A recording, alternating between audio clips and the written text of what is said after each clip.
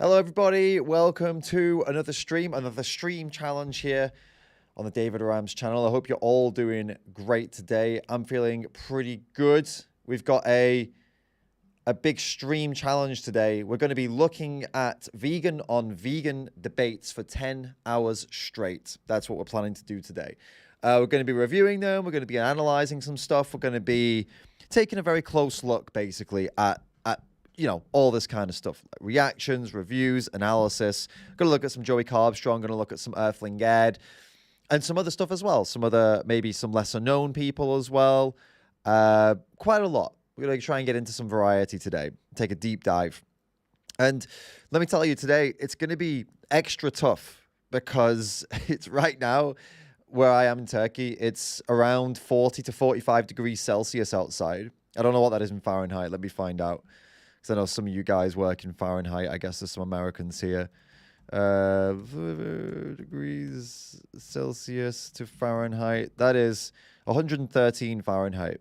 So I can tell you it's going to be particularly tough because in my office, as it gets through to like midday, the AC in here starts to struggle. So yesterday, the coldest I could get it in here was about 30 degrees Celsius. And so I had to leave the room and just, hope that it was going to be cooler today. So far, so good. But hey, I've no guarantee that this is going to hold up. It's so hot here right now, guys, that if you turn on the cold water tap, if you turn the cold water on, it's hot for about 2 or 3 minutes. And then it goes warm and that's it. We only get cold water at night. We don't get any cold water during the day right now. That's how hot it is, all right? The pipes are that hot. The cold water is hot, all right? So it's crazy.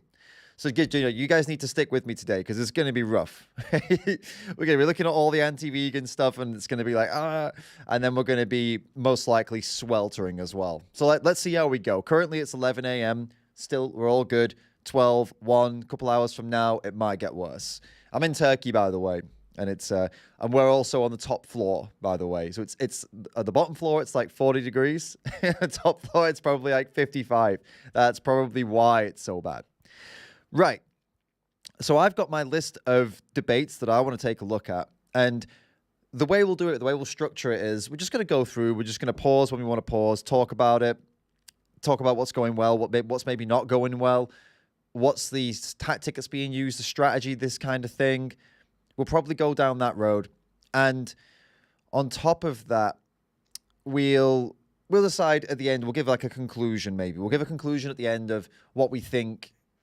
Was it overall good, overall bad? I think mostly it's going to be overall good for most of the debates we're going to watch because most of them, if the vegan is representing animals unapologetically, then it's going to be a win. Even if the debate doesn't really go their way, it's still going to be a good thing as long as they, and I think most of the people we're going to look at do that, so that's good.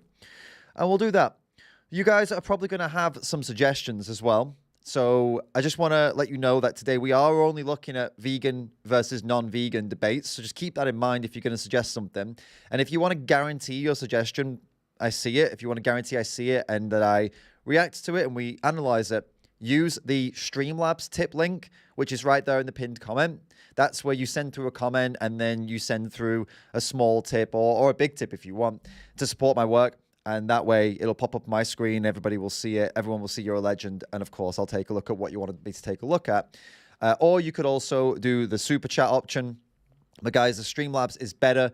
They pay quicker and they take less of a cut. So for me, the Streamlabs option is better. But if it's easier for you to use Super Chat, that's also fine. Use Super Chat, whatever you guys want to do. I'm just letting you know, just to be honest with you there, right? So that's how we'll operate today.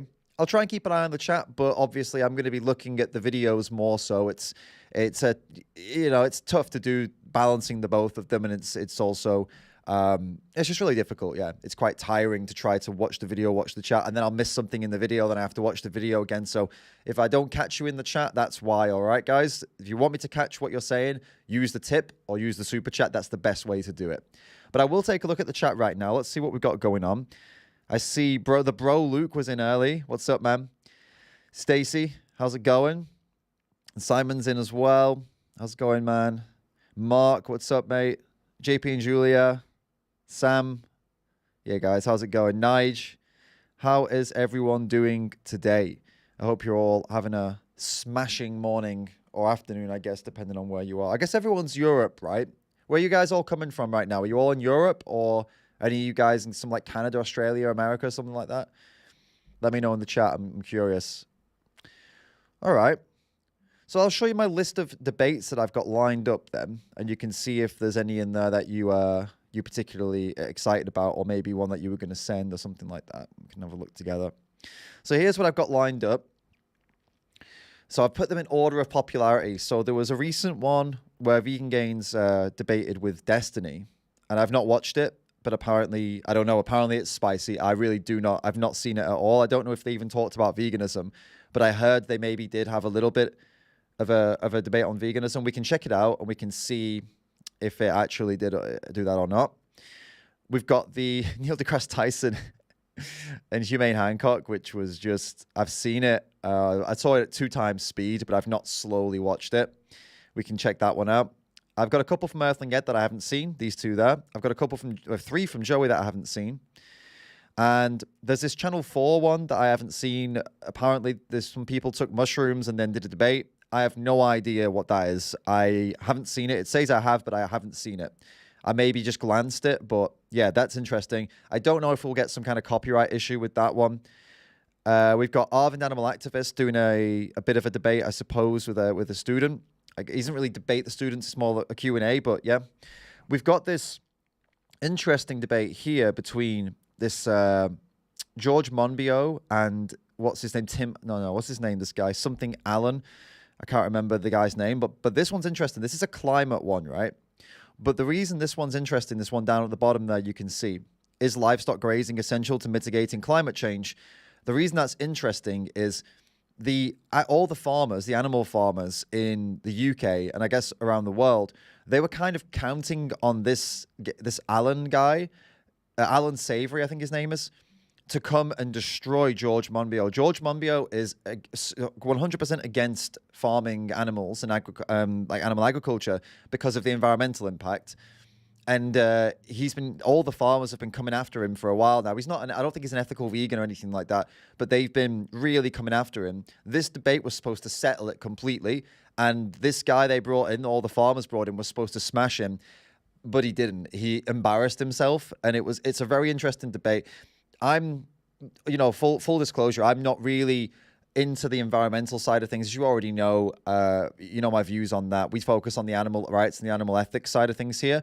However, it's still pretty interesting to see that one. It's an interesting debate. They do talk about veganism and plant-based diets in there. So, and then at the bottom, I've got this Vegan Gays one with this Vince Goodrum. I don't know who this Vince Goodrum is, but apparently that's an interesting one from Vegan Gays. And we've got more. We've got more as well. You guys, obviously the internet is full of debates of vegan versus non-vegan. So once again, remember, guys, if you've got one you will really want me to take a look at, then just fly it over. And if you want to guarantee that I take a look at it, then send it over with a tip or a super chat, and we'll do it. So before we get in, you guys telling me where you're from, right? We got Czech, someone from Czech, nice. Europe. Australia. So we did have an Australian. That's cool. California. Must be late in California right now. Must be like 2 a.m., no? 10s. UK. Nice. Cool. Cool. So considering we've got Joey and Ed in the thumbnail, I think we should kick off with a little bit of Joey. I think it's a good place to start. So let's have a look. We've got vegan refuses to let ex-vegetarian off the hook in debate. British lad trolls vegan activist. This is what happened next. Oh, he's going to quit veganism. You won't believe why. I think we'll kick off with this. He's going to quit veganism. You won't believe why. Because this guy that Joey's debating here looks like a very interesting individual that's going to provide some laughs maybe. So let's have a look at this one. Let's take a look. So we got... how many views? 18,000 views, 1,200 likes, 48 dislikes. He's going to quit veganism. You won't believe why. All right, let's dive right in then. Yes, I'm vegan. You're a vegan? I'm considering being like part-time vegan, going on holiday on veganism for 3 months. So the outcome of this conversation could mean if I fail here, there's a lot of pressure basically. I don't really know where to draw the line in practical feasibility. Like, how virtuous do you need to be? And how much should how much can morality demand of us? Like, so if there was like a bit of human flesh on the ground or something like that, you would eat it. Yeah, potentially. Are you saying buying iPhones causes suicides? Yeah, it does, right? Yeah, but What is going on? This seems like it's going to be just a great one to start with. I mean, Waste dairy over vegan ice cream. It's not that bad. So look, I'm not. This is not a debate that I really care about. Like, wait a second before you leave. Did I change your mind on doing your 3-month eating murdered animals? Okay. I'm gonna skip this because the music. The might table cause me here. a Why problem. aren't you vegan? okay. I'm interested in debating the ethics of veganism with someone who's not vegan. Are you vegan? Yes, I'm vegan. You're a but vegan? I'm considering being like part-time vegan. Ah, okay. So I'm okay. interested in maybe whether that's a justifiable decision, basically. Okay, that's interesting. I've never ever had someone sit down and say that. So the outcome of this conversation could mean if I fail here, there's a lot of pressure, basically. Yeah, you know, I might become kind of like a sort of Orthodox Christian where I become a vegan sort of 9 months a year and then have like 3 months of no veganism. Okay, so This is very, very interesting individual. Just by the way he's dressed, you know you're going to be into some kind of, I suppose, abnormal discussion. This guy was not about to sit down and say, just do everything. Joey's heard it all before, kind of thing. This is one of the guys. This is similar to the when Ed sat down with that guy about when he started going on about the bloodlust type thing. This feels like it's going to be one of those types of conversations where you're going to get some real wacky stuff. what do you think veganism is? What is your idea of veganism? I think it's somewhere between like a lifestyle choice and a serious semi-religious moral commitment. But what is this? What is the underpinnings of it, of veganism? What is it based off of? What? Do you It's have a moral definition? choice, right? Do you have yeah, I mean, a lot of things are moral choices, but what is it fundamentally to you?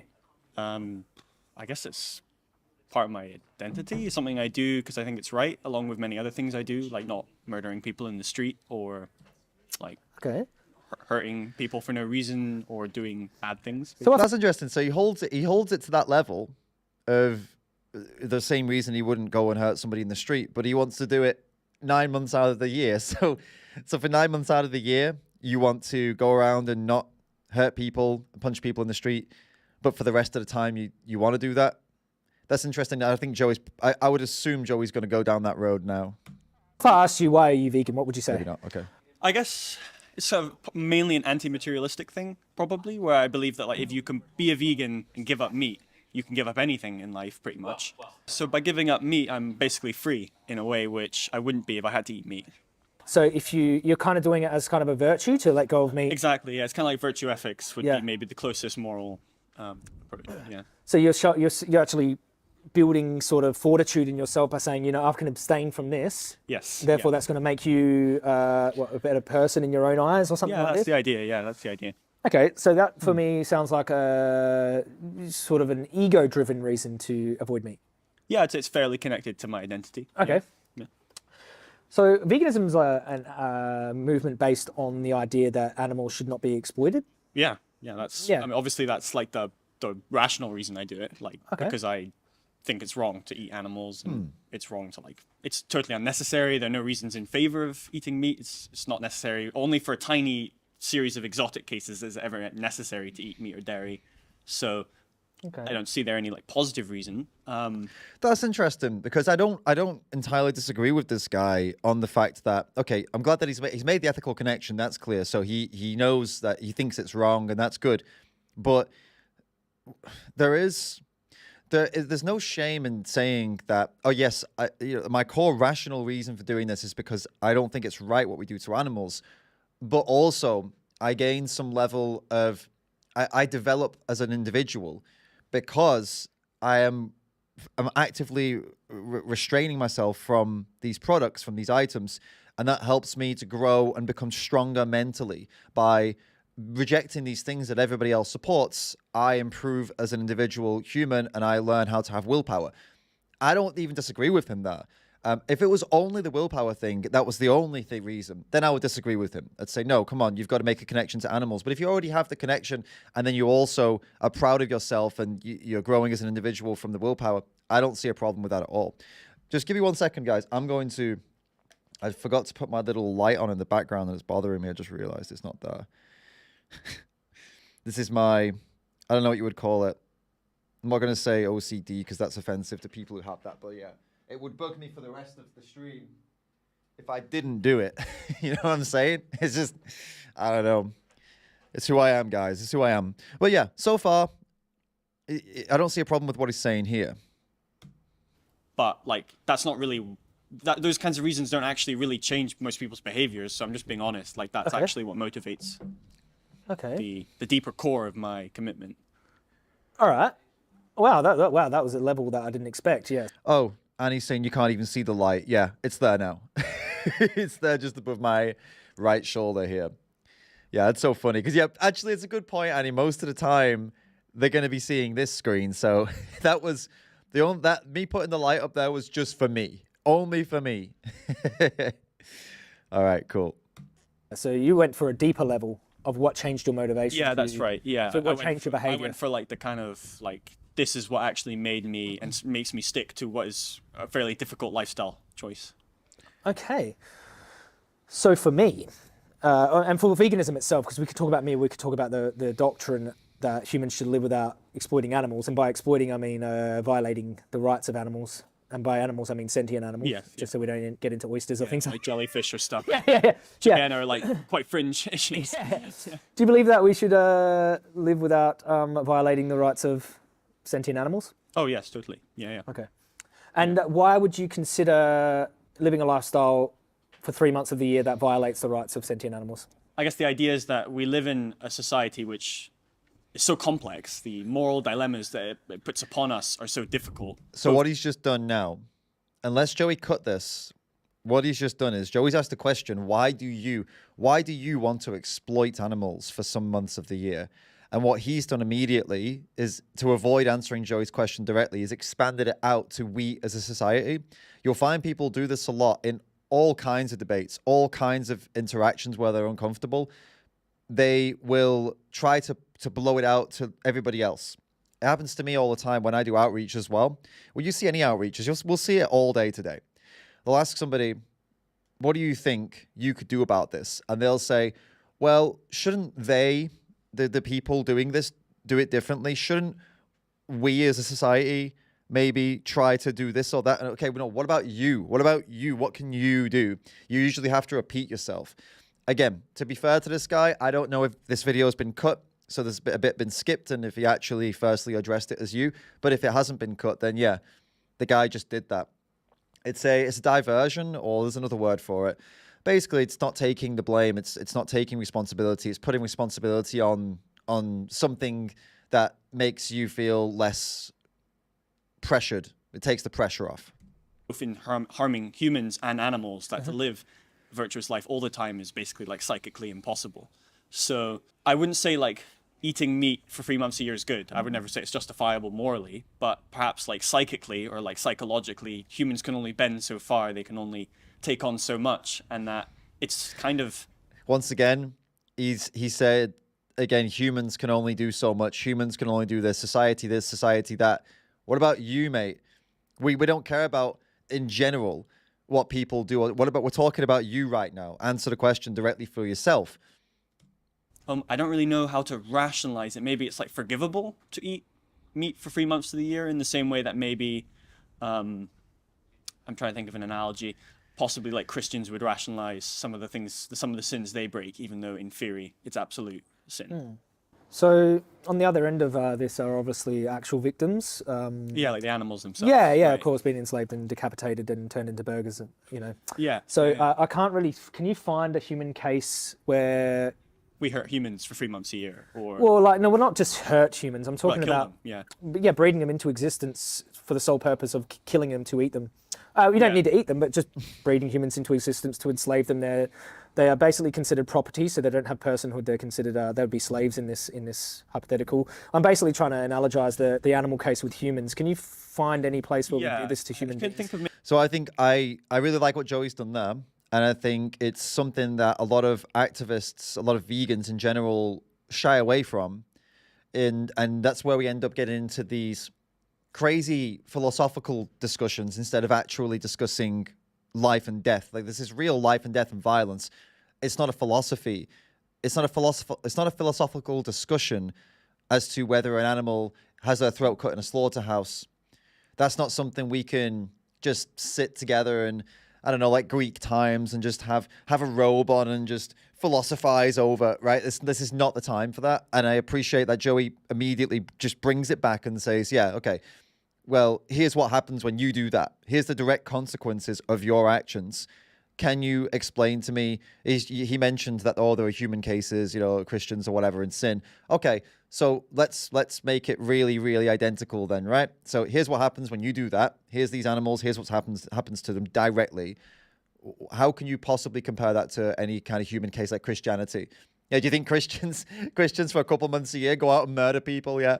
Well, I mean, I try to stay away from sin, but for a couple months of the year, I'll go out and I'll kill a few people. Just only a few though. And chill out. Hey, come on. For a couple months a year, I'll go out and assault people. I mean, I know Jesus said turn the other cheek and all, but for a few months a year, I want to go and punch people who annoy me.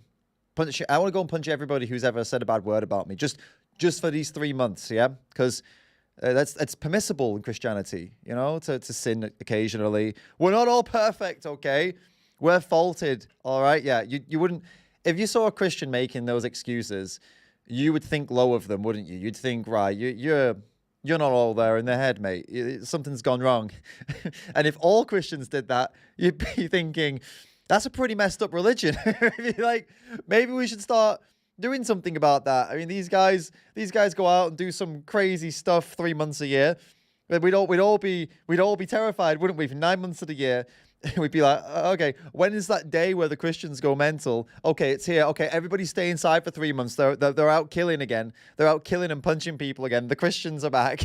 It would be a bit wild, wouldn't it? Maybe breeding humans. That's obviously quite extreme. But I could think of maybe like some of the choices we make in like modern consumer society, like flying in airplanes, buying certain products that require certain components, which require the deaths of poor people in like other countries, basically. Like, for example, no, I can't believe he's gone for poor people though. I thought this guy was gonna have some unique stuff. He's just gone immediately for one of the most basic excuses. I'm going to pay people to stab animals for 3 months of the year because some poor people have bad working conditions when I buy an iPhone.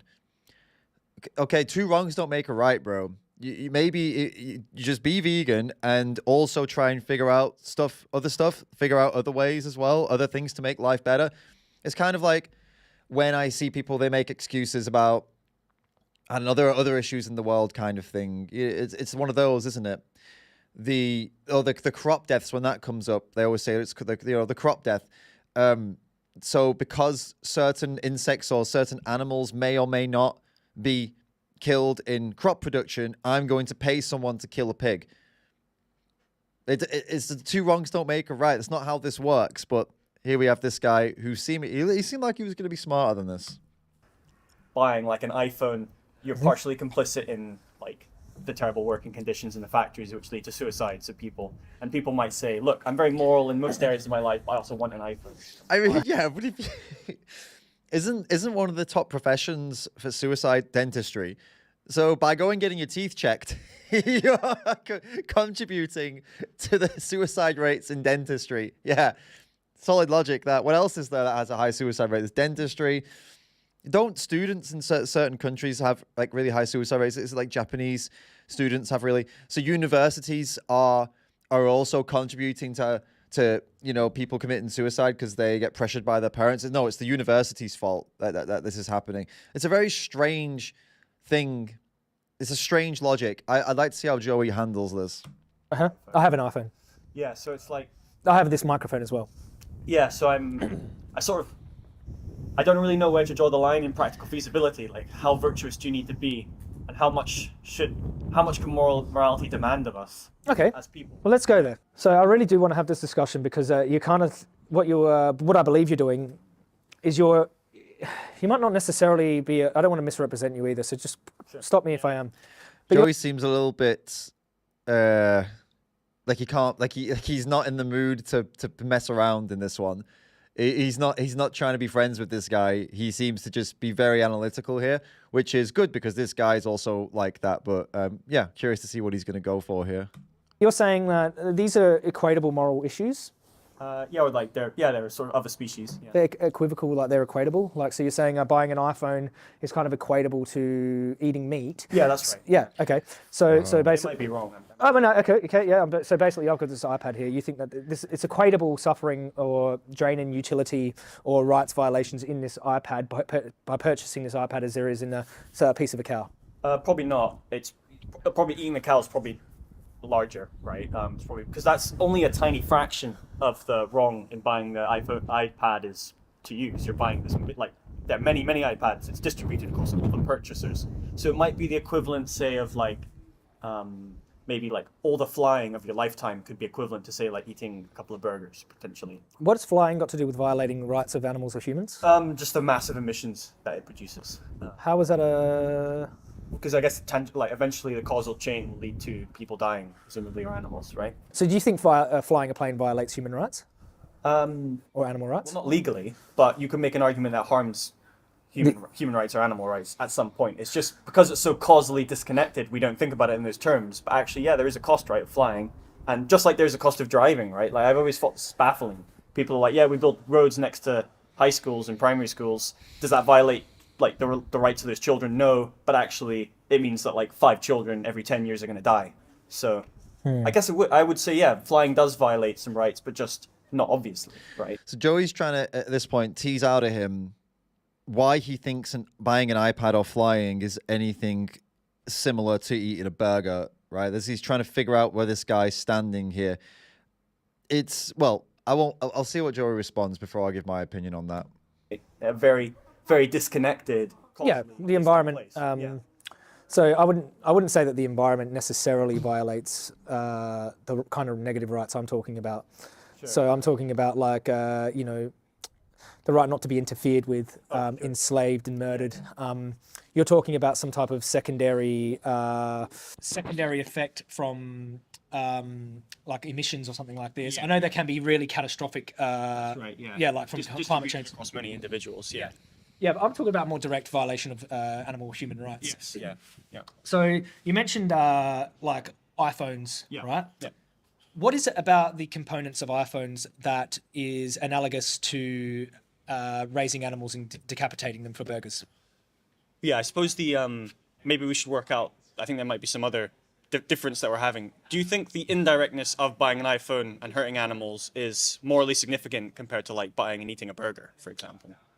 You mean hurting humans? Yeah, hurting, like, so for example, like, obviously, like, stabbing someone and killing them is wrong. Yeah. No one disagrees with that. Buying an iPhone leading to the suicide of a human necessarily by buying that iPhone, by supporting the process, is also wrong. But do you think the causal chain difference between the two, direct stabbing or the very long series of events in buying the iPhone, do you think they're morally significant, the difference? Well, extraordinary claims require extraordinary evidence. You'd need to somehow... See, Joey doesn't need to provide extraordinary evidence for his extraordinary claim that a burger requires an animal to be stabbed in the throat. For 99.9% of the time, the 0.001% of being maybe lab meat, right? But 99.9% of any meat you'll find in the world came from killing an animal. That's the only way we can do it at such a scale, right?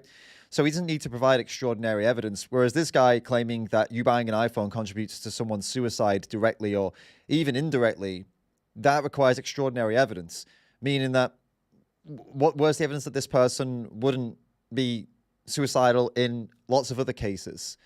Right? What about buying a T-shirt? What about if they worked in that place? What about if they worked in none of these big kind of factories? What if they worked in another job that was equally tough but has absolutely nothing to do with the West, right? The idea that people commit suicide in jobs all around the world. People do it for all types of reasons, and sometimes it's it's all kinds of things. Pressures from family, pressures from financial concerns, sickness in the family, loss. There's so many reasons that people end up going down this road, and it's really incredibly sad.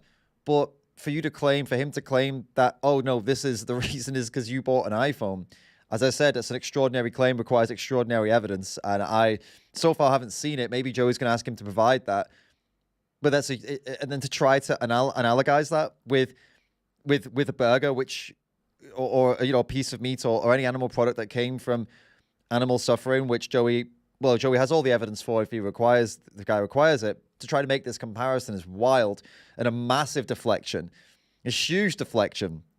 I mean, just imagine this in a human context.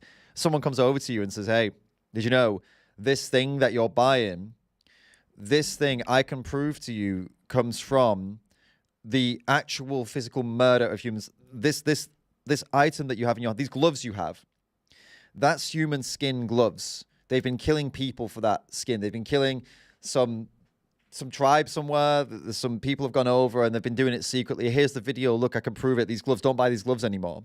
And this person being like, I don't know if I can avoid buying those gloves that came from this new thing that's been going on behind the scenes because some people have really tough working conditions and apparently there's like high suicide rates for this other thing that I buy. So yeah. So no, I'm going to keep buying the gloves, right? And I'm also going to keep on doing that thing as well because I can't really draw a line. It's mad, right? It's mad. Oh, I used an analogy I'm going to use this analogy in a video. I actually used it for the Piers Morgan bees thing. He's actually doing the same thing that Piers Morgan does with the bees. This bad thing happens. This other bad thing happens. So I'm going to do both of the bad things. And I used the World War II. I won't say the H word as an example. It's like saying, hey, look, here's some gas chambers. Let's try and stop them. Well, actually, there are also factories where the people are being treated really badly too, and a lot of them are dying. So no, I'm not going to try and stop the gas chambers until you try to stop that. But why would you draw that line? Why would you not go for to stop that, right? And then that. I mean, one of these is way more severe than the other. Surely we go for the more severe thing, right? And in this case, it's analogous because pigs are killed in gas chambers. So it's that comparison is very valid. That's what this guy's doing here. Are you saying buying iPhones causes suicides? Yeah, it does, right? I mean, not directly, but like those suicides wouldn't have occurred had it not been for the support of the iPhone buying community, right? Come on, man. Do you have it seems like you're making an empirical claim, or it seems like you're making... I don't have the evidence or the numbers, but obviously there are the documented cases of people killing themselves in iPhone factories. I don't doubt that. People kill themselves, yeah, definitely. And they wouldn't have had it not been for the profit-driven motives of the... That's what I don't agree with. Exactly. I mean, I agree with... I like that Joey picked up on that and immediately said, well, no, you can't make that claim. That's totally unfounded. I don't agree that me purchasing the iPhone incentivizes suicides, or me not purchasing this iPhone is going to stop suicides. I don't think there's a causal chain there through supply and demand, but it's very clear to me when I buy a burger that an animal's been decapitated because their body is in that burger. Well done, Joey. Solid. That was perfect response, in my opinion. Did a really good job of taking that down. Now, do you have any sort of comparative data to suggest that if iPhone factory didn't exist in China, that would drop the suicide rate lower? No, I mean, okay, yeah, fair. Yeah, this might not be the best example. I was just using it as... You know what I'm saying now. I'm not trying to do a gotcha. I'm just saying that the conditions in China are the conditions... No, I totally agree with you. I think a lot of these kind of moral debates do kind of come down to these empirical questions. You can see the difference, right? Let's just say the workers at the iPhone factory are actually being raised and decapitated for burgers. See the difference. Yeah, I mean, I guess, can we just maybe imagine a situation not where they're being raised and decapitated, but simply a situation where the only way you can get an iPhone is... This is hypothetical. The only way you can get an iPhone is if there are people exploited in a way so serious that it kills them. Then I'll boycott the iPhone. But that's a hypothetical. That I'm talking about reality here. You made the claim. Yeah, how is this a useful hypothetical? Because this guy is hinging his entire view on veganism on the fact that iPhones might not be ethical to buy. Why does that matter for buying a burger? That doesn't make any sense. It doesn't add up. Two wrongs don't make a right. One thing being bad doesn't mean you just throw it all baby out with the bathwater and do everything bad. One thing possibly being unethical doesn't mean you actively do the clearly unethical thing. And now he's trying to equalize his example, right? and try, oh, let's do a hypothetical. What's the point? Oh, if in a world where it was absolutely certain that iPhones caused this, then that means I could eat burgers, right? Why are we even talking about this? This is reality. Reality is that you're making some nonsense excuses and some weird arguments to try and justify killing animals for 3 months of the year. What an unusual discussion this turned out to be. I told you at the beginning that it was going to be unusual, didn't I? I had a feeling this one was going to be weird. Right. Buying an iPhone is equivocal to buying a burger, and I sort of try to like. I'm trying to like. Right. But you would so you would boycott then if that was the case empirically. Everyone would. Yeah, but that's not what we're talking about. We're talking about is buying an iPhone the same as buying a burger. I don't mean You say if iPhones were absolutely 100% responsible for killing people, and it was 100% evidence proven that you buy an iPhone and someone dies. For every iPhone you buy, someone dies. Then nobody would buy the iPhone, I would assume. If it were well, actually, I take that back. I don't think everybody would stop because people understand that animals are killed for burgers, but they still buy burgers. So actually, no, a lot of people would probably still buy iPhones, but ethical people would, after seeing the evidence, would stop. But I don't know what he's trying to do here. He's trying to get Joey to admit that for some reason. Maybe it's part of his tactic, but it doesn't make any sense. But I don't know. We'll see if Joey's already said he would boycott it. So I don't know what he thinks he's going to do with this information, this guy. At this point, I have no idea where he's trying to go. I know what Joey's doing. Joey's trying to figure out why this guy's saying this stuff. Hopefully, we're going to find out now why he's saying this stuff. Because basically what I believe you were trying to do is wrestle with the idea that we purchase products that are almost identical to the moral implications of buying a burger. Oh, yeah? no, I don't think, sorry, I wasn't very clear. I don't think buying an iPhone is as bad as eating a burger. I just think that like there is some number, maybe iPhone's not a good example because I'm not sure on the empirics of actually how like what. Let's talk about slave mining minerals or something. I don't know. How about buying diamonds, right? Like in the diamond mine. Yeah, you won't. No, let's talk about something that I do buy. Because I don't buy diamonds. Or how about the lithium mines, right? Or the, Is it lithium? Yeah, the lithium mines. Let's talk about because basically, as a vegan, I get this a lot. Like you're a hypocrite because you buy this product, so why should I boycott that product when you buy this product? Yeah. So how do you decide on boycotting? Yeah. I would just say, what is the accusation about the product? Oh right. So wait, what product? So whichever one you choose that I buy. So I buy. I've got electronics here. I've got iPhone here. I've got clothing here that I wear. So what would the accusation be? And I can tell you how I would approach it. Sure. So I mean, I can't come up with any off the top of my head. So basically, But this is you can't come up with any off the top of your head. This is your entire premise. This is your entire argument that there's so many things we have to contribute to. So what's the point of being vegan? This is basically this guy's argument. But now Joey said, fine, let's get into the things that are making you question. And then I haven't got one on the top of my head. I can't really think of one now, apart from the whole iPhone thing, which was a useless conversation, a useless discussion. Very confusing. Very confusing. I thought he was going to be a lot smarter with the glasses and the tie and the jacket. But I guess you shouldn't judge a book by its cover, obviously. And even the people out there who claim themselves to be super smart, who act super smart in a lot of ways, your Sam Harris, for example, Neil deGrasse Tyson, they're clearly very intelligent people, and other scientists, they say some really dumb stuff when it comes to animal rights and veganism. They really lose it. They go from some of the most reasonable, rational people to being incapable of making any sense. So maybe this guy is kind of one of those people. Maybe he's actually genuinely a very smart person, but he's got himself tied up in knots because he wants to eat a burger. He just misses eating burgers. So he's trying to find his way of getting back to doing that without feeling bad. That's what it feels like.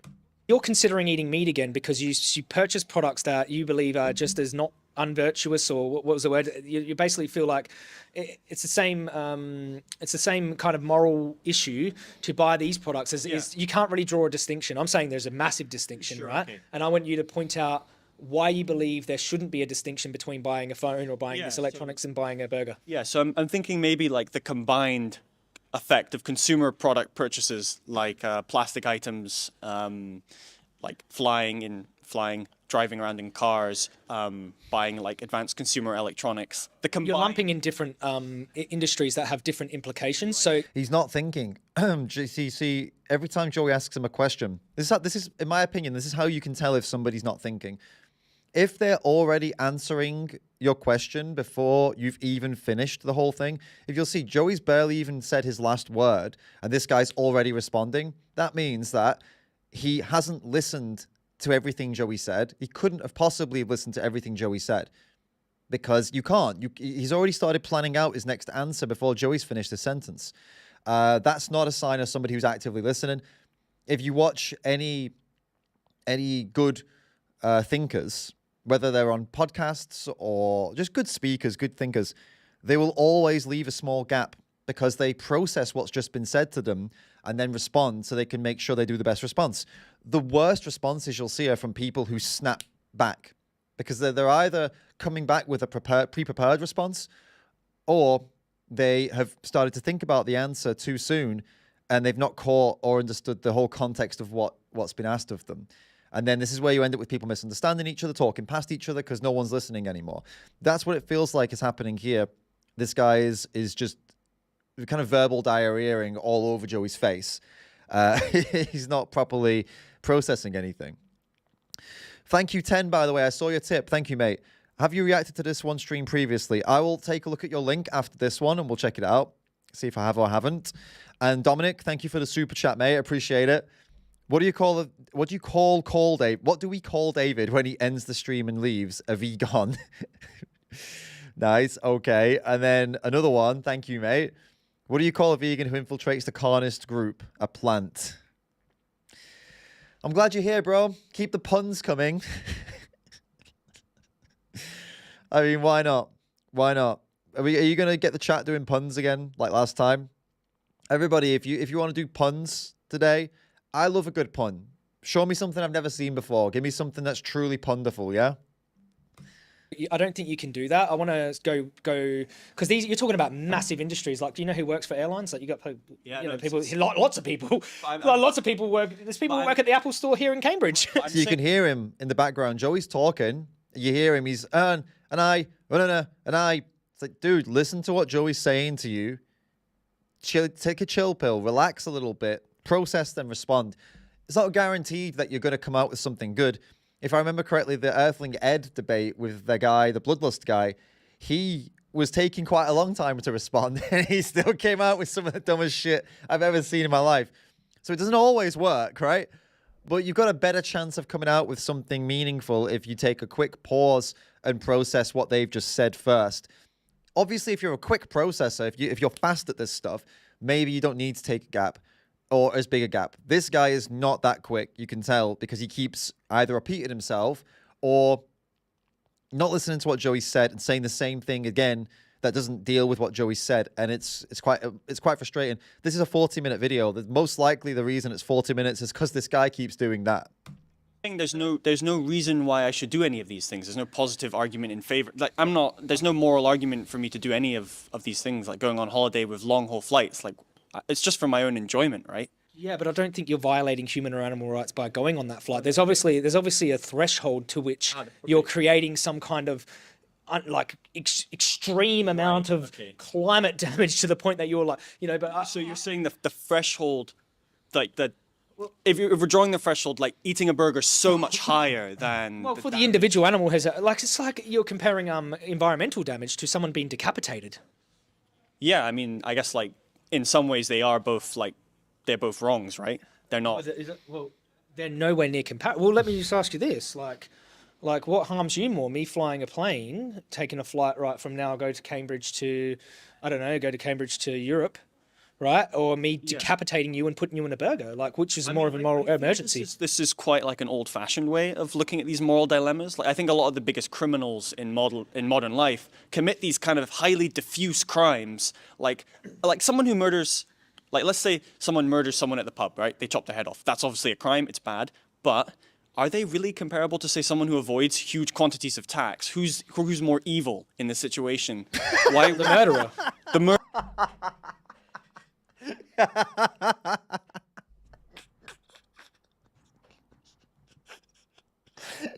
Oh my god. Oh my god, no. No. I really need to hear why he thinks somebody who avoids paying tax is worse than a murderer. I've got to hear this. Oh no. I have no words for this. We need to get those tax evaders, guys. That's an urgent. This needs to be done ASAP. We need to get these guys. We need all the police on those guys. Get everyone off the streets. Get all the murder detectives. No. Take them off. Take them away from those cases. All right. If someone calls, help. Someone in my house is saying they're gonna kill me. Sorry. No. Sorry, no. We're looking for the tax evaders. You're gonna have to handle it yourself. All right. We know our priorities. All right. Come on. Back off now. Yeah. Back off. My goodness. Murderer than the tax evader. The victim. Wait, in this situation. let's watch this. Why The murderer. the murderer than the tax evader? The victim. Yeah. Oh, to the victim. But yeah, but who causes more damage? I guess. Who's Somebody who evade taxes or somebody cut someone who's yeah. well the murderer. Okay, what happens if in the process of evading tax, it causes deaths, basically? Like, What kind of deaths? Murders? not murders, just like, If it causes more murders, then the person who causes more murders is worse. okay, but like, I guess what I'm saying is like, or how about an oil spill, right? Like, someone is partially responsible for causing an oil spill, but it's like a very large bureaucratic structure. They made a choice, it led to like many people getting affected by the oil, but they're not a murderer. There's nothing as direct and powerfully impactful as the decapitation. Who's the greater criminal, I guess, in the situation? If you decapitated all those people, the person who decapitated all those people for burgers. But they're not like, but this is like an oil spill, right? Like it's a diffuse, Yeah. It's a secondary pollution kind of issue. right, and they It's might, a bad. It's not. I'm not saying it's good to pollute. Don't get me wrong. By saying one is worse, I'm not saying the other is good. But what I'm trying to get at is you're making a claim about electronics and iPhones, right? yes, which might not be so empirically it's- supported, I accept. Yeah. There's a great comment, Dominic. Cheers for the super chat, mate. This guy's arguments are very taxing. Agreed. What he's trying to do, he's trying to take some kind of inaction or some kind of negligence that leads to a lot of people dying, and he's trying to compare it to straight up violent murder and say which one's worse. And the answer to the question, which one's worse, is okay. His first taxation question was terrible, by the way. There's a very bad example.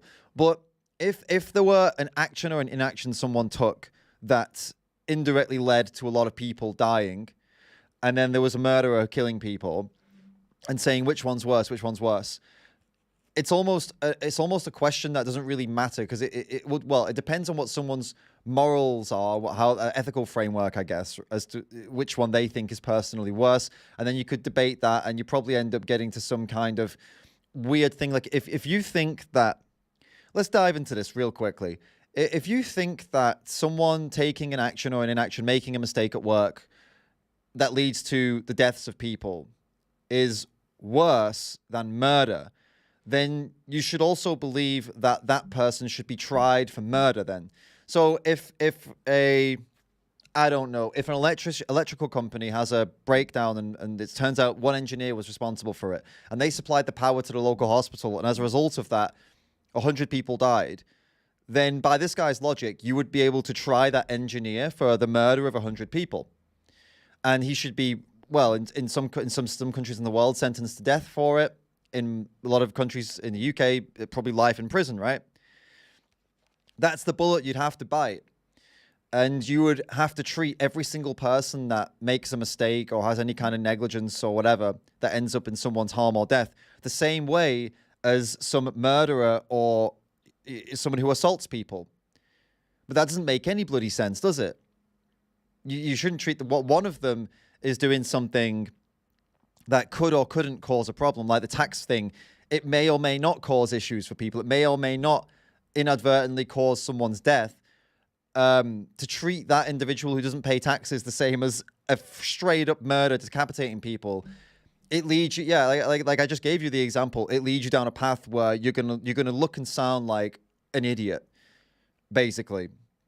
I hope Joey goes down this path with him and goes into this and makes him bite the bullet on, oh yeah, someone who evades tax should be tried for murder then. Right? What a weird line to draw. I can't believe this whole thing started with him saying, we need to get back to what I'd like to see Joey do now. I'd like to see him deal with this point and then get back to the whole, how does any of this justify stabbing animals in the throat for 3 months a year? Let's get back to that again, and why you would choose to do that when there's no need for you to do that at all whatsoever. Let's get back to that, right? Yeah, because when you make this claim about, say, people in low-income country, right? Yeah. You're talking about infrastructure and jobs already being at a certain standard, right? So you have to first show me how me not purchasing that product would make conditions there better, and that by me buying that product, I'm somehow draining well-being or making their situation worse. Like, so I would make an argument. Actually, there's a very good argument against that by boycotting these poorer countries, you're taking away whatever finances they're getting, and you're forcing them into even worse conditions. Right. No, I see what you're saying. I'm just processing it. So what you're saying is it's basically less clear what the harm is from buying electronics. And even if we did know, it might just be significantly less than eating meat. So it's not comparable to eating meat because it's like just less clear, basically. But there are some products you do boycott because you've done the research and you're convinced that it's equivalent or close enough above the threshold that is such that you change your lifestyle. Is that correct? I mean, that's a fairer characterization of it. It's just it's unclear what people's accusation is about these products. Is it that there's slavery? Sure. I mean, I guess the idea is that it seriously harms human well-being, right? I mean, that's not slavery, because if there is slavery, then that should be dealt with. Like, obviously, that slavery is a. But then when you say it's slavery, obviously you're talking about a smaller proportion of these companies. So where is that? So then it's less likely that I'm actually supporting slavery. If when you make it, the more egregious the thing you're talking about, the less likely it happens. Which is what I was saying earlier when I said not only is it less clear if there is a harm, but the harm itself is probably less. So yeah, I mean. Well, let me put it this way. So I think at this point, my opinion on right now, I think the first 14, 13 minutes of this, I really liked how Joey was handling it, and I thought he was controlling the conversation and bringing it back to the reason Joey's even having this debate is that he wants this guy. It's about animals, right? Joey's out there for animals, for veganism, for animal rights. At this point, I feel like we're in the weeds. I got to be honest. And yeah, I mean, it's content, right? So, obviously you keep going for content, but I think we're deep in the weeds at this point, and it's getting into that area that I said earlier on that I don't like it when we get into this area of just kind of like pure philosophy, unlinked to the actual discussion itself. Really, it feels like it's going off into it's become the debate about the debate has become its own thing. Is that the right way of putting it? Yeah, it feels like we're now into a debate about the debate, and now it's become its own debate, and this could be its own video. We're talking about the harm or the non-harm of items that come from poor labor conditions in other countries, and whether or not it's justified or ethical to buy those things. It feels like that's where we've gone now. Useful in some cases, right? Fair enough. Useful in some cases when people bring this stuff up to vegans. It's good to know some information about, what to say and everything, I suppose.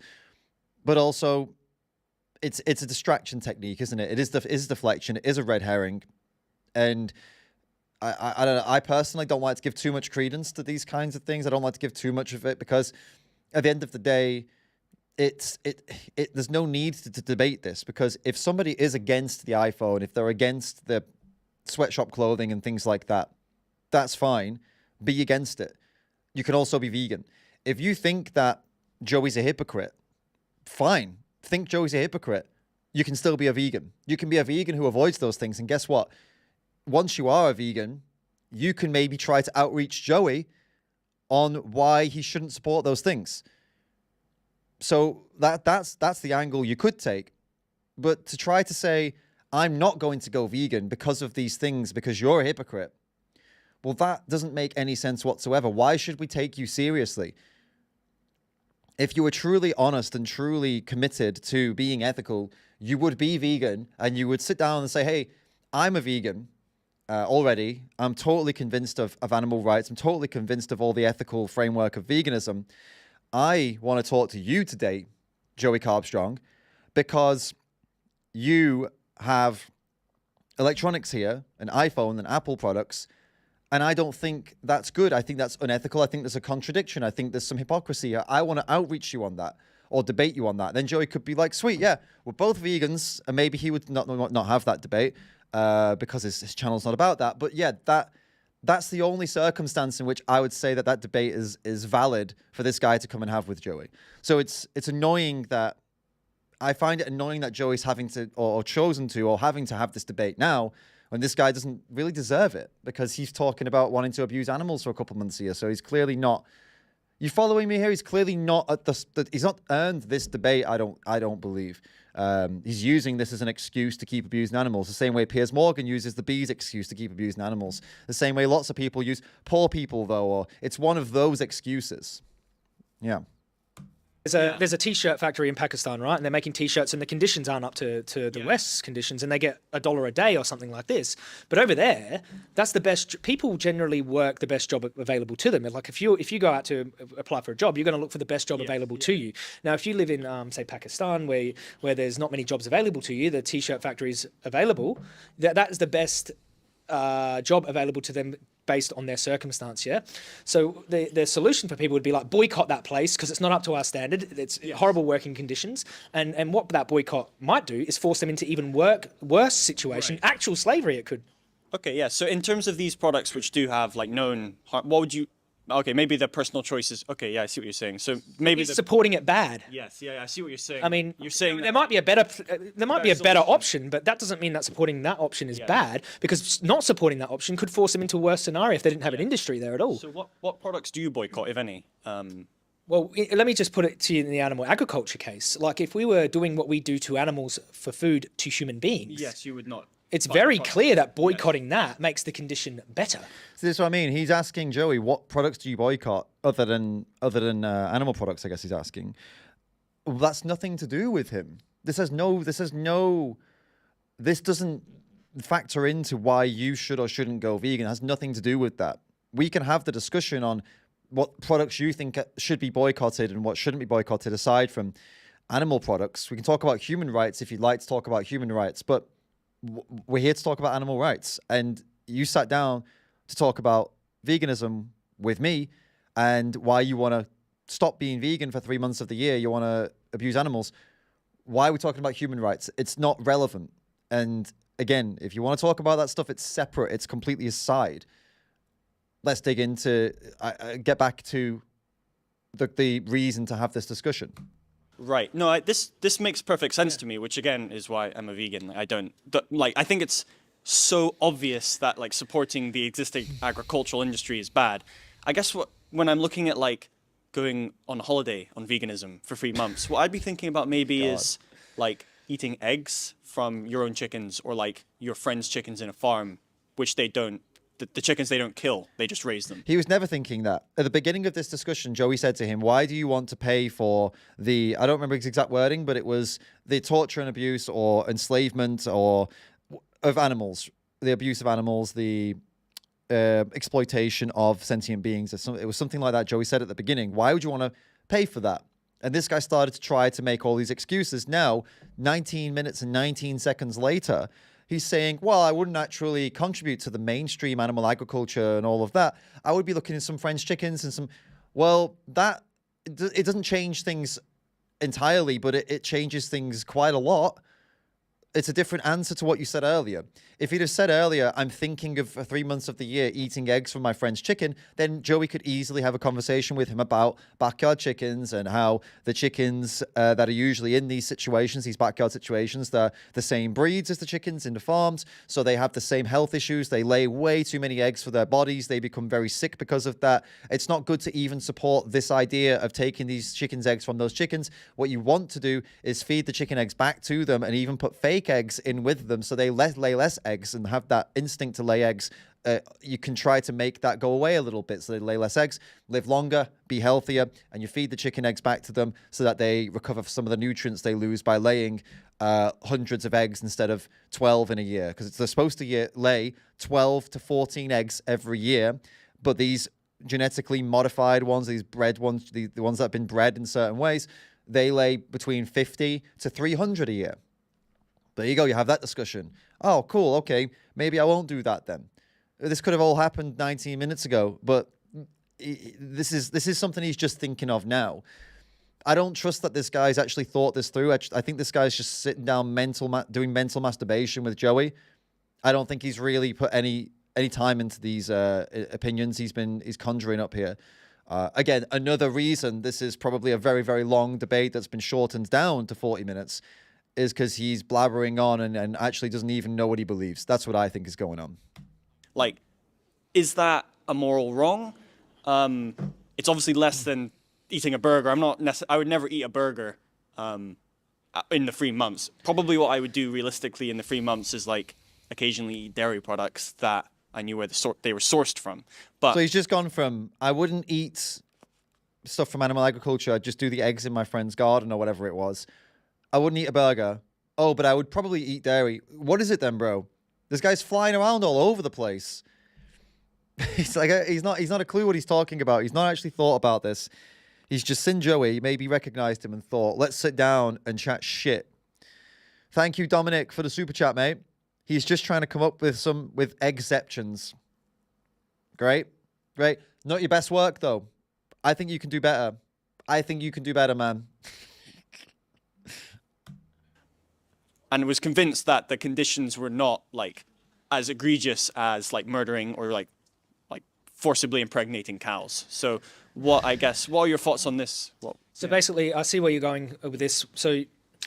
So we fairly tackled your problem with the distinction between products, and we had the clarity between boycotts and sometimes boycotts don't work. Actually, we've got this boycott mentality with animal agriculture. It's very clear that boycotting, if we all boycott animal, it'll make better. If we all boycott T-shirts, they might be forced into slavery. Yes, I think like for me, what you persuaded me about is that it's like compared to meat, it's less clear. It's less clear. You can be agnostic. Like you might have good arguments, present the data. I might look at it. And also when it comes to say flying, I mean, I'm still not totally sold on like people flying all the time. Like if someone was like with environmental damage, it's definitely like if I drove around an SUV, like just like loving it, just pumping the music. Like obviously we drive a small car, we get to work, we do travel when we need to. I find it interesting that as vegans we don't ask people to boycott like unnecessary long haul flights, which because veganism was based upon a principle that man should live without exploiting animals. Back then they said man. Obviously, humans should live without violating the rights of sentient animals. That was what veganism was. Now we have people. A plant-based diet just happens to be really good for the climate. Really good for. There's really good data on whole food plant-based diets for health. Really good epidemiology. I'm sold on that. Okay. Yeah. So, but that's not veganism. That is what has been. These causes have been co-opted. Co-opted the word.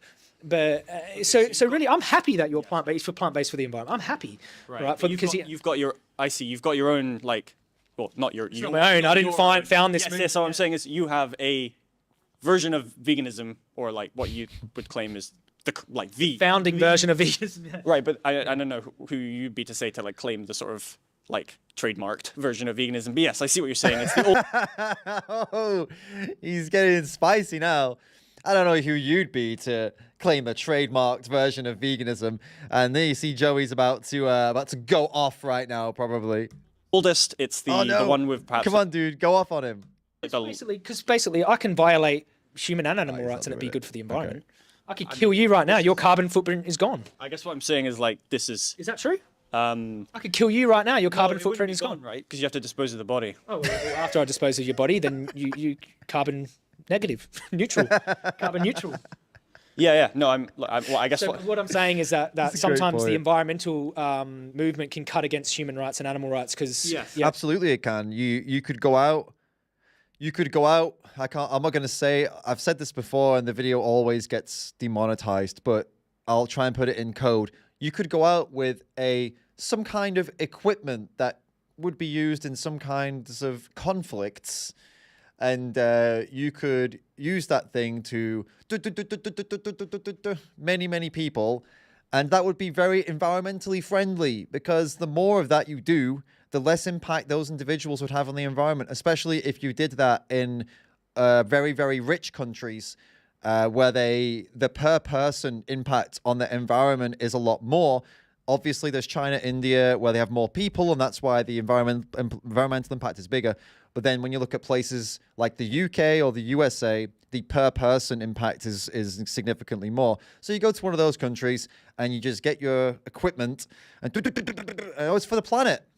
It's for the planet. It helps the planet. So that why not?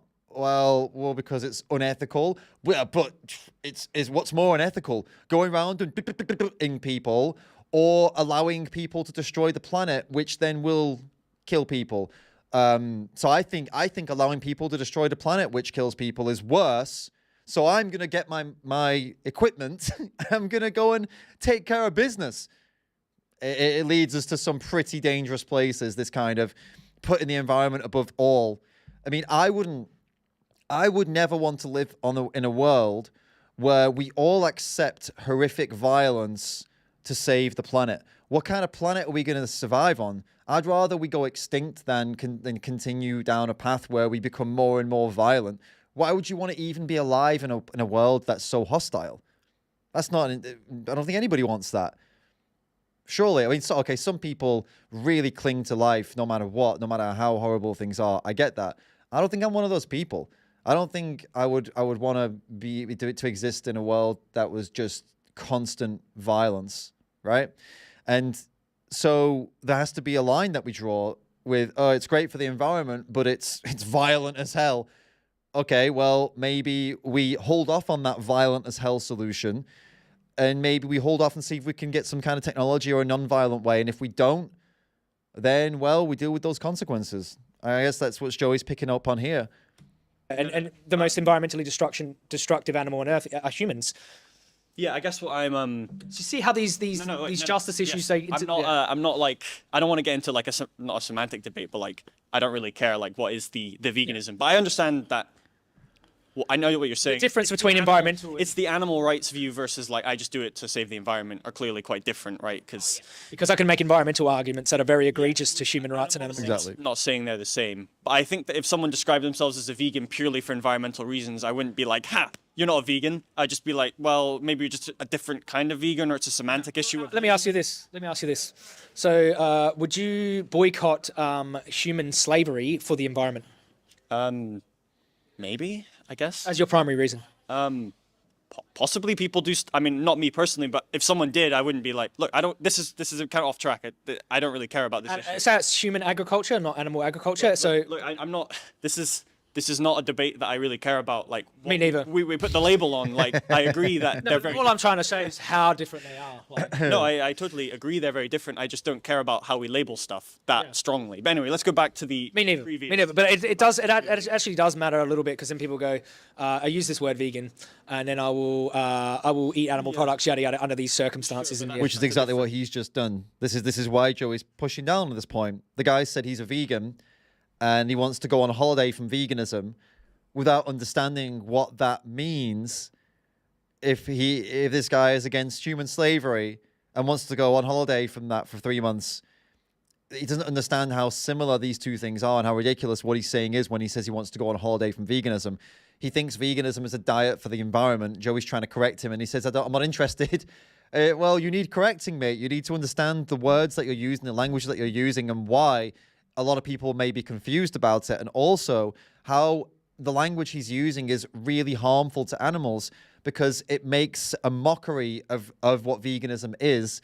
People don't take it seriously. They go around telling everyone they're vegan for the health, vegan for the planet. And what they really mean is, I'm kind of doing a diet. Whereas veganism is not that. It is a very serious, very urgent, ethical framework, an ethical movement. Vegans are part of a movement, animal rights movement, trying to make the world better for animals and trying to stop these horrific things. It's being against the death, it's being against the enslavement, it's being against the violence to animals. So this guy, as I said, makes a mockery out of it, or there's a word I'm looking for, but basically just makes it a lot less important and almost like a gimmick when he talks about taking a holiday from it, which is why Joey is putting this to him. Yeah. Like optics, I guess. So I guess we're out with you 9 months of the year. You're vegan, and when you travel, you're concerned. Hypothetically, yes. If you were to travel, you go to this country, you eat dairy products and egg Well, products. I wouldn't eat traveling probably because it's far harder to know where the food comes from when you're traveling. Okay, so it's not a holiday. It's you're in this country. Yes. Okay. So you're in this country and you're spending 3 months just letting your hair down. You're eating all the dairy, No, I wouldn't eat just like lots of dairy products. I would eat like occasionally maybe like an omelet depending on where the eggs came from. Like maybe if I knew someone kept chickens for fun and they just like lived their life on their farm and they had like spare eggs, I would eat an omelet maybe. So one omelet in that 3 months, or I don't know. It depends how many eggs there were surplus or whether they were forcing them to produce more eggs, basically. My goodness. Jamit, thank you so much for the tip, mate. Love your work, David. How many multi-hour streams have you done now? What time from and to in your time zone do you prefer to stream?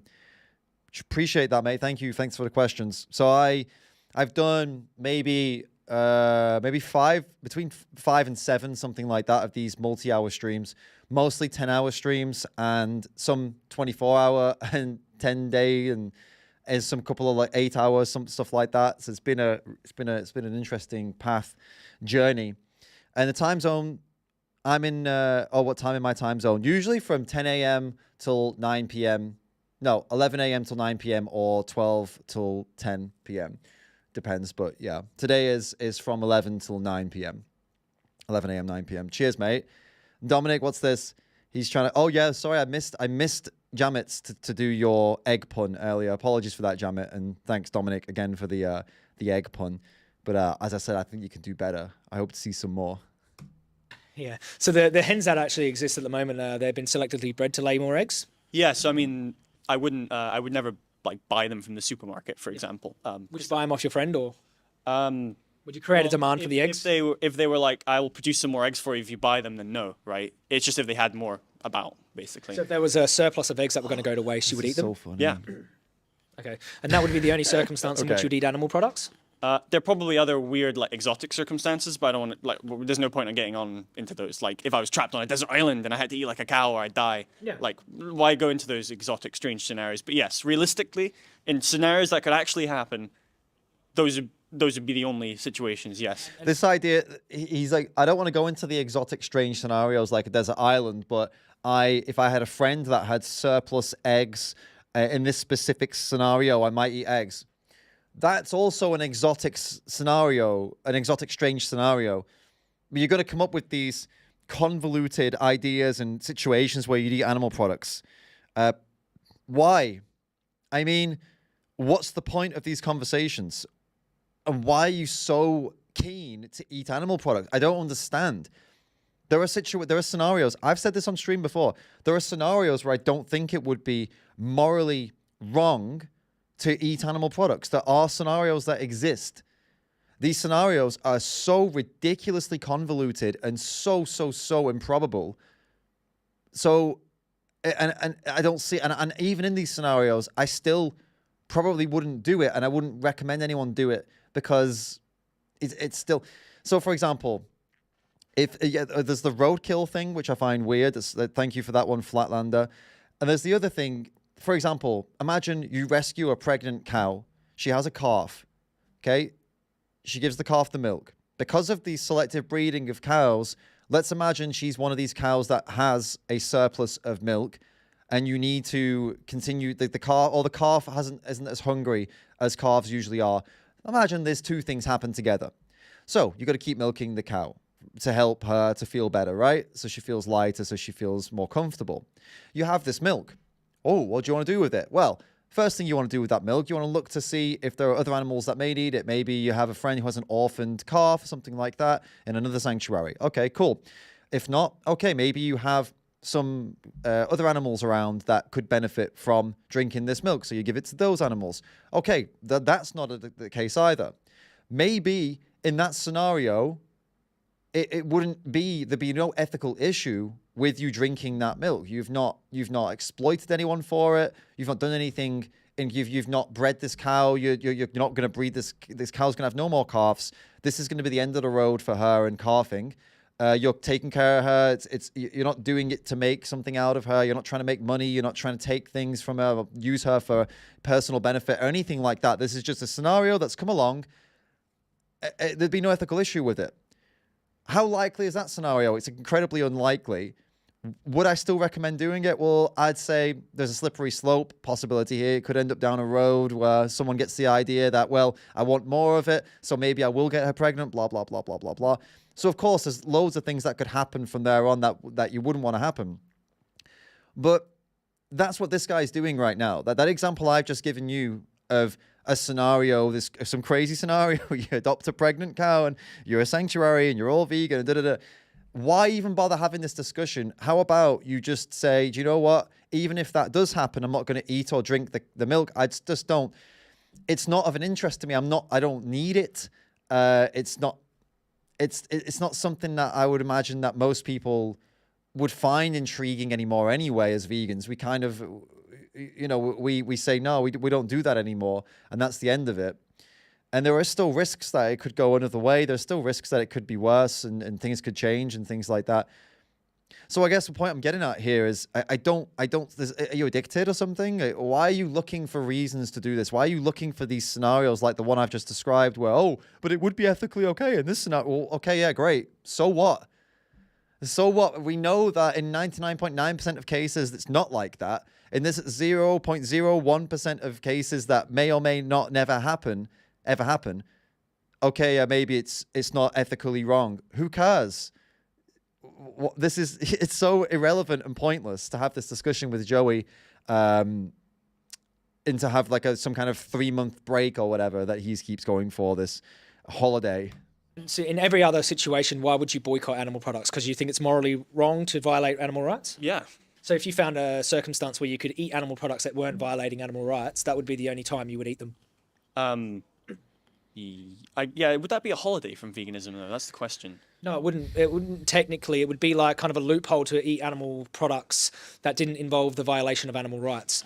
Yeah, I suppose. Because if you walked around and you seen like an egg on the ground that a chicken had left in the forest or something like that, and you ate it in an omelette, then why would I be concerned? Yeah. So I guess what you're saying. So Joey's literally pretty much just saying what I've just said. In that there are circumstances where, that are like what I've just said. But I still don't really understand why we'd have this discussion when we know that that's not what he's going to do. If he eats eggs or if he consumes animal products in his holiday, we know this is not what he's going to do. He's not just going to be walking around and find an egg in the road. So it's again, this guy's just playing mental gymnastics here. Here is that actually that's not a holiday from veganism. That's actually just being a vegan all the time. It's just basically you're applying. You wouldn't be a dietary vegan, but you would be eating animal products in a way that didn't violate animal rights, which is what I would be primarily concerned about. But I would still have a secondary concern. Would you like to hear it? Yeah, of course. Yeah, so this is a lifestyle choice I'm actually considering. So I would like to. Yeah, okay. Yeah. The problem for me with it, and it is a pretty serious problem. It's the reason that animal products exist. It's the reason that factory farms. It's not animal products exist. It's the reason that factory farms exist. It's that we view animals as a product and we view the things that come out of them as a resource, and that is how this all began. Okay. So you're going back to the roots of this problem. Yeah, totally agree. And the one thing that could alter this slightly with the examples this guy that Joey was just going through and the example I gave would be if the individual who ate that animal product in that circumstance where there was no exploitation and no violations of any animal's rights, if they never told anybody and ever, and that was it, only they knew they did it, then there'd be significantly less of a problem in that scenario, right? Because it would only be them that could potentially fall and slip into thinking that these are resources. But if they were saying, no, I'll never do that, I'm the most hardcore vegan, I would never do that, then yeah, the risk is a lot lower. But again, this is mental masturbation, right? This what I'm saying here is mental masturbation. I'm giving you some crazy desert island scenario here. And this is what's happening with this guy too, is this crazy desert island scenarios. We need to get back to the focus of the fact that the 99.9% of animal products come from horrific suffering, and abuse and violence to animals. And that's just the way that most of these, like almost all of these products, bar this 0.01% that you find on the ground or whatever in this crazy circumstance, desert island circumstance, the rest of them come through the violence. So it's a pointless conversation, but one that is good to have so that other people don't have the same pointless conversation. You would hope that the people watch this, you'd hope that a lot of non-vegans watch this so they realize that this is a ridiculous line of excuse to go down. This is a ridiculous thought process to have. And that's why these videos are good. Even though they're frustrating, I find this frustrating from my perspective, but I understand that this is useful in the wider scheme of things because then people can see how ridiculous this is. Yes, but I guess what you're saying is by me eating waste eggs, somehow I'm going to re-trigger factory farming or contribute to it. No, what are you saying? Sorry. I'm saying you're still viewing the animals as a product, as a resource, as things that come out of them as a food source, which is where demand stems from. So you're not actually being revolutionary enough to stop viewing animals like that or animal products like that. So in the future, you've still reinforced to yourself that's a food we need, or maybe that might leak out into other areas. And if people, promoting the idea that animals are food and resources is the problem that we're in now. I guess maybe, but like, I would also consider doing that with certain human products, like. So if there was like a bit of human flesh on the ground or something like that, you would eat it. Yeah, potentially. Oh my God. Potentially. If that led to factory farmed humans, or if we had factory farmed humans and we're really trying to radicalize, then that would be a serious problem. And I think if you could convincingly show me the empirical examples of eating, like what? So you find, I can. What are they? Yes, that would be. So the factory farms exist. Why? Well, no, I mean, like, could you give examples of like people today who start out eating like waste eggs and then start factory farming, or it leads them to becoming more aggressive in their dairy consumption? Just reverse back factory farming to the first time someone ate egg. It's not very empirically convincing, though. Why not? It's a slippery slope in action. But the slippery slope is like a known logical fallacy. That's why it's called. It's literally called the slippery slope. Fallacy. But so it's not really a fallacy, is it? It's just a product of viewing eggs as resources has led to factory farms. Just reverse it back. I'm not totally convinced, though, that like individuals eating eggs that are waste products today, having been through the process of factory farming and choosing to give it up, would then lead again back to factory farming. Like, if I oppose factory farming and occasionally eat eggs that are on the ground, is that impossible? Is that like? No, it's not an inconceivable thing. I think it's possible. I do think that when you sat down here, you said that you're considering not being vegan for 3 months. So I think that this here is like kind of a gateway to you to maybe just saying, you know what, I really like these animal products. I'm going to buy a factory farm. When I'm in a restaurant, if there's eggs in there, I see eggs as food. I'm going to buy that. I agree with him. Yeah, there's definitely a mental element to this. It's like the slippery slope fallacy or whatever, but in this case, it's something you could predict. If somebody starts to just pick up eggs off the floor or pick up, I don't know, imagine if you lived somewhere where there are wild chickens mooching about and they get killed by cars and then they eat those chickens. You could say, take a vegan who's never done that and a vegan who occasionally does that, or whatever you call them, freegan or whatever, and then put them both in a restaurant. Which of them is more likely to order the eggs and the chicken? Well, it's not going to be the vegan who never eats those things, is it? It's going to be the freegan who eats roadkill and finds eggs on the road, who's going to be more likely to order, right? I can't give you data on this or whatever, but we could predict that it would be the freegan one who's going to do it. So Joey's onto a good point here. There is definitely a psychological element to this that is difficult to quantify, difficult to put some data behind, but intuitively, I mean, maybe they could run some kind of studies on it between, I don't know how they would do it, between vegans and freegans and how they view animal products and come to a conclusion which one of them is more likely to fund factory farmed animals. I don't know like a method of putting that together, but it would be interesting to see because I would guess that the freegan one, I mean, basically this guy is arguing that he wants to become some kind of freegan. Basically it feels like that's what he's talking about. And I agree with Joey. There is this psychological aspect that there is a risk that you open the door back to eating animal products, that you end up seeing all animals as resources again, and you undo the things you've learned because you're now driven by your addiction to dairy or, you know, animal products and taste and convenience, which is how you started before you went vegan, right? And I'm aware of this. I think, like, for me, the veganism has quite a lot of like religious connotations, because there's a sort of purism in it. Like, we gotta not eat any dairy because making any exceptions is a slippery slope psychologically, and it'll lead us back to eating more and more dairy, which Not that it'll lead us back. We are there. It led us to here. Right, but I guess what I'm saying is, like, it's not equivalent. It's not a perfect mirror image, because we would have, like, consciously gave it up. But look, I guess what I'm saying is, like, he's saying that because we have awareness of factory farming, which we didn't have before, it would be easier or harder to go back to it again. Fault from birth has been supporting factory farming. You recently changed your life, and now you're opening a door back towards factory farming again by starting to consume animal products that have come to you in ways that don't have an ethical issue, like finding something on the floor and eating it, right? That opens the door back to the old ways of living that you just came from. That's what Joey's arguing. He's trying to argue the opposite of that. But this guy is deflecting again, really. I agree with Revan in the comments. This is still not really dealing with the core here of why do you want to go back to, why do you want to eat animal products at all? Why 3 months of the year?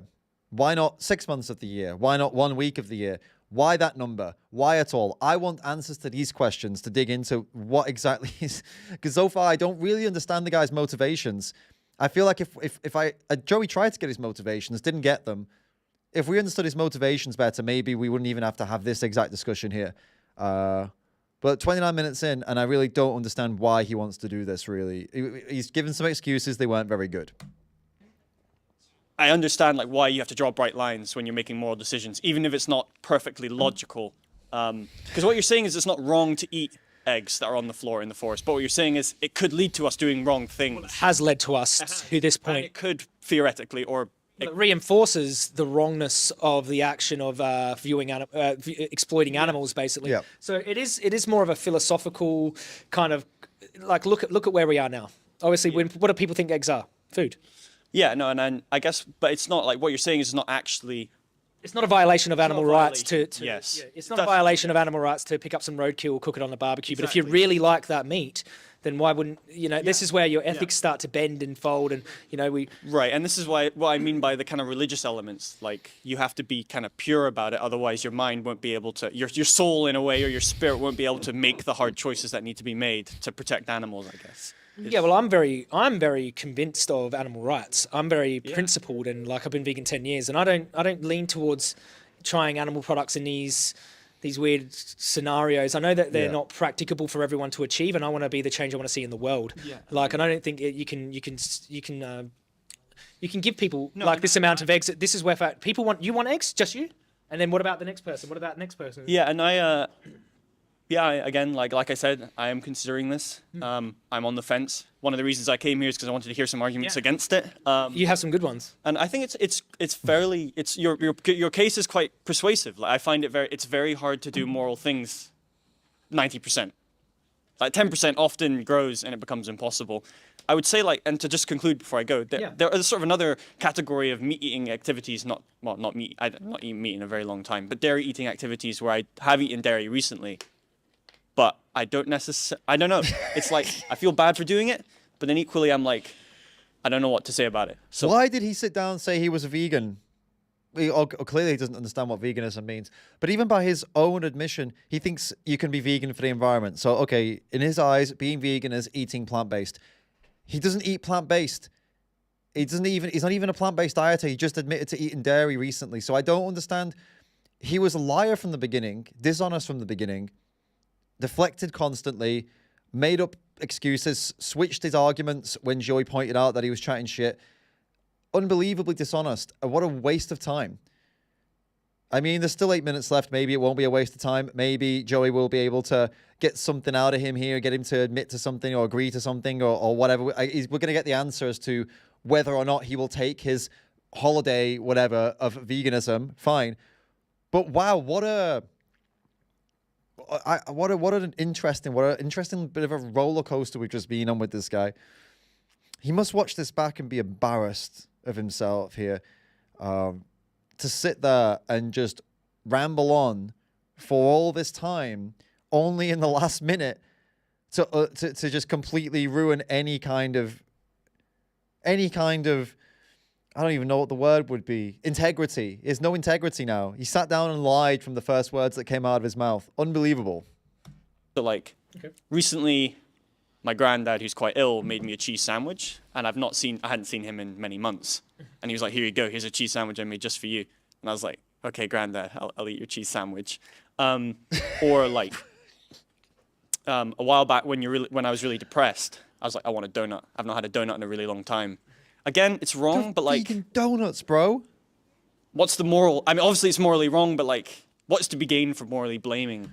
Hold up. So okay. 2 new excuses against to not be vegan. 1, my granddad made me a sandwich, and 2, I felt bad. Bro, come off it, man. The granddad made you a sandwich. Thank you, granddad. Put the sandwich down. And then if he asks, "Oh, do you not want it?" Yeah, no, I don't really eat cheese, but I appreciate the sandwich. Oh, okay, no problem. He's ill, okay, fine, he's ill. It's not gonna kill him that you don't eat a cheese sandwich, mate. Come on. Second thing, donut. There are vegan donuts. You live in the UK. Every bloody supermarket has vegan donuts right now. Even the Krispy Kreme, the massive American donut company, has vegan donuts. I can't get my head around that at all. This is the problem with the whole vegan for environment. This is yet another example and a clearest case, as clear as a case can get, that the whole plant-based for environment, plant-based for health, it does not work. It does not. I don't care if someone goes vegan for any reason. I don't care as long as they're vegan. That is a bad way to see things, because these people, they are not vegan for one, and they constantly throw animals under the bus whenever it's convenient for them. This is not what we want at all. He is a plant-based for the environment guy. Look how quickly he was there to throw animals under the bus. Oh, my granddad made me a sandwich. I felt depressed one day. That's all it takes for somebody like this to flip and put animals through hell. And it's the same for the vegan for health people too. We've got to get these people, guys, to connect with the ethical reasons to go vegan, the bigger picture, the animals. We have to do that. If you ever meet somebody who says, "I'm vegan for health," so I don't recommend arguing with them, or vegan for environment. I don't recommend arguing with them about semantics. I recommend talking to them immediately about animals. I say, "Oh, that's interesting. So you eat the plant-based diet, and you've been doing it for health reasons." "Yeah, I have been doing it for health reasons." "What have you found?" "Oh, yeah, I found it really good." Cool. What do you think about the ethical reasons? Because veganism itself is about animals, right? So what do you think about? Have you looked into the animals? And no, I haven't. Clearly, they haven't. Or they might say, "Yeah, a little bit," and then you could talk them through. It's great that you're eating plant-based for health. It's great that you're eating plant-based for the environment. I think that's great that you're doing that. You're already doing something that a lot of people don't do. Here's a reason that you should do that forever. And also consider your clothing, and also consider these other things, because, hey, it's great you've opened the door. Let's keep on going down this journey together through this door that you've opened, and let's take you to the next level here, because you've walked through. Now you need to think about animals. It's really important, because these people are in they're in like the lobby. They're in the waiting area. They've come into the building of veganism, right? But they're not in yet. They've not gone through yet. They've come into the lobby, right? We need to get them in the building.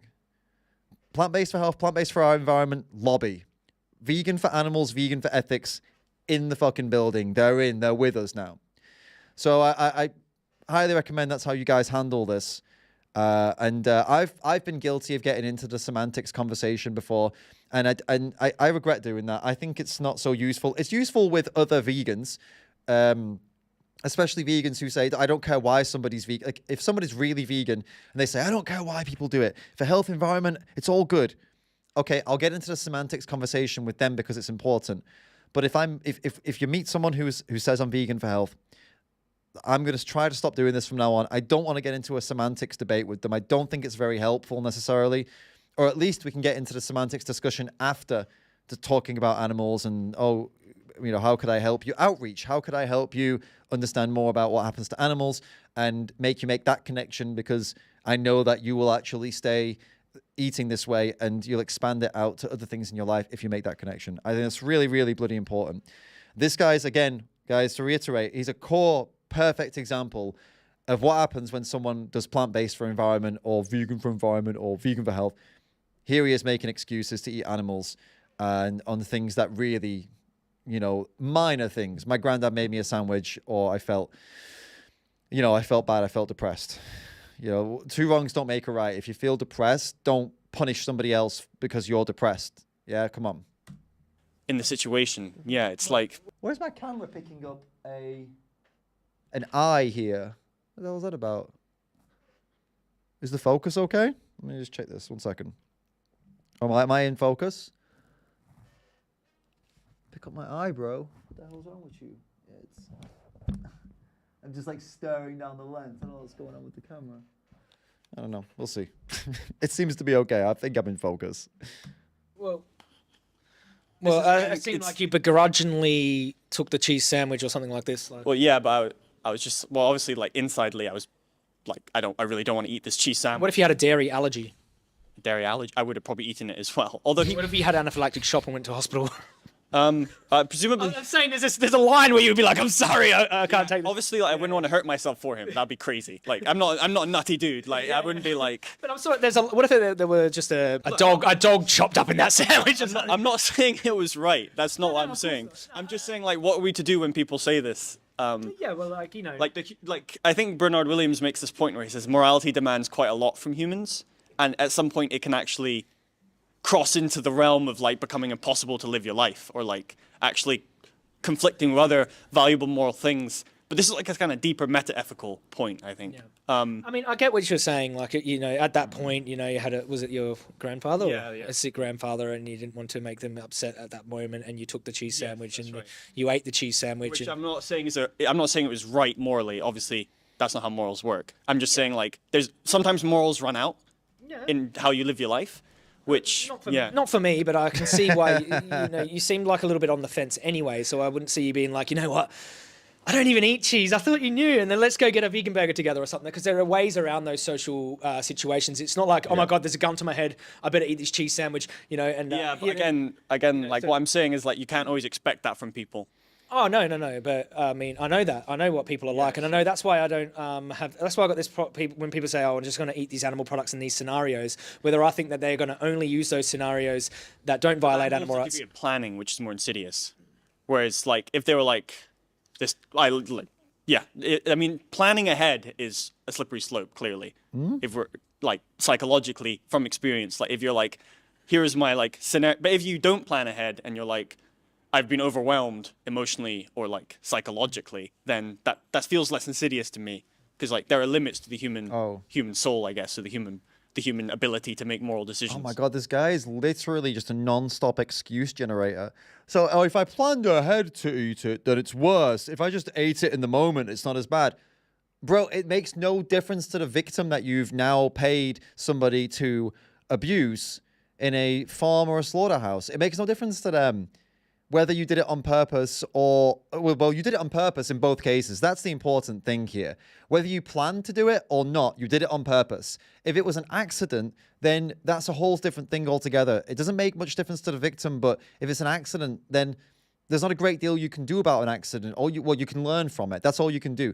You can't prepare for an accident, because that's the point of an accident.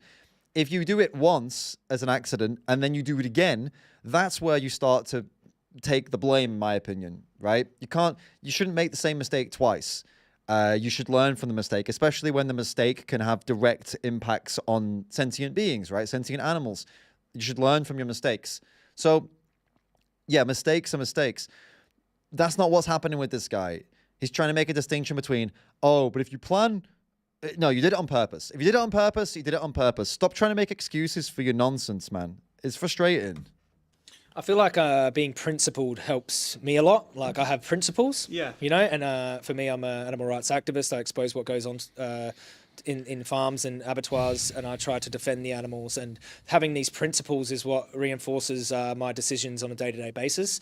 And people know that about me. I'm pretty, people know about it my. works for you. It works really well. Works for me, and I think people do have these like they draw lines, arbitrary lines. It's okay to eat this animal product here because it's that animal that I don't really care about. If it was this animal though, oh my god! If it was a human being though, no way, I would just completely. You couldn't force me to eat it. So I think people draw arbitrary lines when they shouldn't. We share this inherent value of sentience together with animals, and we shouldn't really pick and choose. Yes, no, I mean, I obviously agree with all this. Yeah. I'm not disagreeing. I'm just saying, like, You're saying there's these outside scenarios where they might not necessarily violate animal rights, and you're talking about very fringe kind of. Yeah, but again, the reason I'm a vegan is because I think often debating these I call them exotic scenarios because like they don't come up in modern life, and like most people, they're not thinking about that when they actually say, "Can I eat meat in this scenario?" What they're thinking about is, "Can I buy eggs in the supermarket?" What about buying the donut? Let's stick there because Buying a donut. Why didn't you buy the vegan donut? Because they didn't look. I was really depressed. And Whereabouts? Whereabouts? Were you? Because I want to see if there's a vegan donut there. So next time. I guess I was in like, this was maybe like 5 years ago. So I was in Greg's and I wanted a donut. Like, 5 years ago, and you still remember that donut? I just remember it because I was like, this is like Against what you're used to. And also, I was just like, this is kind of a fairly profound point in my life. I'm like, sometimes, like the human spirit just can't. I try to live a principled life. I try to live a disciplined life. But, sometimes the human spirit, you just kind of can't take it. And I get it. You want a donut. And like, I get it. Yeah, it's just not really like a right thing to do. But you're in a depressed mindset and you weren't thinking as rationally as you maybe are today. And you feel, I had a moment of weakness. If it had been... and the only reason it was possible is because eating a donut harms animals in such an indirect way. But if it was like going like bludgeon an animal to death for this donut, obviously I wouldn't have. I'm not depressed enough to do that. Right, but there are people. I'm sure I'm positive there. Joey's going in so hard. Oh man. Things that harm people, which people also do in the same way, or have done in the past, which are equally wrong, but have been done out of like a sense of spiritual failure. I'm guessing. Yeah, probably. Yeah, I think there might be a because it's indirect. I mean, I can't think of like a drone pilot being like, "I'm really depressed. I have to hit this button," and like, but. So, how long have you been vegan for? 3 years. But you bought the donut 5 years ago. No, I've been like kind of been on and off. So you're vegan, not vegan, vegan, but not vegan. Yeah, just because it was tough, I guess. I was like a vegan for 3 years, and then like there was a year gap, and then before that. Vegan, and then about 10 years vegetarian. So so vegan for I know I've had you for a long time, and I appreciate the chat as well. But for me, this guy is complex, incredibly complicated and confused, and this discussion really highlights how clearly confused this guy really has been, and still currently is about all of this. I just want to hear the conclusion now. This has been a quite eventful first reaction, hasn't it? For me, veganism is something like a principle that you kind of hold, and it's not something that it's not. When you talk about practicing veganism, I suppose it's like eating a vegan diet. You can put on hold and you come back, put on hold. Yeah. But the principle is something that it's with you. It's like it's psychologically quite difficult. And you need to find ways of like continuing to do it, especially because the social pressures, they can be fairly intense. Yeah. Have you seen what happens to animals in animal agriculture? Have you seen all the footage and stuff? Yeah, absolutely. Yeah, like I said, like this isn't for me a moral dilemma. Okay. I'm not in doubt about whether it's wrong. What I'm saying is like psychologically, as a person, like that's where the struggle is, and like what I find difficult with some vegan discourses, I think it might be counterproductively. Like critical of people, and I think it may underestimate the emotional and psychological attachment people have to meat, either in their past, in their childhood.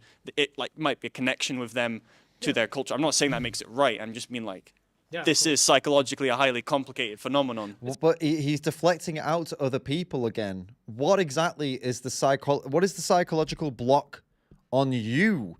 What is your block? We still haven't got to the core of the problem. He keeps talking about society and other people. Then he was talking about poor people in bad working conditions, and then a donut and a cheese sandwich. Dude, what is your psychological block that's making you think you want to take 3 months of paying for animals to be killed? I don't understand that still, and we're almost at the end of the video. I don't think we're going to get the answer to this question. It's ingrained in society, I understand that. It's ingrained in psychology, it's ingrained in family. Society, yeah, in families and in personal history and identity. Yeah. Yeah, and I could only imagine what it was like in during the 4 generations of slavery in America, and it might have been quite normalized at that point too. Like talking about generations have died and died. I wouldn't. There's someone out there in history who's like, man, I had such a connection to my grandfather through our slave owning, and it's such a shame that why would we think about that? Economics, So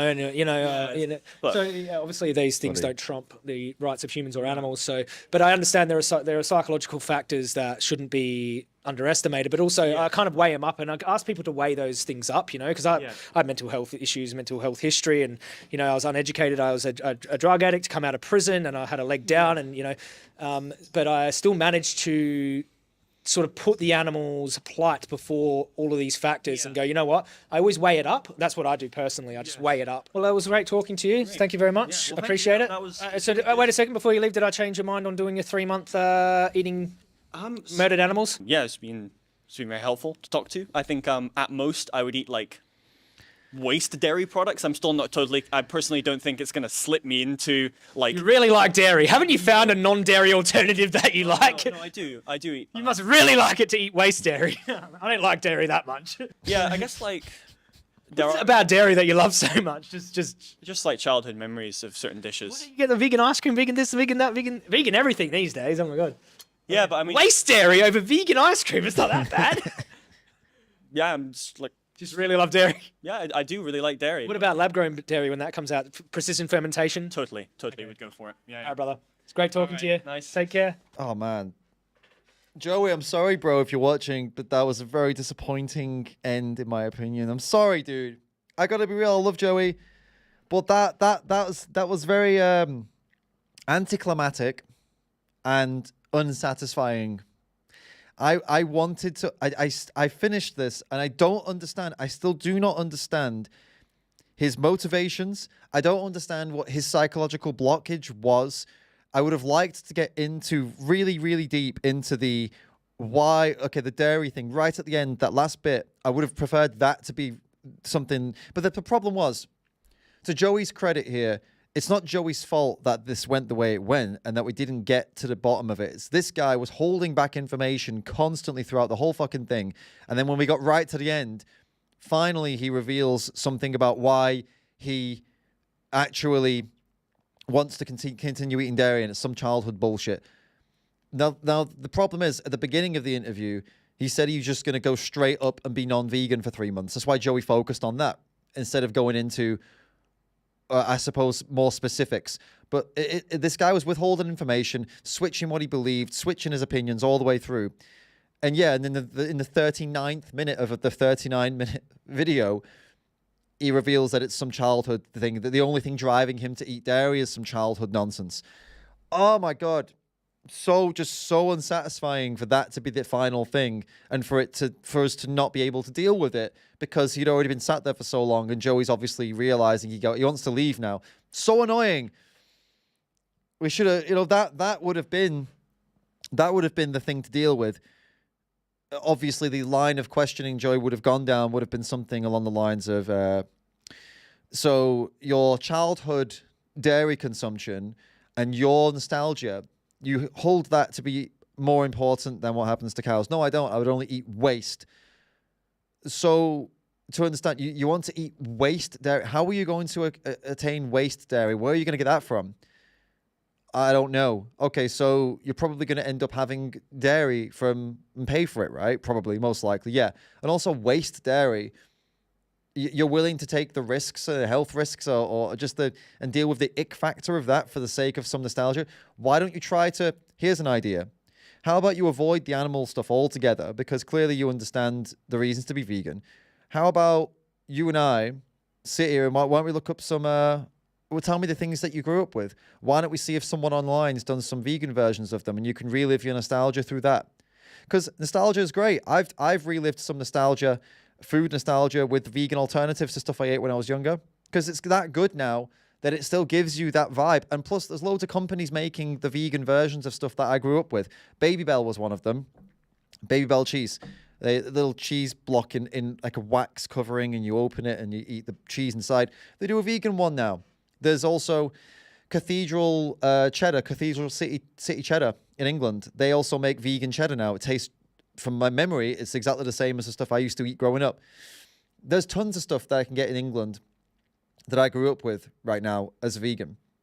So, okay, well, we'll just focus on that then, because clearly this guy doesn't want to hurt animals. All right, let's get into that then. And that's a conversation I think a lot of people would identify with, because lots of people out there, they want to live vegan, or they're interested in veganism, but they don't want to give up the stuff they grew up with. They don't want to give up okay, then we can convince them of the ethics and we could spend all day on that.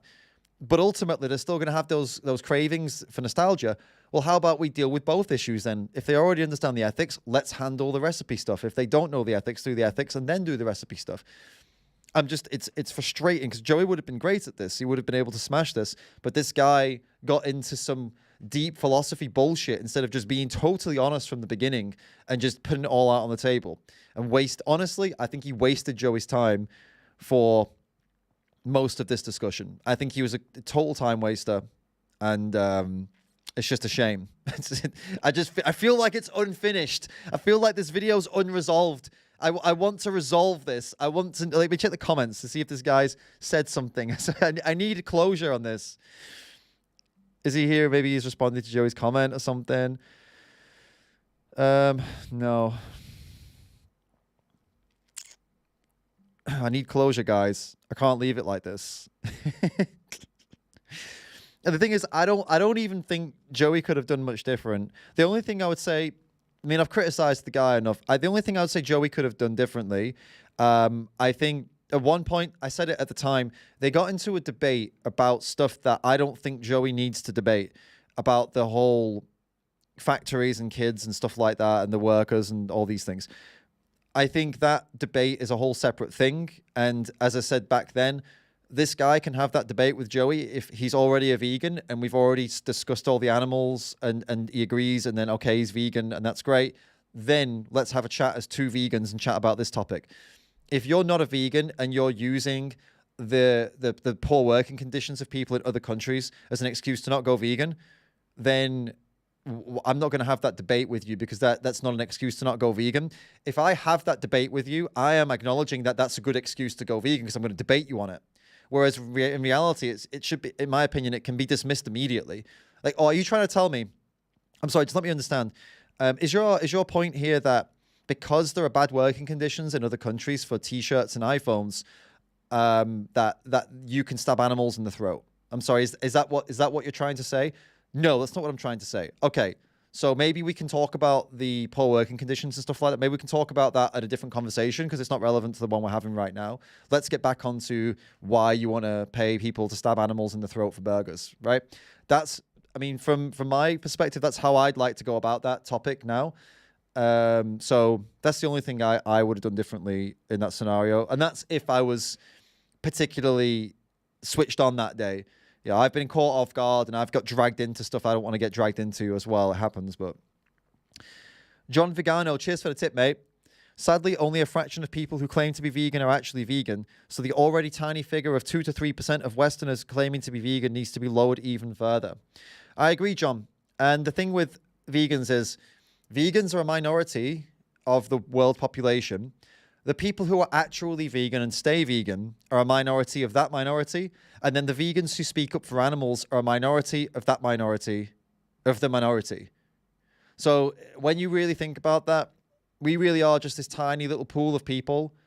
And it makes it so much more important that we need to acknowledge that every day, that when you're watching a video or you're talking to somebody else who does activism, I mean, really value them and try to support them as much as you can, because it's super important. Because if we don't support each other and we don't value each other, then the numbers will dwindle more and more, and we'll be useless. Which is more important, that will be useless if we don't stand together, because we're so limited. There's so little of us that we have to stick together, because we're fighting a very, very big, monstrous battle, and yeah, we won't be able to continue fighting it or fight it effectively if we're just like individuals all over the world in this tiny little group. I mean, it seems like there's a lot of us, I suppose, when we're all together, but Trust me, we are really not. It's really important that we acknowledge that. Watching this has made me realize that it's much easier to be vegan than to justify not being vegan. It's a really good point. But yeah, this doesn't look like this guy's going to pop up in here, you know? Unfortunately. Yeah, just people say the same thing. He's plant-based. He's not vegan. If mental gymnastics was a sport, this guy would be an Olympic gold medalist. Yeah. Yeah, I think that's true. That was funny, wasn't it, when he said his morals ran out? Morals run out. And Joey went, oh, mine don't.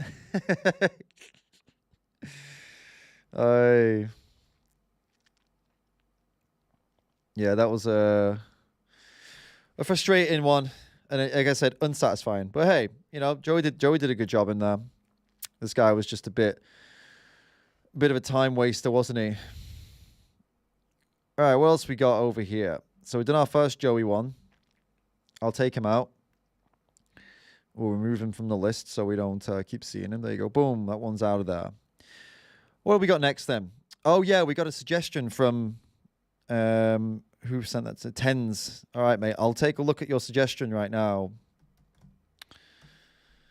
And I'll take a look at what you've sent through. Guys, remember, if you have any suggestions for me for vegan versus non-vegan debates, send them over with a tip using the Streamlabs link or the super chat. And I'm guaranteed that I'll get to it that way. And also, you'll be supporting my channel and the stream and all the work that we do, which is it's awesome. So please do consider doing that. Yeah, it's a win-win for everybody. Also, if you've got any decent puns, you should definitely send them over. All right, what is this? Okay.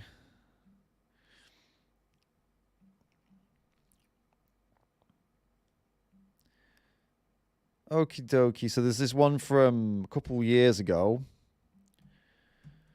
Sent through from Tens. I've not seen this.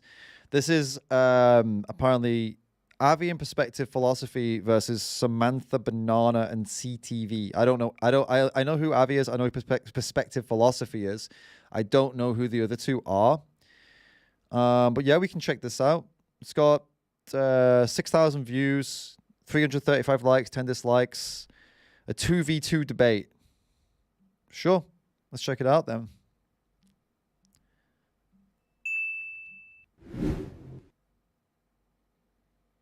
Okay, everybody, we have to get started. So, let's welcome the guests.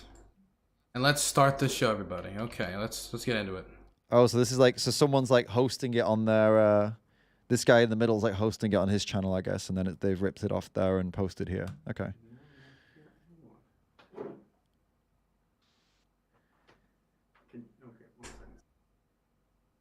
Always have to turn their mics off for them, don't they? Gotta lead them like chill. And he turned it back on anyway. Okay. I can't hear anyone, so... No, you... There's something going wrong on my side, so one second. You're supposed to be in the I'll Discord. just see if we can over here. Yes. speed this You up. hear me, Perspective. Gotta lead them like sheep. Because I choose vegan options. Okay, looks like we got it. Everybody just hit me now. Yes. Wonderful. Yes. So we're gonna get through this really quick because we're 8 minutes late. Okay, everybody, this is the Hippy Dippy Roundtable. This is actually a tag team debate instead of the normal roundtable. We are sponsored by Vikings! Exclamation point Vikings in chat. If you want me not to starve to death, I will choose vegan options because I'm going to be welcoming to my guest today. And exclamation point Incent if you want to see the official Dylan Burns TV cryptocurrency. Yes, we've been sponsored by a cryptocurrency, and it's not because I just need money. Anyway. Besides those two things, we have two people here and two people on that side. They're going to have really quick intros because we got to get this started. Jesus Christ, this guy. I don't know who this guy is, but hey, he's entertaining. AVI, who are you? What do you do? Hey, I'm Avi. I'm a medical doctor. I am based in New York. I perform various clinical trials for sponsor-initiated and investigator-initiated research. And I am a plant-based vegan doctor, and I'm here to debate veganism.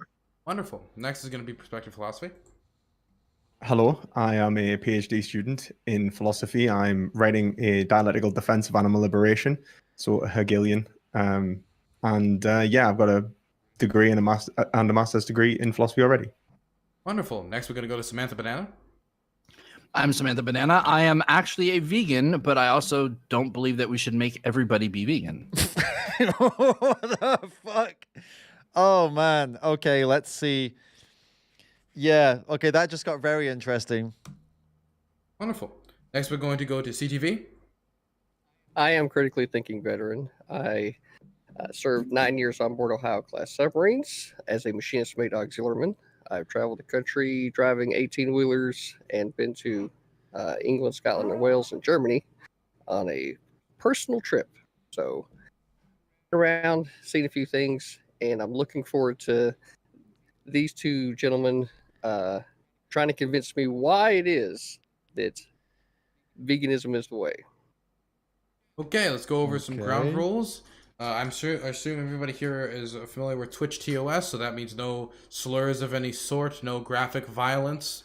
So please do not get into a fist fight while on this show. I would appreciate that. And nothing, of course, copyrighted. Besides that, if you find it difficult to speak at any point in time, if you raise your hand, I'll write your name down in this handy little notepad, and I'll make sure the conversation eventually gets over to you. Please do not use my Twitch chat to @ other people who are on the show. We want the dialogue to be in here. You can send them DMs if you must, but please do not do that with my Twitch chat. Besides that, there are a few banned words, which include things like, I think these are obvious ones, like no C word, no calling anybody like a bitch, nothing like that. I'm not going to moderate your niceness, but those are the few words that I do have banned so far, because when they are used, the conversation becomes about those words and no longer about the conversation. Besides that, that's basically all the rules. Besides, I just want to say, hey, unless somebody specifically says otherwise, assume everyone here not to be an expert, and please go out and do your own research. Do not use panels on the internet for all of your information. If you did, you'd all be QAnon.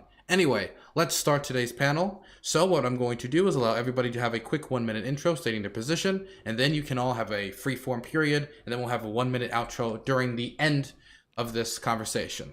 So we're going to start with the people who are asking for something to happen, which is for people to take up veganism. So we're going to start with AVI. You have 1 minute. So it's interesting to see one of these things run. Seemingly so far seems to be hosted in a really good way. I've only seen the other kind of hosting I've seen has been on debate channels where they're just they seem like really good hosts in the beginning and really reasonable, and then as it goes in, it starts to just devolve into absolute chaos. This seems like a really professional setup. So, hey, I've never seen this before. I have no idea how it's going to go. So it'd be really funny if I just predicted how this goes. Maybe this devolves into chaos as well. Who knows? Let's see. Sure. So I take veganism to be the default ethical position and a healthy position. So the default ethical position being it would, I see no symmetry breaker between how we would apply our ethical principles to animals and humans, such that we would be okay with the farming of animals such that we could slaughter them. I see no morally relevant difference that would make or break that difference. There are, of course, morally relevant differences between humans and animals, for sure. However, I don't see any morally relevant difference between humans and non-human animals such that I would be okay with farming and slaughtering if those aspects were present in a human. Furthermore, I think it would improve the health of the population overall if we were to either take on a vegan diet, or if not a highly plant-based diet, as well as there are some environmental concerns and aspects as well. But the main reason for me would be ethical. And since it's not inferior as a from a health standpoint, I see no reason not to.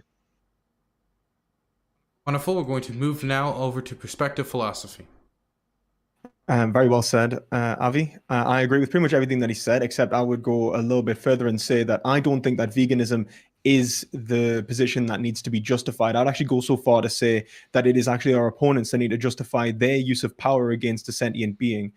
All power needs to be justified and needs to have reasons behind it. So if they're taking control of the life of another, disregarding their interests and using them as a means to an end, I would like to see a justification for that position through a rational justified argument. So yeah, I like that. So Avi laid out the Avi laid out the basics that perspective philosophy like agrees with, and I like that he's tag teamed and said, "Oh, by the way," and I would flip this: we don't have to justify ourselves because we are not contributing. We've chosen to not contribute to the violence.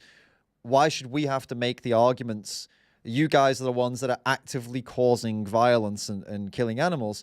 You guys need to make the reasons. You guys need to make the arguments to do that. Power requires a justification. That's a really good point. I think that I pretty much just agree with what Avi said. It's the standard ethical position. There is no real difference between an animal and a human, which allows for the non-consideration of a sentient being, and especially to the point in which we can disregard their most vital interest for our most trivial. I'm going to start with Samantha Banana. Well, since I'm not an ethical vegan, and I do it for other reasons, I'm just going to take the point here that I'm not really in favor of, like, I'm taking the side of the indigenous fight towards, like, colonial veganism. So, like, telling cultures that they should do this, they should do this. It's kind of like erasing our culture and history. I mean, we learned to hunt from a very young age. We still use a lot of animal skins in our practices. God. And I don't feel that it should be widespread to the point where we're telling other cultures what to do, because that's just typical white colonialism again. Brilliant. So brilliant. You guys already know my take on all this whole, it's colonialist. I've roasted and ripped into that argument so many times, but so I will hold back off it for now. I'm more curious to see how Avi and Perspective get into this actually. So I could go into this for a couple of minutes, but I'm not going to. All right, let's keep going with the video. Okay, next I'm going to throw it over to CTV to wrap up the intros as we go into general afterwards. All right, so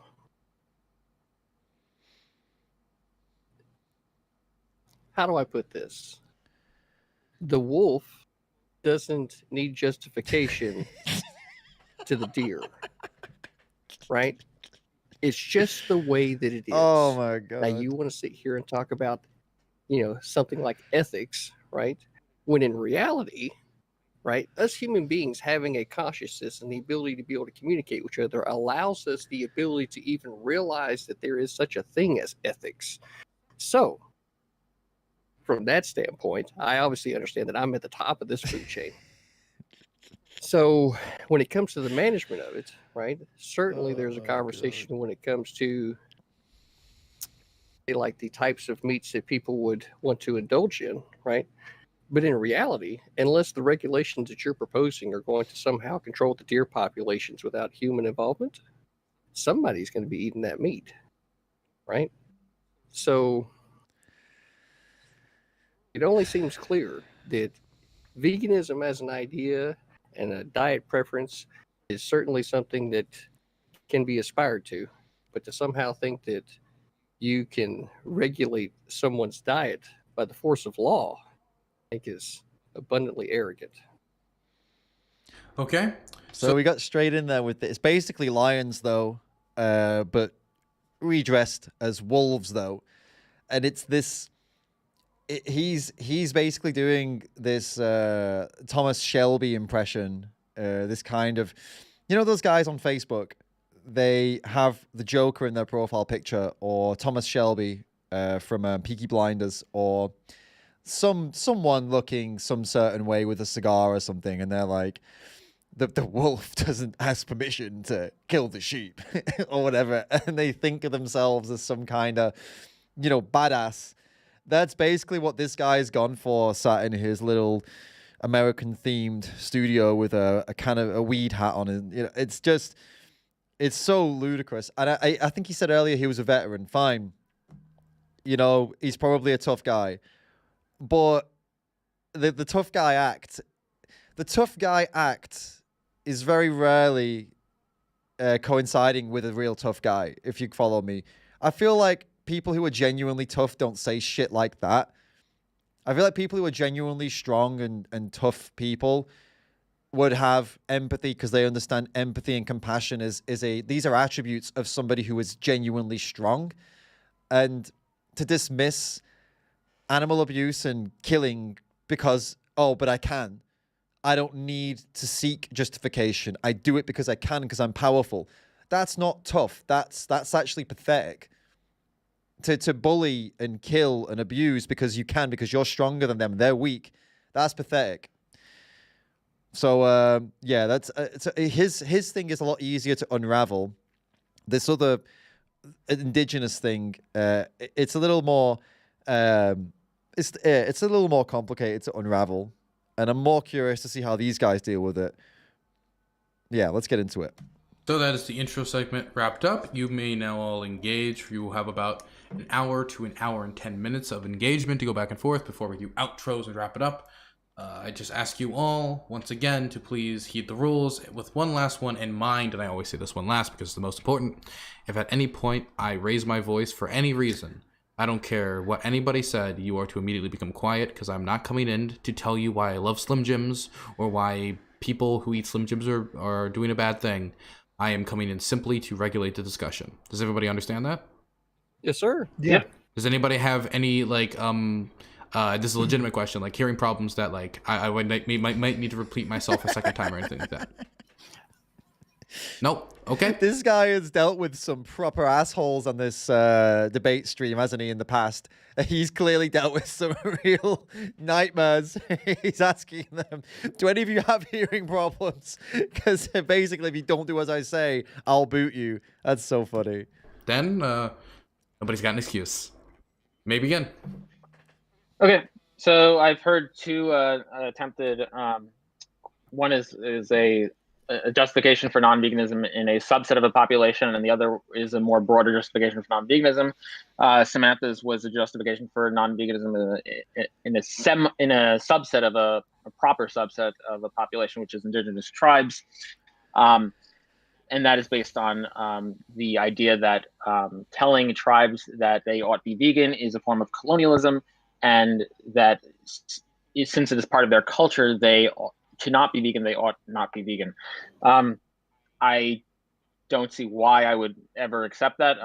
Again, the whole premise here is that there's not a morally relevant difference between human and animal that would justify the different treatment. So again, I would ask if there was a population, if there was a tribe, there was an indigenous tribe that they had their cultural practice of farming humans for the purposes of meat for whatever cultural reason.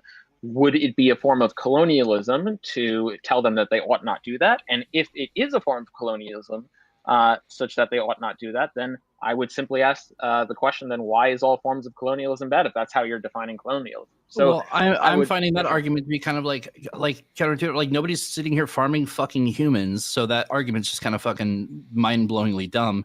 But the point is, like, well, that's not what the argument is. It's a fucking horrible. That's a horrible thing to come at it. Honestly, So, like, I'm thinking. Okay, so we can establish right off the bat that this person's an idiot. It's like, I don't know how much clearer Avi could have been with that. Very calmly and succinctly explains that he sees no relevant difference between, farming humans and farming animals in the way that they both deserve to not be farmed and treated that way, right? That's easy to understand, clear. Okay, so we wouldn't stand for the rights of like tribes or whatever who farm humans, though, would we? No. So basically, he's trying to say, well, there's a problem here, right? And this person just went straight for how could you possibly compare this to this? It's like this fake anger. So they realize, this person's realizing, I don't understand what he said, or I don't have an answer to what he said. So I'm just gonna get offended by him talking about human farming, basically, and call his argument fucking whatever. And what a way to start! I said, didn't I, at the beginning, it could devolve into madness. It literally took 10 seconds after the first vegan argument for it to devolve into madness. Now they're all talking, shouting, and shit. I'm thinking from the point, like, you have a lot of cultures that use animal products, byproducts. I mean, a lot of indigenous cultures, including my culture alone. I'm Choctaw, for anybody who gives a shit. But but like a lot of us are taught from a very young age to hunt, to use skins, to use a lot of the animal. Nothing goes to waste. We honor the animal spirit. Like part of the hunt is part of like becoming like an adult in the tribe. And like we use everything in our medicine practices, in our traditional dress practices and stuff like that. And it's like, so I believe that people going in and say like, oh, you should change your ways, and like giving a bunch of like indigenous elders a fucking like, you know, a bad indigenous people, you're fucking horrible people. What if you were farming humans? Would you do this? Like it's stupid, and it's a form of cultural erasure, and we've had enough of it, and I believe we don't need any more. So I really don't care So what you have to that's say. not- Like, how many buzzwords are we going to go for? Like white colonialism, cultural erasure. The indigenous word gets thrown around as like it is become its own buzzword. The second somebody mentions that they are or speaks on behalf of indigenous, then all of a sudden we've all got to stop and be very careful, and just throwing all these in there to try. But the thing is, this is useless on Avi and Perspective, because what I know about both of these guys, I don't know. I've not seen much of either of the content, to be honest. I've seen a couple of debates from both of them, but they're both unfazed by this kind of stuff, buzzwords and stuff like that. They'll just go straight past it. Whereas I think this Samantha thinks that using these kind of progressive buzzwords that most people feel uncomfortable with and don't want to contest is going to win. It's not going to work. Not with these guys. I think have to to be just fair. No, Well, go for it, Avi. I'll let sure, you. sure. Like, Yeah, I have to, it's just a misrepresentation of what the point was. So the point is not that it was not an assertion that people are farming humans, that these tribes are farming humans. The point is that there doesn't seem to be a morally relevant difference, such that if there was a indigenous culture that was farming humans, that we would tell them to stop, and that we wouldn't tell them to stop if they were trade equalized animals. In other words, there's no morally relevant difference such that we can point to animals and say, okay, well, if those predicates were present in humans, then we would say, okay, it's actually okay if these cultures were starting to farm humans. That's the point. And if you think there is a difference, because I agree with you that these individuals don't seem to be farming humans, but if you think there is a difference, the question I would pose is, what is the morally relevant difference between humans and animals, such that if those predicates were applied to humans, you would say, okay, now I'm okay with those cultures farming humans because of their culture, and we would just be terrible colonialists. This is where like your argument needs to become somewhat grounded in reality, right? Because in reality, right, back in the 1860s, we fought this thing called the Civil War, right? And in that, right, we had to fix some constitutional problems with regard to states' rights, right? Because of what? Oh, yeah, that's right. An issue called slavery, because human beings just will inherently understand that we're all just human beings, right? And we have this elevated consciousness, right, to be able to be caretakers of the earth, right? So we all, like, we understood this. So now it's like, in order to get into your argument, we have to go like back into fantasy land. And it's actually just a question. So a question that hasn't been answered. Yeah, but it's a question that can't be answered in reality. So okay. So there's a couple of things going on. I think, unfortunately, for what I can see here, these two guys are not versed in how to debate, right? And I think because Avi is very passionate about debate, I think he's probably talking over their heads, and they don't understand what he's saying. Because he's treating this as a real debate, which it has been set up as a real debate. But he's debating people that don't understand what a real debate is. They might think it's just a thing where you just throw opinions at each other, which is honestly, from what I've learned over the past couple of years, especially with YouTube and stuff, is that what most people think is a debate isn't a debate, it's a discussion. It's a sharing of opinions and a discussion and kind of conflicting opinions and who comes out on top. Whereas actual people who are passionate about debate, they know what a real debate is, and that's what Avi's trying to do here, and also Perspective Philosophy will be trying to do here. But when you do it against people who don't understand that, this is what ends up happening. This critical thinking guy, this veteran guy, he's annoyed because Avi's using a hypothetical situation. He doesn't think that you should be able to do that, or he thinks it's pointless to do that. Fine, that's his opinion. But that's what most debates, that's where a lot of debates go. That's a tool that people use. They use hypotheticals. You don't have to like it necessarily. And you can I suppose you can prefer to say, I personally prefer to keep things in reality as well, but that's a preference, and you can say, oh, I actually would rather, can we have more real life scenarios or whatever, not as a critique, but as I suppose as a preference, right? But this guy's getting angry because he thinks that I don't know, somehow this isn't relevant for the conversation. But this is a problem when people don't understand what debate means. And I guess you've got a couple of options at this point if you find yourself in the situation. If you are somebody who loves debate and understands debate, and you find yourself in a situation where somebody doesn't understand it, you can either change the way you speak to suit them, and then you can probably have a good outcome from it, or you can try and force them to suit you, in which you're going to look good to other debaters, you'll look great to anybody else who understands debate, but you might look like a bit of an asshole to people that don't understand debate. And unfortunately, I don't know how this one's going to go, but I've seen other debates with other vegans who have gone down the road of, well, I know how to debate, so I'm going to carry on speaking like this. And it's ended up only looking good to like a small group of people, and almost everybody else who watches it thinks that they've done a bad job, basically. But I don't know how this one's going to go, obviously. And I don't know much about these two other people. I'm assuming from their reactions that they don't understand debate, though. They don't understand how this whole thing works. Can I just interject? I think, actually, to be honest, should I just call you CTV? Is that okay? Yeah, CTV is great. Yeah, CTV. So I think you've actually just made the point forward, if in many ways. If it were to be inherent, if knowledge of human value was inherent, then there wouldn't have had to be a civil war in order to correct the cultural inconsideration of a certain group of individuals. Like, we wouldn't have had to have, the United States wouldn't have had to have a civil war in order to correct that oppression, and it wouldn't have had to have a civil rights movement to correct the oppressions which occurred later on, the suffrage movement and the civil rights movement in the 60s. So you're saying that they actually will have this knowledge because we're higher rational beings, but just because we are rational doesn't mean that we have the correct and right reason at that point. And also, just to move back to Samantha's point, well, I mean, if you're going to switch gears, then you need to give me a chance to respond, right? Oh, but that's fair enough. If you want to respond to that, absolutely, yeah. Because here's the thing, when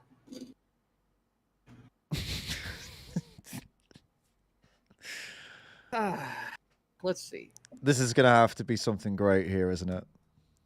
Just to go back to the Civil War would be kind of disingenuous. Now, in order to get into this conversation, we're actually going to have to dive a little bit into psychology, right? So whenever human beings, right, just like every other creature, whenever we get further away from our fight or flight responses and our needs and wants, right, once we get, those things kind of settled out, that's when you start to be able to have more rational thinking, right? So for dogs, for example, I've got 6 here in the house, right? Whenever they're just being able to be chilled out, I can actually kind of talk to them a little bit more specifically than what I can than whenever we're just running around in the yard, right? But with human beings, right, obviously they can, use words to be able to make more ideas, to me, right, than just looking at me and smiling or whatever the case is. And that right there is where, from the beginning, right, it was understood, and then it's through corruption that humans become dehumanized, right, in order to get to that corruption that you're talking about within history. And that's why it had to be corrected,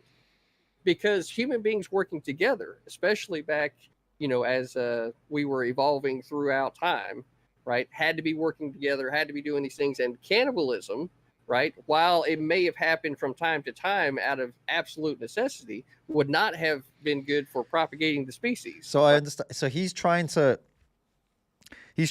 argue against Avi's argument that Avi didn't make. Avi never said that there is a circumstance where we're farming humans, and here's why you need to take it seriously. He just said, in a circumstance where it did happen, what would be the difference, and why would you find a difference? He hasn't had an answer to that question yet, and this guy is arguing as if Avi said that, oh, this is a likely thing that is absolutely going to happen, but that didn't happen. So this guy is he's doing this whole monologue for no reason whatsoever, a complete waste of time. Right. So that's why Homo erectus won out, and here we are. You know what I mean? He's going into I actually understand your point. And funnily enough, I think you made some pretty nuanced positions. I mean, I don't know if you meant to pretty much reference Aristotle when you said that, when people are rational, when they're only rational when they have leisure and time to not consider their direct needs, which I absolutely agree with. And I also think that you made a point in relation to, I don't know if you realized, do you know any like philosophy, like Rousseau, social conditioning, or anything like that? Man by nature, the noble savage. Well, I mean, I'm not gonna lie. I think that the noble savage is an absolute joke. I don't think that people are good by nature. I don't think that humans are good in and of I'm themselves. not laughing at Perspective. I'm laughing at the guy vaping. It's like he's such a wannabe badass. It's really funny. I can see. So what you're seeing here is what I don't know what Perspective's real name is. I'm gonna call him PP. I can't call him PP, can I? I'll call him Perspective, right? I think that he's doing the. Earlier on, I said there's two ways you can do this. You can do the way where you go pure philosophy debate style on them, and even though they don't seem to understand it, or there's the other thing, you can try to come some towards them and try to include them and try to be a bit less like that. It seems like Perspective has gone that way. As you can see, he's showing that he's active listening to this guy, and he's trying to deal with what he said and even steel man him and back up some of the stuff he said. So he's chosen to go down that route instead. Don't know which route Avi's chosen to go down yet, but it's good. I think what Perspective's doing is good, even though it's kind of wasting time because they're not talking about veganism at this point. But I guess I don't know what the platform is. I don't know the point of this platform. I don't know if the point is to just go into everything or what. But we're 18 minutes in, and it's a shame that we're already caught up on this. I think, but we see people do this all the time. They derail the conversations, don't they? I think that humans are a blank canvas that can be molded and shaped into any which way or form. They can be evil, they can be, good. It depends upon the way in which they're raised and the way in which they've developed. And I think, like, if we look back at history, this is all too clear. Like, look at the historical developments. You say like cannibalism wasn't too common. Well, it depends on the culture you're in. I think there was quite a few tribes in New Zealand which actually saw cannibalism, for example, as not even a bad thing. Like, it was actually a way to respect the dead.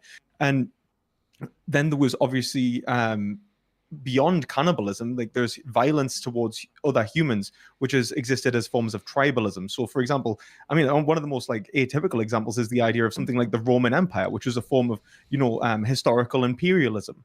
Now, these examples are not to like, I'm not referencing them as like a gotcha, like humans are definitely, bad and all that. It's more to point out that I don't see the evidence of a good human nature from which you could reference and say, like, look, humans understand that we're already valuable. It's like, no, we have a collective consciousness and the capacity to reason. And we only come to these conclusions when we have the time, as you say, and we have the energy to expend upon something like philosophy and ethics. And we start to analyze our behaviors and whether we're actually doing the right thing.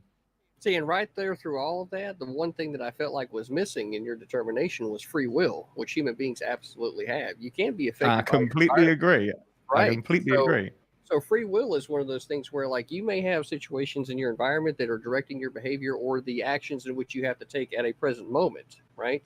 Like if there's, a fire going on over here, right? In order for you to get to the exit, you got to run through the fire. You might try to look and see if there's a way to get around it. You know what I mean? But if you have to go, you're going to go. You know what I mean? So that's kind of what I'm talking about is you have choices. Sometimes there is some control that you have and sometimes that you don't. And throughout all of that, as you can choose good things for your life and you can choose to keep bad things out of your life, right? And by doing that, you can set yourself up to have more good-natured people around you. And that is kind of one of those just... Are you familiar with the trophic cascade? As in like the trophy pyramid? No. Sorry. No then, sorry.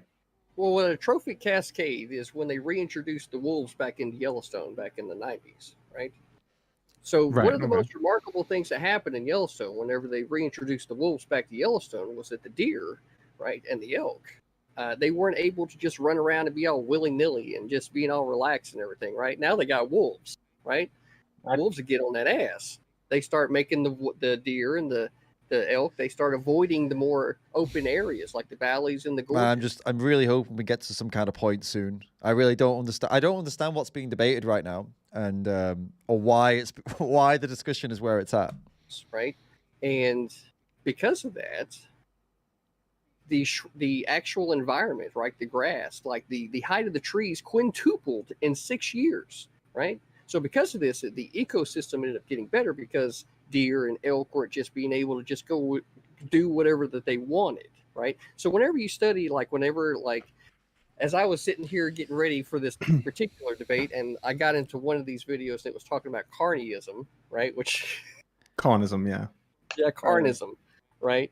Like, it just kept coming to my mind that there has to be creatures that are controlling the ecosystems, and us human beings cannot just be so simple-minded as to think that we should not be at least trying to make sure that as we expand our civilization, that we are definitely taking nature into account so that we can control ecosystems to a point to where they can be. Right. So, I mean, I have do you want to interject here. I'm sorry because no, go for it, man. So it turned out, yeah. So there's the video. This is the reference video here is how wolves change rivers. So this involves the reintroduction of wolves to Yellowstone. So this turned out to be a complete meme. The wolves really did not influence the deer population at all. In fact, they were influenced for other reasons. In fact, the scientists that were quoted came out saying that they were misquoted, that it was a lovely story if only it were true. The attributed differences in the shrubbery were from other factors. In fact, it wasn't even due to the deers at all. There were so many different, in fact, it was a huge overestimation of the contribution of the deers to keeping the shrubbery down. The deer population was not even mostly declined from the wolves or mostly controlled from the wolves. It was actually due to poaching. You know, you say that, but at the same time, I bet this same study that was being done was probably done by the same scientist that says that Pluto's not a planet, right? Wait, what? I know. It's actually a dwarf planet, right? We know this now. Wait, no. The same ones that came out and said wait, that. no. After some more studies were done. Listen. There's no way anyone's going to stick on any topic for more than like the vegans are not going to be able to get anything for more than 10 seconds, it seems, because he's already trying to switch it up. Sounds like. No, right? I'm not. Okay, No. Wait. Hold on. Look, if I may say, just to interject quickly, Pluto is not a planet, and I think the reasons for saying that it wasn't a planet were very good. I'm sorry, planet Pluto. I wanted 9 planets. There might be. It's not a planet, and yeah. Okay, no. So I'm not. I would like to interject and be like, can we get back to the actual fucking topic? Yeah, exactly. We're getting out rivers here. We're getting the read. And in point of process. Wait a second. I want to learn about Pluto. Okay, I'm gonna learn about Pluto. Go use Google. Okay, so in point of process, because we seem to be getting in the weeds, I hear 2 different arguments for non-veganism, and they're different. One is from Samantha, and one is from CTV. And I think we should focus on, rather than jumping between the 2, I think we should pick one and focus on one. And then once we come to, if we're sufficiently satisfied, we can go to the other, because I don't think jumping from 1 to 2 back and forth is going to be productive. All right, do you mind if I clarify my position? I don't mind if I don't mind if we. So I think that was a good move from him. I'm glad he got that in there, because this was going to be just wild if not. Promoting veganism. I will promote veganism. I do promote veganism. However, I don't like where it gets to be forced. We always talk about free will, body autonomy, like all this shit. Like, we can't fucking do this. Like, if we're pro-choice, we have to be fucking pro-choice across the board when it comes, like, if they're not doing anything to harm other humans, whatever. Okay, I believe there is a fucking food chain. Like, I'm gonna go with that, but I don't like it when we start forcing things on people, or like trying to be like overly pushy to the point where like fucking, chastising them for fucking eating a fucking burger. I don't fucking care what my family eats. I don't care what my friends eat. I will cook meat for other people. I just don't. It's not my thing. And especially when it comes to other cultures, indigenous cultures that have practices that revolve around animal products and stuff like. I really believe we shouldn't be fucking with them, especially in America. Like, they've been fucked with enough. Leave them the fuck alone. Let them do their thing, and just fucking look the other way. Start promoting it in like, If I'm honest, I find that absolutely sickening. I find that absolutely wonderful. Good for you. I don't I like. Fucking, this Samantha is a fucking moron. At least this CTV guy at the bottom right, at least he is able to, verbalize his opinions in a reasonable way. This idiot in the top right, Perspective just said, "Oh, I think whatever he said, I think that's terrible." Good for you. I don't fucking care was the response. Then why are you in this debate? Why are you even here? If you don't care what other people think about your opinions, why are you sharing the opinions in a format where the other people, it's their job, they're here to share their opinion on your opinion. That is the point of this whole thing. Don't come if you don't care. What a total idiot. Like look at it like this. Like culture does not justify an action. Like take for example female genital mutilation. Would you say that is culturally acceptable? Is that acceptable because it's What do you mean? Here we go. I mean it's a practice that's cultural. I literally, in a lot of cultures or a lot of tribes have come out saying they've stopped a lot of. Wait, but that doesn't answer the question. The question he's posing to you is, do you think culture is a justifier for an action? I'm from a personal standpoint, like there's a difference between female genital mutilation. I'm not gonna fucking combine like the two because it's fucking irrelevant and stupid argument. Eating a fucking burger or wearing a skin of a lesser animal is a little bit different than fucking hurting another human being. Like I don't give a shit. It's different for you, but it's not different for the animal, is it? Okay, so Samantha, so the question is still, it hasn't told me anything otherwise. Okay, so the question is culture a justifier? It's still on the table. It hasn't been answered. I'm sorry, I couldn't hear. Sorry, I was actually ordering vegan food. Sorry, it's dinner time. Repeat the question one more time. Yeah, is culture a justifier for performing an action, even if it takes the life of another sentient being? I'm gonna say yes. Okay, let me ask you. Okay, real quick. The question is, if it were a human life, would you say culture is a justifier for taking a human life? No, I'll stop it at the human life. Okay, is culture a justifier for taking a non-human animal life? Yes. Okay, so what's true of the non-human animal life that, if true of the human life, you would say that culture actually would be a justifier to take away the human life? Make it an even So what's fight. the symmetry breaker? If it wins, it wins. If I win, I win. Okay, so the difference, so just so we're clear, are you saying that the difference here is that the animals can't fight back, but the humans can? Oh, I mean, they can fight back, but generally they lose. Okay, so are you saying that the symmetry... This might makes right. This is what is basically being said here. If I am stronger, then I can do whatever I want. And this would also have to apply to a human as well, then, and that's what probably Avi's going to say. So if you could overpower a child, then you can do whatever you want to them. If that's the breaker, that's what you're saying. The difference is. This person is like, I'm going to go ahead, and I can tell from the behavior so far and a couple of these answers, this person's either an edgelord trying to be edgy and cool, or is just sick. It's one of the two. I mean, I hope it's just that it's edgy and coolness, because thank you, because you don't want to believe that people are genuinely sick in their head, but hopefully it's just trying to be edgy. But I do have some food, guys. Look at this. I got some here. I'll put it on big screen. Boom. We got some tofu on toast. Come on. There we go. Oh, baby. Nice. So I'll be munching on that while we continue with this nonsense. Breaker is that the humans can fight back to which a certain threshold of probability they will win, but the animals can't? And that's what makes the justifier? No. Wait. The justifier simply is that animals do not have the ability to do something that human beings very specifically can do. Okay, I want to hear it from Samantha, because this is her position. I mean, so... Like, I got confused. I used smaller words. Yeah. Sure. Yeah, no, I'm kind of dumb. Problem.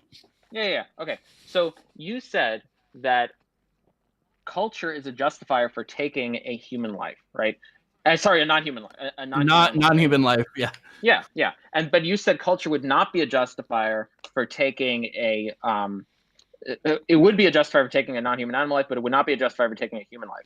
Now I'm asking you, what's the difference between taking the human life and taking the animal life, such that if that difference were applied to the human, then you would say, okay, actually now culture is, yeah.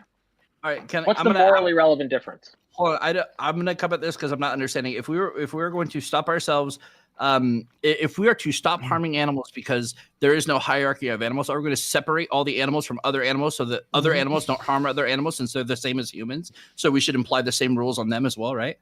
Ooh. Well, Wait, well, what? I think No, I mean, that's not our. Is there a hierarchy or isn't there? If we shouldn't be morally relevant and animals are the same as humans, so that okay. animals hold on, animals should be held to the same moral standards that you're trying to push onto us.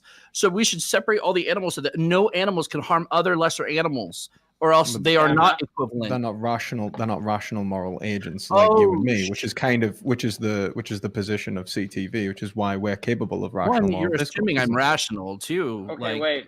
I'm seeing that you're. Oh no, I think that your argument isn't rational. I think that you by nature are. I think, ironically, your whole position is unbelievably contradictory. I mean, you talk about this, preventing imperialism, colonialism, forcing, oppression upon others. Yet this entire time you've give a justification for might makes right. If I was to say that, the consideration of other individuals is determined by power, which is, I think, what Avi was trying to get at, which is like, why is it that might makes right towards animals but not towards humans? And at each point, and at that point, you're left to say that there is a difference between an animal and a human, which is morally relevant. Now, are you saying that it's humans oppressing other rational humans?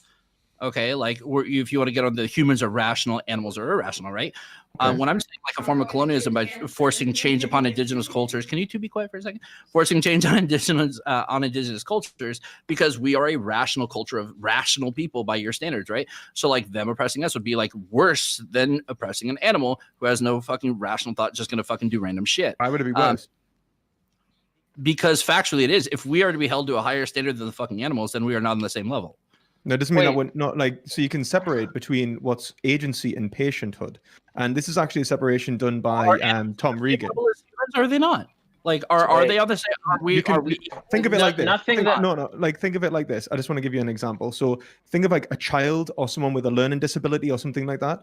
They mightn't be capable of rationality, at least to the same level of like rational moral agency. But that doesn't mean that they are worth less than any other given individual. That's the position that a vegan's also taken, that the rational agency of an individual doesn't determine their value. It allows us to understand the value that is inherent to a sentient being. So what happened here, this Samantha wouldn't answer Avi's question, couldn't give an answer, so tried to flip it out, say, oh, should we stop other animals then? Should we stop other animals? And tried to change the topic. Perspective brought it back in again, and fortunately was able to stop it from going off the rails. But yeah, this is painful to watch. And I like how Perspective pointed out the hypocrisy here, that this Samantha is like talking about anti-colonialism and things like that, which is all based around might makes right, i.e. like the British Empire was more powerful than all the places they colonized, right? So therefore they had the right to do it. That's the logic Samantha's using for against animals. If I'm more powerful than you, I can do what I want to you.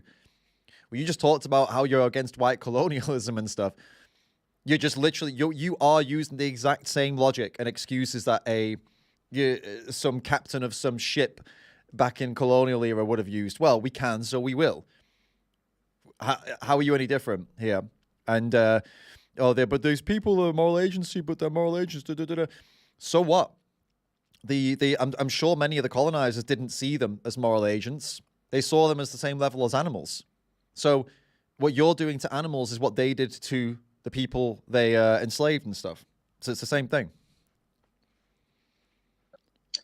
Okay, I'd just like to point out that the question is still unanswered. So the question posed to Samantha, which is still unanswered, is what is the morally relevant difference between a human and an animal, such that if that difference were applied to the human, Samantha would say, okay, culture is now a justifier for killing that human. I would like an answer to that question. It's not an answerable question because there is no thing that puts animals on the same level as humans. They are different. No, he's asking what the difference is. Wait. I'm asking what the difference is. The difference is like, the animal, like I said, like the animal or perspective philosophy said, like the animal is an irrational animal compared to like the humans. We have rational thought and everything. Okay, cool, so, like, cool. Great. That's an answer. Great. Okay, so now the question is, like, let's say that we were dealing with non-rational humans. So instead of farming and slaughtering rational humans, as part of a culture, an indigenous tribe was farming and slaughtering irrational humans. Would you now say that culture is a justifier for killing those irrational humans? No, because they're human. Okay, so the first thing I'll mention is I said since the beginning, I place humans above animals. They are not the same thing. But then the Holy said, he said, well, why? why you do that, and then you said When reason. we asked why, yeah, you Because didn't. I'm human, and like I have rational thought, and I've read things and I've experienced things. Okay. Like these animals are lesser than us by that's how they are fucking. Wait, let's stop for a second. There seems to be bouncing around this, so I kind of want to get to it. So it seems that one side is saying trying to figure out the other side here, but there's the miscommunication seems to be on the idea of like humans are above animals, therefore that's how I'm justifying this hierarchy, right? So I got the answer. I wanted to ask, why inherently are they above it to the point? Why are we above them? And would that being above them under your model be okay with eating them and consuming them? Why would that be the case?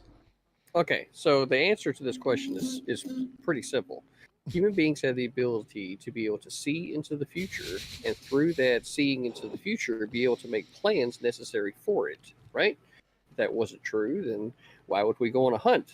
I mean, hell, we realize we're going to get hungry. We don't just start hunting whenever we get hungry. We plan the next hunt before we get hungry. That way our asses don't end up hungry, right? So why is that a reason to kill animals? As the species developed over time, that's would have been just the normal way of thinking as far as like the ecosystem of the earth. Right? Sorry guys, I need to pee and I can't handle any more of this numpty while I need to pee, so I'll be right back. Don't go anywhere.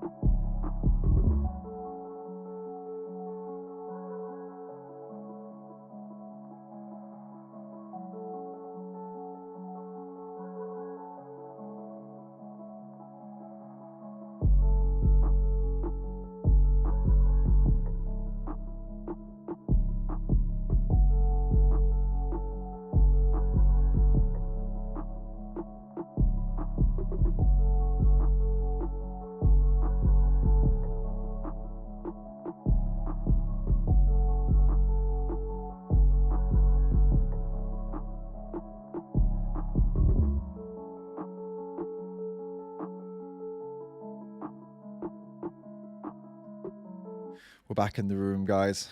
We're back at it, all right? Let's get back into it, hey? Oh my God. This is frustrating. We got an irrelevant story once again. And as human beings continue to develop their skill, because they obviously weren't the biggest and the baddest, we don't have any claws, right? The one thing that we had to use was our intellect, right?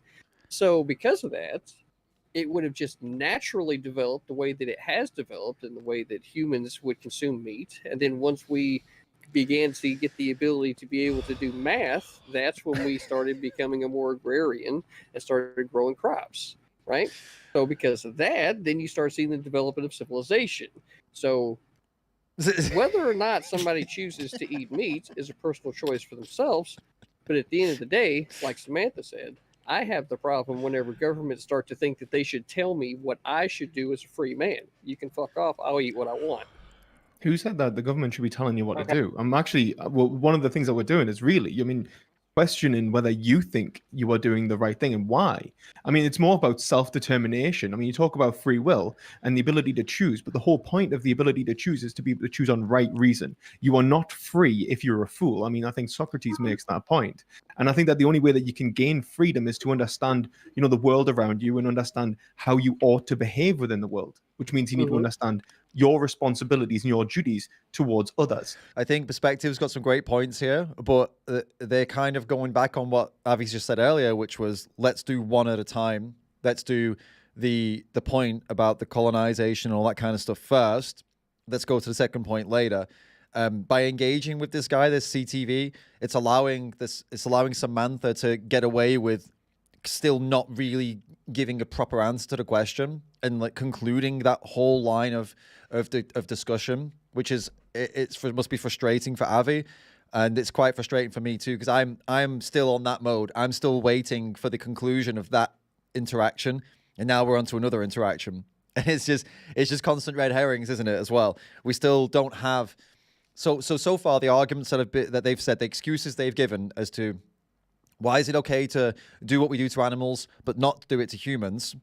What is the difference? We've had because we're moral agents, right? And then because the culture says because it's for culture, we can do it for culture. That's not a difference, but that's an excuse. We can do it for culture because we are humans and they're not.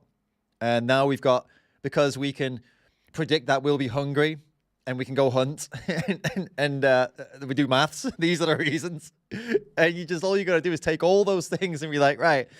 So if we've got a person who can't do maths or predict the future, then we can farm them, right? No. Okay, then. So then we're back to the question: what is it then? What is that difference then? And this is where it'll probably go into lunacy at some point because people get quite upset when they can't list a difference and. It starts to get into people get heated. You'll see. I've got a prediction. I think they're gonna get back to this question again and try to make them say the difference. And then this Samantha has already shown anger at the most simple questions, but it's gonna get worse, I think, as they push harder on this answer. And this is what I predict. And so what we're doing is actually testing whether you and your position is actually valid and sound. Because my position would be a caretaker of the earth. Okay, we'll get on. We can get on to whether that even meets with veganism if you want. But I mean, I just want to quickly say that, like, in regards to a bit the dyadic experience of humanity, the ability to transverse their experience as an identity, an I. Like the issue is like, yeah, I completely agree. Humans can do that. They can make plans towards the future. They can value their lives in an independent, abstract way. But that doesn't necessarily mean that the value of their life is separate. If, in fact, I would say that for them to understand themselves, to have value through time, it is a recognition of the value that was already present. That to create the signifier, to create the understanding of I'm going to be valuable tomorrow, is to say that you would have been valuable tomorrow, even if you hadn't have reasoned it out yet. It's a discovery, not a creation. So deep. Now, so guys, we're about just under halfway through this one. If you've got a suggestion for the next one, this was a suggestion. This was a suggested video. Thank you for sending that through, Tens, who suggested this with a tip, Streamlabs tip. If you have a suggestion for a vegan versus non-vegan debate you want me to do after this one, send it through with a Streamlabs tip or with a super chat, and we'll check it out. We'll get to it next. If we've not already reacted to it or something like that. If that happens, if it turns out it's something we already did or it's something that we've done recently, I'll give you another. You just give me another one, you won't have to do another tip or another super chat, all right? So we're reasonable here, guys. We'll keep it fair. So consider doing that. And also, if you've got a comment you want me to see in general, just want to send through a comment, you want to guarantee that I see it, react to it, respond to it, Streamlabs tip or super chat. Remember, you're helping me out big time. Guys, this is a big 10-hour stream today. Help me through it. Support me. Support the work we're doing, yeah? I appreciate it. Thank you to all the legends who already have. Please keep it up. And let's watch this train go off the tracks, because I reckon it's about to be a train wreck. Let me ask you this question, and I would like for you to answer honestly. Have you ever went hunting? Absolutely. No, I went fishing, if that counts. Okay, not really. So, have you saw the movie Avatar? I have seen the movie Avatar. Okay, there's a bridge. Now, Avatar, right? When they went and did that hunt, right? Man. And he had he took him out, right? And then the whole thing was about him being able to see and understand his place, right, in this society, and how important that he could be, and how important he needed to know that he was in this society, right? He came in with an outside perspective. He had to learn for the people to be able to see him, right? And it wasn't just physically seeing. It was about seeing into that person and understanding that they had the best interest of everyone involved at the core of themselves, right? And every person acting as an individual is what formed the collective, right? And that included, the animals that they would hunt and eat, right? So as a part of all of that, it's one of those where the populations of animals do need to be controlled because they themselves will just continue to breed and make more and more of themselves. That's where predators come in. And if we human beings are controlling the predator population because we don't want the predator population to get so big that it starts coming into our civilization, that's where us stepping in and controlling not only the predator population, but the prey populations at the same time make us caretakers of the earth, because when we are watching both, we're also watching the ecosystem as far as like the rivers and the trees and everything else. Right. And Oh my I guess the God. point I would make is simply that the trees and the rivers don't have value in and of themselves. They have values in relation to those beings that experience, well-being and suffering in relation to the trees and stuff. So, the fact like if an animal lives in the woods, the value of the woods is because of the animal and because of us, appreciate the woods. Just one thing, Avi, and then I'll just quickly go over. I just want to say that in terms of the ecological impacts of things, that veganism is one of the most ecologically beneficial actions you can commit. I mean, the UN, I think, actually promoted veganism as as the greatest the greatest individual action the greatest action an individual could do to tackle climate change. If we were to eliminate meat, dairy, and eggs, we could reduce carbon emissions by 28% and prevent deforestation. We could reduce use of land for farming by 70%, and reduce pollution, ocean dead zones. If you want to be a caretaker of the earth, please, for the love of God, go vegan. Except, who's going to eat the deer? Fucking. Oh, for God's sake. Oh. God, this is just like one of the most fucking frustrating things. Oh my God.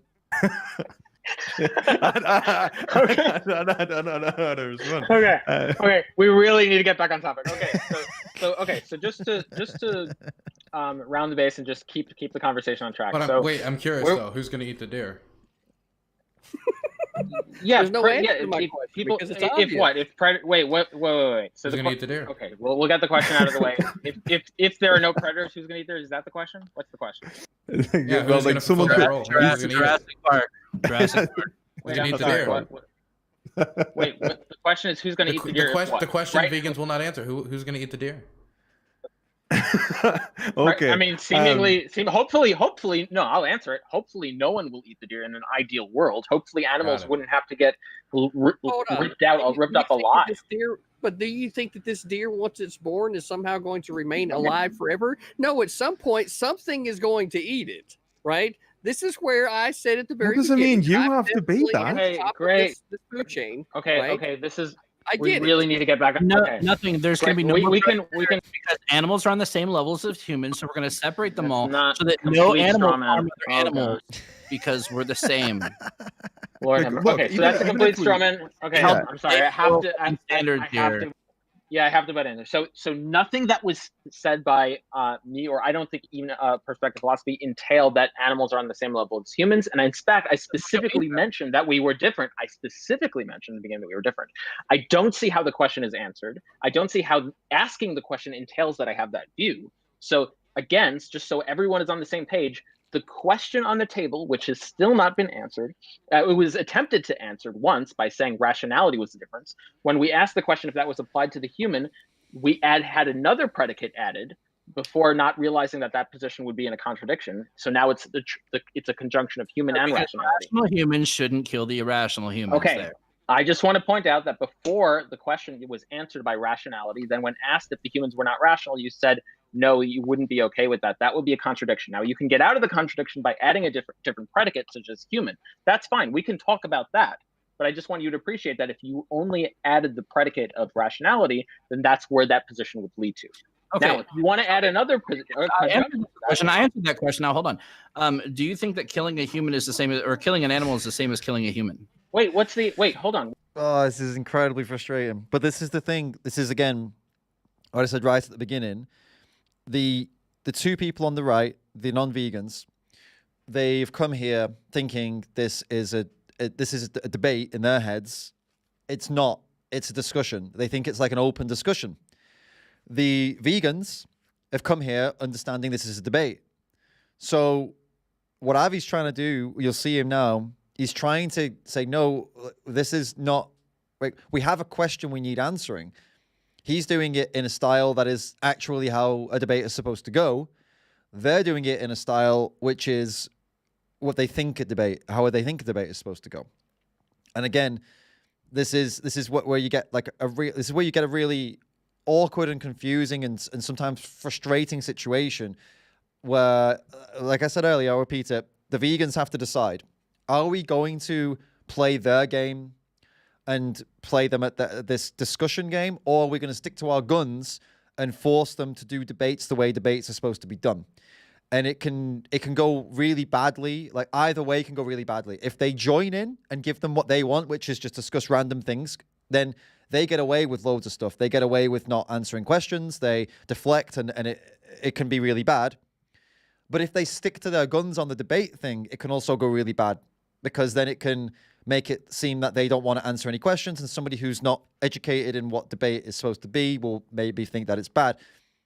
So you can end up between a rock and a hard place. You can end up in a bad situation where no matter which way you go, it might end up being a bit shit. I presume that Avi's going to stick to the trying to get this done in a formal debate style. Perspective's already shown that he's willing to not do that. He's willing to try and play them at their own game. So it's kind of cool, actually, that you've got a bit of both. And so far, I'd say it's definitely in the vegan favor. I'm trying to see this objectively, but so far these two have stuck to their guns, and they've tried to be reasonable, and they've tried to be fair, and they've tried to get things done.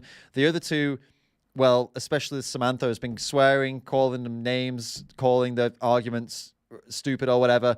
And this critic CTV guy in the bottom right has gone off on massive tangents and monologues. So I think it's clear here who's come to actually have a debate and who hasn't, you know? What's the answer? No, neither of us think that. No, neither of us think that, but that's not it. I just... Then why do you guys keep making... Hold on. Then why is the argument always like, well, would you do this to a human? Would you do this to the human? Because we can say why. Okay. If it's not the same... The reason... I can answer that. I can answer. It's not the same. It's not the same as all this person can say. That's the whole point. That's what they're trying to get out of you, is why you think it's not the same.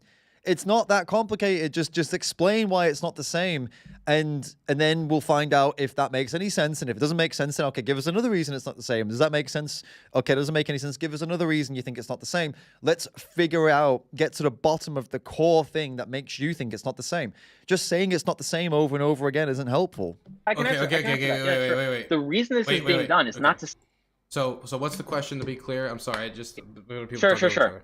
Yeah. So Dylan, the question on the table is, what is the morally relevant difference between a human and an animal such that it's okay to farm and kill? Okay. In other words, if this difference were applied to the human, when would we say it's okay to farm and kill the human? So if someone says intelligence, okay, if there's a low intelligent human, is it okay to farm and kill the human? If someone says rationality, which was mentioned here, the question on the table would be, is it okay to farm irrational humans if they didn't have rationality? Oh, so now it only applies to is it only applied to farming?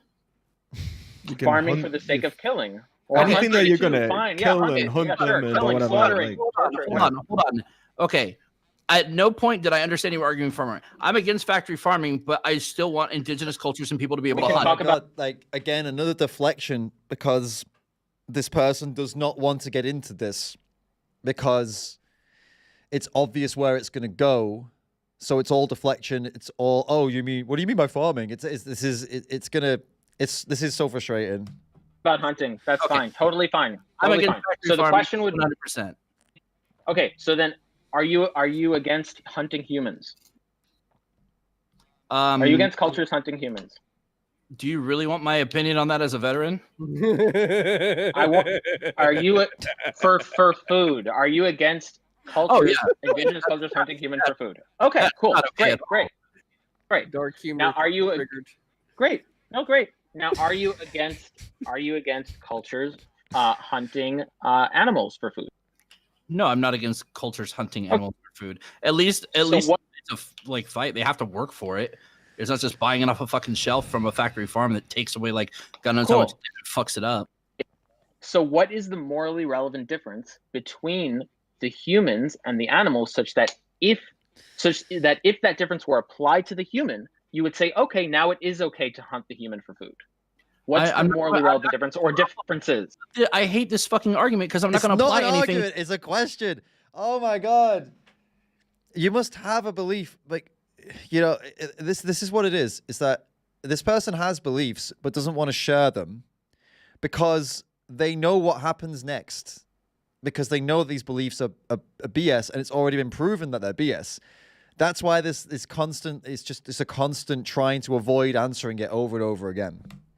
To the same It's actually okay. So he's not asking you to apply anything. He's asking you why and what you are applying. That's it was like, why would you do this? Where if we applied it to a human, it wouldn't be okay. Like, no, he's literally just asking you why, man. He's literally just asking you why. It's first of all, so just real quick, it's not an argument. An argument is premises with a conclusion. It's a question, is what it is. I'm trying to test your principles to see if they're consistent, or norms to see if they're consistent. Yeah, but so you need to try to base them in reality, though. All right, let's go to reality. Let's go to reality. Do you think that there's some sort of problem with the question? Is it incoherent in some way? Well, let's see. You think that what's the definition of rational first, right? Because I look it up, right? I get to. I didn't say rational. No, you asked the fucking question. I'm trying to answer. Shut the fuck up while I talk, right? That was whoa, calm it, son. Now both of the non-vegans have resorted to shouting, swearing, telling them to shut up, telling them their arguments are fucking stupid, stuff like that. This is so wild that it's gone this way. To reason, right? And I would definitely be arguing that, say, like dogs, for example, definitely have the ability to reason, right? So do cows, right? If they get shocked by the fence, they go, shit, maybe I'll step away, right? They might have to do it a few more times for it to kind of sink in, right? But they do have the ability to reason, even at least a little bit. This is exactly why I pointed you to foreshadowing, right? The ability to be able to see the future. That's what separates humans and animals, right? In most regards, because we've been able to build this whole civilization that we have, right? I didn't see dolphins out there, building underwater, domes. Well, might have had thumbs. I mean, we haven't found Atlantis yet, right? So, I mean, that could be out there. So, I don't know. Whenever I was out on the boat, I tried looking, especially in the Atlantic, right? I didn't find Atlantis anywhere in the Atlantic during my 7 patrols, but I know that I was looking. Okay. And I'm very glad that the American military does that. I'm glad that we scour the oceans for Atlantis, and this is what taxpayer money is for. Hey, CTV, are you okay doing that? We're doing that also while providing a blanket of freedom in the way of 24 intercontinental ballistic missiles at the same time. Actually, I was going to pull this up. Look, actually, I think it's hilarious that, so you say, Samantha, you're a veteran, right? Right here. Yeah. Yeah, and so you're anti-colonialism, right? Yeah, but I signed up because I didn't really have any other options. Welcome to poverty. Okay, but then you said that it's okay to hunt humans, and you're saying, do you really want my position on that as a veteran?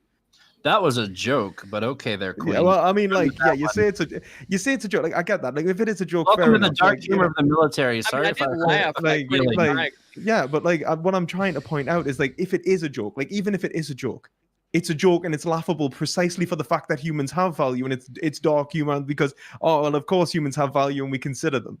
It's our actions have something to purport to, that there is a justification for how we treat humans. Now, what Avi's been trying to get at is that why does that justification only apply to humans? What is the distinction? Because I'm human. Humans are my tribe. What about humans? What about humans? We are the same. Because this process that we have over thousands of years has led us to this point, and it is human beings that have had the ability to be able to understand what a fucking ecosystem is, and then understand what their place is in it, right? I don't think there's humans. 1 minute. I just wanted to give a moment to AVI because they were trying to talk earlier and weren't able to. So AVI. Okay, real quick. So in response to CTV, if humans were not able to know what an ecosystem was, if humans were not able to understand that, would you be okay? If not, what is the morally relevant difference? That's If you irrelevant. want to say it's though. human You have the behavior, that's the understanding. point. what He is just what? That's so funny. He just said the thing for him, the important thing for him, is that the future, understanding the future, and all this crap. Avi says to him, "Okay, but what if they didn't have that then?" And he says, "That's irrelevant." But if it's irrelevant, why did you bring it up? Why did you say it if it's irrelevant? This has been wild. I'm so surprised that the moderator is not stepping in and actually saying, wait a minute, you have to answer the question. You can't just keep on making these excuses, oh, that's irrelevant and this, that. You just said it. You brought the point up. He's just repeating the point you said. Then you say it's irrelevant. This is wild.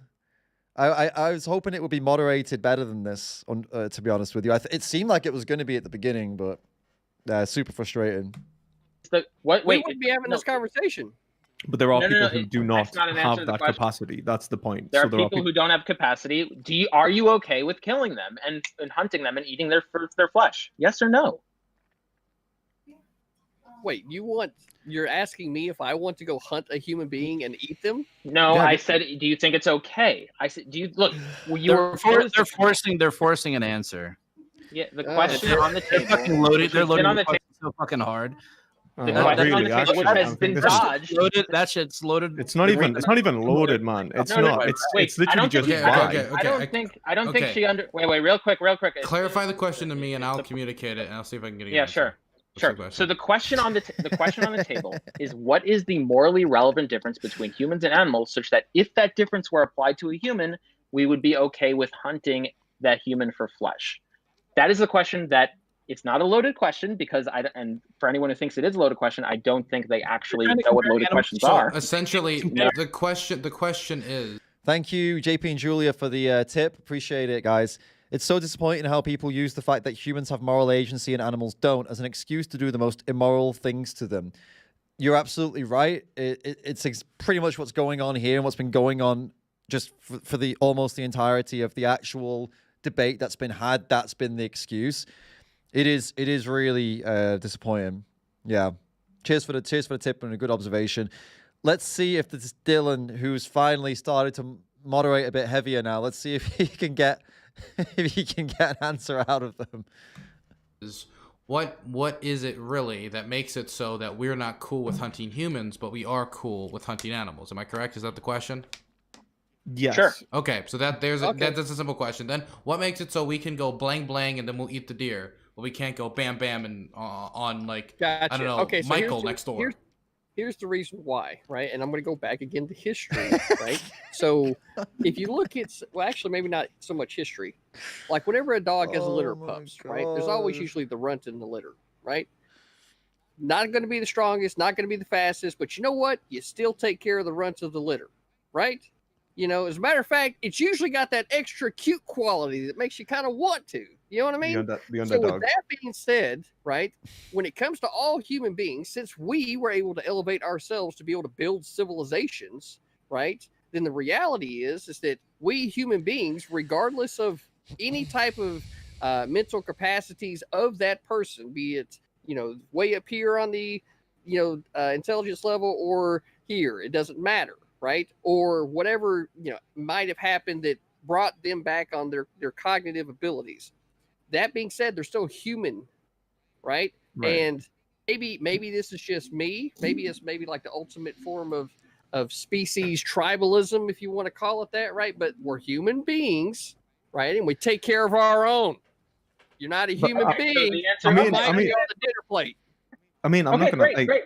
that's fair. Like Avi, there's one thing though. It's like it almost like I don't mean to sound bad. It almost made out like the reason that we care about disabled people is because they're a little bit weak, and that's kind of cute. You know, it's like, oh well, they're the runt of the litter, man. I don't know how many disabled people would be okay with being called the runt of the litter, and whether that would be applicable to them. I mean, the reality. Well, I of the mean, if you situation want to is, go like, into like taking what I said in the literal instead of trying to understand the idea of philosophy, no, then no, you no, need to I'm go, not, I'm not, no, I'm not I think you taking might it need to literally. change your name. No, you just did. So since you just did, and I I assumed, and maybe not rightfully so, that someone with a master's degree in a name like Perspective Philosophy would be able to understand the philosophy of the analogy. My bad. So we'll go back and just say man. the Oh, reality of please the situation is, see, this is what you did, right? This is what you did. So now we're here. So, All right, I'm going to pause for a minute. Carlos, thank you for the super chat, mate.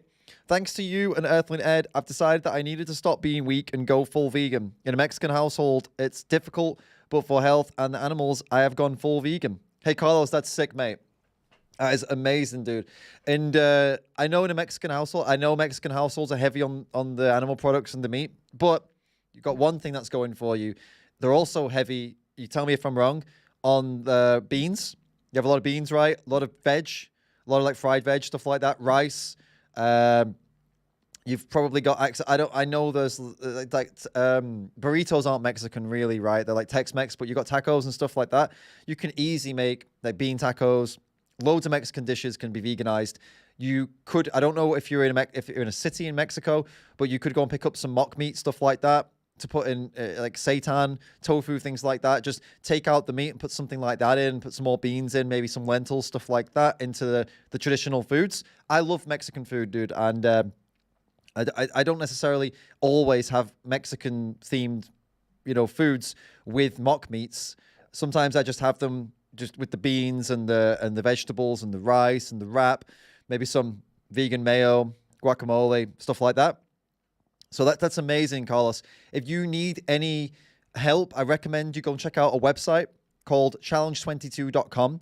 They give you a totally free support system from people who are in your area. It's volunteers, and you sign up for free. They're all volunteers. They'll give you recipes that you can do. They'll tell you where you can go, which shops you can buy stuff from.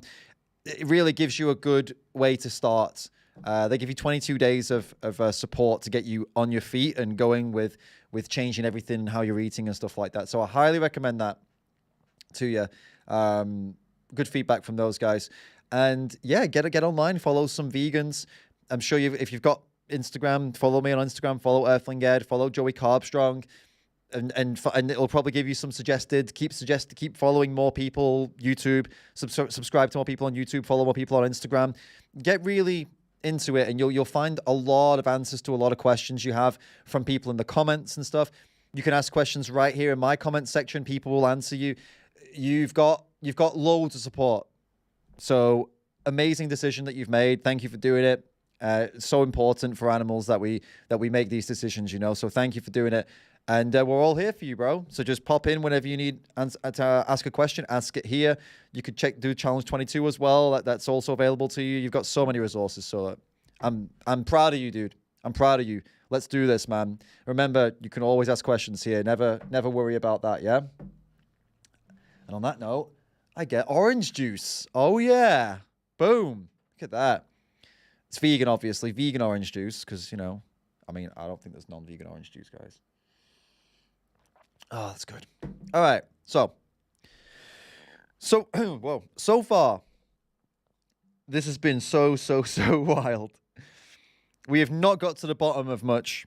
All we've learned here so far is that Avi and Perspective are trying to have a discussion about veganism, and the other two are desperately trying not to. Basically, this is what's going on. I don't know why they came. We're over halfway. I don't know why the non-vegans came here, because they're clearly not willing to discuss the ethics behind why someone is or isn't vegan.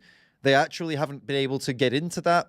Well, it's not. I don't know if it's that they can't do it. It's more that they won't do it. And this has just been. I almost wonder why they bothered.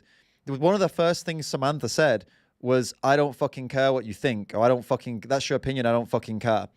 So we were already off to a bad start when someone who's come to debate says, "I don't care what you think." Well, it doesn't make any sense then as to why you would be here. And then the other guy, he's here to do monologues. He's here to tell stories. He's not here for any kind of productive debate.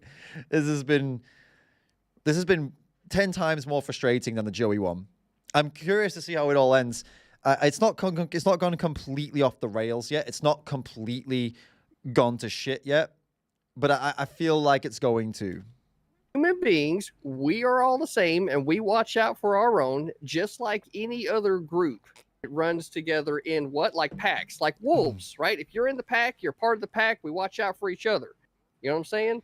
When you're looking at this thing from a global standpoint, when it comes to developing a civilization, right? Because now it's not just about localized areas like it would be in Yellowstone, is what these wolves would have the impact of. Now, as a civilization, we have the ability to impact not only just the planet that we're on, but the fucking moon or Mars or some other planets that are fucking way away from here because of our ability to be able to work together. And that right there, human beings are at the top. Everything else below that is a part of the Earth's natural ecosystem.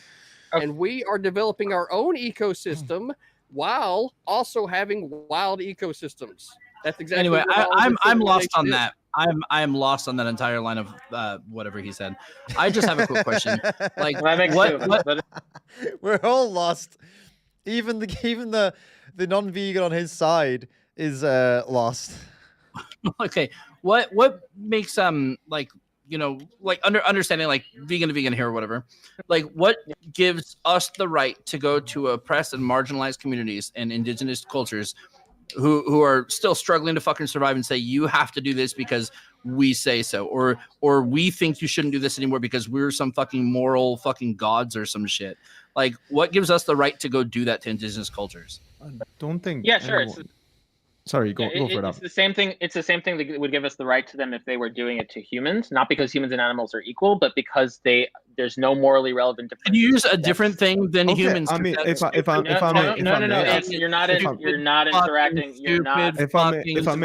Samantha, no, wait. In 1 second, anything other than humans. Fucking lose. We're not the same as animals. Yeah. Because no. But we're not saying that they're. I'm not saying that they're the same as animals. What I am saying is that we haven't been presented with a morally relevant difference between humans and animals that if it were applied to humans, we would be okay with killing the humans. Now, actually, CTV did come up with an answer. He said human simpliciter, or I take it to be human simpliciter, that it is just humans. That is the trait. Now, that's fine. We can go down that line unless you have a different answer, Samantha. But if you want to say the difference is just human simpliciter, then that's fine. We can discuss that. And why I think that leads to hilarious territory. I don't give a but shit to answer your question, what gives us the right to go try to change any race? Yeah. Okay, like if I may, I think that like you've got to remember that nobody here is arguing. Like, I'm not talking about going to somebody else's country and then imposing a law upon that population. What I'm doing is questioning the laws that they currently have. I'm saying what you are doing right now, is that justified? Now, is my questioning of their culture unethical in and of itself, or am I giving them the possibility of being non-dogmatic and they can assert their right against my, colonial imperialist ethic? Yeah, okay. So that's actually, I should say that as well. So there's a difference between actually going over to a tribe and stopping them from doing something and going to a tribe and saying, hey, what you're doing the thing that you're doing, it seems to be wrong, and here's why.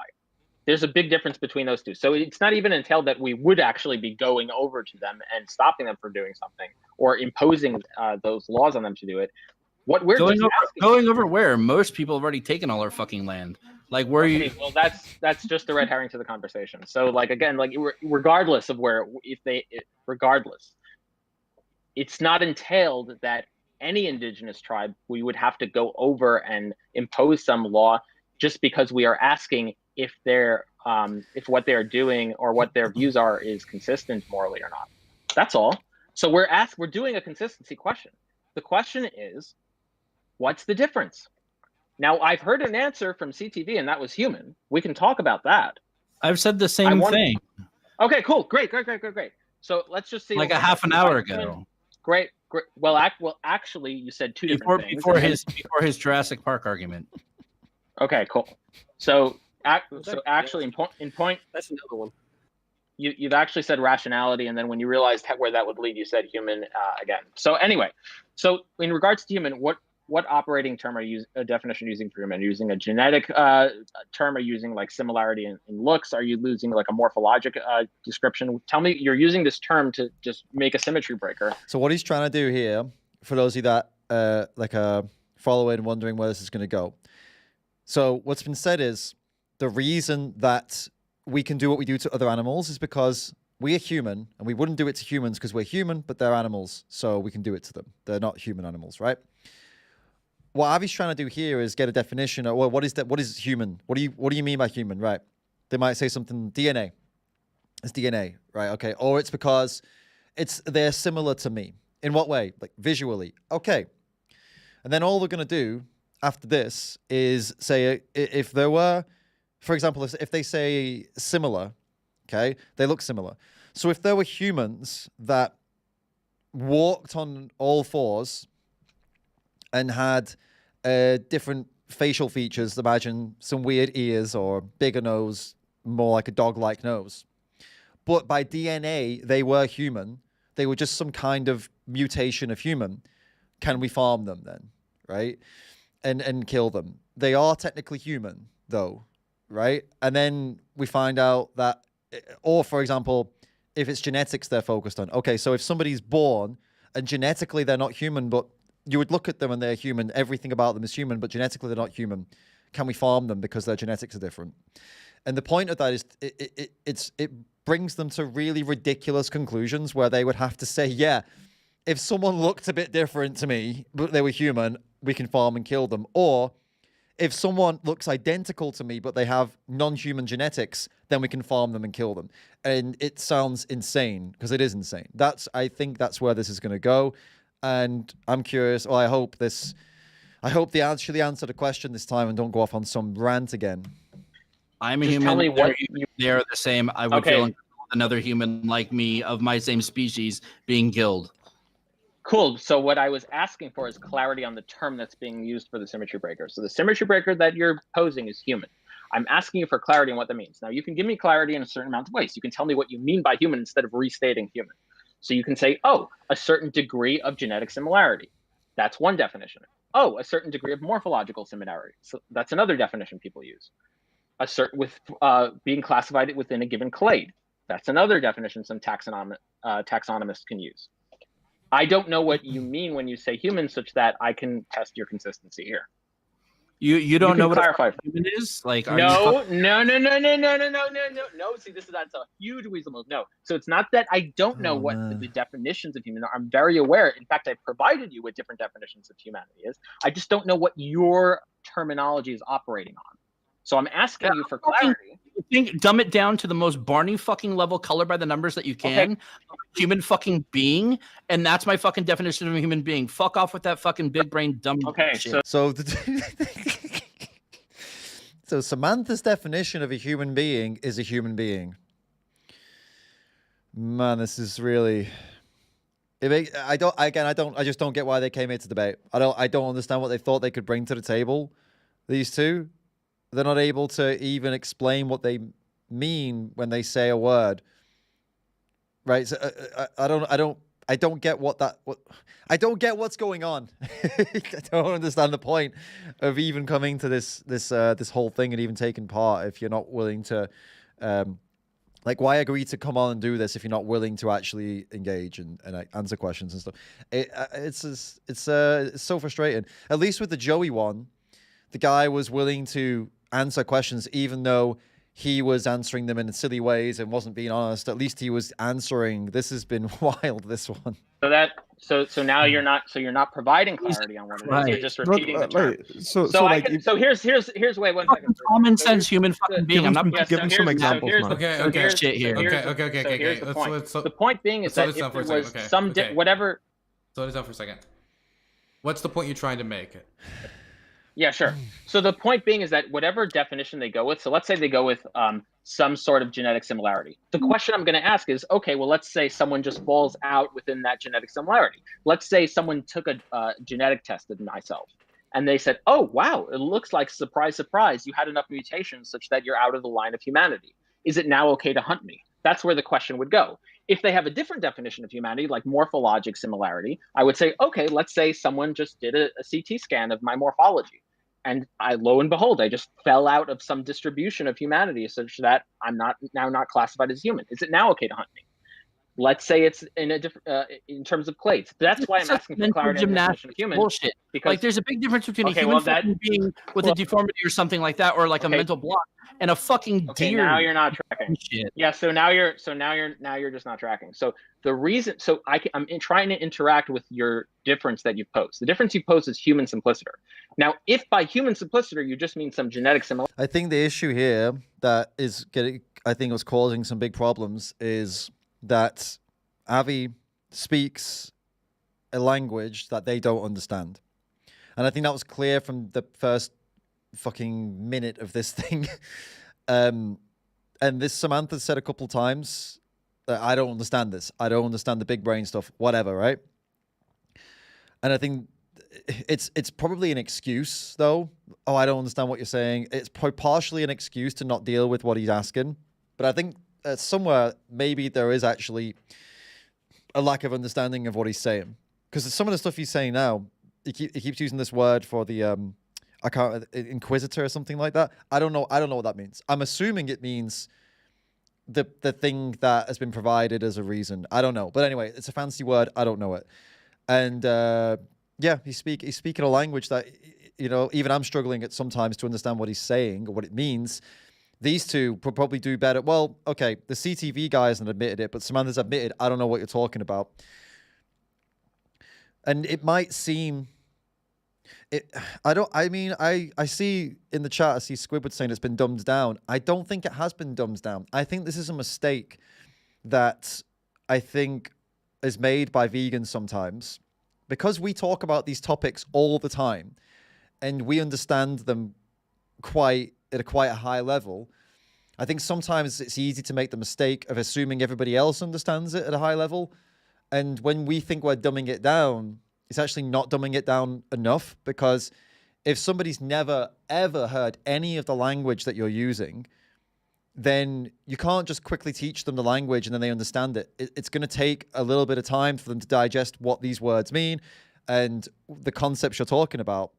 So it needs to be dumbed down to the point of they understand the concept and then maybe introduce the words for the concepts after or something like that. Like really dumbed down, like next level, to the point where the language is, we're talking like not non-specialized language, right? I think take away all the specialized language and talk in a purely, there's a layman's sense. And any complicated concept, try to make it just as absolutely simple and basic as possible. And I can see, I mean, there's been an attempt to do that here, but I think it needs to go even further. I think it needs to be dumbed down even more. Clearly, it needs to be dumbed down even more because it's still not going through. And yeah, you could say it's not going through because they don't want it to go through. I would listen to that. It could be possible that they are purposefully pretending they don't understand. But it could also, but why give them that excuse? Why give them the chance to make that excuse? Dumb it down to the point where anyone should be able to understand it. No specialized language, extremely simplistic terms. And if they still don't get it, then you can probably say, well, maybe I don't know where to go from there even. If they still didn't get it after a next level simplification, I guess you'd have to start asking, do you really not get it, or is this just an excuse? And you'd have to maybe, how else can I explain this to you? What do you not understand? And then maybe try to piece it together from there. I don't know. But it does feel like at the minute, or sometimes Avi's speaking Chinese and they're speaking English. You know, they don't seem to really understand or be able to track or anything what's going on here, which is why they keep partially that and partially that they're being a-holes. That's why they keep calling him names or telling him like, oh, don't big brain shit with me and stuff like that. It's also embarrassing, I suppose, for them. Like if you've got a big ego and you don't understand what the other person's saying, it's embarrassing that you don't understand it. It makes you feel like you're not as smart as them. Whereas I suppose the best thing you could do is just say, I don't understand that word. What's that word mean? I don't understand the word or the phrase you just used. Can you simplify that? I don't understand the terminology, something, you know? I don't think that's always a bad thing. Unless you're supposed to be an expert on the topic, then it's bad. But if you're just a layman, then you should ask that question. It's okay. But there's too much ego here for that. Similarity. The question I will pose back to you is, let's say someone is out of that genetic range of similarity. Is it okay to shoot them again? If you mean something else by human, tell me what you mean. That's the question on the table. Like, not something else. Look, I can look at you, you're a human fucking being. I can look at a picture of somebody in some other fucking country, tell they're a human fucking being. Quit with the mental gymnastics bullshit. We know what a fucking human being in these modern fucking times with your mental gymnastics and your fucking goalpost tossing here and there. I don't have enough room in my fucking house to move these goalposts for you. Well, So, if someone looks, the difference you've answered. Okay, AVI, can you ask me what the question? She's right. She's ask me the right. question. I'm not Sure, a fucking doctor. Okay, Wait, I was wait. Okay, ask me the question. I would like to be asked the question. So now Samantha is freaking out because of not being able to understand what he's saying and lashing out because of that. That's what's happening here. You heard it. I'm not a fucking doctor, right? So this is, and then lashing out, your mental gymnastics, your goalpost moving. This is all basically a way to say, I don't understand what you're asking me. I don't understand why you're asking me it. And I don't like it. I feel like you're trying to put out to the world that you're smarter than me and you're better than me and you're superior to me. This is all projection. It's all just egotistical projection. All that has to be said here is, Avi, I'm not as smart as you. I don't understand the concepts. If you break it down and really dumb it down for me, maybe perspective can help, then I'm sure I can answer your question. But I am struggling to understand why I need to define this word. And I don't really get it. I don't really understand what's going on here. That's it. No need for swearing. No need for flipping out. No need for being like goalpost gymnastics. Just be honest and just put it out. Like, there's no shame in saying I don't really get it. I don't really understand what's going on. But I suppose with the online culture and social media culture, there is shame. People like, oh, haha, you're so stupid, you didn't get it, and they bully and stuff in the comments section. And I guess that's also makes people not want to admit that they don't know it, right? And I get that, but we've got to work on that, I think. Yeah, sure. So the question, well, the original question, which is what's the difference what's the morally relevant difference? Now, the answer posed was human. Now, the question I've asked was, if by human you mean some genetic similarity, then what if this individual, like myself, for example, just so happened to be on a genetic test falling out of that genetic similarity? Let's say it turns out I had enough mutations to be significantly different than all other humans. Is it now okay to hunt me since I'm not classified as a human anymore? I don't know. We'll If cross that. not, wait, hold on. Let me. I'm being Samantha. I'm being asked the question. I'm trying to understand it. Please continue. Okay. So if the answer to that is yes, it is okay to hunt you, then I would agree that Samantha would have a logically consistent position. If Samantha were to say, on the other hand, no, then I would ask her what she means by human, because if not genetic similarity, does she mean morphologically similarity? I don't know what she means by that, such that I can ask the question to check her consistency. So what you're doing is you're trying to find the thing that makes humans different, where if you mutate this away, now it's okay to hunt them because now they're not this thing that you used to consider human, now is no longer human. What would need to be removed from humans in order for you to be able to shoot them and eat them? Yes, correct. So what would need to be removed from humans in order for you to be able to shoot them and eat them, like animals, Samantha? They would have to turn into a fucking deer, a bear. Wait, no, those are other things. What's the things that humans have? In the world that we live in today, right? I know what a human is, and like, so if any fucking weirdo genetic mutations happen, we'll fucking cross that bridge when we get there. As of right now, a lot of times without this fucking weird genetic fucking mental gymnastics, like a deer is a deer and can be hunted. A fucking fish can be fucking fished. I'm not gonna fucking advocate for fucking making farms a human, and this fucking line of argumentation is fucking. Well, asinine. No, but the point isn't about let's all develop human farms, or it's a hypothetical, and the hypothetical is trying to figure out like what is it that is special about humans. When I get a degree and become a fucking geneticist, I'll fucking answer the question. Like you don't need to say like it's this gene or that. I'm not a geneticist. That's hilarious. That's so funny. That reminds me of this. What was it? There's somewhere in America, some politician was asked, how do you define woman? And they said, I don't know, I'm not a biologist. It's like, it's gotten that far. This is a great example of that. You know, how do you define human? You know, how do you, I don't know, I'm not a geneticist. It's like, I mean, have a go. Have a stab at it. You know, I mean, I don't think you need to be a geneticist to define the word human. I don't think you need to be a biologist to define the word woman. I think we're okay with these words, and we've known what they are for a long time. So just tell us what what it is to you, and then we can move on with this conversation. It's really, man. Gene, you could just say something like, I don't know. Well, the difference is that human beings understand their consciousness. Like consciousness might be a thing like that you could like maybe say, or like this I idea. try to do that with rationality and consciousness, and they're gonna fucking move the goalpost to this, and then try to fucking. Well, what if they're stupid? Why not If they're just 100. like autistic? Well, that's not moving the course. goalposts. Like, That's just operating with the goalposts you provided. Yeah, but like, that's why? what the debate is supposed to be. It's discovery, right? In this case, yeah, everyone's put forward the. So this what's going on here is the Samantha has made a claim about animals that now Avi and Perspective are trying to investigate to see where the claim comes from, trying to understand it further. So they ask questions.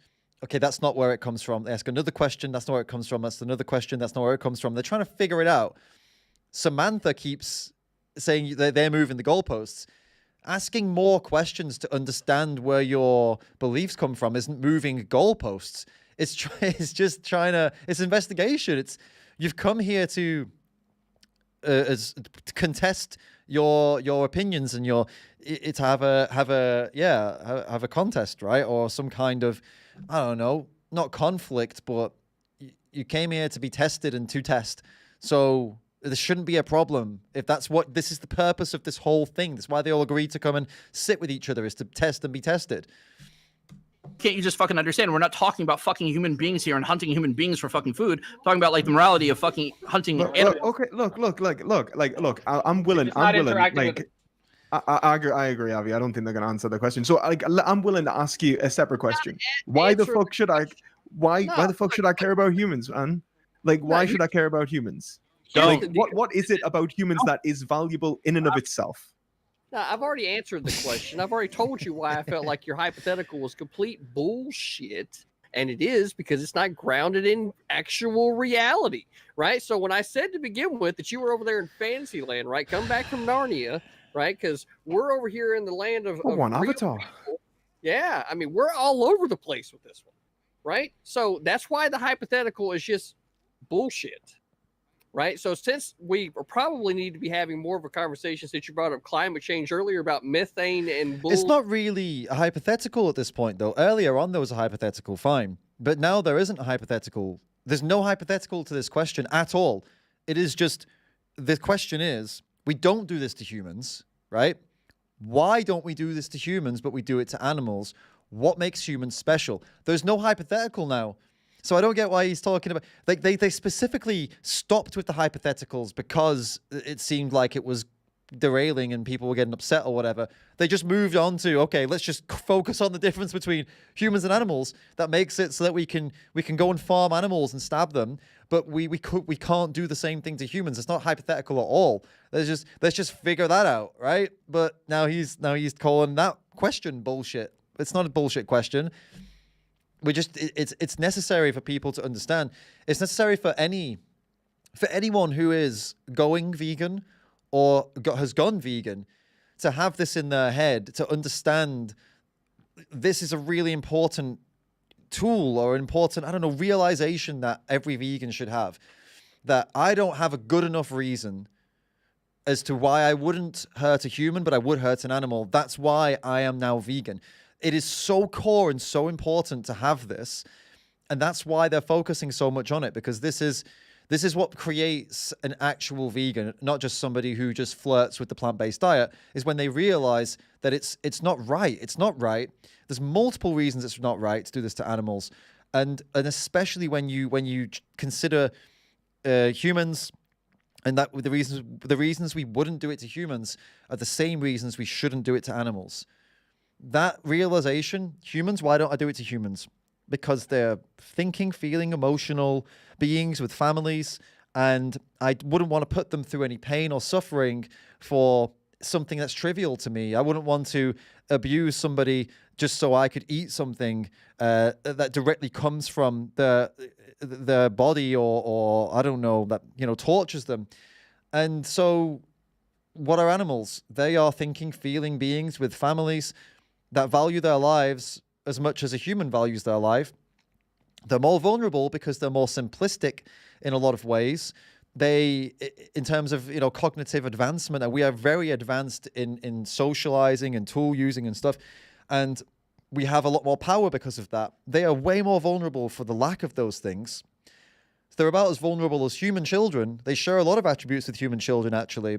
A lot of animals even have the same mental capacity as human children to a certain point. So yeah, I won't do it to them either. This is an important realization that is, they're trying to drag out of these two, but they can't do it because they won't get into it. They won't engage with it. And I guess they're clearly not ready to have that discussion. A lot of people aren't, unfortunately. I think there's a rare occasion where somebody comes to a vegan versus non-vegan debate and leaves having made this realization. I think it's more common that this happens where they just put up the walls. This is why these debates are really good for everybody watching. These convince people in the comments and, people who are viewing. And I think having these discussions in outreach scenarios is probably more effective. I don't have the data behind this, but I feel like it works better when it's random on the street versus when it's planned like this. Because these people, they come in with a preconceived notion and like, I'm going to, I need to win this. And that's never really a good basis for changing someone. But like I said, these debates are way more effective for changing the viewer, I think. And cows and how CO2 mixes in with the ocean and the trees absorb it and then they put out oxygen. I mean, we can go over the entire fucking ecosystem if you like. One of the things I did on board the boat was actually atmosphere control. So if you want to get into the nuance of that, we can do that. But pick something for Christ's sake. There's something that exactly. The thing that were picked was ethics, and then when we talk about reality, so for example, people with genetic mutations, learning disabilities, things like that, then all of a sudden we're not in reality anymore. Then you take what Avatar, and I've got to listen to you talk about Avatar, and then get told I'm not in reality. Right, because you want to sit there and take what are human beings in this reality and then somehow try to make them not human beings in this reality, right? When you go to something like Avatar, to be able to convey the point, right? Again, that was where, earlier... That was such a good... Oh, man, that was such a good observation. We're talking about philosophy. Now you're complaining about it. I'm definitely pulling... I don't know, maybe the name change. I don't know. But in reality, again... Human beings are human beings, right? And how do we know that they're human beings? Because they probably came out of another human being, right? Okay. That's actually an answer. That's an answer. Wait. That's an answer. We have an answer. Okay, great. So if the definition of a human being is coming out of another human. Now, first of all, I would point out to you that that's actually a circular definition that actually. Wait, CTV. Wait, what if a human being came out of a test tube? Hold on. What if a human being was grown in a fucking lab? I already know your fucking arguments. Yes. Yeah. No, it's not. It's a question. Okay, so just to you are now fucking. So real quick.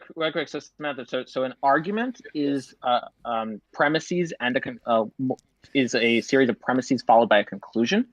A question, which is what was being posed, is just that, a question. So this is not an argument. This is just checking to see if these positions are consistent. Yeah, now, but hold on. But that definitely keeps the realm of, like, say, control of the conversation directly focused on you, whenever what we should be trying to do is have some type of legitimate conversation about the positions, rather than you just going through a dialogue tree of fucking questions. Well, like, look, you see that? There you go. There's the evidence of what I said earlier. What did I tell you twice already? I said there's two people who came here today to debate in the traditional sense of what a debate means. They understand what debates are. They're both into philosophy. They came here for debate. There are two people that came here for a chat, for a discussion, to share opinions. You see what he just said? He just said, I don't like that we can't all just talk about our opinions and you've got some kind of dialogue tree. He doesn't understand that this is how a debate works. You have a point, you have a claim somebody's made, and then they test and they work and they go with the claim, and that's how it's supposed to go if it's a debate.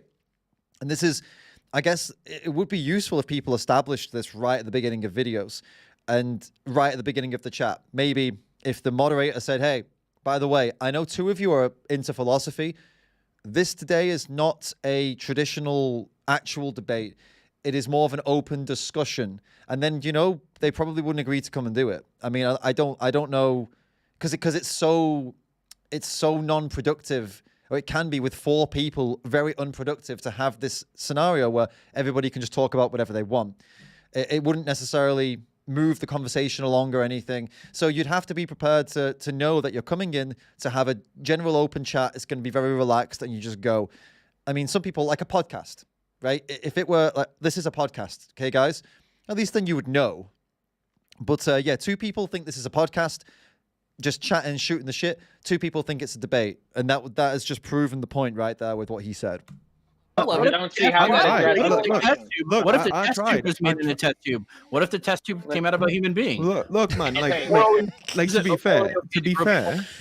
fair, I did try and ask what makes a human valuable in and of itself, and then you say reason, and I'm saying like, why does reason matter? And every time I say that, then you're like, what the fuck? I just want like an actual like something that we can talk about. Like, I'm happy to talk about metaethics, man. I fucking do metaethics every day. Like, of my life, I sit and do metaethics. Please, let's not do metaethics in this conversation. Honestly. Please, no. Okay, a couple things. So saying the hypothetical is non-realistic, that doesn't actually matter, believe it or not. In fact, many times hypotheticals, the unrealistic hypotheticals are the better ones than the realistic ones. The purpose of the hypothetical is to actually just test to see if there's consistency in what the actual values are. Saying that there is a problem in the hypothetical, if you think there's a problem in the hypothetical, is there a logical problem? If so, what? If not, you should be able to provide a coherent answer to it. If the hypothetical is coherent, if you understand it, then you should be able to provide a coherent answer to it. If I don't see why you wouldn't. What is the answer? To what? You went on a line of thinking of Sure. Yeah, and ask a question. So the question is, I absolutely asked the question multiple times, which was dodged multiple times. So the question is, if human simpliciter is the difference, then if someone falls out of a genetic range with every other human, simpliciter is the word I kept missing. I've never heard that before. Apparently, I'll go look at it. Let's have a look. Apparently, it means simpliciter. Simpliciter. Apparently it means, no, I don't know it. That's not the right definition. In philosophy, simpliciter means, what? Simply, absolutely, without any qualification or condition. I don't get it then. If maybe that's not what he's saying. Plainly and without qualification, apparently that word means, but I don't get it. Yeah, have I understood that is what he's saying? Simpliciter is the difference. Multiple times, which was dodged multiple times. So the question is, if human simpliciter is the difference. Human simpliciter. He is saying that, right? Yeah, I'm sorry, I can't help you on this one. I guess I guess it's, yeah, I don't know. I guess it's just mentioned. It's just saying that they're saying the difference is that we are human. That's what the word. That's what he's meaning to say.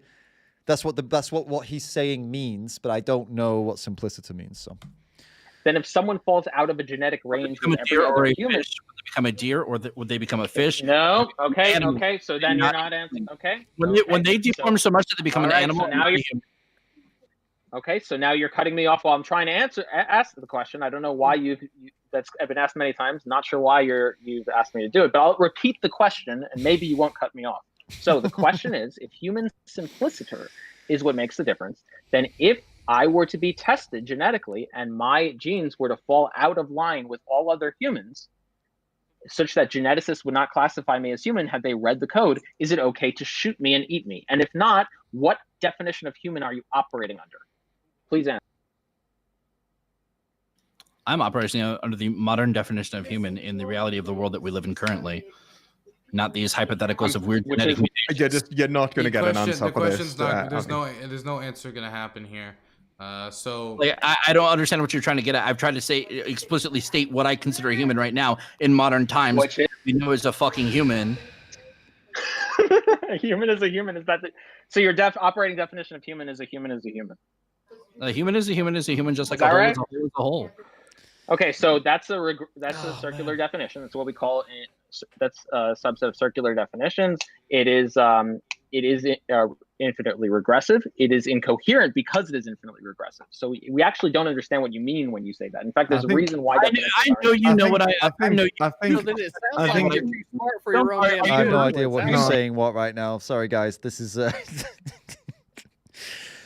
Oh man, this Samantha won't give an answer to the definition of what a human is because it's obvious again where this is going to go, and it's going to lead somewhere that's embarrassing.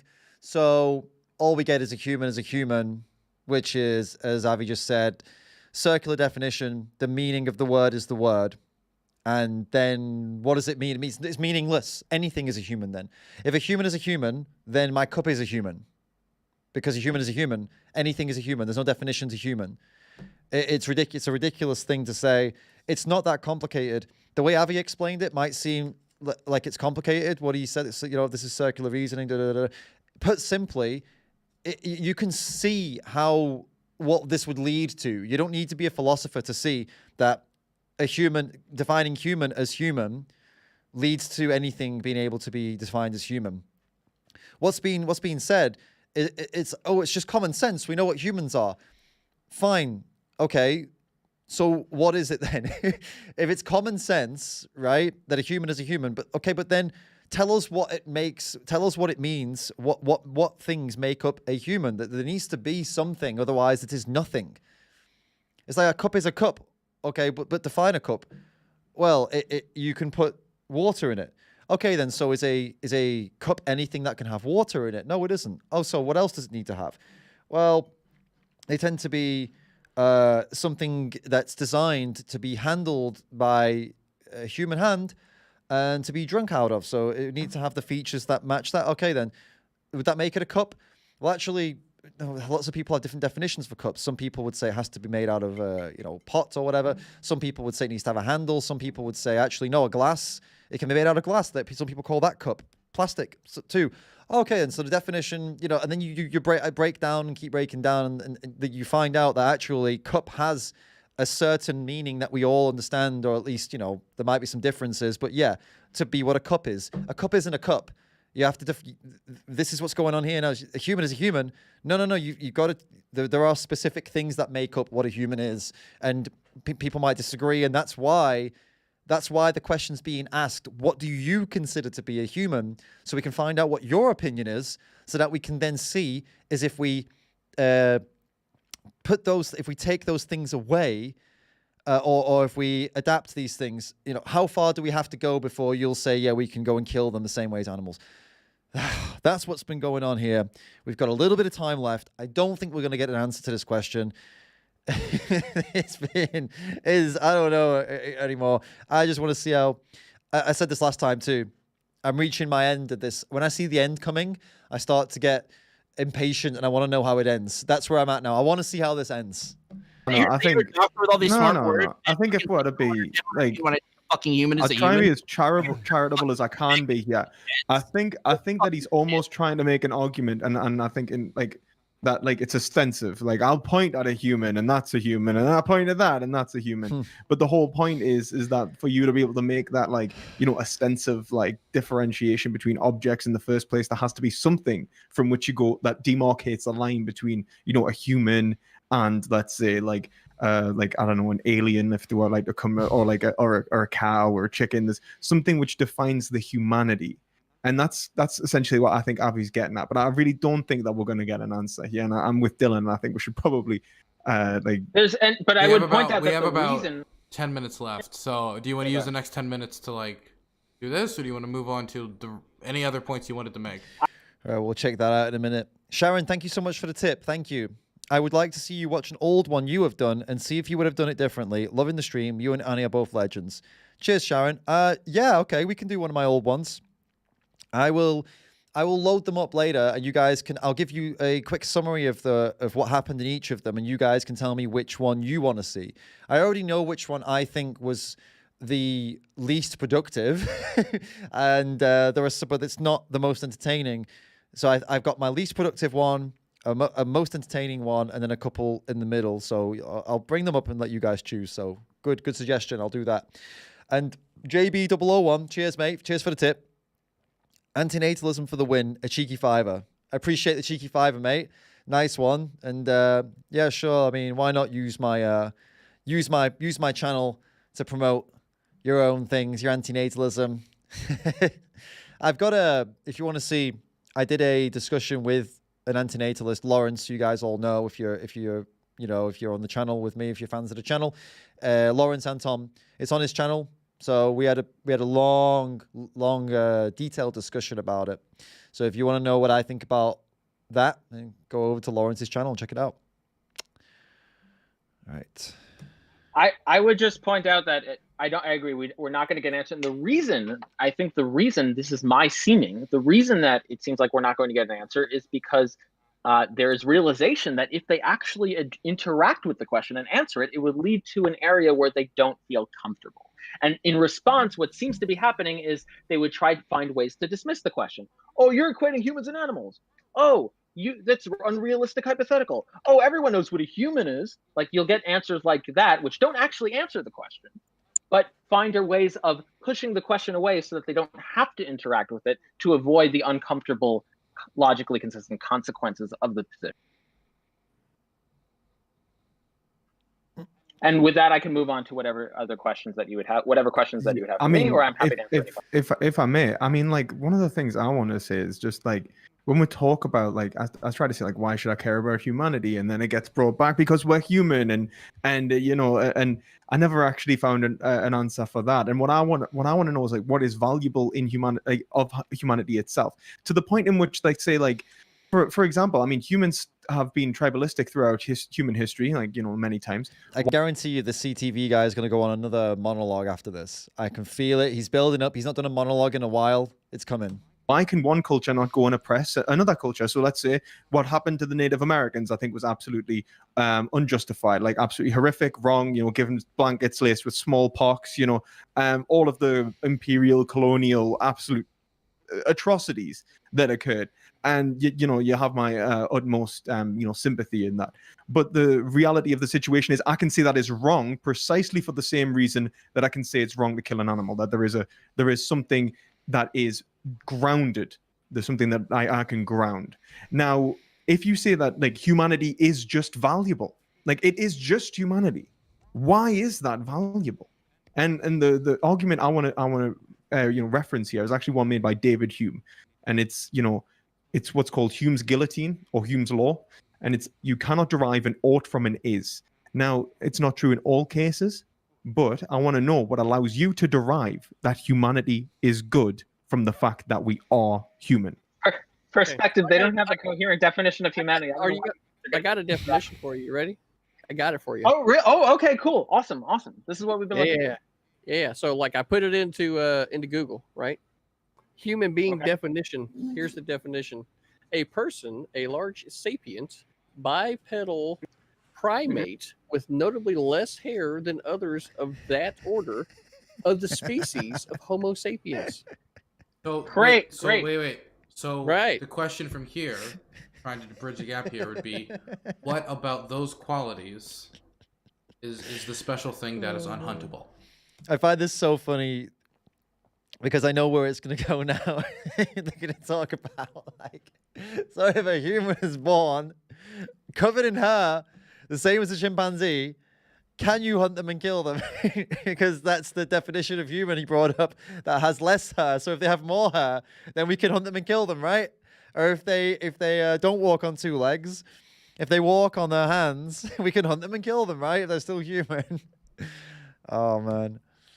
So, for example, they've said the special thing is unhuntable as human. And so by human, if they mean a bipedal individual with less hair, of the species Homo sapien. Well, that definition actually, besides the fact that it would be circular if we just ask the next question, what is Homo sapiens, and they say it's human. But the issue with that is, okay, well, let's say there's an individual that is not bipedal, they're tetrapedal. Let's say I walked on all fours. Let's say I did not have less hair. Let's say I had more hair, such that I didn't fit in with this definition of human. Is it now okay to hunt me? So regardless of how you're going to categorize human, I'm just going to push it out of that boundary and ask you if it's okay to kill me. This is the idea. And what I'm trying to do is test to see if the things that you're saying that they are, if these qualities whatever these conditions are, whatever these predicates are, if these things really are the difference that makes or break between the hunting condition and the non-hunting condition, what if I was outside of that spectrum? What if I was outside of that boundary? Is it okay to shoot me? And that's the question that doesn't seem to be able to be answered. Well, I don't know. It's kind of one of those like, do you prescribe to evolution? Well, yes. Okay, so you descriptively, sure. Well, I don't. And what's the? Okay, well, so you want? I don't see want the relevance. Oh, you don't see the Wait, relevance. That's where you be quiet and then you wait for the question or the go ahead. answer. And, Right?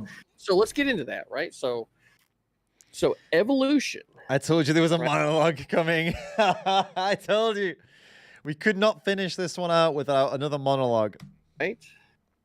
This is where we're at. So, like, the way these things work. By the way, over we have time, 4 minutes there's- left. I just want to throw that There's out going there. to be any type It's gonna of be used by Rambo. Oh my Jesus! Here we go. There we go. Right. So over time, right, there will be those changes that will happen to a species over time, and then that ends up making something new, right? Kind of like wolves to dogs, right? Kind of like, right? Right. So here's human beings, right? We don't have that, right? Not as Well, much Well, yes, to we get do. to where we are today. Not Yes, as we much. do. Oh, absolutely do. I mean, like, you Not as can much. absolutely look. I mean, you just referenced Homo erectus before. Yeah, That yeah. was like, So- that was like, so that if was around. Like, right. yeah, So yeah, we absolutely do. Like Neanderthals, for example, and are like we're being bred in, with Homo sapien, and Right. So, like I was saying, right? So we don't have that much change over, not compared to other species, right? we're talking about. So- We're like, if you look back, you can go like a couple of 100 million years, and we'll come from like mammals that were like this big, and ate like insects. Like, yes, we do. So I do need We to say also that we also actually, kill species that have less. What's that different- link? What's that missing? What's that link? Guys, What's that link? I gotta say, we fuck have is the run link? out of time. We've run out of time, or I gotta start running ads to get into the next show. So everybody, you're gonna have a small period of time to shout yourself out and finish up your closing statement. Make it as 30 to about 40 seconds if possible. And I do appreciate everybody coming on. This was a show. We'll start with AVI. All right. So I'm Avi. My YouTube channel is youtube.com/AVIMD. My Twitter is at Avi AVIBITTMD. A closing statement. I would just say that we've presented the question, which is unanswered, has been dodged multiple times. When an answer has been provided and clarity was asked for what that symmetry breaker was, it seems that there was no attempt to offer what it was. And the one attempt actually from CTV that was offered when asked if I were to fall outside of that definition, if it would be okay to hunt me, we got some ramble based on evolution and no actual answer to that question. So the question seems to be unanswered. If anyone, if either of these two individuals would like to answer the question, I'm free for another debate if they're up for it. Perspective Philosophy. So I'd like to thank, obviously, you and everyone else for this conversation. Really appreciate it. I think like what I tried to ask was, why should we care about humanity in the first place? What is it about humanity that's valuable in and of itself? And so I proposed Hume's argument about deriving, value from nature, and I don't think I got an answer for that either. I just want to know where value derives from in terms of moral value, and I don't think there was a good answer for that. In terms of evolution, like, yes, we have evolved. I don't see the relevance. And in terms of colonialism, I think that the very reason that colonialism is wrong is because it's an unjustified power upon another. And then when you harm animals, you're taking an unjustified power upon another. So I would think that it's somewhat ironic to reference, imperialism and colonialism as a justification for what I would consider the very same prejudice enacted by a separate group of individuals. So, and with that, I'm Perspective Philosophy. You can find me on YouTube. And if anyone wants to debate again, I'm happy to do so. And thank you, Avi, for joining Team Vegan. I'm gonna throw it over to Samantha Banana. I'm Samantha Banana 85 here on Twitch, Samantha Banana 4 on Twitter. I'm actually a vegan, which makes this funny, but I can say that AVI is definitely the type of people that make other people hate vegans. Anyway, I'd be down to discuss this more. Let me go look up definitions of humans so I can play mental gymnastics. Also, next time I'll bring more chalk for these fucking uneven bars for you guys to put out. And we'll have some fun. But no, I'd like to actually revisit this sometime. But yeah, it's been good. Wonderful. Okay, and now I'm going to throw it over to CTV.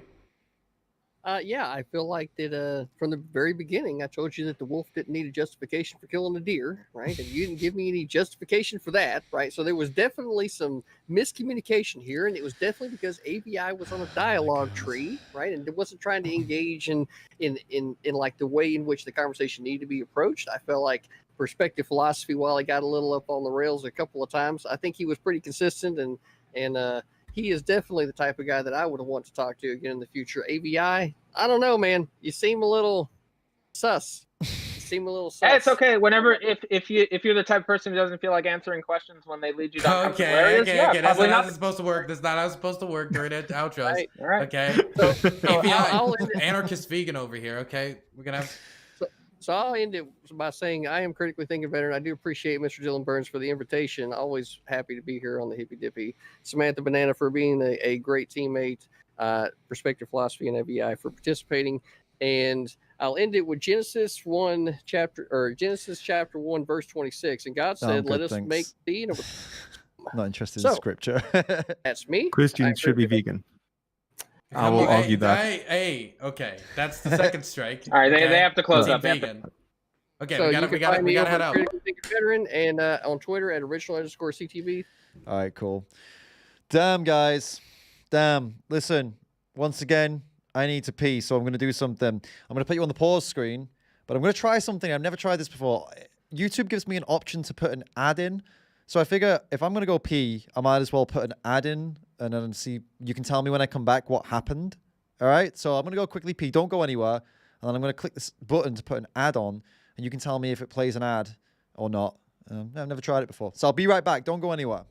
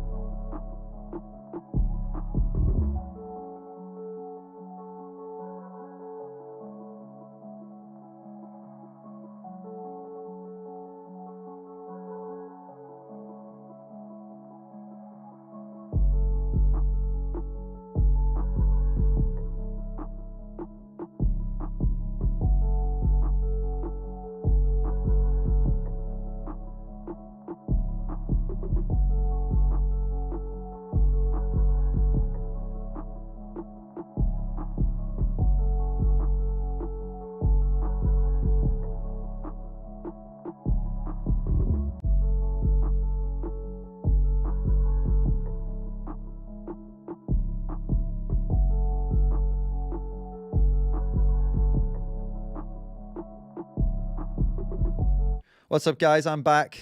Was there an ad for you guys just now? That's really useful if there was, because I get YouTube pays out on ads, right? So I'll get money, which is good. Support the channel, and if I do it whilst I'm taking a break, then you might as well, right? Makes sense. Somebody got one. Got one, but a couple people didn't get one. I think it depends on the last time they showed you an ad. But yeah, I would say this: if any of you, I see Lilyveg uses ad block. It's your choice to use ad block, but just understand that if any of you use ad block while watching my videos, it means that YouTube doesn't pay me anything for your views. So yeah, if you wanted to do something about that, I'd recommend disabling the ad blocker while you're on my channel, because otherwise, yeah, it supports me. It's like a very simple thing you can do to help me. Just FYI, guys. Just FYI, okay? I know. I also don't want to ads either. But yeah, no injustice lasts forever. You got YouTube Premium. That's another option. YouTube Premium gets rid of all the ads, and they still pay the creator. They still pay me as well. So let's review this then. Let's give my final thoughts on that. So yeah, that was frustrating. It was a total mismatch of people. They all they didn't understand. They weren't on the same page as to what they were there to do. That was a big problem. When they tried to get on the same page, there was a language mismatch, and I think they took the easy road. Well, at least Samantha took the easy road by being annoyed that Avi used complex language, and that was an easy way out of answering any questions. The other guy took the easy road of just going into irrelevant monologues whenever a question came up that he couldn't answer. And overall, it was just a 1 hour or 1 hour, 10 minutes of nonsense, really, wasn't it? I mean, it really just didn't go anywhere. And the last comment by Samantha that Avi's the reason people don't like vegans. I mean, I don't see from this interaction, I don't see how, I mean, maybe I'm just biased, but I really don't see how that conclusion could be, why would you think that from this interaction? He wasn't rude. He didn't call anyone any names or anything like that. And I mean, I suppose, I don't know. Yeah, I don't really see there wasn't anything heated or such or so here. It was more, again, the problem is, it's always going to be an issue with anyone who does hardcore debating coming into a place where the people don't do hardcore debating. The ones who don't do it may think that this person's being rude or whatever. So that's always a risk. And I suppose it's possibly a good reason to only accept debates. If you are a hardcore, actual like philosophy debater, it might be a good idea to only accept debates with people who are also at that level, so that they're not able to make you look bad just by being actually a debater, I don't know. But overall, yeah, it was very random, all over the place, frustrating. And ultimately, I don't really know if anything was achieved. It didn't really have any kind of conclusion. That I think the only thing that was achieved is, of course, showing the two people for being unreasonable and refusing to answer questions and stuff like that. I mean, that's pretty much all we learned from it. Jalen, thank you for the super chat. Appreciate it. Random question. I think we should boycott almonds because they are way too intense compared to soy milk, etc. Oats. How about you? Intense on what? Resource intense. That's got nothing to do with veganism, and only to do with environmental concerns. And I find that I mean, I've not really thought about that much into it, but I think off the top of my head, what I would say is you're opening up a bit of a what's the word? Pandora's box with this, because okay, what's the line then? Where do you draw the line on what is too resource intensive and what isn't? So almonds are there, and then so what else falls into the almond category? And then are you going to draw that line across the board? And how far are you going to go with it? Are you going to be consistent with this all the way across the board, or is it just almonds that you've heard about and there's a specific reason for them? I'd be curious about all of that and the reasoning behind it for sure. Oh, intense on bees. Right, well, that's a whole other thing then. So with the so you're talking specifically about Californian almonds. They're the only ones that are doing this that have this intensive loss of life with bees, and the intense loss of life from them is not coming from what they're doing. It's coming from the mites problem. They've got a problem with mites. Mites are killing the bees, infecting them and sticking to them and causing them to get sick and stuff like that. The mite issue, as far as I'm aware, is independent of the human intervention. There's no proof that human intervention is making the mite problem worse. The mite problem is becoming worse for them, and that's the main reason that they're dying. So yeah, that's from what I understand is that's the main culprit there. If you want to boycott almonds because of that issue, I'm not sure if I'm convinced that boycotting almonds would stop mites from killing bees. And so yeah, I don't know. I mean that's basically off the top of my head. If you know that to be true, then yeah, then there'd be an argument to possibly to consider not eating almonds or almond products. But if that's not the case, then you'd be boycotting almonds for no reason. There'd be no outcome that is actually helping at all. So yeah, I don't currently boycott almonds, and I don't plan on doing unless someone can make that direct, that direct link and then show that boycotting almonds would result in that. But I don't think it would. But yeah, open to hearing what you have to say on that. And if anyone's got any points you want to bring up on that, you can go for it. Or anything you want me to go take a look at, I'll have a look. What did we say we were going to do now? We said we were going to have a look at one of my old debates, right? So let's go and take a look. That was one of the suggestions from Sharon, I believe it was. Thank you, Sharon. So let me see if I can just go find. I'm just going to see if I can find the playlist that I made of my own debates, so I can just pull it up easily. And I'll give you guys the choice.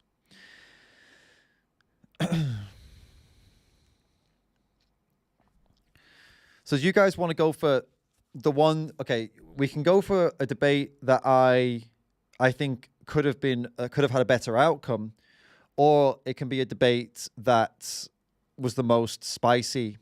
So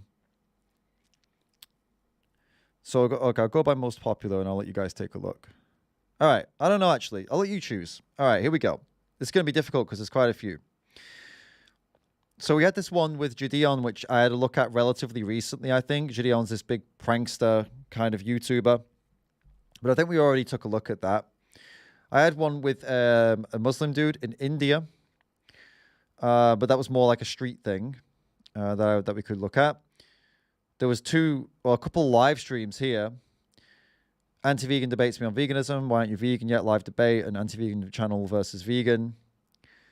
These were, there's quite a few actually that we could choose from. So I'll tell you what, I'll do what I said before.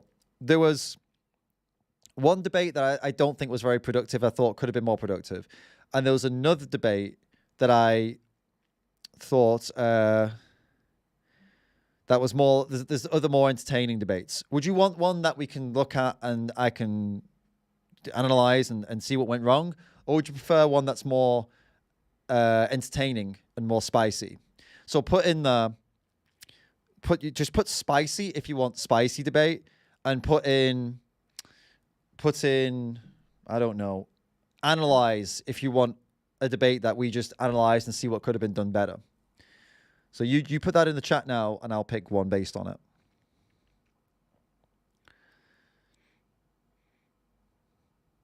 Okay, we've got 2 for spicy, 1 for analyze. Because I've not put people's faces in the thumbnails, I actually am struggling to remember which was which. You all want spicy. All right, then. Let me take a look and see if we've got like something spicy. Who was this one? Who came on?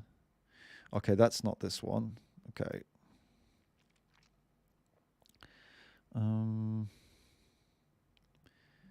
What about this one? Was pretty spicy, actually. Okay, let's have a look. Oh shit, I opened it twice. I thought we could have... Okay. This one was a bit mad. All right, Jaden, what's up? I see you've popped through a super chat. Let me just check. It's just Carnus arguments are getting to me. I just remember farmers aren't vegan. Carnus arguments are getting to me. I just remember farmers aren't vegan. Yeah, what do you... so, you mean, because of the whole Piers Morgan thing. Look, here's all you need to do at this point, all right? When they're bringing up whether you should or shouldn't boycott avocado or almonds because of bees, just try to remember that you're talking to somebody who is not interested in bees, who is not interested in almonds and avocados. They're just looking for an excuse so they don't have to change. They have not bought the ticket to the show to debate you on bees or almonds. They've not earned it. They do not have they don't have the tickets to that show, okay? So shut that down and tell them, I will debate you, I will discuss this with you once you are already vegan. Why the hell would I discuss almonds and avocados and bees with you when you're not even vegan already? If you're paying for a pig to be stabbed in the throat, why should I believe you care about bees? The answer is they don't care about bees. They're looking for any excuse to not go vegan.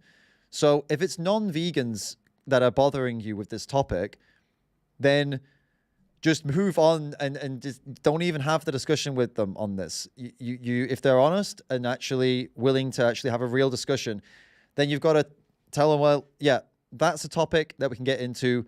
Let's talk about pigs, cows, sheep, chickens that are bred literally to be slaughtered before we talk about the bees that are dying from mites killing them during crop production. Come off it, right? Highly recommend that's the way you go. The bees argument is the same argument as crop deaths, though. If you want to protect insects, any insects, you want to help insects, the best thing you can do is go vegan. It's simple as that. If after that point you feel that for some way or another you've got evidence that boycotting certain plant products is going to, I don't know, somehow stop some kind of... The thing is, if the bees are being killed by mites, right? So what I would be gunning for is to find a way to continue to grow the crops and control the mites, not stop growing the crops altogether. If we stop growing crops altogether because of the loss of life of insects, because of mites or other things, climate change, we'll starve to death. We'll have no food. So I feel the boycott, intuitively, I don't think it makes sense. I'd rather look for technology and ways to protect the, to stop these parasites, right? I'd rather go that way, personally. I mean, again, this is me speaking on the spot. I've not put like a great deal of thought into whether or not to boycott them. I've put more thought into how to deal with people using it as an excuse to not go vegan, to be totally honest with you. But yeah, to boycott plant products because mites are attacking the pollinators seems a bit mental, right? Do you not think? I'm not saying you're mental. I'm saying the idea seems a bit wacky, doesn't it? Like, wait, I'm gonna stop growing broccoli because there is a parasite that's killing a bug that goes near the broccoli. It doesn't make much sense. We like I say, we'd end up starving. We'd have no crops, right? Because all crops have problems with parasites and things like this. All crops have some kind of thing going on, surely. So, but I'm glad that you brought this up anyway, and I hope what I said helps you, Jalen. Only have this conversation with people that are trustworthy and honest, because otherwise you're wasting your time with somebody trying to use it as a reason to not go vegan. Now, let's have a look at this. This was a debate that I did back in a year ago. Wow, it feels like it was longer. and it's this anti-vegan channel. I don't remember the name of the channel. I'm not going to tell you the name of the channel because I don't want to promote it. But this dude wanted to debate, so I brought him on for debate. He refused to use his video and put on this wolf thing instead, and his mouth moves when he talks and stuff like that. I think this was probably one of the most spicy ones I did. So we'll take a look at this and analyze, and thank you again for the suggestion, Sharon. Let's get into it and have a look at what happened. I don't really remember how this went, to be honest with you, but let's have a look. I thought we could have some kind of reasonable debate, reasonable discussion. And even though your videos suggest otherwise, that's not going to be possible, to be honest. If anyone wants to see what I'm talking about, go watch some of your videos, right? But I started to look at some of the comments, right, over the last year or so. And let's just say there were a few that made me really dubious as to whether or not we could have a normal conversation. I'm going to run through them now, and I'm going to, I just want to get you to, either explain these away or at least help us understand what the hell's going on. Right. Then. So, sure.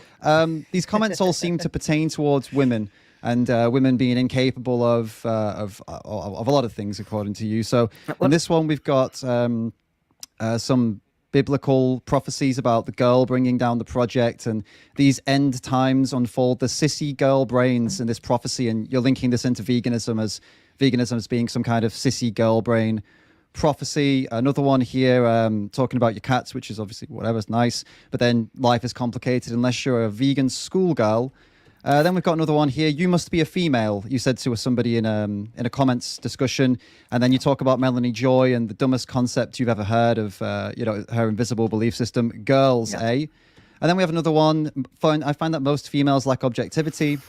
And that's, when linking into veganism, you say that this comment here, the emotional intelligence to know that it's wrong to eat animals is the only intelligence I need. Someone said that, and you said that is a feminine spirit of veganism. You called me a girl because humans eat meat for health, girly. So, and one more. Okay, girl, you said to someone in a conversation, I'm not playing vegan until the New World Order kicks in. So, can you explain to me what being a girl has to do with, being logical, or in your case, illogical, and why do you think it's negative to be feminine, and why do you think that is somehow an argument against veganism? So, full disclosure here, I know that what I did to him is something called, in debate terms, poisoning the well. It basically means you start off a debate and poisoning the well is when you bring up irrelevant things to the debate in order to poison the people's perception of the person. In this case, I was accused of poisoning the well. But in my opinion, this was all relevant to the discussion. He was talking about veganism, and he's clearly a misogynist. So I thought, you know what? That's how we're going to start. I'm going to start. This was literally, he hadn't said a word yet, and I just opened up with this.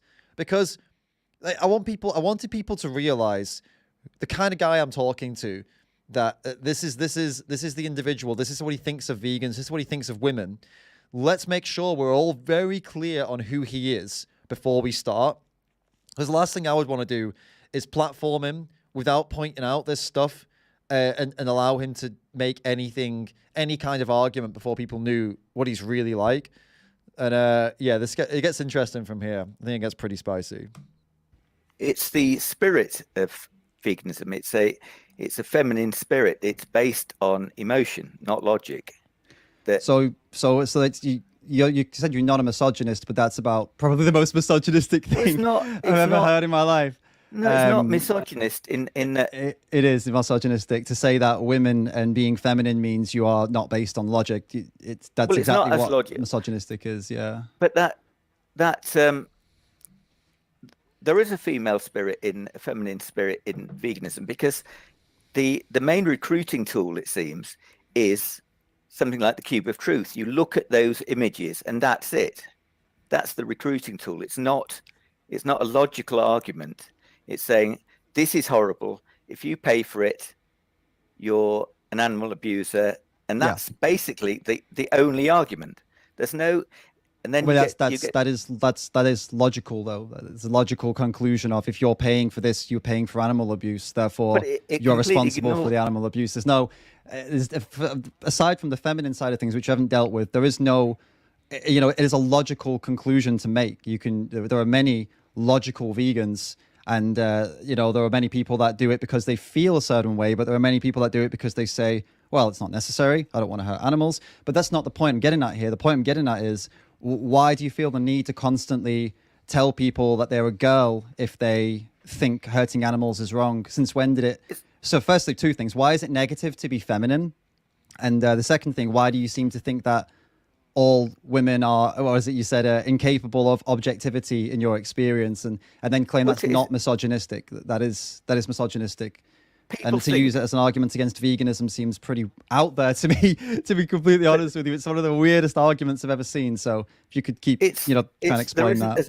There isn't as much logic. You see that when I think the first time I didn't know that. I just thought, okay, let's talk to a vegan. This is going back to March 2019, and I made a logical point, and it was about welfare. It was about animal welfare, and I said, well, okay, we've got terrible conditions in the factory farms. I don't want to support that.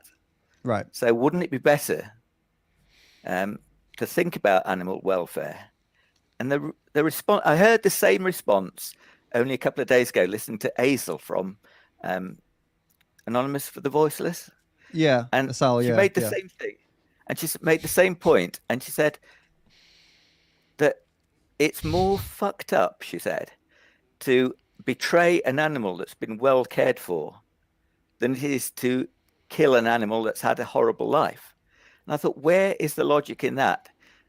And her talking about, I mean, I don't know if I agree with that. I think they're both horrible. One's a betrayal of trust, and one's just straight up abuse for the whole life. They're both not good things, but it doesn't matter if she thinks one's worse than the other. How is that because she's a woman? In your eyes, that's because she's a woman, right? Or that's a female thing to do? Is that kind of what you're saying? Or wow, this guy on the right is really nailing it. Really, really nailing it down there. Not letting him get away with it. Really, really solid work. Yeah, I actually prepped for this, and I made sure that I was going to hold him accountable for what he was saying. I was really had it in my head, like, don't let him get away with it, because he's going to want to mess around. Gorek, thank you for the tip, mate. Appreciate it. Talking with a non-vegan about veganism and animal rights is like talking to a wife beater on how to lead a peaceful life. The wolf guy is a picture perfect psycho as far as I can remember. It gets bad, yeah. He says some stuff. And I remember I got him on a few things as well. I made him bite on some stuff as well, which, yeah, get it, because he's a wolf. Let's continue. That's the first thing I heard, that the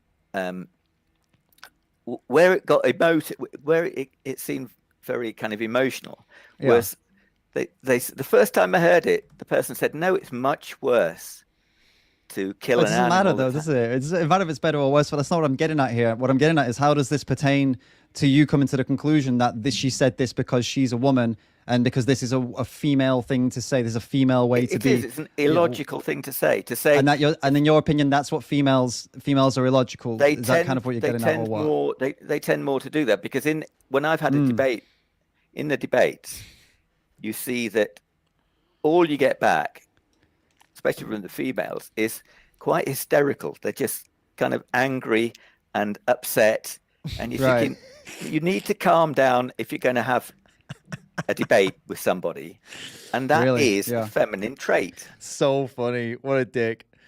It's so. I didn't say that. No, I didn't say that at all. No, what I said was, women need to calm down.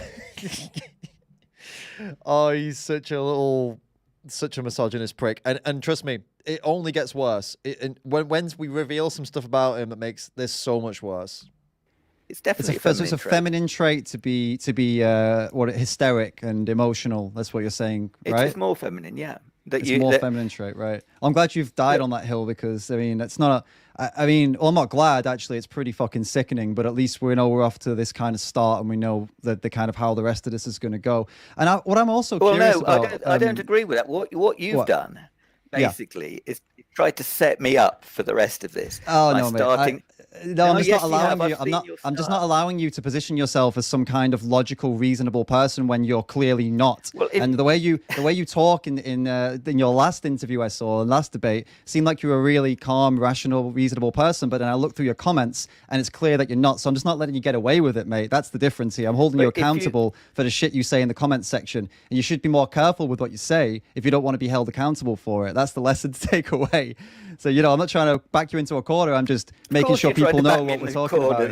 That's your job. Look, isn't mate, it? you couldn't back me into a corner with what I've said online, because I will stand up and I will explain what I've said online, and I'll make sure you know that none of this is like sexist or none of it is misogynistic or none of it's racist, or because I know what I said and what I meant. But what you're saying here is basically, yes, I am misogynistic because I do believe that women are more emotional and are incapable of what was it you said? Incapable of I can't remember the word, objectivity. So if you're going to die on that hill, that's great. It's a good start, mate. It shows us the kind of logic you've got. And look, I want to ask another point here. Like I saw in another comment that you were a teacher for 35 years teaching maths and physics. How do you go from inspiring what I assume to be young people, and I assume you must have had respect for the people you worked with, including women, right? How do you go from that to making these kinds of comments on YouTube, which are basically, no offense here, well, I don't know, take it offensively if you want. They're kind of similar to what like a 15-year-old, teenager, a stressed 15-year-old teenager would make, sexually frustrated, or an older guy who couldn't get laid. Like the way you're I went in so fucking hard. I forgot how hard I got on this. Oh my God. Is that too much or is it okay? I don't know. I feel like it needed to be said. I think around this time, this guy had been bouncing around, being a douchebag in the comments, and saying those horrible things to people and all this stuff. So I just thought, well, I'm just gonna go in hard. But I didn't remember I went in that hard. Oh my God. Commenting about women, it's like literally that's what it represents. So how do you go from 35 years of teaching to making a YouTube channel, which is what is like ridiculous, and making these kind of comments? Can you take me through this journey? It's the spirit of veganism. It's all based on emotion. There's no the spirit of veganism is you making misogynistic comments on YouTube when you've spent 35 years as a teacher. It just seems like a really weird transition, mate. I don't think that's veganism. I think that's you, like projecting here. Like, how do you go from that? Like, what are you retired and bored, or like what's going on, man? Well, I now see that what you said earlier. Yeah. Not long ago, you said you saw that I had another live stream, and you said I watched it. Yeah. You thought we could have a reasonable conversation. Yeah. Yeah. So why didn't you leave this till maybe the later bit, and we could have had the reasonable conversation, and then we could have had a reasonable conversation. I'm capable of having a reasonable conversation. Because you're full of shit, mate, and I didn't want to bring you on to let you pretend to be reasonable when you're clearly not. But you said, and I didn't, not like the other guy did. And the other guy was a really nice guy, and I know him. He's a good guy, but he let all this go, and I didn't want to do that again. I'm not going to bring you on to have the same conversation you had with him. Waste my time when you're, I think you're clearly full of shit. I think you've got like an obsession with this. And I wasn't about to bring you on and let you act all reasonable when you're making these kind of comments, calling me an asshole in the comments section as well. I've got that here if you want to, people can look at that if you want. You're not a reasonable person, but you pretend to be in these discussions. So I wasn't about to bring you on and allow you to pretend to be reasonable, mate. That's why I'm bringing this up now. So there's no debate then? So basically we don't have a debate? We can have a debate. I wanted to establish this to begin with. I'm happy to move on. If you want to put this behind us and move on, like we can do that. But I wasn't about to just kick off and let this go. This needed to be clarified as a basis to begin. As long as you're not just going to do, as long as this isn't the whole debate. No, not the whole thing. You've made that point. All right. So what do you want to talk about? Is there anything else you want to talk about, or do you just want to say that I'm a totally unreasonable person? Well, yeah, no, that's wanted to just clarify that, so all right, great. So we know what we're dealing with. Yeah, so we can move on from that.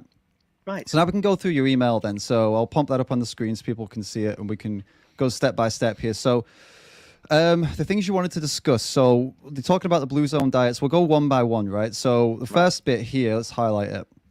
You were talking about how basically the globalists, the UN, the powers that be, whatever they are promoting, they don't want human health.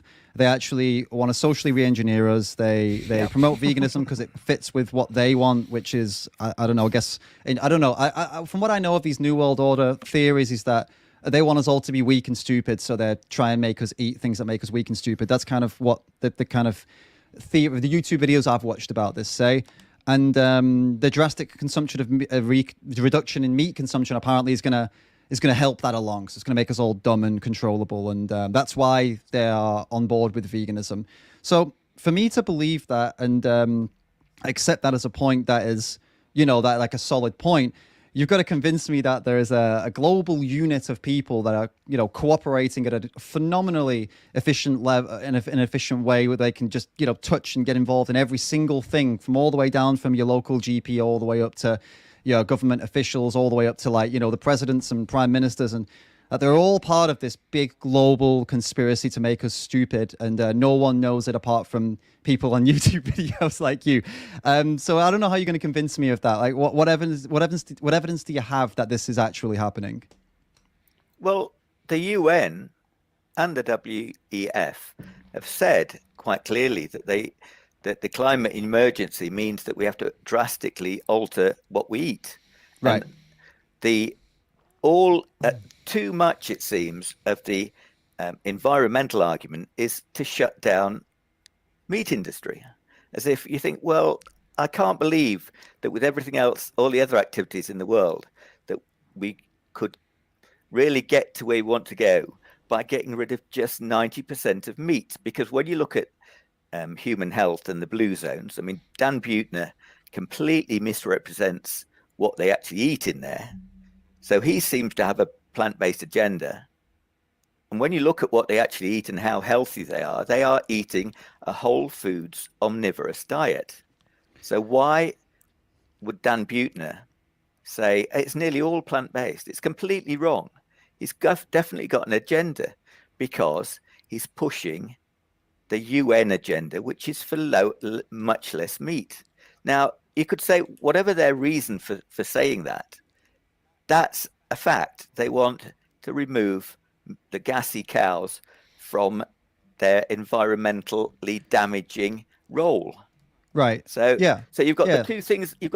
You've got very healthy people in the blue zones who eat a whole foods omnivorous diet, and then you've got these people at the UN saying, "Let's get rid of the meat." So somebody's getting it wrong, because it's very obvious if you look at the blue zones. Dan Buettner. That's all right, but it's largely irrelevant. I mean, they're not wanting to get rid of. You'd have to prove that there was some kind of evil plan, and the reason they want to get rid of meat is to harm the people. Otherwise, all you're saying is that, okay, there's some evidence that people can eat this this omnivorous diet and be healthy. Well, all right then, great. People can eat lots of different diets and be healthy.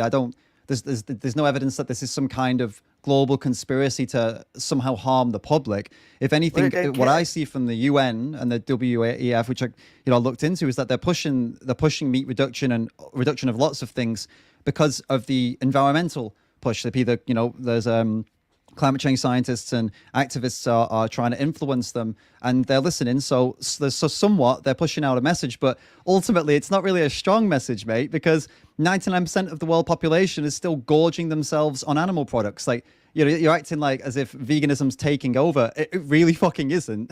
We're a massive, but you can see global minority. And to add to this as well, what he's talking about here, he's doing what became, but back a year ago, this wasn't so popular. This wasn't such a common thing that you come up against.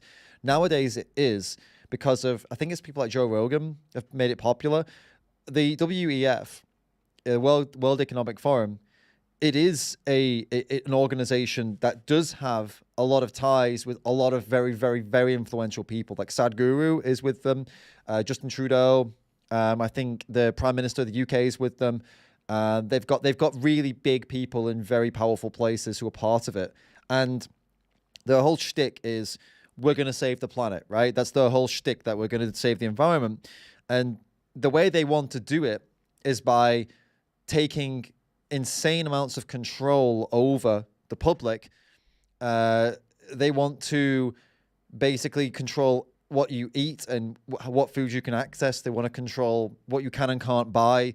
They want to They want to do there's lots of stuff. They're all about this this quote, you will own nothing and you will be happy.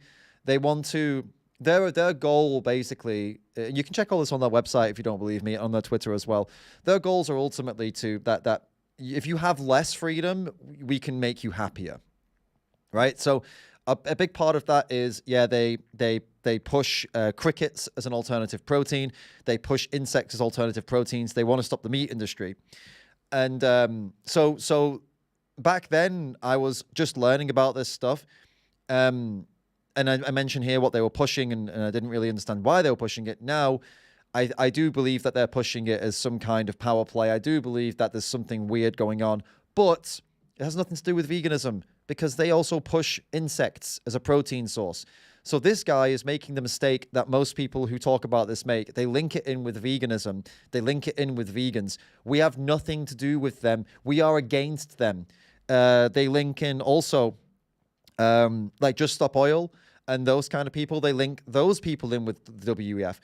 Once again, those guys are not on board. The people who are trying to do environmental protests and stuff like that, the proper ones, not like fake environmentalists who will try to make you stop driving or something. That's not the real environmentalists out there. The ones who actually give a shit. They're working at government level. They want governments to make changes. They're not interested in you and me.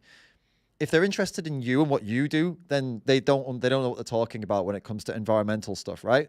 So, to summarize what I'm trying to say here, these people are incorrectly linking the WEF with environmentalists and vegans.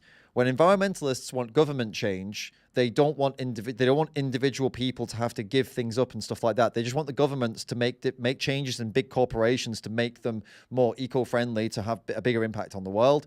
And vegans, we also don't want what the WEF wants. We don't want people to eat bugs. We want people to stop eating animals and stop using and abusing animals for ethical reasons. We want people to come to this themselves. We want them to realize this is wrong and have a society-wide moral change, right? We want people to get there and realize this and change. We're not trying to bring in some agenda where everybody eats fucking cricket burgers, and that's what they are doing. So, and we do it. We were in this for animals, not for some lofty environmental utopia or something like that that there's some people are trying to push. So yeah, I'm clarifying this because at this point I don't know how far I go in the WEF stuff here, and I think I was kind of making fun of it. I was making fun of how there is something nefarious going on, that's for sure. But it's not quite. I mean, the stuff he was saying here goes very much further into it that I'm still willing to. I don't buy entirely into what he was saying here, but the point still stands that this is no good argument against veganism. We have nothing to do with this stuff. If everything he says is right about the UNWF, all this conspiracy stuff is right, it still has nothing to do with veganism. But you can see there will be. The UN and WEF said that this is going to be a decade of rapid change. So right. There will be an attack or a strong influence on us to reduce meat. It's because you will have the carbon tax. So yeah, vegans will be happy that meat will be taxed because of its supposed environmental damage. So that is going to take place, but there's no reason to think that they have got any interest in human health, because you look at the blue zones, and they are the most healthy people. They're the longest living, healthiest people with no dementia, no heart disease, no cancer, no type 2 diabetes or obesity. Yeah. And so it's clear that the whole foods omnivorous diet is the best diet by far. Because there's been studies that show that, right? But then obviously you don't accept this. I know you don't from your other debate, but there's entire groups, entire organizations of physicians that state that a plant-based diet is suitable for all stages of life. But I know already from the last debate that you reject any of that, the studies around that. So there's no, I could equally reject the study that you're quoting and just say, no, I don't believe that. It's not a study. I'm not looking at a study. You don't need these people. I mean, I know there are studies on these people. That's what I'm saying. And I could equally wait. So if it's not a study, I should have pointed this out. If he wasn't quoting a study or something reliable, then what is he doing? Anecdote? It's just a story. If there's no study that's been done properly to back up what he's saying, then it's worthless. I should have mentioned that at this point. Reject that the same as you reject this other, these other studies that prove that the plant-based diet is perfectly adequate as well. So, I mean, we're just kind of at a real dead end with that, really, aren't we? If we're both just I'm not talking studies. Julia, thank you so much for the super chat. Appreciate it. I don't, you didn't send a message through, right? Maybe you sent a sticker, but yeah, thank you. Thanks so much. We're not swapping studies. You've just got to go look at some of the evidence, some of the videos that people have just gone along with no agenda and say, what do you guys eat? Everybody knows they're very healthy people. So wait, you're not talking about scientific studies. You're talking about just asking people and then telling them. So you're talking about. Well, we'll get to anecdotal stuff later because that's involved in the email. Actually, we'll come back to that. It's not anecdotal if somebody shows what people are eating, is it? You can see it is, unless you study it. It's the definition of an anecdote. Yeah. If you're just asking them, then that's literally the definition of what anecdotal is. Like, here, I eat this. That's anecdotal. Unless you are studying them. You can see what they're doing.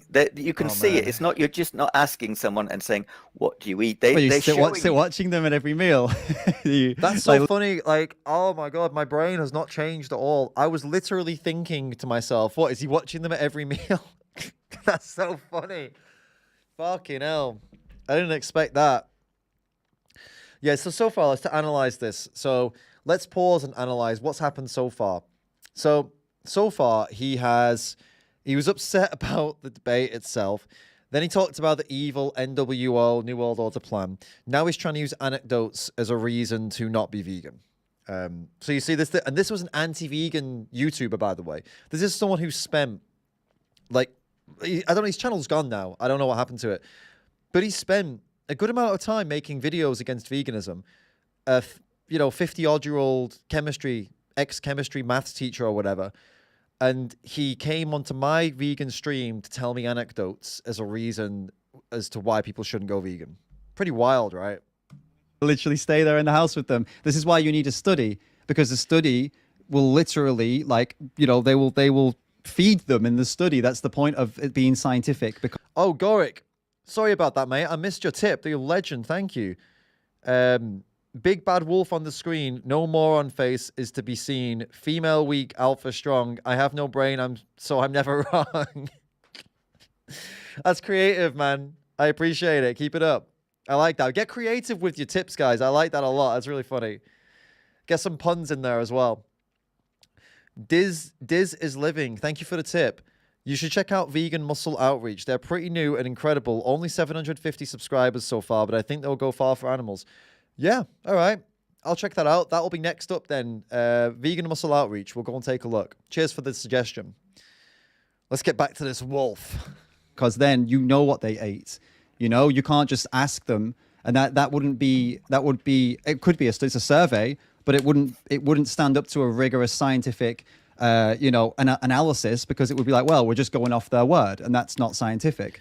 Yeah, that's why talking about the hierarchy of evidence here, guys. There's a hierarchy of scientific evidence. Anecdotes are at the bottom, and as in they're the least powerful, and randomized control trials, I believe, are at the top, and then I think it's meta-analyses but below that.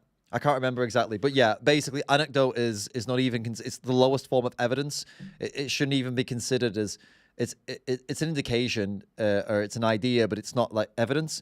Same as like YouTube videos and blogs and word of mouth. It's not even considered as evidence. That's what I was trying to explain here. But I think back then I didn't have the knowledge of the hierarchy of evidence and the terminologies behind it or anything. But that's basically what I'm saying here. It's anecdotal. You look at Buettner, and he did the same thing. They went and had a look at what these people eat. Yeah. And did surveys and all sorts of things. And so you've got Cheers, guys. Yeah, Meta is at the top and randomized. Oh wait, Lily Veg says Meta is at the top, and Canadian Vegan Forever says randomized double blind is at the top. So either way, the top is it's really, really rigorous testing and rigorous observations, and at the bottom is my mate said this. Like, it's not even on the thing. Buettner So it was a sitting. study.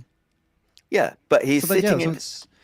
Regardless, look, anyway, the point being here is like the only reason that the UN or these globalists or whatever you want to call them are saying don't eat meat is because it's not environmentally friendly. If it were environmentally friendly and it was proven without a shadow of a doubt and loads of scientists said, yeah, actually, you know what, we can do it in a really environmental way, they wouldn't promote a reduction in meat, right? This is the point here. It's not like they want to hurt you or something, or like they're just trying They don't care, fuck do up they? your health. You know, they don't care. What do you mean they don't care? Well, they're saying, right, we want a reduction in meat for the environment, but Yeah. when you look at what these healthy people are eating, and you look at what Buettner reports, it's totally different, because Buettner never talks. He never talks to the locals. Right. But the point being that there are other diets you can eat that are going to be healthy. That's the point here. It's not like that is the only way you can live healthily, which is why the UN is suggesting this. It's like, yeah, if I even agree with you, okay, the blue zone diet is healthy, that doesn't mean that every other diet you could eat is going to kill you. It means that maybe it's marginally healthier. Maybe it is. Maybe the blue zone one will give you an extra 2 or 3 months on the end of your life, but it's hardly relevant. It's hardly the difference between, living healthily or not when it's a couple of months at 95, is it? Do you know what I mean? That's the point I'm getting at. That's very anecdotal, isn't it? I mean, you've pulled that out of nowhere. Well, yeah, I know, because at the end of your life. Well, then tell me how many more months or years is this blue zone diet going to give you on top of your life versus a whole food plant-based diet? Then, if you know the answer to that without guessing, then tell me. Well, the whole project. Yeah, thought so. See, he came here to try to tell me that there's an agenda to kill us all, make us all die or whatever, but then he can't tell me the life expectancy of a whole food plant-based diet versus the diet he's prescribing. You'd think if he really believed what he believes, that it's going to kill us or whatever, he'd have something there, right? Because he's telling me that I'm guessing. Okay, well, if you know the answer, then let's stop guessing. I don't think I ever got the answer. Blue Zone was seeing these very long-living people Yeah. who were healthy right into old age, had no diseases, none of the Western diseases. They had no dementia. They were perfectly capable into their 90s, and they were, the Okinawans, what do they call it? The land of the immortals, because they lived that much longer. And I mean, Dan Buettner was looking for the most long-lived people. Okay. So they're living. I mean, they're living.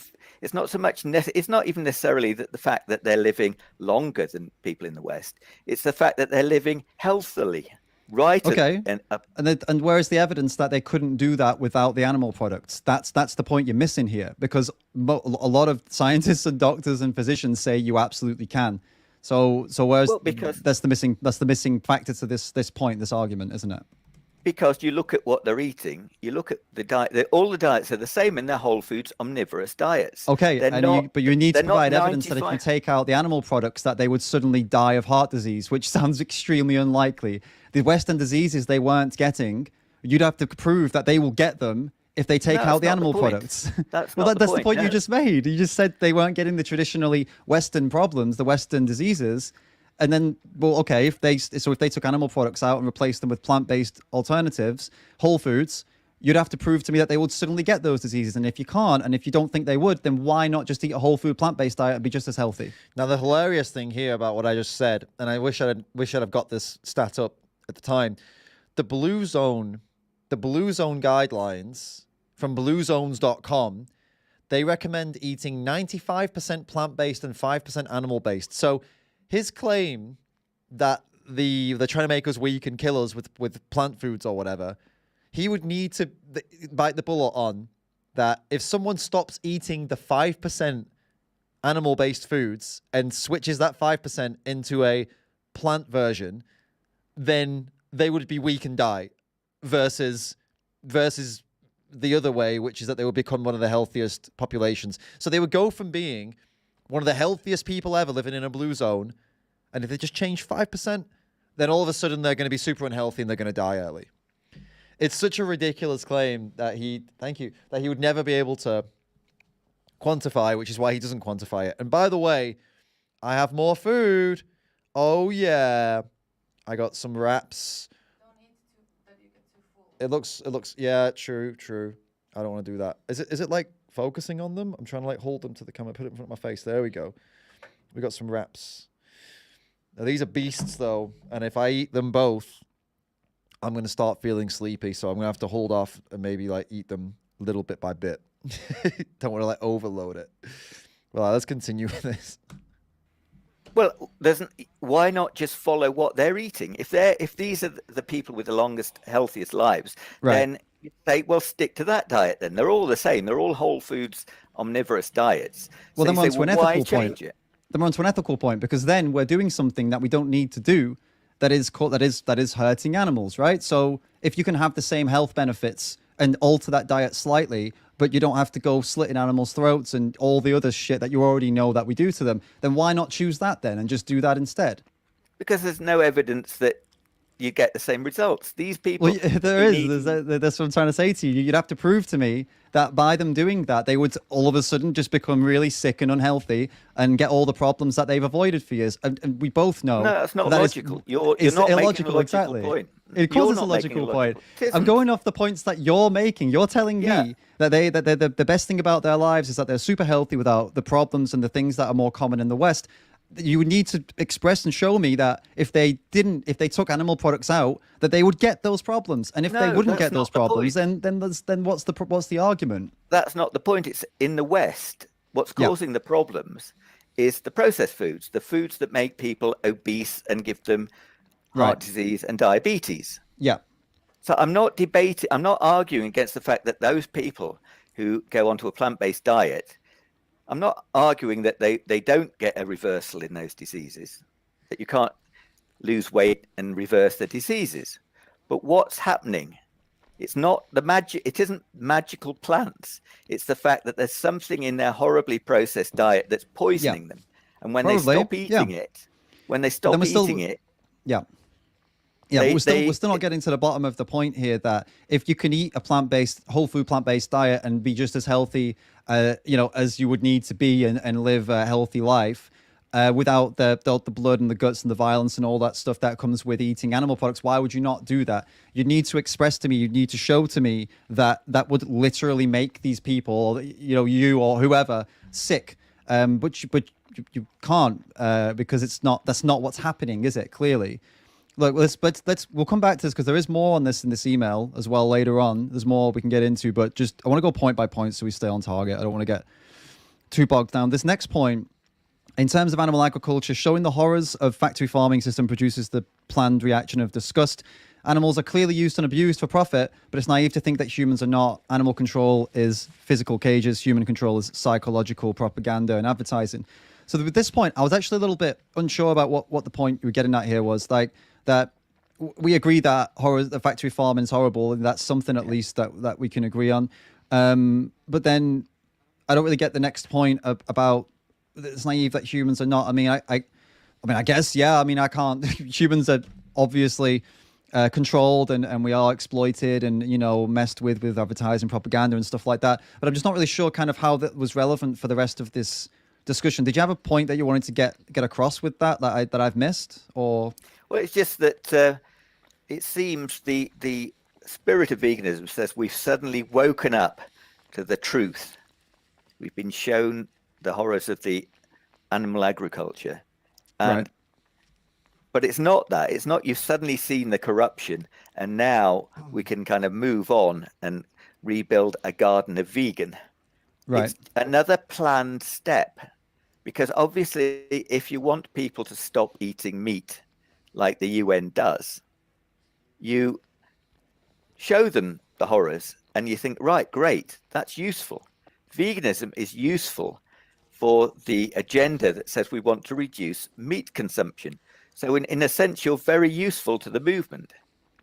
So of course, the veganism will be pushed because it is very useful if you want people to stop eating meat.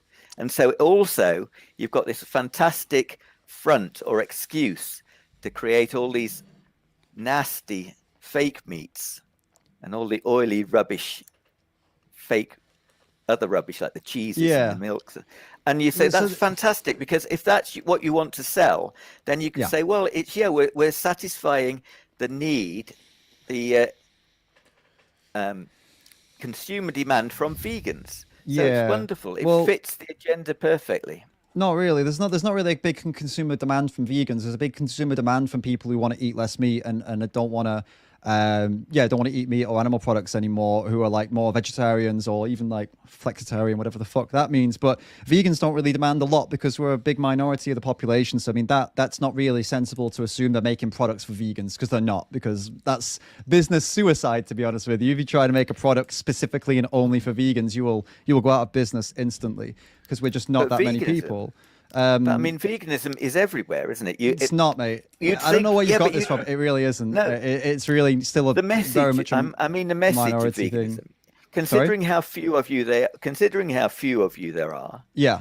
The airtime about vegan products and promoting. I mean, look at the Tesco ad in 2019. It's just sheer vegan propaganda. So it's plant-based food, mate. That's all it is. It says that new people are eating more plant-based foods. They're interested in plant-based alternatives. Before that, it was meat and dairy propaganda paid for by lobbyists. So it's only, you know what's frustrating here is I let him get off the hook with his claims earlier. He was talking about blue zones, and we moved on from it, I guess. But I should have made him say the words, I don't know if the whole food plant-based diet would give similar results. I had to make him bite. I should have made him bite the bullet that if you take away 5% of the diet and replace it with plant-based, they would suddenly start getting all of these diseases, because that's so stupid. And it would have been great to make him bite on that. We moved on to propaganda, though. We'll see. I can't remember where it goes from here. You can't have it both ways, mate. It's just all that's happened is now there's a bit more even, that there are plant-based products being promoted as much as animal products. That's all that's going on here, mate.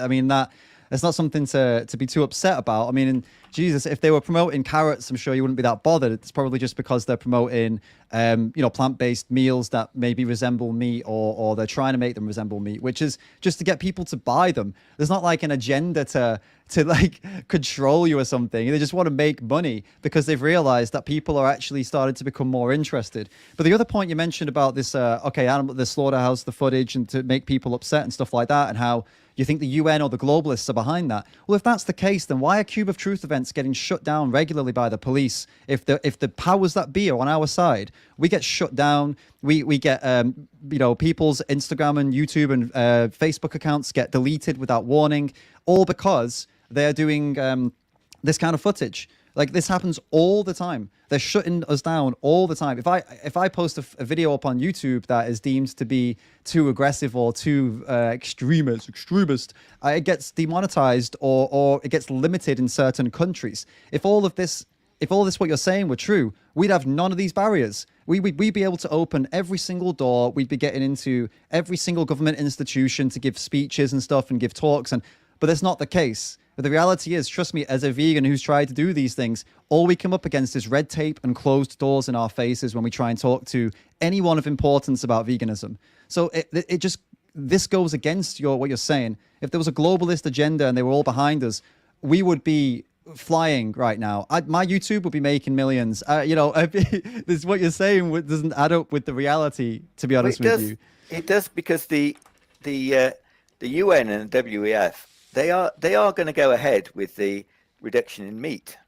Right. So obviously they don't. You can't just say, oh, we'll give veganism carte blanche to kind of break the law. It's too obvious, isn't it? You just not about law breaking, mate. It's like we don't have to break the law. We get stopped from standing in the street. The street protests that are allowed, they get shut down because they are upsetting the public, or there are kids around. You can't show that. And it's like, all right, is it true?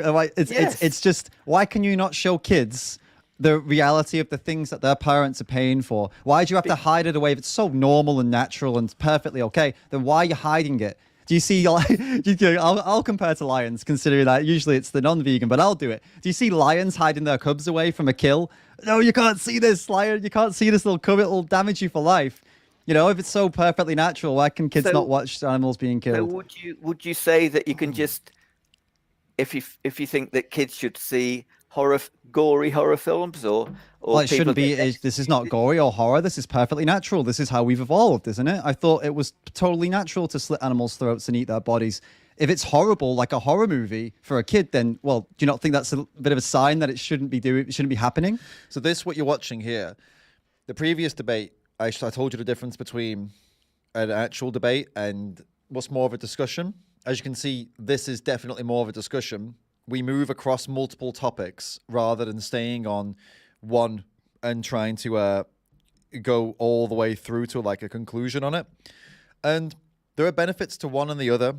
I think the reason I moved on maybe from this whole blue zones thing was because I identified that I felt like I'd made it clear that he didn't know what he was talking about, so we just moved on. I would have preferred to have made him bite the bullet on him not knowing what he was talking about, but I think at that point I realized it's going to be a relatively short video, so let's just... I feel like I did the job. Let's move it forward. Yeah, I think the different styles are better for different scenarios. And in this one, I think it was definitely better to keep the conversation moving to different topics rather than just hammering down on one and trying to go more like formal debate style on him.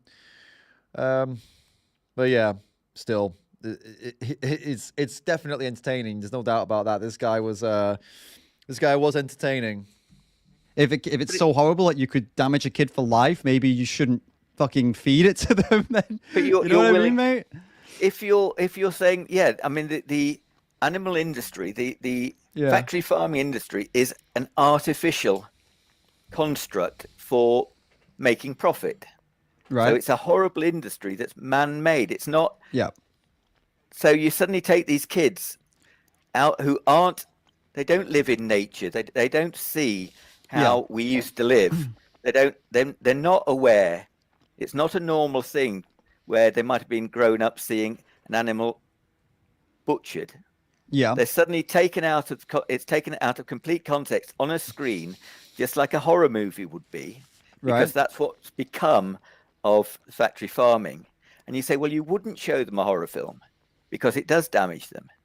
Now, it will also damage them then to see this man-made horror film of the factory farming just as much as it would any other horror film. Or would you show them pornography or child abuse or something like that? You just don't do it. You would let them okay,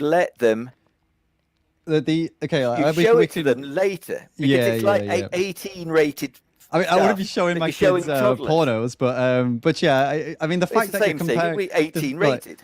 The fact that you're comparing animal agriculture to pornos or horror movies tells us that fucking everything we need to know about animal agriculture, doesn't it? And forget factory farming. Even just, taking a kid and slitting an animal's throat in front of them, right there in front of them, is going to fucking devastate them, right? The only difference is that when you say they haven't grown up with it, the main difference is that when you do it to them as a kid, you get to indoctrinate them into the fact that this is normal. But 99% of kids that have got past the age where they have empathy, like I think kids below 4 don't have empathy, it just hasn't developed yet. But if you show them after that age when they have empathy, they're going to hate it, but they'll get used to it because you do it, you make them do it, right? But most kids are not going to want to do it, mate. It's not an instinct that we have to go and slit animals' throats. It is an instinct for serial killers because they grow up, they do that as kids and grow up to go kill people. That's an instinct for them. But for the rest of us, it's not an instinct. That's why it's a problem to show it on screens. That's why it's a problem to take kids on a visit to a slaughterhouse. Not because they haven't grown up with it. It's because they have empathy and it doesn't come naturally to them to slit animals' throats. I can tell you some of the... On the topic of factory farming, just briefly, some of the worst things I've ever seen were on small non-factory farms. Were on local, privately owned, not like part of some big or corporation farms. So that even if we don't talk about the slitting the animal throat yourself in your own back garden, even if you want to talk about the good farms, you know, some of the things that are happening on those farms is as bad, if not worse, than the factory farms. That's something I would have said back then as well, on top of this, but I didn't have the experience back then. I don't think. I think a little bit's changed since then. But Because it's not an instinctive thing. If they were, if you're a kid in a tribe where you do grow up with it, Yeah. they're not all completely mentally fried, are they? It's normal to them. They grow up and they do it themselves because they've grown up with it. They're indoctrinated exactly from a young age and taught that this is what we have to do. The key word being have to do there. Like, it's necessary. You need to do it or you will die. So they learn to get over their feelings and then they just get over it and do it like any of us would if we were in a survival situation. Yeah. There's also what slaughterhouse workers do. Ex-slaughterhouse workers often say, you say, "What, did you feel guilty?" They say, "Yeah, but the longer I did it, I realized I needed the money. So I got used to it." And this is also how, also what leads many farmers and slaughterhouse workers or farm workers to beat the animals. Because to overcome the fact that you are killing or abusing a sentient animal, you have to switch off the part of your brain that sees them as a living, feeling, breathing being. You have to switch to a part, to be able to do your job, you have to look at them like things. And then when you start looking at them like things is when the real abuse starts, real abuse. Because obviously, it's all abuse, but by law, only some of it is abuse. So you'll see there's all this undercover footage of where people are kicking the animals, punching the animals, swinging them around, or doing horrible stuff to them, which the law sees as abuse. That is directly caused by the coping mechanisms that these people have had to go through to be able to do what they do to them for a job. They've stopped seeing them as animals. They've stopped seeing them as beings, and they've started seeing them as just like a cup or a thing that has no feelings. That's what they have to do. And any kid that has been raised with hunting or raised in a tribe that goes and kills animals, they have the exact same situation. There might be some level of, maybe they'll be taught to respect the animal or something like that in some way or another. But ultimately, that animal is no longer moral. It doesn't have moral consideration. They can't have moral consideration. They can't have feelings for the animal because then it would make the actual act of killing them too difficult. They have to disconnect. So, yeah, that's what happens anyway. It happens in kids who are raised that way. It happens in slaughterhouse workers. And with kids, I couldn't tell you if the results of how kids turn out with this. I don't have any data on that. I think we could guess that they might be a little bit more messed up in comparison to kids who don't have that. Possibly, don't know. But we do have the data when it comes to slaughterhouse workers. They have the really high rates of antisocial behavior, domestic violence, and violence to each other. There's multiple stories, just last year, the year before, slaughterhouse workers stabbing each other, shooting each other, beating each other up in car parks and inside the slaughterhouses themselves. So we see the impact it has on people as adults doing this work. But I've not found any study of the impact that it would have on kids who kill animals themselves as adults or as kids. I've not seen that. If you know something about that, some kind of study someone did on, I don't know, maybe comparing kids who were raised doing that versus kids who weren't, that would be interesting to see if there's any negative impact on them. And just obviously it doesn't make a difference to the animal what impact it has on them, but it's a good talking point, isn't it? So it'd be good to know. Yeah. They are in a survival situation. Who are?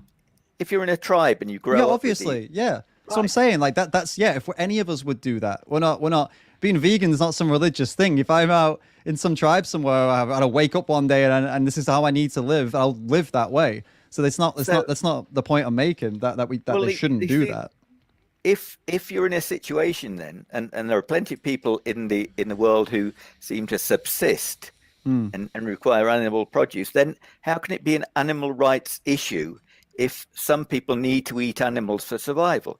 It's not an issue, an animal rights issue if they need to. The only issue would be that they do it in the way that wouldn't harm them the most, basically, if they need to do it. Like, if something is necessary, then you make every effort possible to ensure that you get it done, but get it done in a way that's not going to cause like unnecessary harm in that context. But in our context, as we've just been through all over here, we're not in that position, are we? Clearly, you're not in a survival position. I'm not in a survival position. In that we have supermarkets and a massive amount of foods to choose from.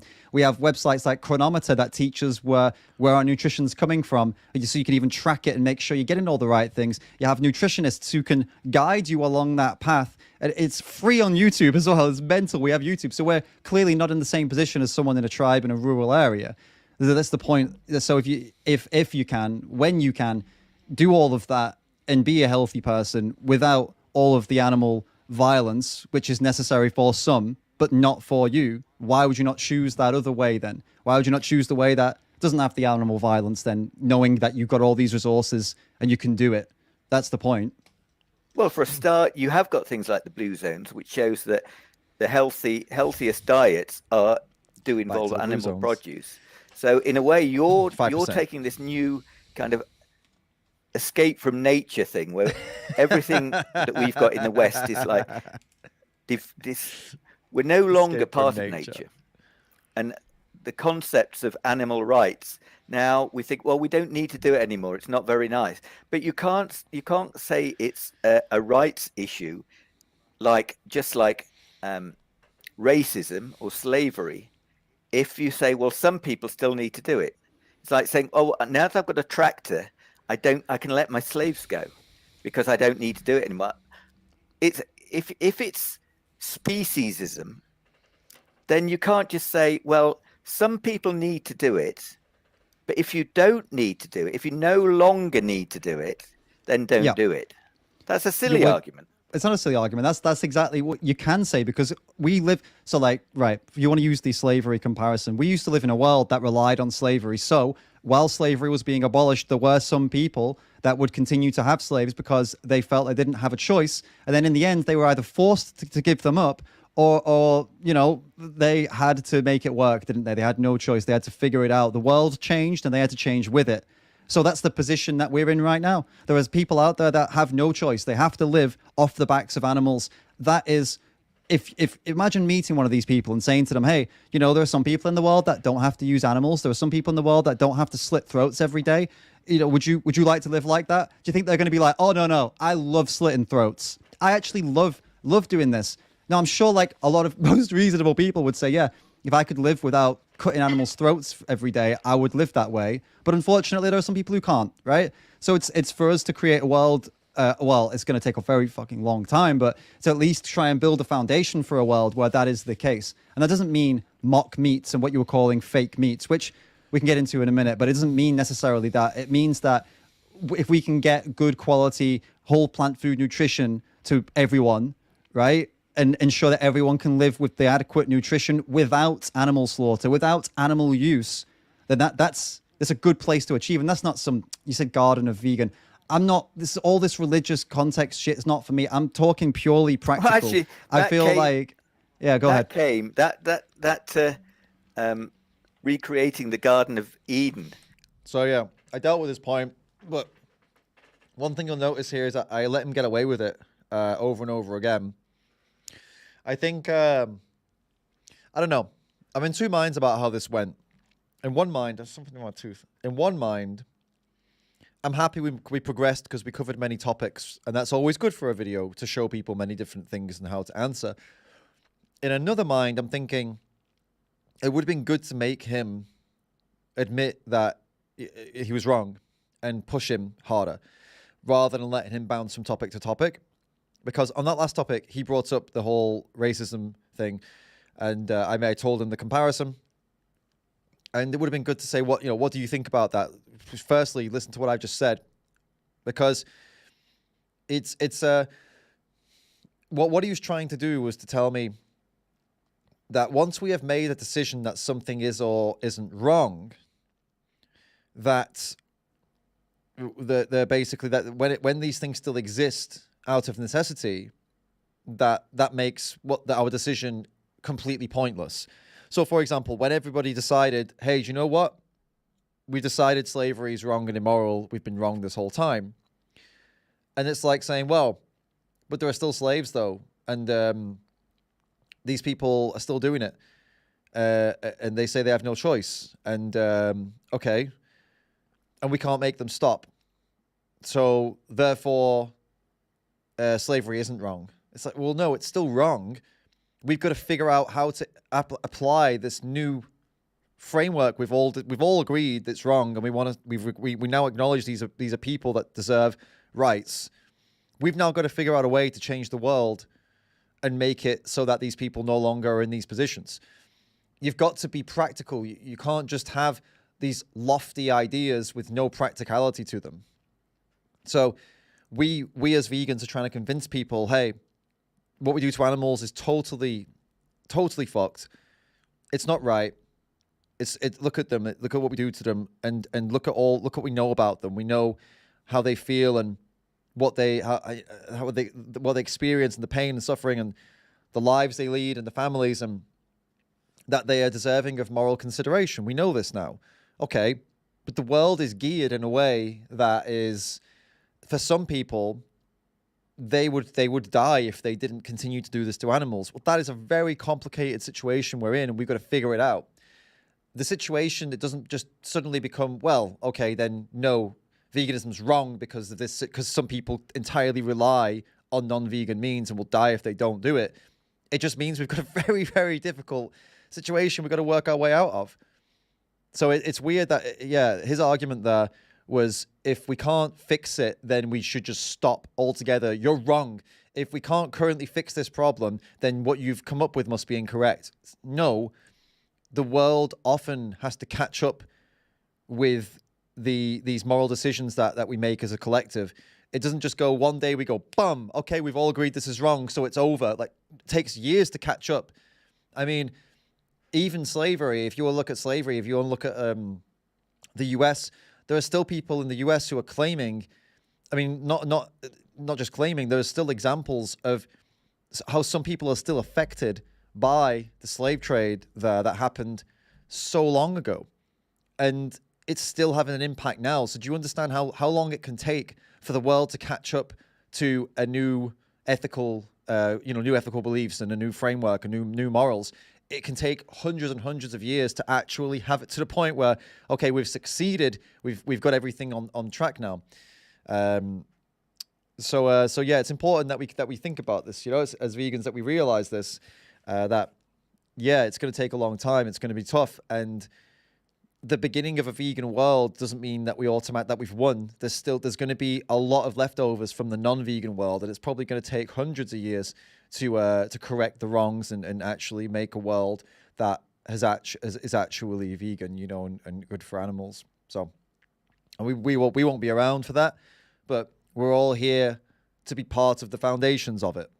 And long after we're gone, they'll crack it, I'm sure, thanks partly to the work that we're doing now. But what do we move on to here? I guess I think he wanted to get on to some other point there. He was just moving on, wasn't he? Let's have a look. Yeah. I got that from Gary Yourofsky. Oh, I mean, look, I don't agree with everything Gary Yourofsky. There's lots of vegans out there that I listen to, and I think, nah, that's too. I'm not about some fucking utopia. You know what I mean? Like, it's not realistic for me. And people talk about it. It's inspirational, and I get it, but I'm not that guy. I'm not inspirational in that way. I'm not telling people that we'll have this utopia one day. No, I don't think we will. I think there's always going to be animal violence. There's always going to be people that want to go out and kill them and eat them, even if they can get all the nutrition from plants. These people are going to exist. It's unfortunate. But I believe that most people aren't those people. I believe most people who are reasonable, are kind, compassionate, have empathy, and would, if they could, would live in a way without all of that violence. That's why I'm doing what I'm doing. Otherwise, if I didn't believe that, I wouldn't do this. But no, I'm not aiming for some vegan utopia or something. That I think that's a pipe dream. I don't know. I'm not bad mouthing Gary, but I think that's a poor choice of words, and I don't believe that that's going to happen. I'm probably still the same belief on that. When I talk about a vegan world, that's what I've just said there is what I'm defining. I don't believe we're ever going to have this utopia that some people think we'll have, but I think we'll have a world that is mostly, we could have a world that is mostly good, that is mostly taking care of these issues. And then, as I said, it will take a long time after that for the systems and the processes and everything to catch up to make it as close to like a fair and just world as possible. But yeah, there will always be people who won't do that. And like, for example, there's still hardcore racists and all different types of ists that are around right now, and they're violent and nasty, and they get caught sometimes, and sometimes they have secret organizations, and this is always going to be around. We don't want some kind of, or do we? I don't know. I don't like the idea of living in some kind of world where every single thing you do and say is monitored, right? But that's the only world in which we could actually have a cruelty, violence-free world, right? But I don't think that's a fair trade-off necessarily. But yeah, we're getting into something else there. We'll reel back from that conversation. That's something else altogether. All right, looks like we move on to betrayal at the moment. That's what I've got here as the next topic we cover, apparently. Let's have a look. But this again then takes me back. If it's not going to happen for a long time, yeah, and even in the West, it might not happen for a long time. Yeah. Then surely this is my point where I'm a bit frustrated that. Oh yeah, sorry, Gorik, I missed it. I've got your tip, mate. Thank you. Wolf be pretty, wolf be smart. Trolling vegans is a form of art. Don't listen to their agenda. Dangerous is vegan propaganda. Teach your kids to feed on corpses. Hide the violence this enforces. A perfect human you'll be without a conscience or morality. Deep. That's deep, Gorik. You should be a poet, man. Yeah. You should be a poet. Thank you. Keep it coming. I like these poems. It's nice. It's cool. It's a bit different. It keeps things interesting, keeps things spicy. Hey, we're almost, bloody hell, we're almost, is that the time? That is insane. We're almost 6 hours down. No. What time did I start? Holy shit, we're almost 6 hours in. When did that happen? That's insane. Over halfway. I like doing the debate reviews because the debates are long. So it feels like time goes fast, you know? And it keeps me motivated because I feel like time flies and you're like, wow, we've done so much, and it feels good. Because sometimes when I do these 10-hour challenges, I do lots of short videos and I feel like I've been doing it for 6 hours, and then I check the time and it's been 2 hours and I'm like, oh my God. And you've probably seen me with some of the other challenges. You see my energy drop somewhere in the middle. That's because I get a bit down when I see that I feel like I've done more than I've actually done. I feel like I've been here for longer than I have, and I start to feel like, oh God. But today I feel great. I mean, we're over halfway. I think I like the longer video ones. This is way better. Yeah, for example, the anti-vegan, the ex-vegan one, that was rough. That was so rough watching those ex-vegan videos for 10 hours. Oh my God, that was one of the hardest ones I ever did. That was really nasty. And also do you remember the 50,000 Go Vegans? Oh my God. For those of you that are new to the channel, I said go vegan. I said the words go vegan 50,000 times in a row. It took me 8 hours. That was brutal. That was actually brutal. My throat was like sore. I couldn't even think straight. I was slurring. I think I was slurring at the end of it. I couldn't even speak properly. Like, don't do that. Don't ever say go vegan 50,000 times, guys. Trust me. I can tell you one of my next big challenges, which you're all going to be excited about, by the way. We're not finished yet. Don't worry. Don't go anywhere. We're still here. But one of my next big challenge, I think I'm going to do my big one. It probably will be next year, maybe even the year after, because it's going to require a significant amount of prep. But it's going to be, I can't believe I'm going to tell you this because now I have to do it if I tell you. It's going to be 30 days, 300 hours of stream. So it'll be 10 hours a day, 30 days in a row. That's what I'm going to do. The reason that I need so much prep, it's a whole month of content, and I need to prep what I'm going to do for 300 hours. And I think it's going to take, I've got other projects going on right now. As you know, we've got the secret project. That's taking time. So that's the reason it'll be next year or the year after. But also, it's probably going to take me a couple of weeks or months even to plan content for 300 hours. I mean, that's mental, right? So we're going to be doing it. We're going to be doing that. I'm excited for that.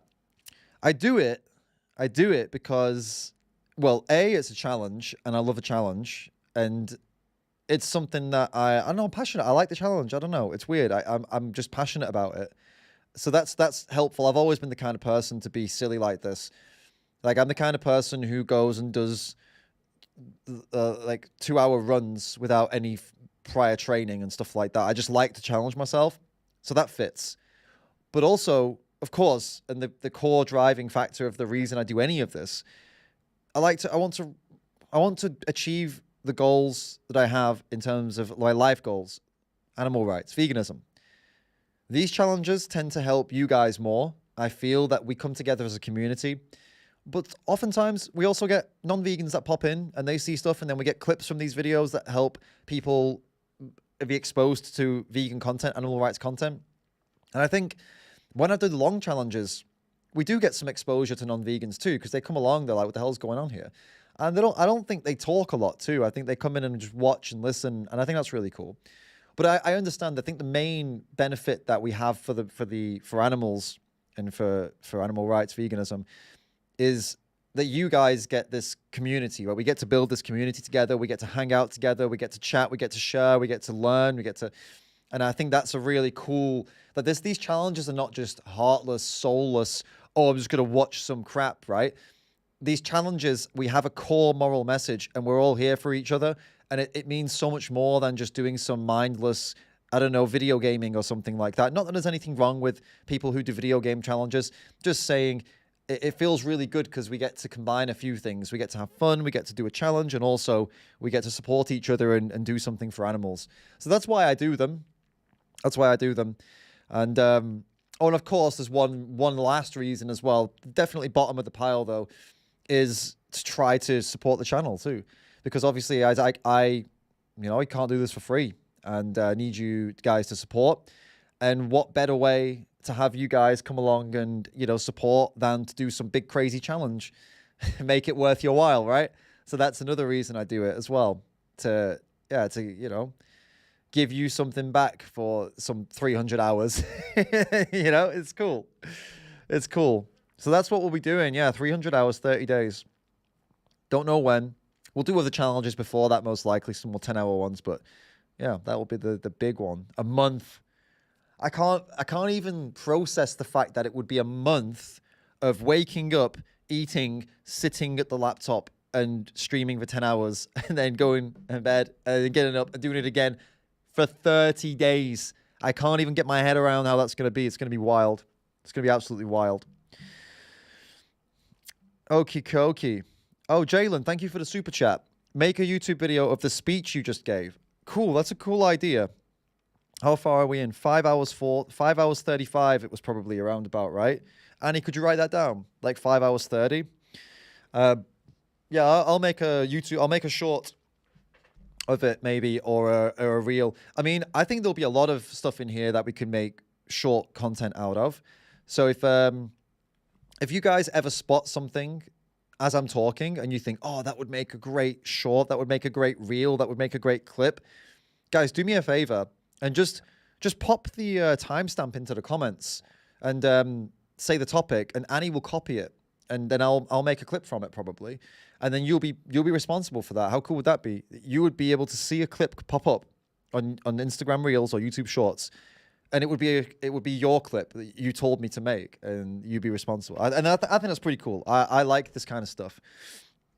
Like, I get a kick out of teaching someone something, and like, here, check this out. You should do this on your video, and then they do it, and it looks cool, and I'm like, yeah, I helped that. I did that. It feels good. So if you want that feeling too, then yeah, you can help us out. Yeah, do that. Alternatively, you could wait till the stream's over and then watch it all, 10 hours of it again, and then analyze and send us all the different timestamps for clips. If any of you got 10 hours spare, another 10 hours spare. All right, let's jump back into this. What's this wolf saying? There are quite a few vegans I've listened to, and they say absolutely no to animal welfare. And it was right. Hazel as well. I listened to her video, and she said, again, it's more of a betrayal. And she said, turn it back on somebody, and you say you're living quite a horrible life, Yeah. So I'll give you 5 years of a really good life, at the end of which I'm going to shoot you. Right? So she said that's the equivalent of animal welfare. You improve their lives, but you then say, right, I'm going to. But you still kill them, yeah. That? But Yeah. you see, the thing is, the difference is the animals have no idea what's happening the next day. So if they're in a horrible situation, that's their reality at the time. Yeah. If they're in a good situation, they're in a great situation. Now they don't know when they're going to Troy, get shot. we've gone through this. I told you I don't agree with Sal on that point. I think it doesn't matter if one of them's worse than the other. I would say that the life of cruelty is pretty damn bad and probably, worse. I'd say it's worse. But I would say it's still the second thing she talks about where 5 years of an awesome life and then, being shot in the head. It's still a betrayal. It's just betrayal versus cruel betrayal versus no betrayal, but cruelty for the whole life. We can all have an opinion on which is worse, which is better or worse. It's not like reflective on Asal as a what you think she's like some kind of, well, I guess you've got your thing against women, haven't you? So that's a good little stab I got him on there. So what I think about this whole betrayal point that he's bringing up here, I think my opinion on it might have slightly changed. I think from our perspective, from my perspective as a human that can understand these things, I think it is worse to treat an animal well, have them trust you, and then take them into a slaughterhouse and have someone stab them in the throat. I think that is a horrible thing to do, to betray the trust. I think it's a horrible thing to do from my perspective. I find the act of betrayal to be pretty overpowering, overwhelming in an emotional sense, versus an animal that lives in a life of cruelty and then killed. It's like they never had any hope for anything else. I don't know. It's complicated. I do think it's horrible, though. I think it's not. What's the word I'm looking for here? There's a word I want to say here. Not that I think it's worse. That I think it's. I don't know. From the animal's perspective, the welfarist version would be better from their perspective, in the sense that they don't really understand betrayal necessarily. And at the end, they just both get killed. So yes, it's better that they have a good life and get killed versus a bad life and get killed, I suppose. But if we're going to speak in terms of emotions, and how we feel about each other, it's still extremely messed up that you would give somebody a good life and then betray them. Right? I think that's kind of, there's this distinction I'm trying to make here, but I can't figure the word of what I'm trying to get at. Sinister, Ellie's using the word. What's up, Ellie? Yeah, it's more sinister. That's probably it. It's more sinister and sneaky and snide and deceiving, and it's more nasty, I suppose, to trick somebody into thinking you love them and then kill them. And it's still nasty to treat someone cruelly then kill them. But it has more, the deception element of it makes it icky and horrible. Heinous. Yeah, that's a good one. Heinous, right? So I do get what Asal was saying. But I think what it all boils down to here is that whatever Asal believes or I believe doesn't matter. The point is that none of it has to happen. That's why many vegans don't do welfarism, because welfarism says there's a good way to do the wrong thing. Welfarism is a good tool to make things more expensive so that farmers have to close down and things like that. I will listen to that. That's a good argument. I get that. But if anyone's saying welfarism for the sake of welfarism, then you're telling people there's a good way to kill animals. You're telling people there's a good way to do the wrong thing. And that's not good. I don't agree with that. I agree with it as a tool, a strategy, but not by itself. It has to be a strategy towards abolition of what we're doing to animals. That's it. That's the only thing it can be to me that I would be happy with. Yeah. Like if you gave me the choice of having a world full of high welfare farms versus a world full of the farms we have now, of course I'm going to choose the high welfare farms out of those two options. However, because even though it's not always going to be the case, it's likely that they're going to be marginally better, if not a little bit more than that better than a factory one, right? In terms of how they would treat the animals, at least there's a better chance of that.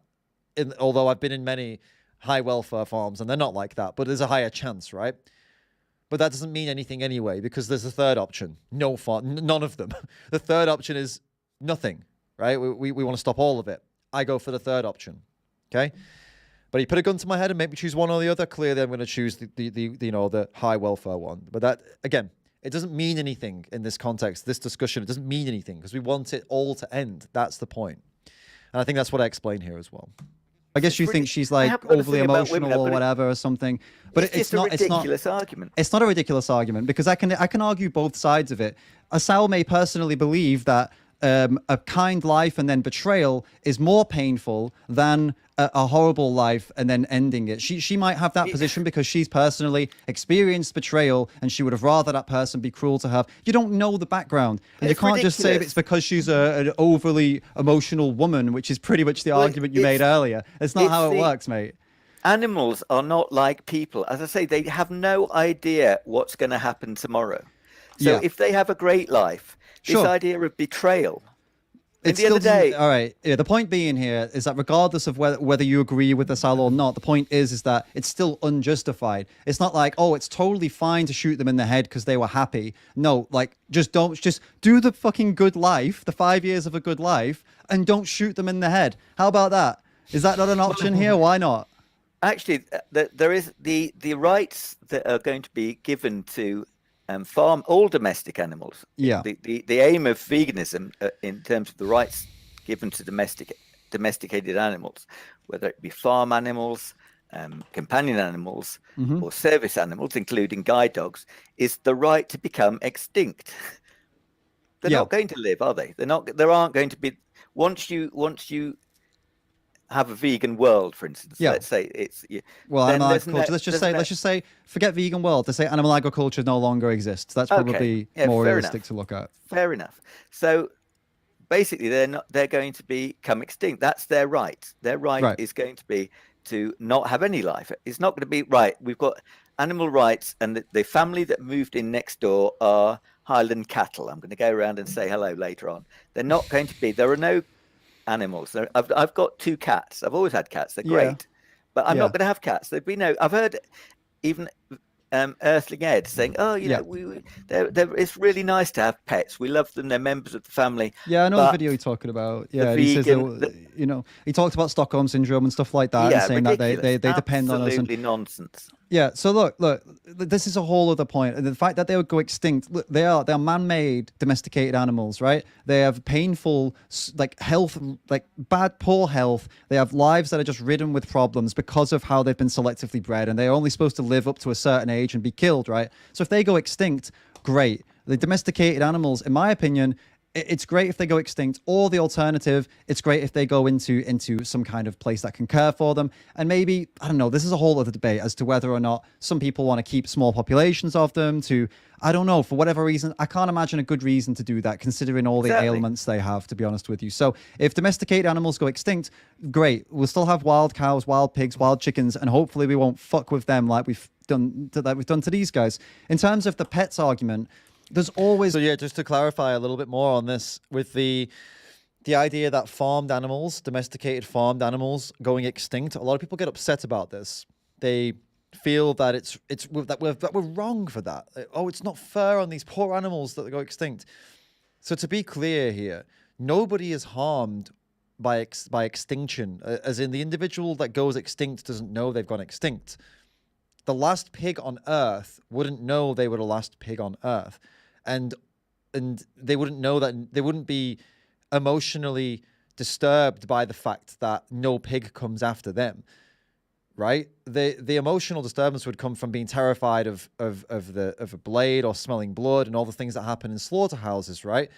And but after they die, it's not like there is something wrong by a lack of life. A lack of being born isn't evil or something. So the idea that a lot of people get upset with this extinction thing, as if it's harming animals that they go extinct, because we've been told and by the media and stuff that species extinction is something we all need to care about, and it's horrific and it's horrible and it's And yeah, it is. It is for ecosystems. It is when we make a species go extinct because we take over their habitat, because we destroy their homes, because we pollute them. This is really important. I agree. But a pig that we've genetically modified and engineered, or a cow that we've done the same, or a chicken that we've done the same, that they live in these horrific conditions, these horrific places. They are no part of the ecosystem. They are just simply factory-made products. So that's what they're considered as. That's what they're treated as. No, for them to go extinct is absolutely a good thing. It's something we would go back to a time before they existed, and that would be a good thing, because their existence, all it is full of, even if they've been rescued, their existence is full of pain and suffering and problems. These animals that come from these places, if they survive into an old age, it's very, very fortunate. They require tons and tons of veterinary care.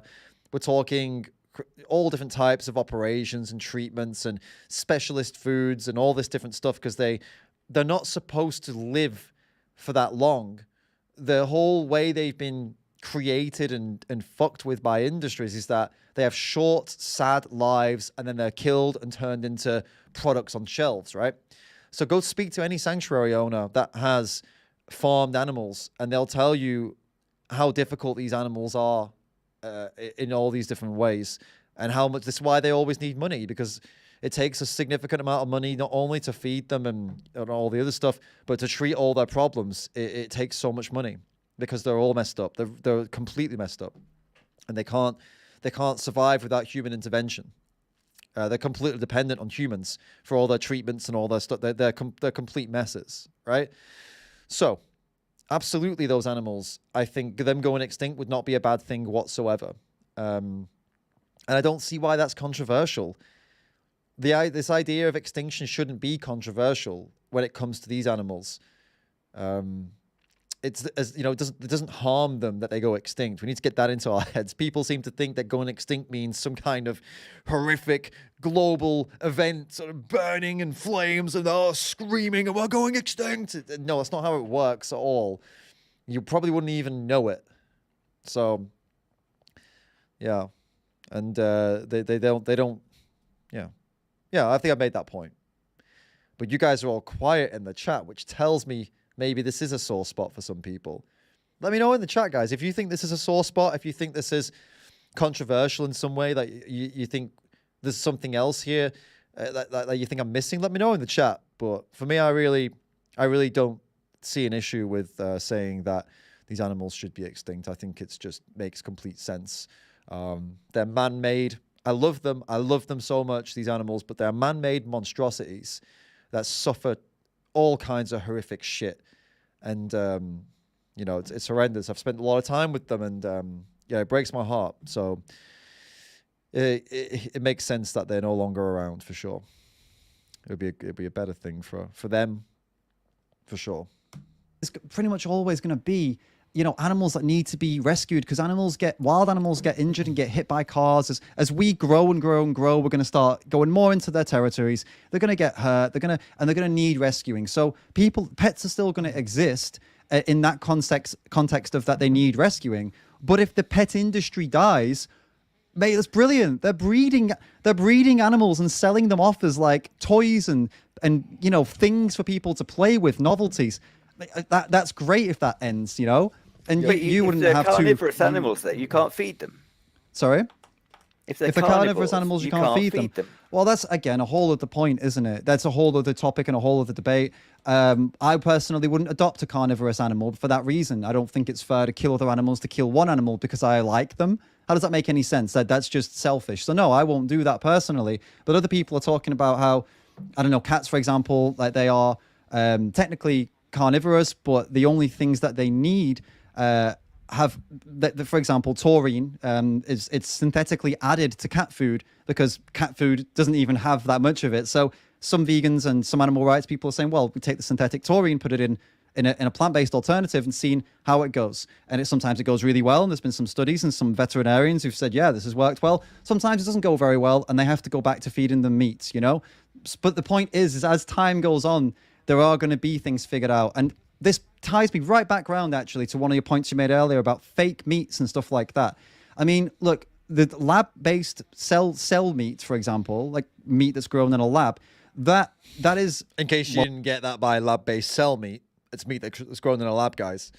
You know, just want to make sure we're all clear on that one. Almost completely biologically identical now to an animal that has been killed. Whether you want to eat it or not, there's a whole debate about the ethics of that and, you know, vegan-wise, but forgetting that, looking at it as is, they're basically growing meat from cells, right? Now, if you turn your nose up at that because it's fake, well, then what you're saying is add the blood, the guts, and the violence, and it's perfectly fine. Because that is the only difference between a lab, you know, burger and a burger from a slaughterhouse right now. Now, they're not affordable right now, but they will be in the next 5 years. And they may even be cheaper because they don't require all of the farming and the slaughter and all that stuff that costs money. They just require a lab, right? And once they've made that process cheaper, this is what they're going to start pumping out. You know, a lot of people have the ick factor of, oh, this is disgusting, it's disgusting. Well, it's like, go stand in a slaughterhouse and see what you find to be more disgusting. And you'll probably see that, all right, it's just grown in a lab. It's nothing to be disgusted by here. And anyway, the point is that can and will be used most likely to start feeding pets too, carnivorous pets. And if it meets their nutritional requirements adequately, why not? If they are healthy off this, why would we go and slit animals' throats instead? It doesn't make any sense. Well, it also depends, of course, on it being nutritionally similar or right, identical. It will be. Really. This is the point. It will be. Well, this is the point. It will be nutritionally identical or be? even better because they're removing some of the things that are bad and they can add more of the things that are good. They have complete control over these products. That's the point. So it's grown in a lab, fine. It's grown from cells. But, you know, in the next 5 years, they've already figured out some of the ways to make them even more nutritious. So why would we not eat that? You know, versus the slaughterhouse. That's the question, isn't it? Well, the thing is, we don't know whether it's going to be the same. Whether the man-made stuff and the well, it's the same. It's a bit like supplements, because it's clear that some people.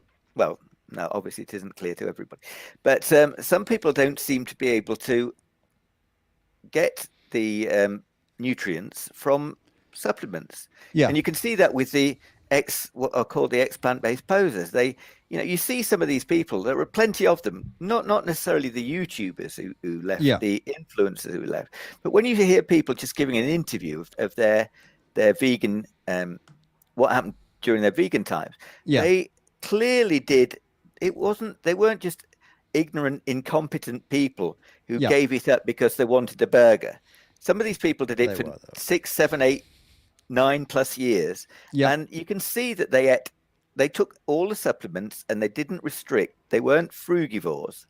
So you think, well, if they couldn't obtain nutrients from supplements, then why shouldn't they go back to health? Let's talk about this here then. So this is your last point. We skipped a point. We'll go back to it. But this last point was you were talking about, for some people, including you, say you got better results than whole food plant-based diet, physically, mentally, emotionally. If some find the diet inferior, the question is how big of a sacrifice are they expected to make for the animals? Don't dismiss their experiences as anecdotal because it's placed an ideology above reality. So that was another point you made, and you're kind of bringing it up now, which is good. So you've got the thing is, dismissing anecdotal evidence as anecdotal is the only sensible thing you can do. Because look, either you've got to either admit to me that anecdotal evidence is valid, and then in which case I can show you a list of 100 vegans who are competing at the highest levels of sports, and then you've got to acknowledge that their experience is just as valid as these people. Or you say, no, anecdotal evidence is not enough of a basis for us to base what we do on. You can't have it both ways, right?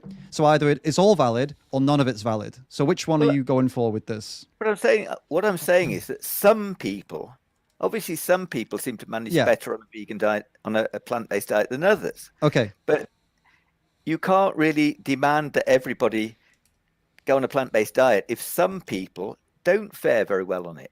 Because you might say... All right, let me explain why it's a problem, though, to say that these people who do interviews, right, and then they're sick. The problem with it, and I don't agree, by the way, with anecdotal evidence being valid. Even with people like bodybuilders and stuff like that, I often use them as just hey, look at this guy, he's pretty healthy. It's not evidence because I've not. There's no evidence there. It's just if you're interested in what some vegans look like, go and check these guys out, and then you can, it's anecdotal. You can tell people. It's just don't take it as like it's proof. It's not, but it's interesting, isn't it? Right? That's an interesting point. If that's what you're putting these people forward as, like, oh, it's just interesting, and we can discuss it as that, because it isn't a valid way to show that the plant-based diet isn't healthy, because you don't. Also, these people that he's talking about here, like we did 10 hours straight of listening to ex-vegans, and not one of them provided any test results for anything they had done. Some of them claimed they'd done tests, didn't show us the results. Most of them, I'd say 9 out of 10 of them, did no testing whatsoever. They went off their gut. So without that, it's just anecdote. And then, as I said, if you're going to accept anecdote, then okay, accept all of my anecdotes too then. If that's the world we're living in, then we'll just share our anecdotes and get nowhere, But yeah, they never come with the goods. I don't believe he has any data either, or any tests or anything like that. I don't think I even asked him. I should have asked him. You don't know. Okay, you don't know what they were eating. They tell you what they were eating, but you don't know what they were eating. You don't know there's many different types of supplements, by the way. There's at least 2 different types of B12. There's at least like 3 or 4 different types of D vitamin in these supplements. And some of them don't work so well for some people. Some of them work better if you eat them with other things. You need to have, for example, there's certain nutrients you can't absorb unless you have another nutrient next to it, right? At the same time, or at least you need to have adequate, enough of that nutrient. So there's so many things that could have caused people to become sick or unhealthy. And then when they eat animal products again, they suddenly get better, right? So then they've not done the work to figure out what wasn't in the plant-based diet that was in the animal-based diet that made them healthy. They're not getting blood tests. They're not going to anyone to do like food sensitivity tests. They're not doing allergy tests. They're not getting a SIBO test to check intestinal overgrowth. They're not doing any of these tests. They're just saying, oh, I got sick, I started eating meat and dairy and eggs, felt better, and yet this is my story. Veganism's bullshit. That anecdotal evidence doesn't mean anything. It does. Well, the thing is, when somebody puts forward a theory, like when you get a lot of people putting forward these anecdotal stories, right, of their experiences, you go, okay, I'm going to try it, because I recognized in myself when I was on very low animal product, I was down to 3 things. I came across these, a lot of these stories, and I thought, well, a lot of them matched my experiences, and that's the danger, mate. That's the danger of social media. This is the problem. It's tribalism. Yeah, well, of course you tried it and you felt better, and most likely you felt better for something that was not in the diet you were eating, that was in the new diet, but you didn't do the extra work to find out what it was. You just blamed it on the plant-based diet and started making anti-vegan videos. This is the problem with social media. It creates tribalism. You see some content that convinces you, right? You join that tribe and then you turn against the others. This is literally what YouTube causes, what Instagram causes, what Facebook causes, and it keeps feeding you more and more of the things that it knows you're interested in now. And the next thing you know, you've got vegan vacancy on YouTube making anti-vegan videos. Like this is what it creates these things. Because look how difficult for some people a vegan diet is. It's not. I don't think you're getting my point here. My point is that yes, some people, for whatever reason, have some issues on eating a plant-based diet. True. Right. What most people don't do is figure out where those issues come from. They just give up and go straight back to eating what they were before because that's easy. And the new thing is difficult. Obviously, it's difficult. Change is difficult. But the argument that I'm arguing and that most vegans are arguing is that it's worth it. It's worth figuring it out for the sake of not being a part of a system that is so despicable, as you rightly said, that it is despicable. We're using and killing animals for profit, and it's wrong if it's not necessary. Well, that's the point. Don't you think it's worth figuring out if it's necessary or not for sure before just defaulting back to what you were eating before? And this is the point. You're arguing for the status quo. There's nothing revolutionary about what you're saying. What you're saying is, hey, everyone, keep eating what you've always eaten, and these people that are trying to change the world are all wrong. You're the opposite of revolutionary here. This is what I'm trying to get at, right? So why not be a part of something that is trying to change things for the better? And if you have some issues, work them out, figure it out. Like, spend some time on it rather than just watching a few anti-vegan interviews and going, well, fuck it, that must be my problem too. I'm going to turn into an anti-vegan. You see my point? Because Whew. That was a little monologue. I feel inspired by myself from a year ago. Sophie, thank you so much for the super chat. I appreciate it. Remember, Sophie and everybody, guys, if you use the super chat, you can do the little sticker. I think you used a sticker. You can also put a little message in there too if you want to say something. But obviously, I see your little sticker, Sophie. Cheers. But you could also do messages too if you wanted to do that. Appreciate you guys, legends. Keep it coming. Keep it coming. Yeah, I think that was an interesting little monologue I just did. Maybe I could clip that out, put it up as a reel or a short or something. Or maybe I'll do a rehashed version of it. I'll do a video maybe, because it would be a bit weird. I feel like my voice is different then to now. What's that about? Do you hear it, or is it just me? I feel like my voice was way more high pitched back then. Oh, I know what it is. It's because I had the microphone on a different setting. I used to use that mic with this setting, and this setting you can probably hear. It's a lot higher. It makes my voice sound high pitched, right? You guys can hear that, right? How weird is that? But if I put it back onto this one, oh, there we go. It's silky smooth again. At least the microphone's silky smooth, not my voice. My voice isn't silky smooth. But yeah, that's what it was. I used to use this other setting because I thought that was the right way to use it, and it made me sound like I had my fucking nose clamped up like this all the time. Yep. But damn, we really got through some topics here, didn't we? This is interesting. We flew through these topics. So that's the tribalism done. Apparently now he goes into the natural. What's natural though, and then we finish off with some plant-based diet stuff. It seems. Let's have a look then. It shows that without any planning whatsoever, just an ordinary omnivorous diet, whole foods diet, is a natural, healthy diet for people, for humans. Natural, They're like, omnivores. look, yeah, all right. But the thing is, mate, natural. Hold up. I should have called him on this. He said a normal omnivorous diet is healthy for most people. That's what he said. Really, bro? Let's take a walk down any hospital ward. Ask your doctor, hey, there's a lot of people in here, yeah? How many of them are in here from diet-related disease? Oh, that's a good 80% of them. Okay, cool. How many of them are in here from a diet-related disease that came from eating a plant-based diet? Oh, it's probably going to be 0, or possibly, I don't even know why they'd be there. Maybe someone had an allergy or something like that. Who knows, right? Yeah. How many of them are here from eating the standard omnivorous diets that are prescribed to them by whatever? They eat just the normal diet that he's talking about. Probably almost all of them, if not all of them. So I don't know. I should have brought that up with him there. Maybe I did. Let's see where it goes from here. Crazy. Means nothing. You know, we can go back. You've watched Earthling Ed's videos. You know what I'm about to say. You've seen lots of vegan videos. You know that nature is not. It doesn't matter if something's natural or not. You're not appealing to nature when you do lots of other things. You're not saying I'm going to go and do this whatever because it's natural to do it. Like there's many things you could try and justify with that, but you wouldn't do it because it's not. It is a fallacy. You know it's a fallacy. It's not logical. You're coming here telling me to not be emotional and be logical. That is the most illogical thing to say. That it's natural, right? So it doesn't matter if. And this is your point here. Well, let's go back to your point. Sorry, hold up. There's a point here. I want to reiterate that point there. At the beginning of this, he said women are illogical and too emotional, and most vegans are feminine, and femininity is illogical and emotional.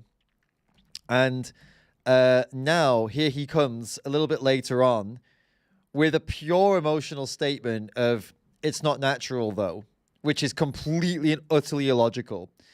And I think I remember at the end of this video, I roast him. I say something that you accused women of being illogical, and you said that most vegans, including men, act like women, and women are stupid or whatever, illogical, da-da-da-da-da.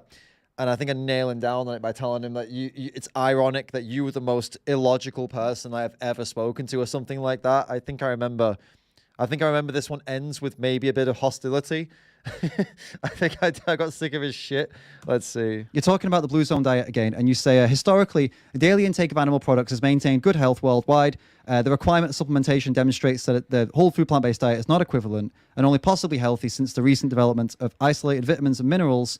And you're basically making the point that it's unnatural. That's ultimately what you're saying in that point, that it's not natural because of the need for supplementation, right, of basically of B12 and anything else if someone's struggling for whatever reason. But the point here, mate, is that firstly, point one, supplements have saved literally millions of lives, right? So they are not an evil or bad thing. Point two is that the majority of Western people in the West, like massive majorities, are deficient in at least one nutrient. And the thing is, most people are not vegan. So this idea that the plant-based diet is the only diet that needs supplementation is wrong.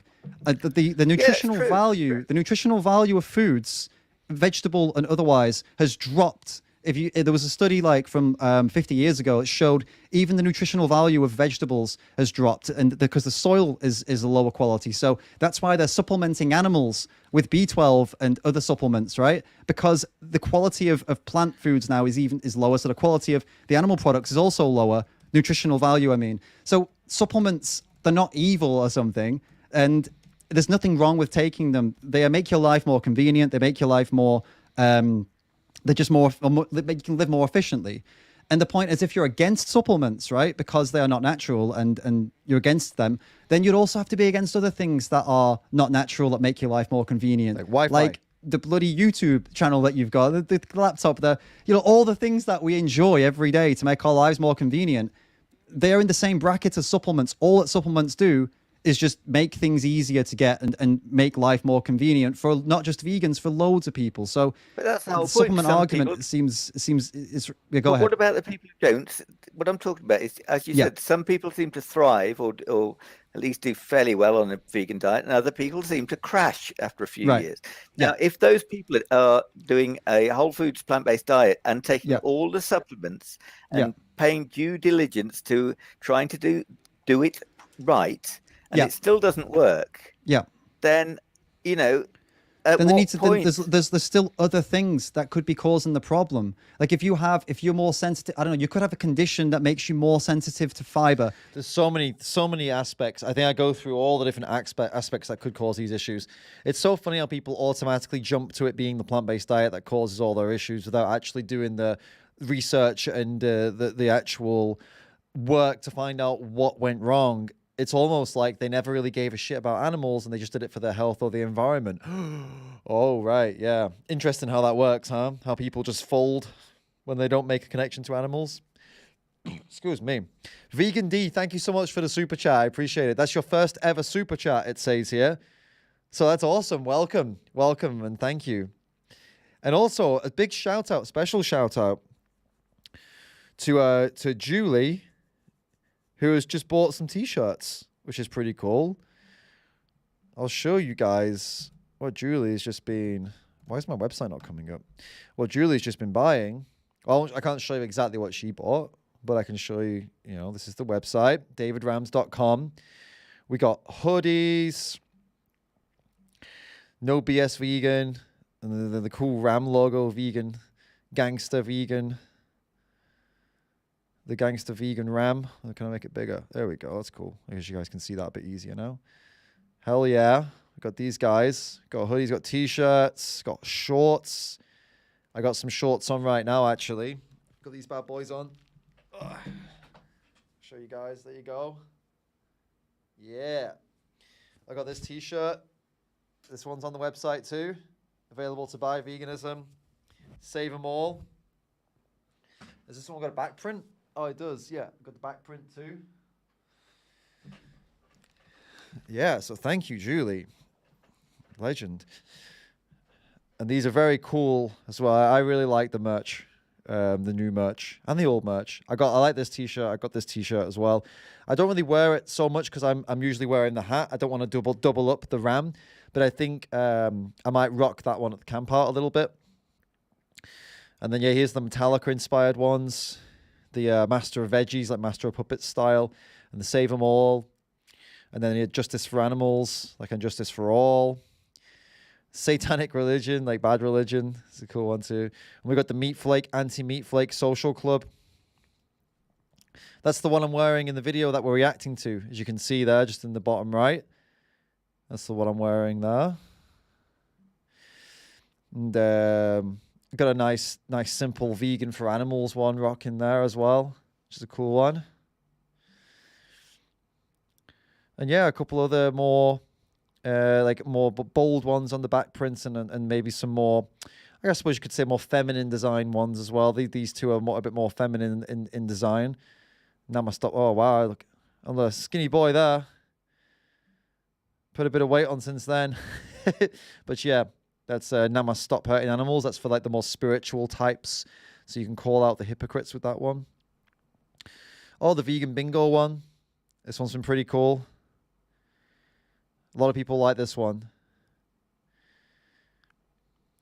Yeah, why no white hoodies? I don't know. I mean, I could print white hoodies. I just don't think they're very popular, to be honest. I don't think a lot of people, at least I don't feel like a lot of people want a white hoodie.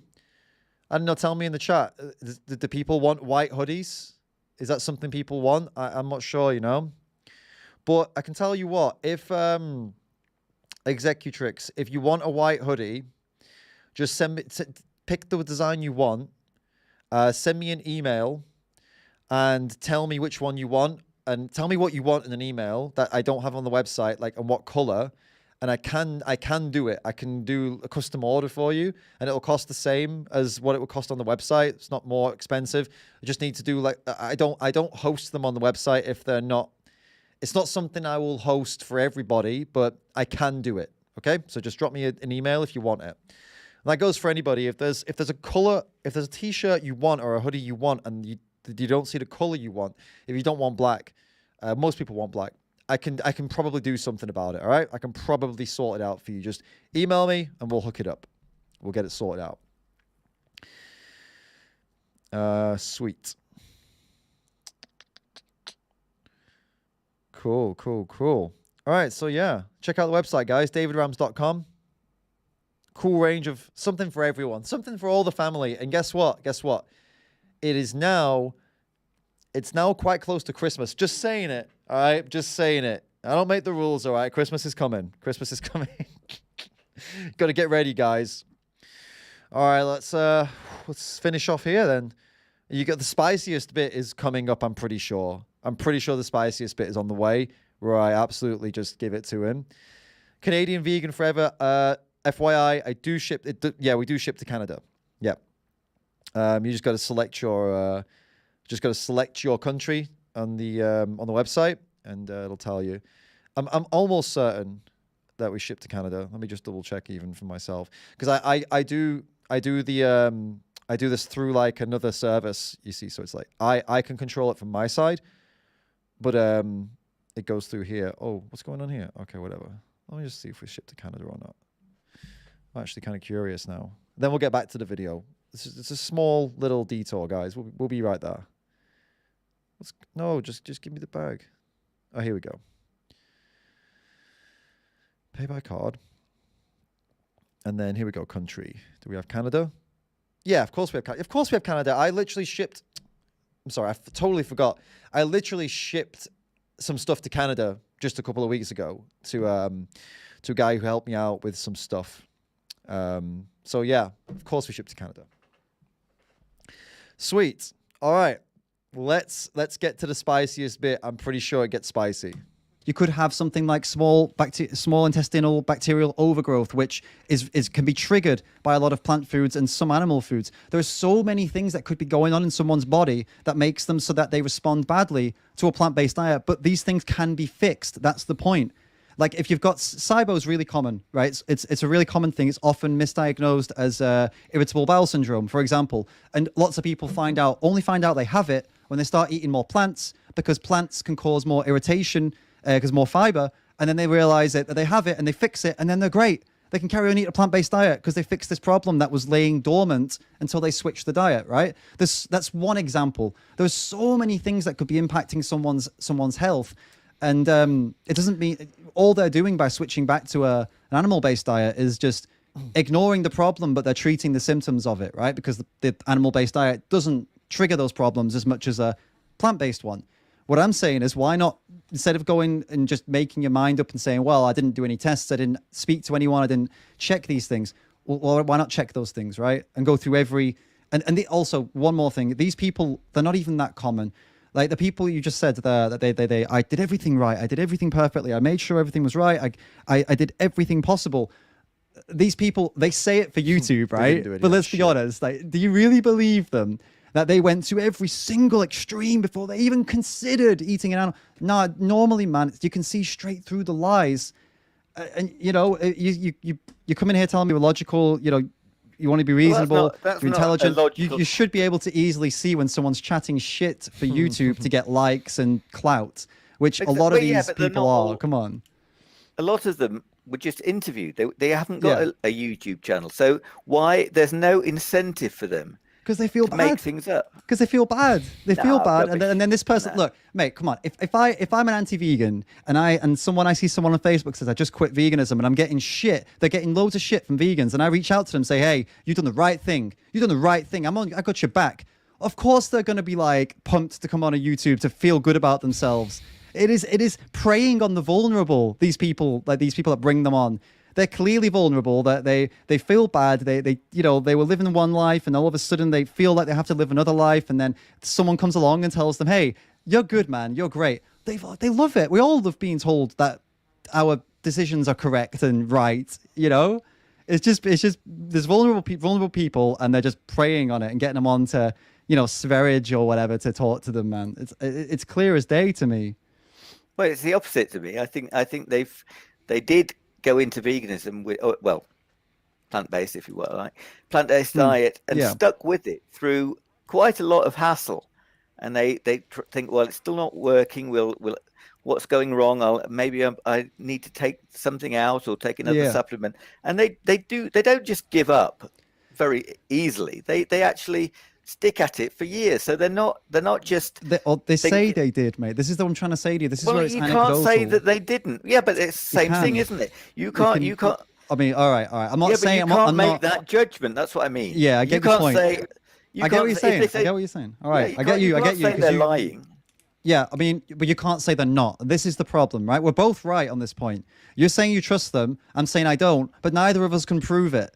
Do you get it? So this is where it's like, this is what anecdotal evidence is, literally the definition of it. It's like, you either believe them or you don't, but there's no evidence either way. So the best thing is to look at the evidence, and all the evidence says that it is perfectly doable to live that way. Now you got to look at, okay, if these people didn't do well, right? You got to look at the options here. Either they are just anomalies, and all the studies and the doctors that say it's right are completely wrong, or in your case, they're part of a globalist agenda to take us out. Or you've got to look at, and maybe consider that maybe they didn't know what they were doing as much as they thought they did. Maybe they didn't get the help they needed. They didn't do the proper research. Maybe they were eating a calorie deficit, even though they claim they weren't.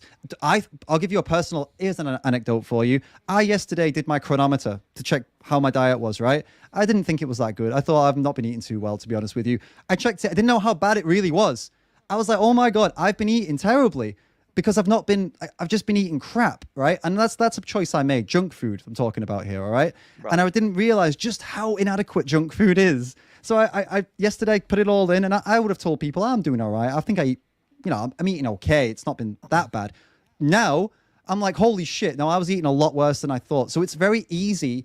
What I'm saying is it's very easy to think you're doing all right and think, oh, I'm doing all right. And then you put it into something like chronometer and you're like, oh shit, no, I need to be more varied here. Do you know, I need to think about this a bit more. That's something that I think a lot of people need to have this lesson, vegan or not. I actually truly believe that. People who aren't vegan, they get these wives' tales. Their parents teach them what they should or shouldn't eat and what a meal is supposed to be made of and things like that. But very few people actually think about it any further than that. And then they end up with all of these conditions and sicknesses and problems and all this different stuff, and it's all most of it's down to diet. And then if they need to get in there and change it before it's too late, basically, I think everybody should try pumping what they eat into chronometer at least a couple times a week just to see, like, oh, how am I actually doing?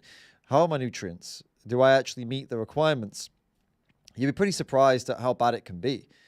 Chronometer's really good or apps like that are really good for just keeping an eye and keeping a track. And is there something you're consistently deficient in? And if the answer is yes, and you can't be bothered or don't have the means to get that with food, I don't know, maybe it's just, I don't know, for whatever reason, maybe you're just too busy or whatever, then you just, okay, I'm going to supplement that thing.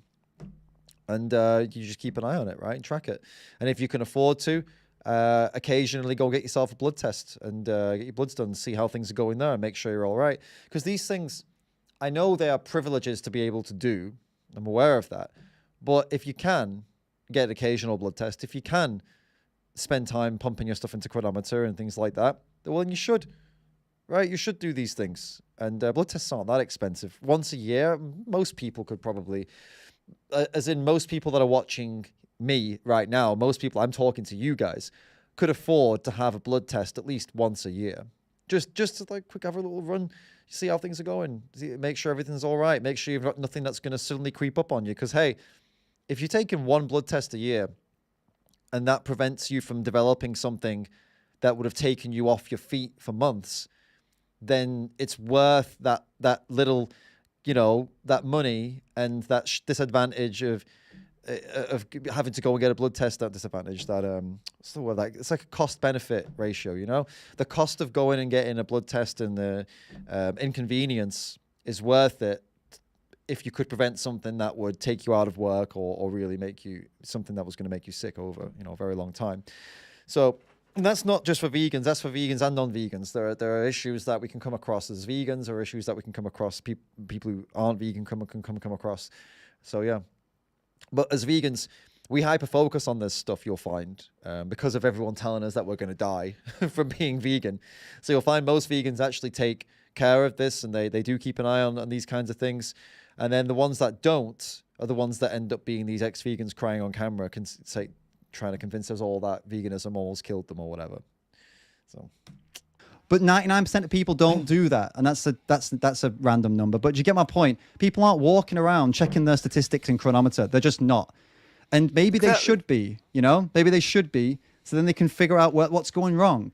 But it seems like a very, very complex thing to have to go through. You've got to monitor everything and try to figure out every little problem and have tests and get advice, and some of it might. What's more complex? Getting to 45 and going in hospital for a heart attack or some horrible disease that you've developed, or spending time on Chronometer and getting blood tests as regularly as you can and making sure you're all okay.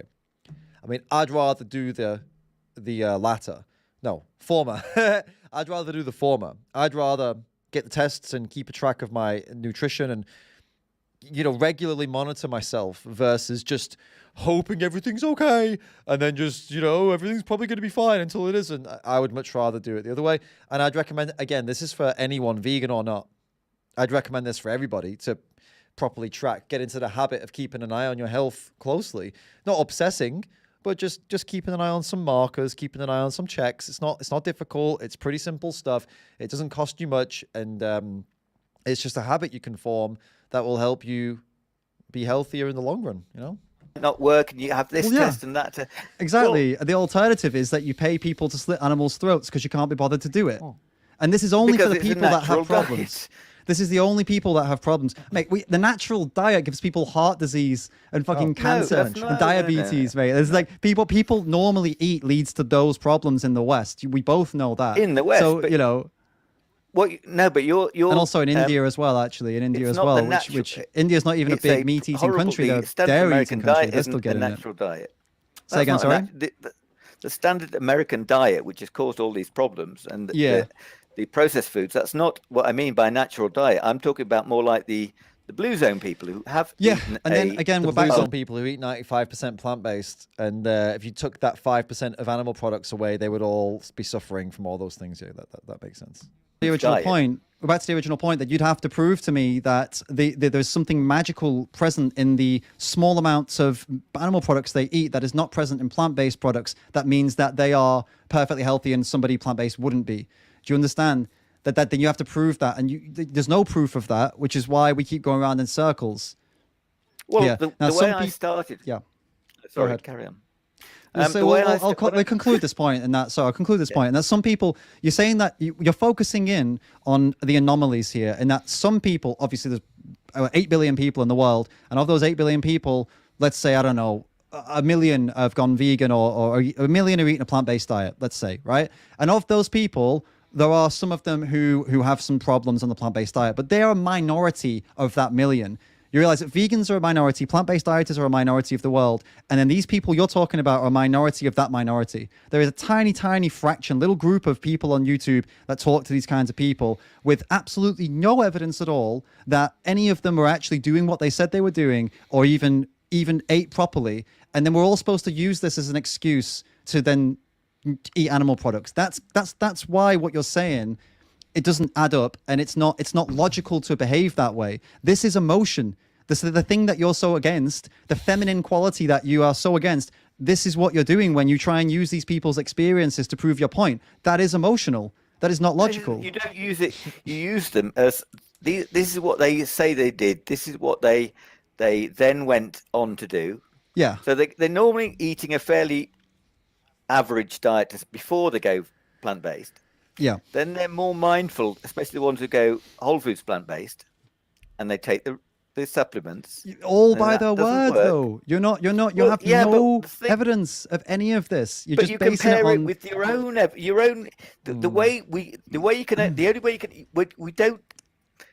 Right, okay, hold up. Let me give you an example let me give you an example of why this doesn't make sense.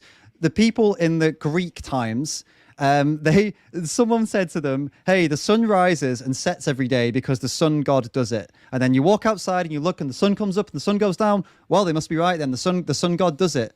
This is what your argument but practically is. It doesn't matter. It doesn't matter.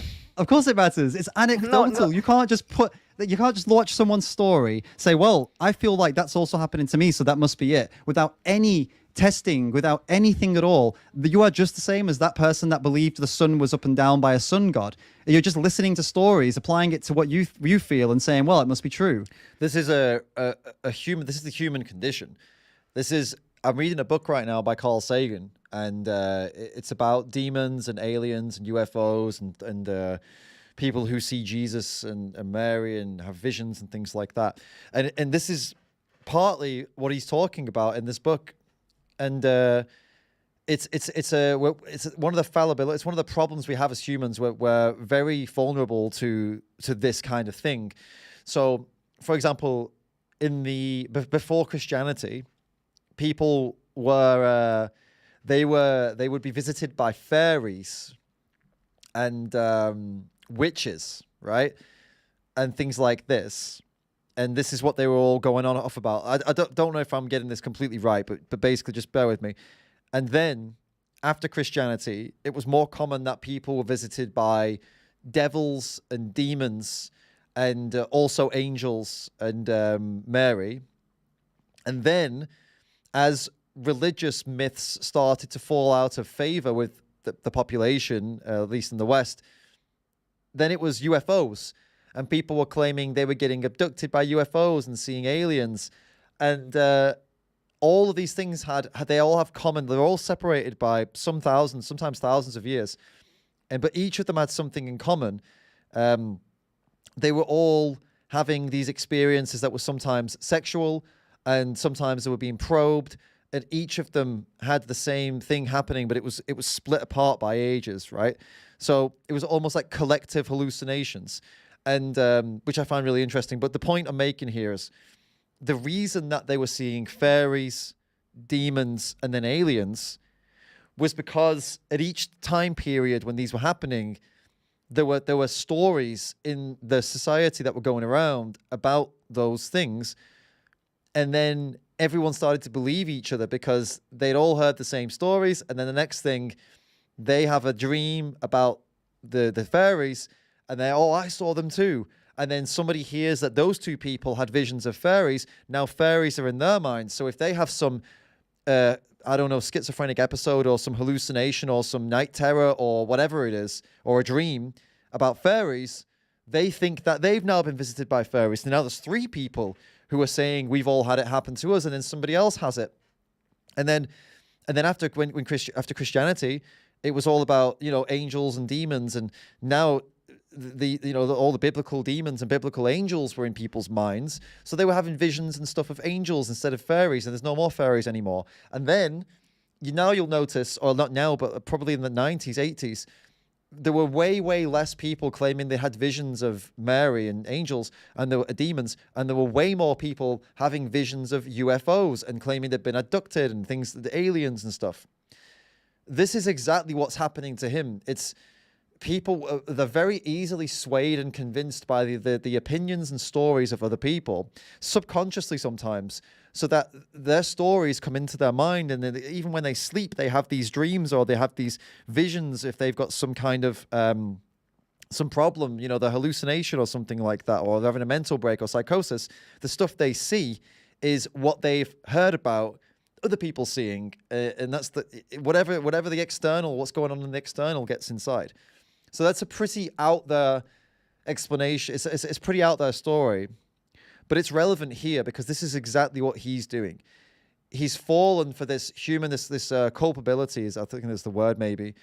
It's one of our vulnerabilities that we subconsciously, unconsciously are too swayed by people's emotional stories, and they get inside and they burrow deep inside, and they go so deep sometimes without us even knowing that when we open our mouths, we are telling someone else's experience. This is how deep these things can go. Like other people's stories become implanted in our brains, and then we tell our story, and it's actually not our story, it's someone else's story.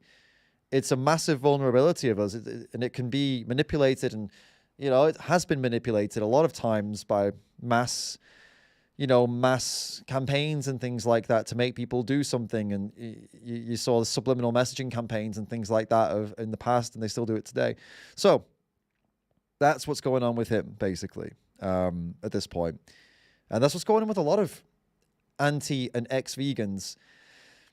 It's all just stories. There's stories they hear and they apply it to themselves. They could just as easily. It's like also when you go and you open up WebMD and you Google your symptoms and you find out that you've got fucking stage 52 bowel cancer or some shit. And you know, you're like, oh my God, I'm going to die. And you apply all the things you see on the page to what you're feeling, when it could just be that you've got gas, right? You could look at the page that explains the symptoms of bloatedness and gas, just being gassy, and it would probably share a lot with some horrific killer disease, right? So it's just about what you find first, isn't it, right? And so there's that as well. Yeah. Man, it's so illogical. It's so emotional, though. No, I tried it. That's the scientific. And to conclude, my point is of the aliens and the demons and the gas and that none of it even matters, because without any actual evidence and any actual logic being applied to these things, you're just going off stories and guesses, and that is not good enough to make core decisions for your life. That's what I was trying to bring this right back round to, and that's what I'm trying to tell him here. You listen to what a lot of people say, and they say, I had these symptoms, yes, and I sorted it with animal products. And I thought, well, I'm down to 3. I've got a lot of the similar issues. Executrix, hey, please drop me an email. If you're going to order something and you want it to be in a different color, don't order it, because they'll just send it right away and it'll be in black or whatever color you order. Please email me first and tell me what you want, and I will sort it out. We'll come up with something. All right. So Addy will sort. Actually, yeah, just drop me an email with exactly what you want, and we'll sort it out. We can sort it out live on stream. It's probably going to be the easiest way, actually. So let me know in the chat once you've sent that email, and I will finish this review, this part of the video, and then we'll sort it out. Okay, I'll set it all up so you can buy it, and then I'll take it back off the website. So I'm going to put it on the website, then we'll take it off the website again. All right, all good. Yeah. Perhaps rather than go entirely plant-based and perhaps risk the same thing, I'm going to try it. I'm going to suck it and see. It's science. You do It's the experiment. science. I'm going It's to not eat. science though, because you've not It is established science. what the problem is. You've not established what nutrient Doesn't you were matter. deficient in. Of course it matters. That Doesn't is matter, science. no. That is science. What you're saying isn't science. What you're saying is anecdotal. Science is saying, right, I am clearly missing a nutrient here that is in the animal product that is not in my diet now. Which Right. one is it? You punch it into chronometer, you test it, you see what the problem is, you see what's going on, and then you do it. If you actually don't want to pay for animals to have their throats slit, you do it. Now, if that's not a problem to you and you're happy to go and do that as long as you get to do what you want, well, then I'd say, that's... I mean, I don't really believe in evil, but I'd say it's about the closest thing to it. And, they're the choices you have, basically. And if in some crazy world, after all of this, all the testing, you do everything, and you can't figure it out... We're showing what? Then at that point, then you have to make a tough decision, don't you? If you've tried, as you're claiming to have Apologies, guys. I switched the screen by accident. My bad. tried, and you've done everything you need to do, and you're one of these freak people that has this biology that is different to everybody else's, then that's the survival point, isn't it? Then if you can't survive without animal products, then you have to eat them, and that's the end of it. But I'm gonna guess that's not you, and I can probably safely assume it, and it's not most people. Most people are not in this category of having some freak biology that no one else has that makes it that so they're going to die if they don't eat cheese, I was just thinking, if you look at the last, say, 10,000 years of civilization, go back to about around 8,000 BC. Yeah. And you say, right, that's a day. We'll compress it into a day. So 1,440 minutes. And you say, right, for the last 100 years, when we've had access to supplementation, we no longer need to eat, or some people may no longer need to eat animal products. Right. So you say, right, 100 years, even if it's that much for supplements, out of 10,000, 1%. They say we've needed to eat meat during the day until quarter to midnight when it suddenly became immoral. And that's only 10,000 years. It doesn't matter when. It's the same with all these other issues we spoke about earlier. There's many things that have only been immoral for like a fraction of our lifetime. It doesn't mean that they are less valid. It doesn't mean that, like we talked about slavery earlier, humans have enslaved other humans since records were literally first written down on stone. Egyptian bloody hieroglyphs were talking about slaves. So, that you could say the same thing, that the last 5 minutes... The last 5 minutes of human history have abolished slavery and said it's immoral. That doesn't mean that actually, actually it's right. It's just that we're all wrong in these last 5 minutes, does it? It was never, it's never been moral to treat other people cruelly. You can't say, it has. It was moral. Yes, it has. It's been moral for the majority of human existence. Only in the last... morally permissible. But it's just something that happened. It was to other people, though. It may not be to us now, but it was to all those people that used to exist. Back then, it was perfectly moral. It was not even questioned. That's the point here. You can't apply your morals now to those people. It's not relevant to them. They lived in a different time where it was fine and moral to them. But to us, obviously, we say it isn't. So this is the point. You hold that view, which is I agree with you on, but you're not applying it to now. You're trying to tell me that ancestors, what they did justifies actions now, but then you wouldn't use that for slavery. So I don't understand what the point is here. What's the logic? The logic is that it was never, in terms of conscience, it's never been okay to hurt people. People have always had the conscience. Sorry, yes, it has. People didn't have that. Look, the way that but it doesn't people make didn't it have right. the conscience. No, it didn't make it right. Exactly, Right. It didn't make it right to us, but to them, it didn't matter. This is the point I'm trying to say. That the ancestors of ours, what they thought was right or wrong, is irrelevant to what we're doing now. And you agree with me that it's irrelevant, right? Because we don't do what they did. It's experimental, though, isn't it? The plant-based diet is still very experimental. Okay. Shown by how. So was abolishing slavery. That was extremely experimental, but it's the right thing to do. If you don't, I don't think anybody had health issues by abolishing slavery or giving. Of course they bloody did. People lost their complete jobs, their entire income. People probably went homeless and struggled to make ends meet, and of course their health was affected. People had entire lives around this. So many people's health would have been affected, not consumption-wise, but yeah, the living would have been extremely difficult for a lot of people that built their own. And I don't have sympathy for them. Please don't confuse this as sympathy for these people. I don't have sympathy for slave owners. But the point is that it definitely impacted their lives in a very negative way.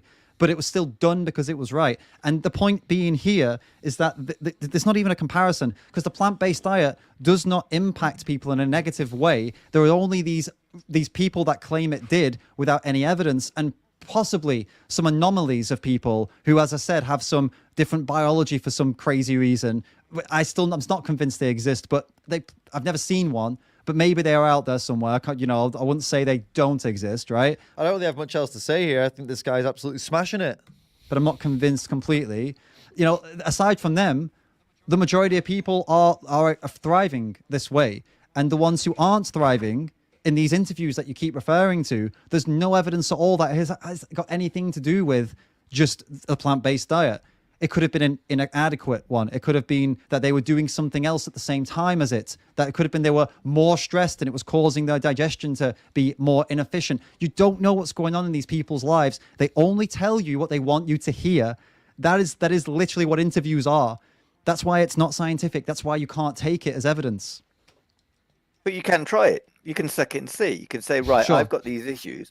I'll try what they tried to sort them out. But that's illogical. It's illogical. It isn't illogical. It is completely illogical. It's like saying, I've got some energy issues. I've heard from other people that cocaine can fix my energy issues. I took cocaine and now I feel really energetic. And seems great. This seems great.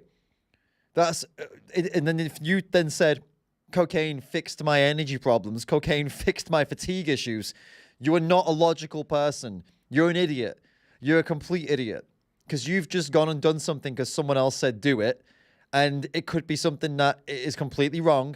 Either it could be morally, ethically, or it could be for your own health, or it could be environmentally, or whatever. There's many, many ways it could be incredibly wrong what you've done. But you don't know because you didn't look into it, because you took some moron's word and just decided to do it. And this is what I'm trying to get through to his head. And it's so funny and so ironic that his whole premise, everything that he's about, it came all down to this one moment here at the end where he is just talking about how he was moved emotionally by other people's anecdotes. So he made changes in his personal life based on these anecdotes. And that's what he's claiming to be a logical decision. After, right at the beginning, he roasted women for being an illogical, for being the illogical sex. He roasted. He said that women, females, women. He put it. I think he put it both ways. Are illogical most of the time and overly emotional, and said all this sexist shit at the beginning. And now here he is at the end. I love how this was a real coming of age moment for him, where what was the word I'm looking for? I don't know. You know when stuff just comes around and works out, and it just at the end you're sat and you're like, wow, how you started, and then look how it's going. You became everything you claim to hate. It is. It isn't illogical. It's completely illogical. It's based on You try emotion. it. You see someone else. What they did. Exactly. You see someone else doing something, you believe them and you try it, and then you assume that the reason you feel better is for the reasons they said they feel better without ever looking into the evidence. That is illogical, and that is fallacious. You're basing it on your emotions, which is something, again, you said you were so against. Of course it is. It isn't of course it is. My intention, I wouldn't be here if I hadn't intended to go plant-based. So I look at it, and I look at all the information, and I look at the lists of sources of vitamins. That's where I started. Sources of vitamins and minerals, and I'm going down a list of 28. And every third vitamin or mineral seems to be either beef, eggs, or oily fish. And I'm thinking, wow. So I'm going to give all this up. Well, I had given most of it up already. So then I'm looking at all these vitamins that I'm already given up, and I'm not feeling. You're not giving up vitamins. You're not looking for the alternatives to those things. Like, no, I had given them up. I'd already given them up. I wasn't eating them. Okay, but you hadn't replaced the nutrients in them. So you're just giving them up. Then of course you're not going to feel good, are you? Well, I didn't know anything about nutrition, but then the minute you start looking at it and you say, I've got these issues that I've had a long time, and then you see other people, quite a lot of other people say, I've got these issues on a plant-based diet. So I'm eating nothing. I'm eating very little. I'm eating almost a plant-based diet. And other people say, was on a plant-based diet for a long time and I had these issues. And I'm thinking, well, that's me. And they go, I tried this. That's their theory. Yeah. Put forward this hypothesis. I went back to a whole foods diet, but an omnivorous one. And so you go, well, I'll try it and see what happens. That's logical. It's not logical. It's anecdotal and it's emotion based. You didn't get any evidence for anything. You just literally started. I tried it. You ate the way you had always eaten, and it made you feel better. Of course it did. You went back to your original. You grew up one way, and then you started eating those foods you lived with for the majority of your life, and then you're surprised you feel better, and you're thinking that is some magical nutrient. That is not scientific, and it is not logical. It is completely anecdotal, and it's emotion focused. You've not done a test to prove anything. Why the hell should I? because you feel better, right? Emotionally or whatever. But if you've not done a test to find out, sorry, I feel better. I've never eaten a whole foods diet. This is the best return I've ever had. So I've never eaten this very clean. Okay. Isn't it crazy? What a weird coincidence that he was watching people online who were saying they felt great, and then he started eating like them, and he felt the same things they were feeling. Isn't that interesting? It's almost like the brain is really fucking good at creating placebos with us. Do you ever think about that? On top of all of this, it's like I've seen it pan out. I saw a video the other day. This fitness YouTuber, he got some empty pills, filled them up with ice and sugar, and told one of his mates that he's got some kind of thing going on with a new company, and there's this new supplement for bodybuilders. And the guy took it, and he took the pills. And in his first workout, he's going, my heart's racing. Oh, wow, this is such an amazing pump. Oh, I'm doing so much stronger. I feel so much stronger and better and all this stuff. And it's just complete placebo because he was told that this is what it was going to do to you. Right? Now, can we say that this is possibly what's going on with this guy? I think we can. I think we can say that's also a possibility, isn't it? Because right now, without any evidence from his side, all we can do is make guesses at the reasons he may feel good or bad. Now, there's no magical nutrient that is not present, that is not available in plant-based form that he's getting in the meat form or in the animal-based form, right? So it's not some magical nutrient. We can cross that out, okay? We can say he may not have been eating something before and he is eating it now. Okay, fine, but we don't know. But if everything was the same, if he was getting the same nutrition before and the same nutrition after, and there is no magical nutrient, we know that, then all that's left is something like placebo, isn't it? That's all we have left to say. It must be a placebo thing. It must be something like that. It must, or psychological at least. Maybe not placebo, but maybe he feels good because he's eating the foods that he grew up with. Like I said, he's eating the foods that make him feel good, that make him feel happy.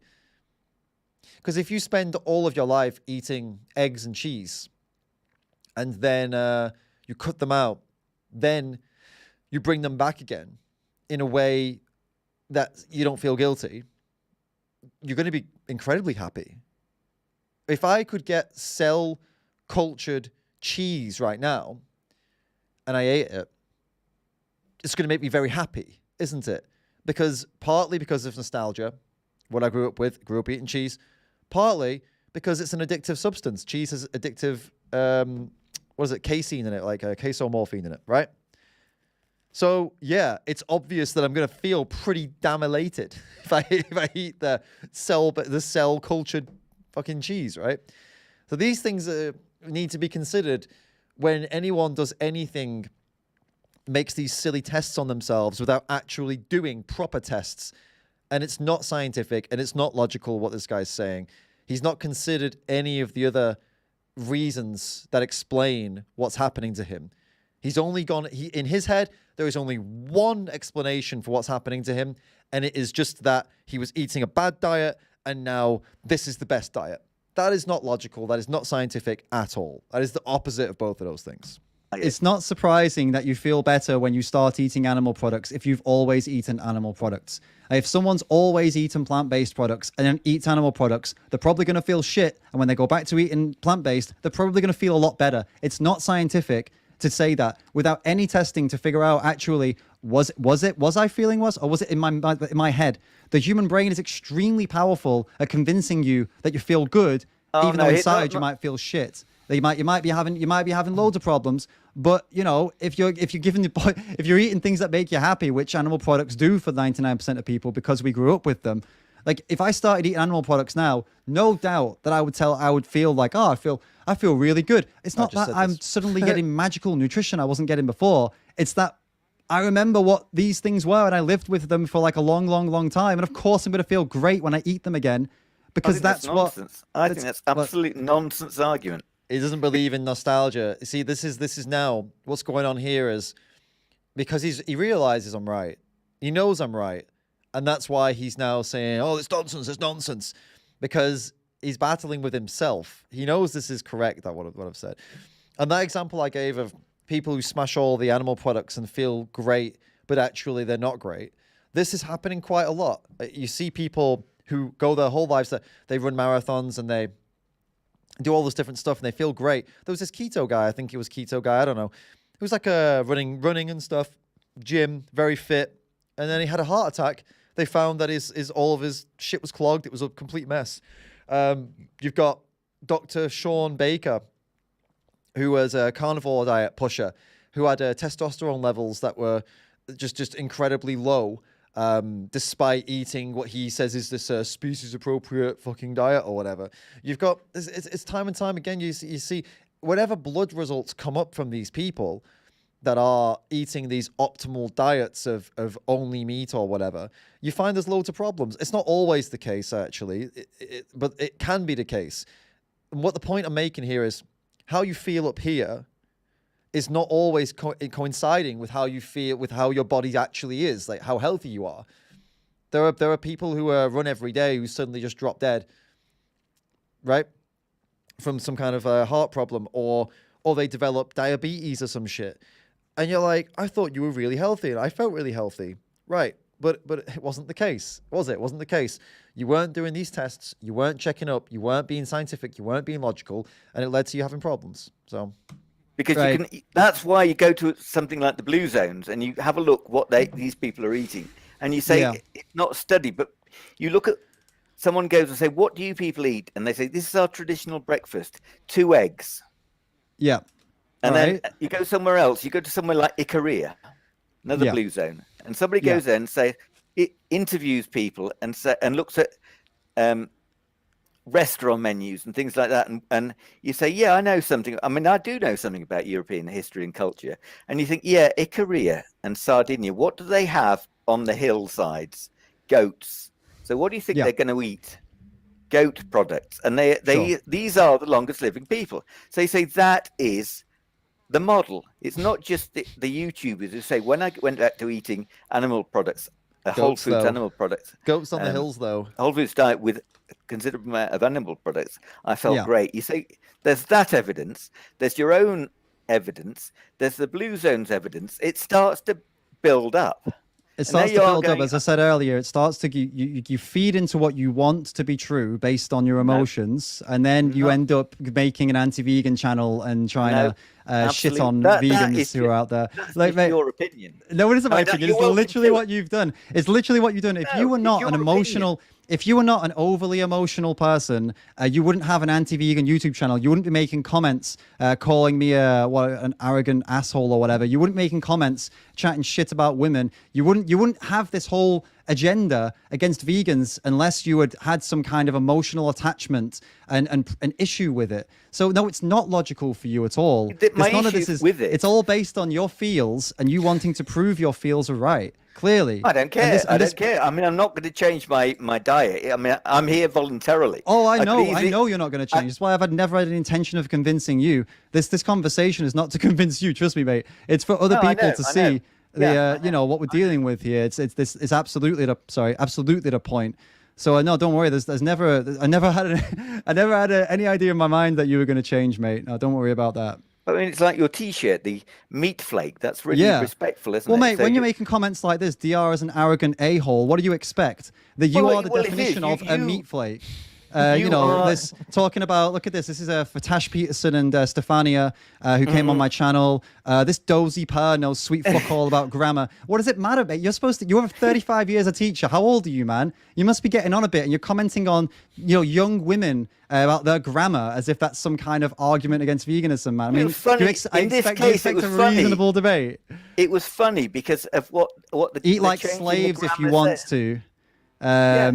And what's this bit? It says here, I'm a Christian, so vegan is seen as part of the foretold end times collapse of Western civilization. Absolutely. And you think I brought you on here to try and change your mind, mate? No, that's not. beyond the point. No, there's I absolutely knew no why- point in trying to change the mind of a conspiracy theory wacko, man. So I'll be Yeah, well, clear that's with your you. opinion. That was That's never your an opinion, intention of this Sophie. conversation. I don't mind that.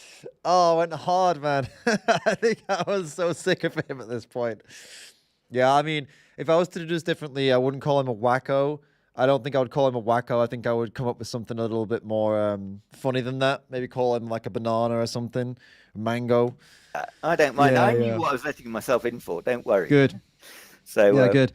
No, I think we'll wrap it up there, mate. So I Great. appreciate you coming on, at least facing up. There's more than most people in my comments chatting shit do, so fair play. Maybe you could have a chat with this other guy, this Bobby Fett guy who does similar stuff to you, and see if he'll come on. But I saw that. Yeah, I highly doubt he will, though, to be honest. I saw that you challenged him as well. But Well, most people who do this kind of stuff are cowardly, so at least you kind of half cowardly because you came on and hid your face, but at least you came on, so that's something. Well, I you guys appreciate said that that. at least, and yeah. I didn't want to show my face and make this into an 18 rated. All broadcast, right, so yeah, got would it, have got it. Would have had to sign in then and prove that you're 18, which would have been a shame. Right, So, right. yeah, Well, I mean, but, it's pretty clear you've been 35 years as a teacher of some sort. I mean, I don't think there's I don't think there's a question of that. But yeah, anyway, as I said, appreciate you coming on. At least it's more than most, and I guess I'll see you around. I'm sure you'll be making more videos and maybe taking clips of this. You're welcome to do it. We appreciate the promotion, and I don't know, mate. Well, I don't know. I guess I don't think anyone's a completely lost cause. I hope one day you go past your feels and decide to look at the actual evidence rather than interviews and stuff like that. No, but hey, we'll see, won't we? You could. There is other evidence as well. We haven't got time to Yeah. go through it all, but I'm quite happy with my inquiry and the Good. logic behind it. I mean, obviously we've got totally different opinions, but there you are. That's life, isn't it? Yeah, mate. All right. Well, cheers, and All right, thanks, David. see you around, mate. Bye bye. Okay, cheers. Well, there you go, guys. Hope you enjoyed that interesting stream, and you can probably tell that I was, I don't know, more what would you say, fiery than usual, you could say.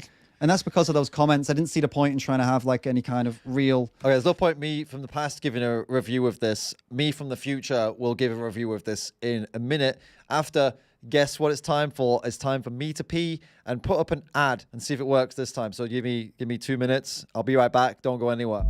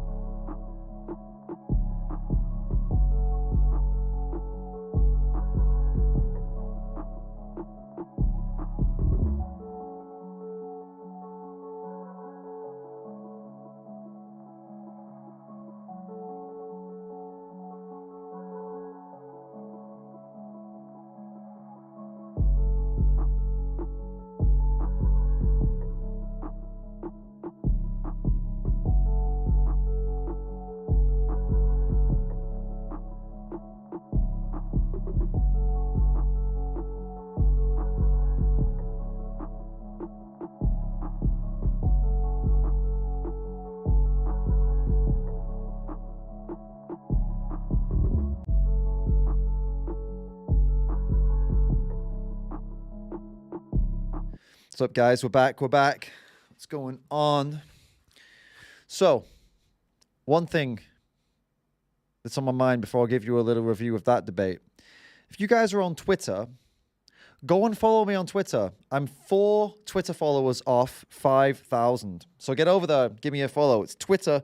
Just put David Rams, I'll come up. But it's David Rams is the Twitter thing. So I guess Annie could pop it in there. She can put the link in. So yeah, let's get me to 5,000. All right, what do I think about this one? So, do I think I could have done anything different? I think for sure I shouldn't have let him off the hook. There was a couple times I shouldn't have let him off the hook. That's for sure. Okay? So, that's something I could have done differently. But overall, do I regret being spicy with him, feisty? No. I'm actually pretty proud of how I dealt with him head on, and I didn't take any of his shit, and I didn't let him get away with his shit. I'm happy about that. I practiced what I preach in that sense. Took him, showed him what he'd said and held him to account for it, which I think is good. Shouldn't have called him a wacko. Probably shouldn't have called him any names, really. I should have been more intelligent with my insults to him. That's the only thing I would change. My opinions on what was said, my comments that I made, I think I stand by all of them as well. But yeah, so there's a couple of little things I would change. But overall, I think it was all right. I think it achieved what it set out to achieve. Like, my only goal of this thing with him was to bring him on, deal with him, because he was a real troll. And I thought, what a great opportunity to bring on a troll and just handle it, right? Really handle it and show people these are the people that are doing this stuff in the comment section, and they have nothing of worth. They have nothing, not of worth, but they have no justifications for what they do to animals, right? That's what I thought. So yeah, overall, I'm pretty happy with how that went, to be honest. I feel all right about it. So, I've got a couple of super chats and tips. Thank you. Animals are cool people. Thank you so much. David, you are the man. Name your top 10 vegan YouTubers other than yourself. I don't want to hear you say you can't rate. Let's hear it. All right. Top 10 vegan YouTubers other than myself. I don't know about top 10 because you're asking me to put them in an order of the ones that I like the most, which is, I find that's pretty rough. That's a rough ask. Give me a minute. I'll think about it. So, okay, I can tell you, let me write down maybe, because otherwise I don't want to do all this. I'm B12 deficient, guys. I need to write stuff down. Where's my fucking pen? Hey, I moved the pen away because, here it is. I hid it from me because I sometimes pick it up and start doing this on stream, so I hid it from myself. All right. So let's think. So we've got, okay, the ones that I like. We've obviously got Ed, so we'll write down Ed. No order, right? No order. Joey. Gaze.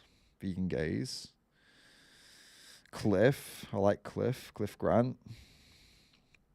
Who else do I think Danny. I like Danny's videos. I don't watch so much vegan content these days, but when I do, it's so that's 1, 2, 3, 4, 5. Who else is there that I watch? Obviously there was when I did the appreciating vegan YouTubers, we came across quite a couple there that were pretty sick. I'm just thinking the ones that immediately come to mind as ones I would put as like well, you asked me what my top 10 are, so this is tough. So I've got 1, 2, 3, 4, 5 so far. Top 10. There is man, this is difficult on the spot, It's not so easy. But these are, you guys are all giving me suggestions, but it's not you, it's me. I need to come up with the ones that, no offense to anybody, but I need to write down the ones that I think are the top, right? I appreciate your suggestions though, but just don't be offended if I don't pick it up. Because I'm trying to be honest here, Oh yeah, of course. Got that one. Okay. Cool. I've got 7 so far. I've got 7 so far. Who else do I want to pop in here? Don't want to offend anybody. All right. I'll tell you what. We'll stick with 7, not 10. Okay? So I think, okay, my top 10, as in the ones I'll actually spend some time on and, we'll put it in that order. So I think the one I'm spending the most time on right now would be Carnism Debunked, George. The reason being is that I appreciate I find his takes to be sometimes quite refreshing because he's willing to say very unpopular things to both vegans and non-vegans that need to be said. And I appreciate that a lot. I think number 2 after that would be Cliff Graham, because I appreciate that I appreciate his outreach. I think he does a great job. And I think number 2 would be Cliff Grant. So go and check out Cliff Grant. Number 3 would be number 3. I'm ranking this just based on just general kind of feeling. This is not really any kind of. I'm not analyzing at all right? So don't be offended by this. I'm just doing it based on feels right now. Okay. Number 3. I'd probably say Arvind, animal activist, because he just brings something very special, and he's very interesting to watch. And his videos always fly by because he's just so animated and all over the place and stuff. And I think he's great. He's doing great work in India. Arvind, animal activist. To number 4, we'll go with. Number 4, we'll go with Ellie, vegan gaze. For the streams, I got to admit I don't watch too much of Ellie's videos posted, but I do pop into streams, and I like she's a good streamer. Ellie's a good streamer. I like Ellie's streams. They're funny. Sometimes a bit much. Sometimes it's a bit crazy for me. I pop in and Ellie's going insane, and I'm like, yeah, okay, no, I'm out.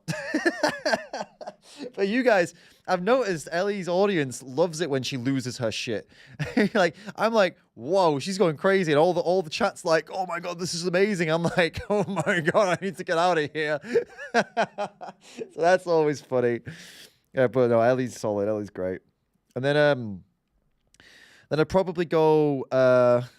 What does that even mean? Sometimes you're like wacky and all like shouting and stuff. That's what I mean. Like sometimes you're like screaming at something happening on the screen or something, and I'm like, am I getting really angry at something? And I'm like, what the fuck is going on? All right, cool. But then we'll go with probably lifting vegan logic at 5, and then I'm putting Joey and Ed at the bottom, not because I think that they're bad or anything, but because they're the obvious shout outs, right? Everyone says Joey and Ed. You know what I'm saying? So I'll put Joey at 5. Wait. Joey at 6 and Ed at 7. We'll put it that way. I mean, we watch a lot of Joey and Ed together here. So obviously they probably would be higher up the list in terms of how much time we spend looking at them. But, there's no point putting them at the top of the list when we already know who they are and they're both awesome. We know all that stuff. So it's better to elevate people that maybe, we don't know much about, like the others that I mentioned. So get over and subscribe to all those awesome people that we just covered, please. That would be sick. And DJ Lernal, thank you so much for the tip. Legend. You always send through like really nice tips, and then don't leave a message. Just pop a little message in there. It's nice, and I can read it out, and I can read out what you got to say. It's pretty cool.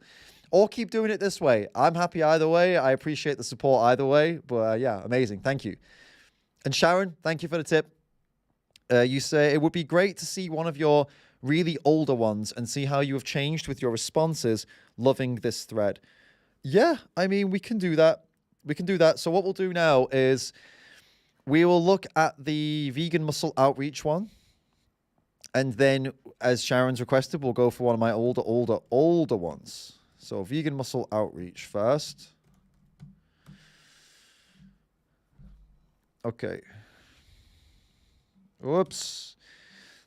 Vegan muscle outreach. So this is a channel with 755 subs. Let's have a look at the most popular ones they've got.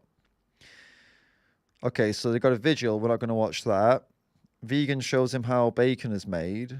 That looks more like, is that an outreach or a debate? Or let me just try and find one that looks more debatey.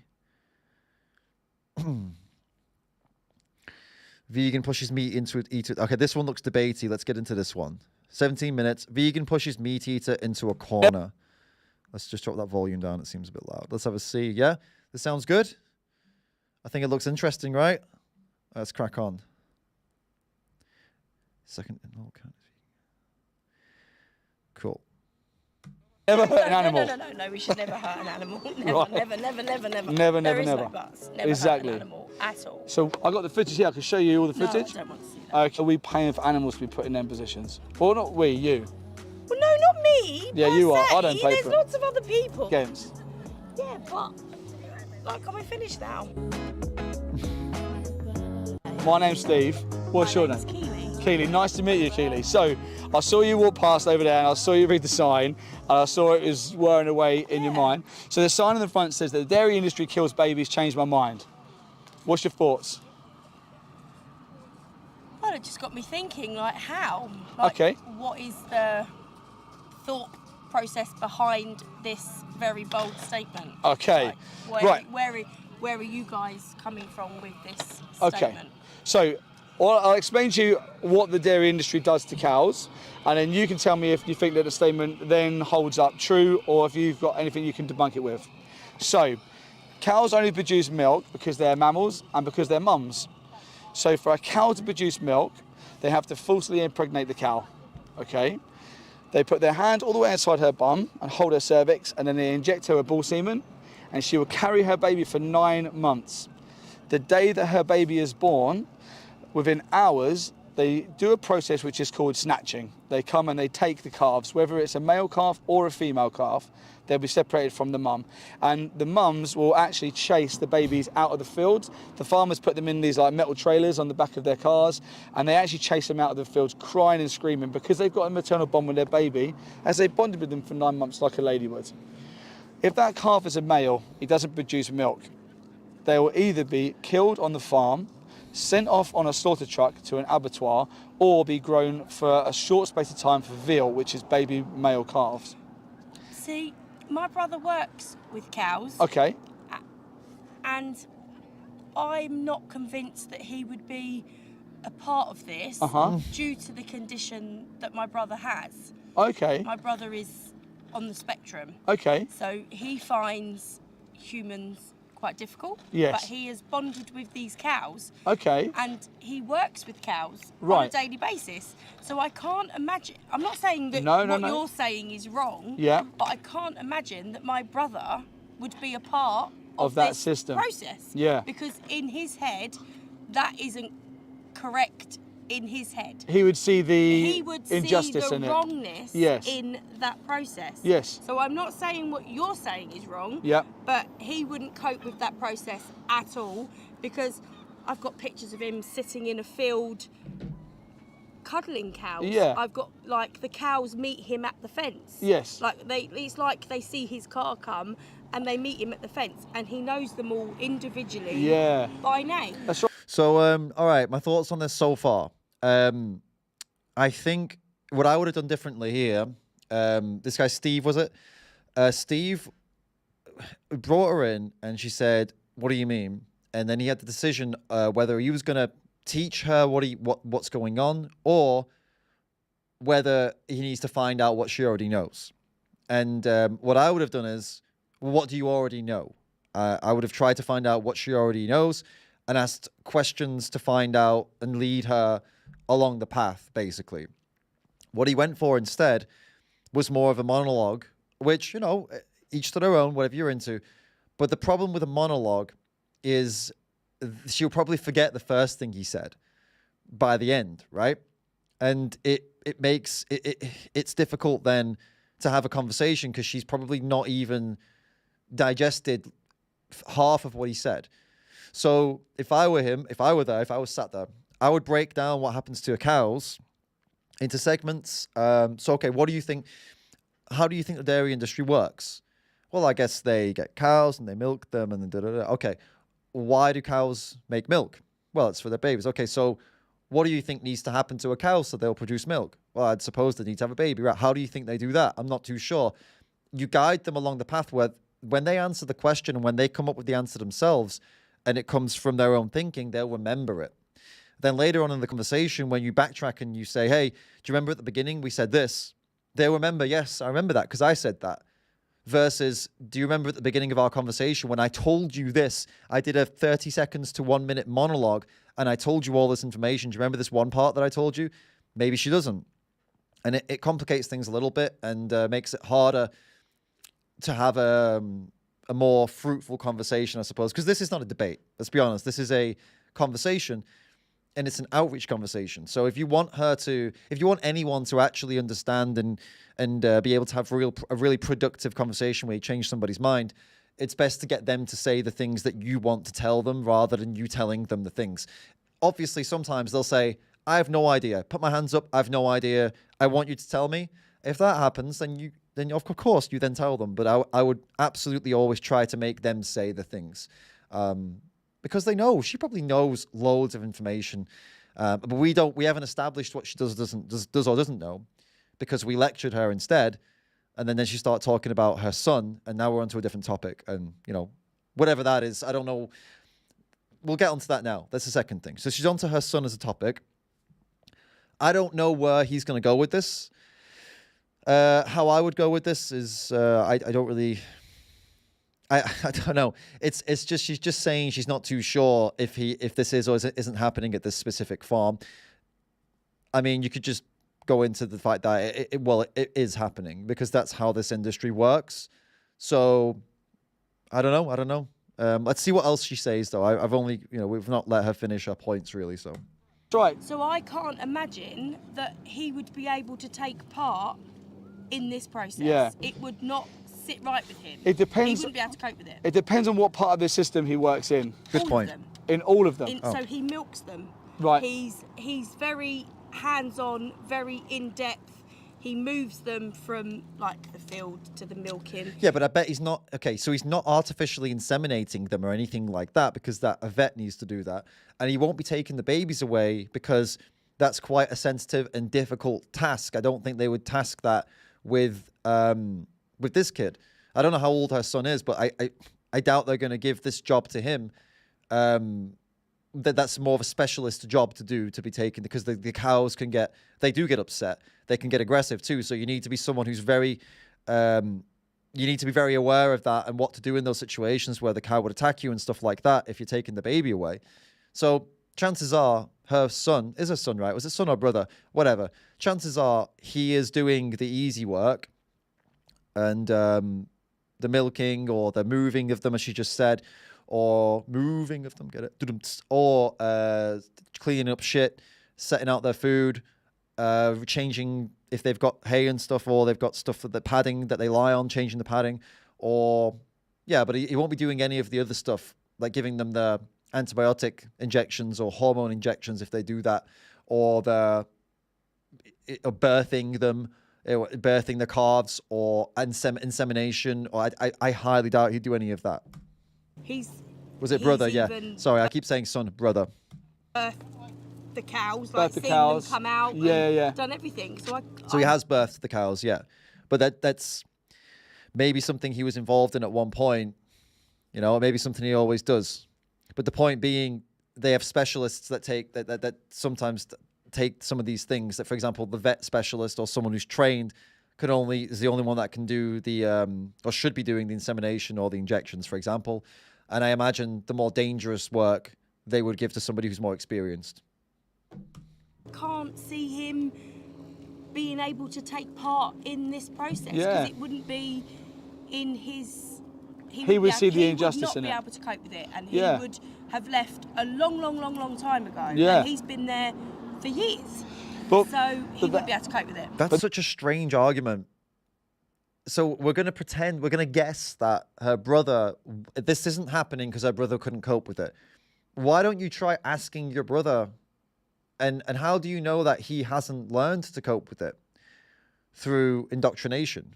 What a strange, Okay, I'm curious to see how Steve's going to go about this, actually. This is intriguing. I've never heard this one before. I've never heard someone try and go down this road, so let's see. But that system is the system, and that's how cows are farmed, whether it's on a small holding or whether it is on an industrial scale. If the calf's a female calf, she gets put into an isolation booth by herself for about 8 weeks, and then she's reintroduced to the herd, and then when she's old enough to be put through that system and be made pregnant, she goes through again. I've got the footage here. I can show you all the footage. No, I don't want to see that. Okay. I don't want to see that. Why don't you want to see the footage? Because it would probably upset me if that is the case. I wouldn't be able to see that. Like I like animals. So you're going to take his word for it then. If you refuse to watch the footage, you should take his word for it, and he should say at this point. That's what I would say. Okay, so that's fine. If you don't want to watch the footage, that's fine. But like, do you take my word for it then that I'm not a liar? Right? Why would I lie to you about this? What would I achieve from this? Okay, yeah, okay, fine. I'll take your word for it. It's just a shock. It is a shock. It was a shock to me when I first learned. I'd probably go from there. And the fact that he works with this particular animal that you're talking about it wouldn't fit right with me. Yeah. So I don't know. I don't know. I just can't see my brother being a part of this process because he wouldn't cope with it. The sad reality is that if he is working with cows on these farms, that he will be part of that process because there is no other way to do it. A cow will not produce milk unless she is pregnant and had her baby taken away. I'll have to. I'm not saying I don't believe you, but I'd have to talk to him because I can't. How else do you think it would happen? Like, what is she thinking? I mean, let's ask that question. Okay, what did you imagine happened then? Tell us what you thought was going on. Because of the condition that he's got, he wouldn't be able to cope with that thought process. What about you? Can you cope with that thought process? No. Do you currently pay for that thought process? Well, it's not a thought process, it's a process. I don't drink milk per se. Okay. I only drink it in tea. So I do drink it, but I don't drink. I don't drink milk. I just drink it in tea. No, but I get what she was saying, but it was funny. Litres and litres and pints and bowls and whatever else. I literally have a smidgen in tea. Okay. But yes, I suppose I do pay into that process. How do you feel knowing that that's the process you pay into? It's not a very nice process to pay into, It's is not, it, really, is it? if that's what's happening. Yeah.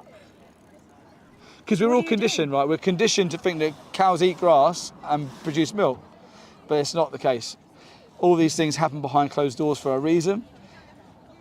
And when we're educated in what we're paying for, we then can make a moral and ethical decision on whether we continue to vote for that system to continue or whether we boycott that system. But I don't know how you're gonna. I don't know how you're gonna change it because it's such a situation that's been going on for a long time, isn't it? It is, but you So know, I don't know how you're gonna change it. the reason why these industries will change is because they're supply and demand industries. So But you're never ever going to stop people having milk, are you? I think you will, because it is one of the most fragile industries. Dairy farmers get 90% of their profits from subsidies from the government. So they're not profitable industries because people are being made aware of what's happening and they're just changing. For us, we just go cow's milk from this side of the aisle, or turn around oat milk, soya milk, rice milk, whatever other milk. Have you tasted it? Yeah, I love all of them. I actually can't find anything wrong with them. So again, I think the only thing I would do different here, and what I'm seeing less of, is more. It's more of a lecturing format. Which again, by the way, I'm not criticizing him necessarily if that's the angle he's chosen to go for. Fair play, but I think it could be better. Instead of when she says I don't think it can change, is to say, well, why do you think that? Why do you think people won't stop drinking milk? What else has changed? I mean, think about the last 50 years. Is there anything else you can think of that's changed dramatically in society? Tons of things you can think of. What about the last 100 years? Yeah, well, give me some examples. Make us say some examples. And so we agree, right? Things can change, can't they? Yeah, they can change. And then you deal with that point, and then you move to the next point. In this one, this is more of a. It's kind of similar to the video that I just did with that guy. The difference being with that guy that I was debating, there was never a chance of changing that guy. He's an anti-vegan YouTuber. Whereas with this lady, I would go for more of an outreach format where it's, yes, we're sat at a table, but I still want her to make some revelations and change, in her mind. And I think that would be more, in this case, I would say it would be more successful to do it that way, to have it go that way. Let me just quickly check what he said here. Milk, rice milk, whatever other milk. That was it. So he's talking about the subsidies and the milk alternatives, but you see how immediately now she's going to go to taste. But the thing is, they never dealt with what she said before about no one ever changing. And I think that's an interesting thing to talk about because things have changed. I would like her to acknowledge that things have and can change before we then talk about taste. I would prefer that. Yeah. He's doing a great job though. This is me nitpicking. On her side, she's just going for it. I don't think she's particularly really thinking about anything she's saying at this point. She's just kind of honestly kind of blabbering a little bit, yammering on about her brother. And now she's going to go on to like, well, things can't change in taste. And these are all pretty standard non-vegan to vegan excuses and comments. That's why I'm more focusing on him. There's nothing really special about what she's saying. It's just the standard stuff that people come out with then when they get pressed and they never thought about this before. But she's not particularly bad, though. She's just normal. This is like kind of normal conversation you get with people. Apart from the brother thing, this is more of a normal conversation. Yeah. Tasted it. Yeah, I love all of them. I actually can't find anything wrong with them. But even still, does a slight difference in taste pleasure justify what we do to the animals? Oat milk or oat milk in your tea? Yeah. Oh, really? Yeah. Maybe So I should try it. if you looked at the process of oat milk and then cow's milk, and then I said oat milk's going to taste 10% less. Good question. And cow's milk tastes 10% more. But for this milk to happen, this process has to happen. And for this milk to happen, this process, where was your ethics lay with the process? I like the beginning of the question. I wasn't sure about the end of it, but I like what he was going with. Where I like that. I'll steal that. I'll steal that from him. So you've got oat milk, you've got cow's milk. Oat milk is 10% less tasty than cow's milk, right? Call it 20% even. The process for cow's milk, I've just explained to you. You know what that is. The process for oat milk is oats mixed with water and then squeezed, and then it's in a carton, and that's it. Is it worth doing that to cows for a 20% difference in taste? That's a really cool question. I like it. I'm going to steal it. I'm going to use it one day. Cheers, Steve. Are you morally against animal abuse, or are you not? Yeah, but then I like my tea. See, I won't drink any other tea except PG tip. So it's just what I suppose it's just what you're used to. You are conditioned to a level. We are conditioned to a level, but what I urge you, the fact that you won't let me show you the footage says so much. Because if you was to see what you're paying for, yes, it would change your mind because you can't unsee it. I like that. I like how we switched the confrontation on a bit there. I appreciate that. That's cool. Try to build up, try to be reasonable, try to be less confrontational, build some rapport, get some pushback from her. And then he goes, you know what? I'm going to call you out. You won't even watch the bloody video. I like that. That's cool. I appreciate that. But I can. You never read imagine it. into the process. But I can hear what you're saying, Yeah. and then. I promise you, right? Process, but I'm not watching it. I promise you, my words will be a fraction of the actual what the footage will give you when the emotions that the footage will show you. Yeah, but I'm not watching it. So, what is your thoughts on paying for something that you're not willing to look at? You're willing to pay. That's a good way of putting the confrontation. What are your thoughts on being a cowardly piece of shit? It's like, whoa. I appreciate that too. It's good because he is. The title's correct. He's backing her into a corner because, well, she won't have the proper conversation, so he's going to have to back her up into a corner on the other stuff then, isn't he? That's if you're not willing to play ball, then you're going to have to leave, or I'm gonna be confrontational. I mean, it's not even confrontational, is it? It's just more direct. Just like milk in my tea. But that's a taste pleasure, right? But I know, I get Does what you're it justify saying, but no, probably not. Right. But it is. If you were the victim and someone said, I just really like it, I'm sorry that you're having to go through this, but I really like the taste. Would you accept that as a justification if you were that victim? No. So absolutely not. why would we pay for the cow to be put in that position? Not really sure, really. Because you're drawing that conclusion that we shouldn't. No, of course we shouldn't. We should Right. never hurt an animal for anything. Exactly. But Why is there a but at the end of that sentence? The sentence should be, we should never hurt an animal. No, we should never hurt an animal. Right. Never. Apart from when I want tea, apart from when I want some cow's milk in my PG tips, because I can only have PG tips and I could only put cow's milk in it. Then I can abuse an animal. Then it's all good, right? Never Exactly. hurt an animal at all. So what's stopping you being vegan and not paying for any animals to be abused? Well, I've tried vegan food and it doesn't really taste very nice. We're going back to taste pleasure. Right, come on now, you're laying into me. It's I'm not. Saturday. This is I'm a quiz. hungover. But look, Come on now, the sun's shining, you're laying into me. and animals at the moment, while we're sitting here, animals are in trucks off to slaughterhouses because of people's decisions. So for us, it's a nice sunny day at the beach. For them, they're in a metal trailer on the way to have their throats slashed open. All right, that's a little for bit milk. deep now. But that is what's I get it, happening. but That is what's happening. This is the thing, like, we can't really joke about it because it's such a serious matter. It's not a difference of opinion. This is literally life and death for these animals. I know. And they're supply and demand industries, and all the time that we are demanding these abattoirs are still open, they keep supplying animal products. So a lot of the pushbacks I get, right, is taste pleasure, is social pressure and convenience.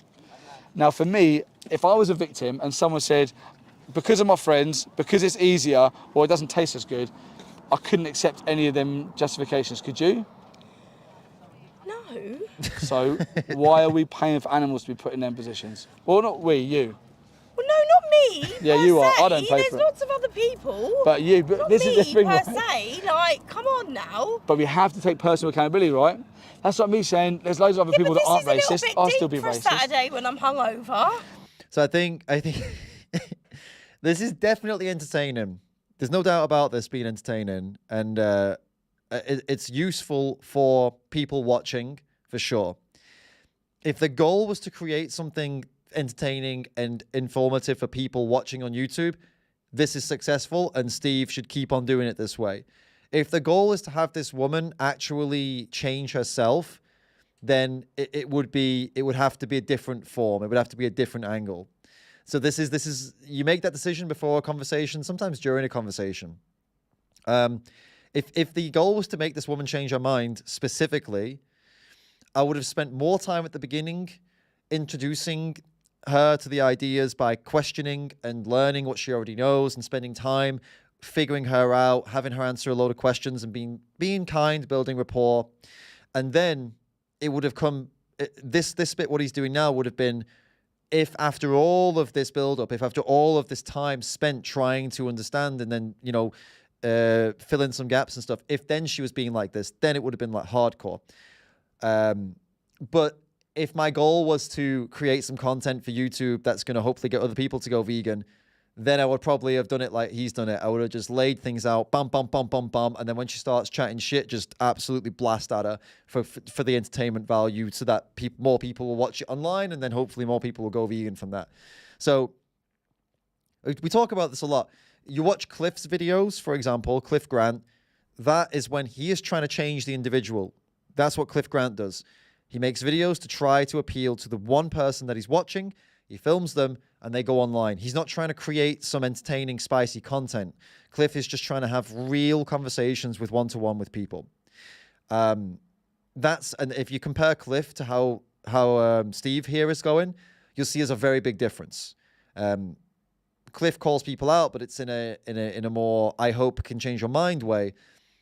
Steve's calling her out in a you're a hypocrite, so I'm gonna fucking go after you way, and I assume that's because he wants to. It's about the content more than her, which again, that's fine. Joey does the exact same thing.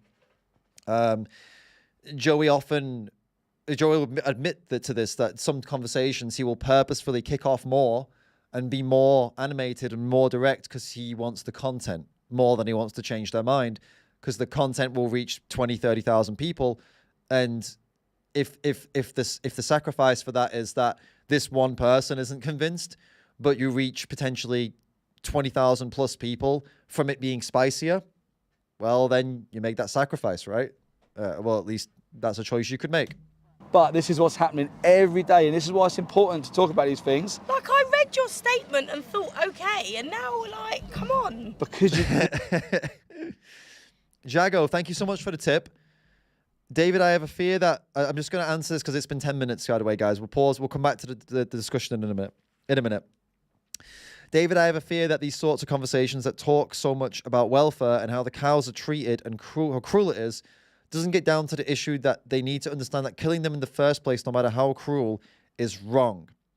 So you're right, but the thing is, okay, the reason that we talk about welfare and how cruel and how bad things are is because it's because of the injustice of the whole thing. The whole injustice is terrible, right? The killing somebody against their will is a massive injustice, and it's wrong, and it's violent, and it's disgusting. But on top of that, what happens to them before that is also horrific. The way they live and what they go through is also horrific.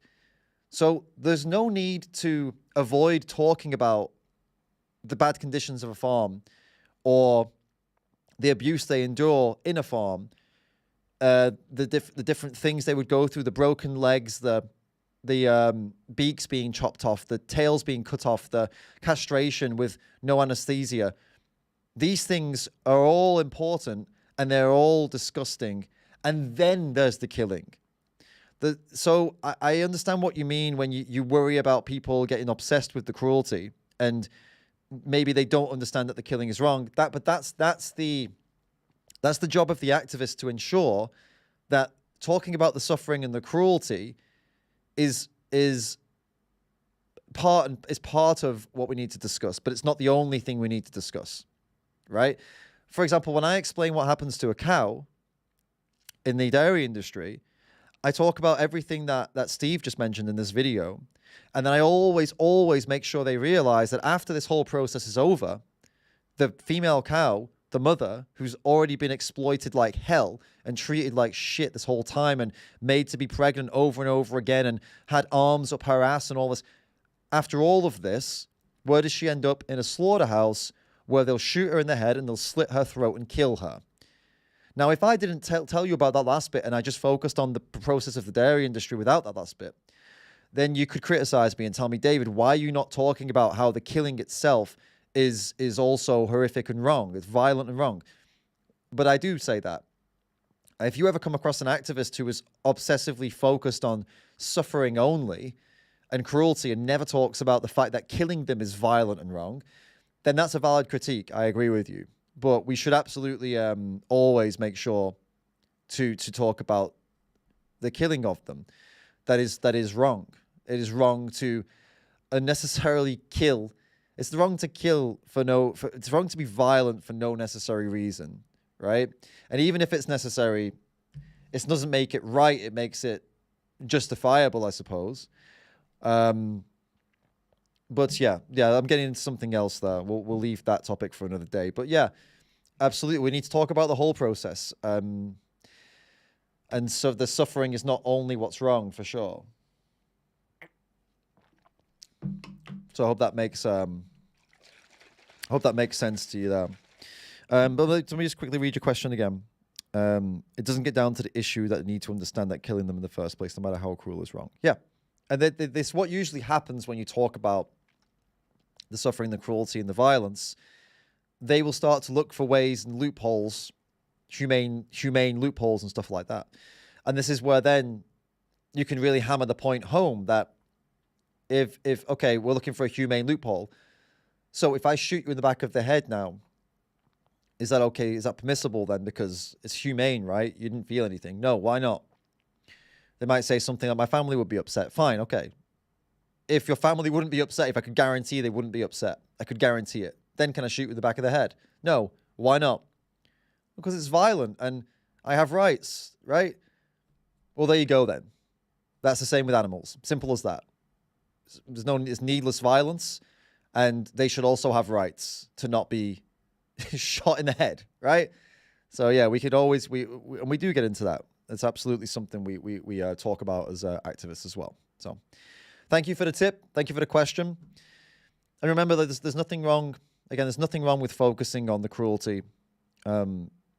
It's part of the story that we have to tell, the real life story we have to tell of these animals. And I think it's important to give people everything that goes on with them, for sure. Now it's becoming very real for you, because now you're realizing, okay, I do pay for these things that I'm really against. Yeah, but like, can we finish now? All right, I'm gonna give you a card. Take this card. Thank you. Look at the picture on it first. No, I want I'm to see. not looking No, it's a nice picture. Look. Oh, it's pigs. And a dog. Yes. What's the difference? They're both cute. Have a good day. Remember, the whole time you're not vegan, we're paying for what? Is that the whole video? Oh, it is. It just goes black. Oh, I wonder what happened. Okay. I expected it to be a lot longer. Okay, so breakdown of this. I think Steve did a good job. And she was probably going to end up walking away no matter what he said. I think she was clearly not ready for this conversation. Don't even know why she sat down. Well, she said why she sat down because of her brother and stuff. But yeah, I think she's a prime example of somebody who didn't want to really think about this, didn't sit down with the intention to learn anything. And Steve had a choice to make. Do I just slap her in the face with the truth? Or do I try to empathetically lead her down a path where she will make the realization that this is wrong and da-da-da-da? He chose to slap her in the face with the truth, and it panned out the way it panned out. That's the end of that, really. I think he's good. I think Steve's really good at this, and kept casual and calm the whole time, but passionate, which is important. Got his words out well, did good.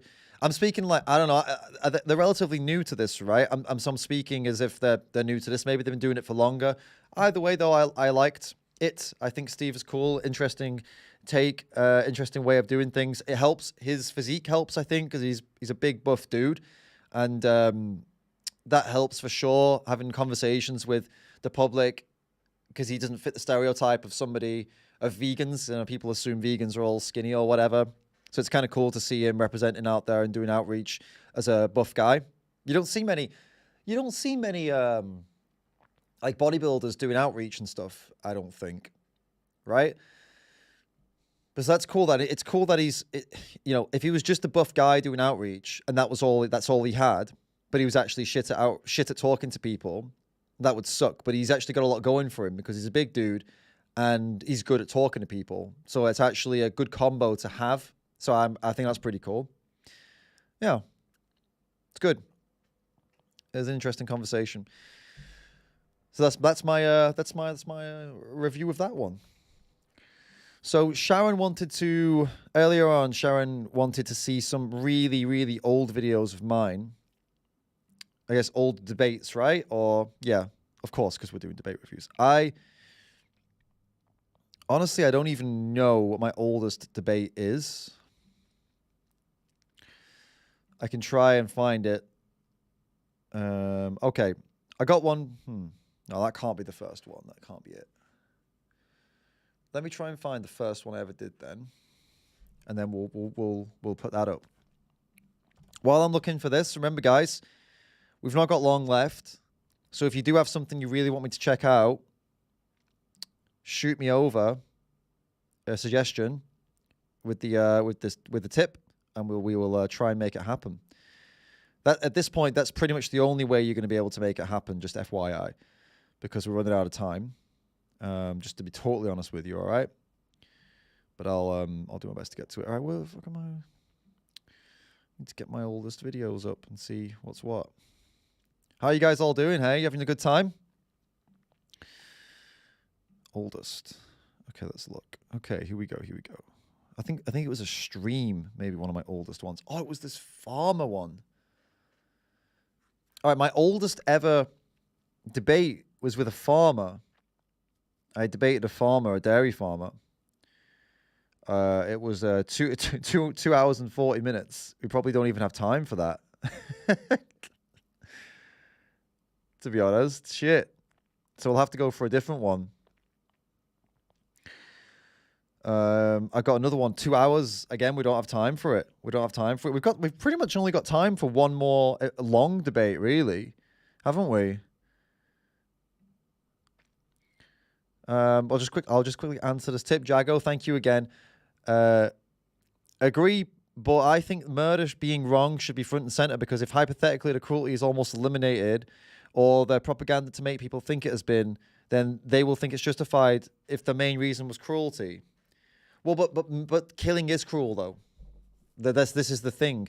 The killing is part of the cruelty. It's cruel to kill somebody. It's cruel to, abuse their bodies and use them. It's cruel to kill them. See, it's all falling under violence, cruelty, in my eyes, anyway. But yeah, I mean, you should totally focus on, if you want to focus only on the killing aspect of what happens to animals, and don't want to talk about the processes and the AI, artificial insemination, and the debeaking and the cutting the tails off and castration and the splayed legs and all this stuff. If you don't want to talk about any of that stuff, that's up to you. I will continue to talk about it because I think it's incredibly important people understand the severity of this issue. What happens to them before they're killed is also is horrific, as well as them being killed. I think people need to know the full story. But yeah, you guys go for whatever you think. All right, listen, guys. Here's the deal.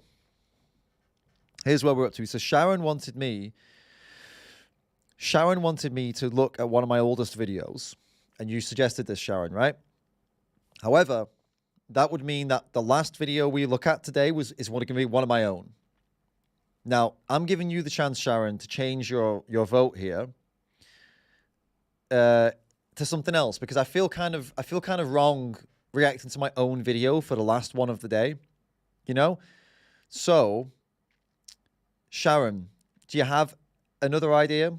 Because you paid for this, right? You sent through a suggestion. I don't want to, do you out of your suggestion here. I feel bad. But considering we've only got a couple hours, debates tend to be 40 minutes to an hour, and our reaction doubles that. So, we've got to be real about this. My oldest debates are way too long for this. So it's up to Sharon and Gorik. There's no way we can do this one quickly, because if the debate itself is 2 hours, then we're talking 3 hours reaction time. Sharon says Earthling Ed, anyone. Okay. How about this? How about we go for, is Ellie still here? Yeah, Ellie's still here. What about we go for one of Ellie's? Ellie, should I do this Vince Godrum debate? It's 2 hours long, so I mean we won't be able to finish it. But should I do that? What do you think? Or Ellie, do you have another one that you think we should take a look at that's spicy and shorter? Let me know, because we are reaching the end now. Although we're not right at the end, but we've got one more thing to respond to, one more video to react to. But it's yeah. But it's if it's long, we won't be able to finish it, which is gonna suck. That's what she said. Oh, no. All right. The one boyfriend debate. Not Vince, you guys are saying. Fine. I mean, I can take a look at what Ellie's got. You guys don't like this Vince guy. Fine.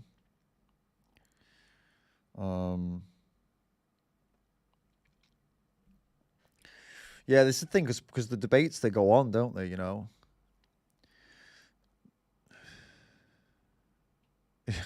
So, okay, guys, you know what I'm going to do? At this point, I think any proper debate is going to be too long. So, yeah, I would, Sharon, but his are going to be too long as well at this point. We're not going to be able to fit it in. That's what she said. So, you know what we could do? Let me have a look at my list. I think we'll have another look at, I'll tell you what.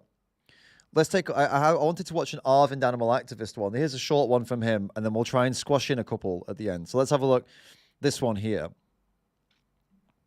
Let's check out this Arvind animal activist one. And then we'll see if maybe we'll do an Ed one. Let's do that.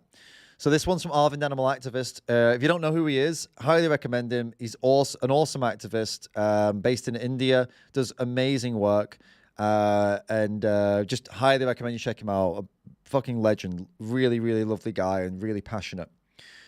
This is, are plants and animals the same? Did science prove that plants feel pain? Veganism Q&A. So this is where he's just done a talk and now they're challenging him. So sir, I wanted to ask some questions. You were saying animals are sentient and plants are non-sentient. Are you aware of this research that recently in Arabidopsis thaliana, one of the model plants for every botanical research, it was discovered that it has 13 neuroreceptors, just as human has. While human has 19, it has 13. So when you say that plants don't have a nervous system, so they don't feel anything, don't you feel that's also speciesism? First of all, whether it is speciesism, well, firstly, on paper, I will say yes, of course it is speciesism on paper. But this is like asking someone a question. Imagine if I had two humans with me here right now. One is alive and one is dead. And I was pouring petrol on both and I told you, pick one to put the flame on. Which will you choose? So plant is not dead. Which one will you choose here, just alive or dead human? Well, dead. But he's also a human being. How can you say that? But he's not alive, sir. Exactly. Similarly, plants, what I'm saying is they are not sentient. My point is that, of course, like how you said, is it speciesism on paper? Of course it's speciesism. No one is denying that. But similarly, both are also humans. But you clearly understand the difference between burning a human being who's alive and a human being who's dead. They're different actions. Because one can clearly feel pain and suffering and does not want to die. Another thing you're saying here is that plants are having a nervous system. First of all, we have to look into the validity of this research. Because there are many researchers that come out. I even made plenty of videos online debunking these things. Where they put out these big headlines saying that vegans have to now start eating meat because it's proven that plants can scream in pain. Usually headlines and the actual scientific research do not exactly match because the people in the press will just put a clickbait article headline to prove that. So I have not looked at the paper you're saying right now, so I personally cannot comment on the paper. But a plant does not have they have neurons. They have neurons in their cells. Not neurons, but they have the system to feel that and sense. Of course they can, that I agree. See, the point is this. Okay, let's just take it two ways first of all. Of course, what you're saying is true. Else, how else does a touch me not plant close itself? The point is that you need to have a brain and a nervous system that is connected to different organs in order to perceive that as pain. See, pain is not the mere chemical that runs through us. Or when we feel pain, there is this electrical impulse that runs through us. They can show even on a plant there's an electrical impulse that runs through it, right? That is not pain. The electrical impulse running through us and then reaching our brain processing that impulse, and then secreting a particular chemical that then makes us feel scared and then feel hurt, that is pain. That chemical being secreted is pain. That cannot occur in a plant. And the second question I would put forth to you is that, let's just say right now that what you're saying is right. The research is correct and that plants can feel pain. What should we conclude from it, though? I'm just asking, do you have like a takeaway from that? Like, what do you want to conclude based on that? I'm just saying that plants, we have to eat something. Of course, I agree. To survive. Completely. We can't just breathe and agreed. Yes. We breathe. So if plants have the feelings too, if they do have pain, then it's equally immoral or equally unethical to eat them as well. Okay, then let's say, for example, there is a person who takes a knife and begins killing human beings. Humans also fall under the animal kingdom. Agreed? So cows, chickens, pigs are animals. Humans also animals or mammals. So if you can just, let's say, are you trying to justify killing farmed animals by saying that plants also feel pain? If you're not saying that. I'm not justifying anything. You're not justifying. I'm just saying the fact that whether it's unethical or not, how do you feel about that? Because you're saying artificial insemination is bad. Yes, of course. So banana, grapes, right. They are fruits. They should have seeds, right. which is necessarily the embryos of the right, plant, right. but they don't have. Right. Because we do parthenogenesis. Of course. We put auxin and other hormones in them yes. so that they don't have seed. Correct. And why do we do that? It's not a necessity. It's because it doesn't feel good to have those seeds in our mouth. That is not the only, for GMO, I don't think that's the only reason. If we did not have GMO crops. It's not about GMO. Banana and grape, they are specifically done for that. They are bred. They're over hundreds of years. Yes, correct. Because it doesn't. No, but again, what I'm telling you is that of course, I don't feel bad because we are comparing them to animals in the scenario, right? The question is plant and animal. You compared artificial insemination to a banana plant. I'm asking you, would you ever compare a situation like a child molestation to a banana plant? Why is it that when your species is harmed, you are not comparing them to plants, but when others are harmed, you're comparing them to plants? That's just our perception. That's us being selfish. Here's how it works. It's about how big we keep our circle of compassion. I can say, oh, I'm Arvind, I'm 6 foot tall, so only people who are above 6 feet have the right to do blah, blah, blah. Or no, people who only look like me, my skin color, or my gender, my nationality. It's about breaking these down and saying, no, what is the similarity between all of us? Like I said in the beginning, we're all humans. So all of us obviously are equal. But we fail to include animals into this because we have been grown up in a society, it's been pounded in our brains that these animals do not deserve this respect. It's a simple example. If I spoke here today about only cats and dogs, about how they're suffering in the streets, or about elephants who are being abused in circuses, you would not have brought this example. It's only when I bring up, you just ask yourself these questions. We talk about this only when we talk about farm animals, about plants, because we unfortunately do not even give them that basic respect of being a sentient creature. Animals are sentient, all the animals that we kill and eat. Plants are not. Think of it, there are totally how many kingdoms? 5 kingdoms, I believe. Plant kingdom, animal kingdom, fungi, protist, and monera. Only one of these is capable of feeling pain and suffering, and that's the animal kingdom. And like I said, not all animals feel pain. Jellyfish don't feel pain. Clams and oysters do not feel pain. So if someone doesn't feel pain, I'm not going to take that. There's not suffering there. Just like how a dead person being burned is not suffering. It's the alive, it's the sentient, the ones who are having some, we all have common things between us. Let's look at that and then extend our circle of compassion is the whole idea. Not about trying to close it by saying we are unique in our particular ways. And you're asking me, why aren't you opening a circle of compassion to plants? You already answered that by saying that we have to eat something. That's number one. Now, if I could choose between someone who can feel and suffer just like me or someone who doesn't suffer at all, obviously I'm going to choose the other option, not the violent one. Because that is not, you can label it as violence if you want to, but my only point is that there is no suffering there. We are trying to reduce and end suffering. Because be it human suffering or animal suffering, do you agree both of us suffer the same, humans and animals? Or do you think if someone hit me, a human feels more pain than a dog or a chicken? Who do you think feels more pain here, me or Everyone should. It's equal. But So, okay. So far, I thought this was interesting. It's annoying that the girl herself is not even asking the question for any reason, because when he says, what are you prescribing from this then? What is the outcome of this? What are you trying to get at? She's like, I just want to ask you what you think.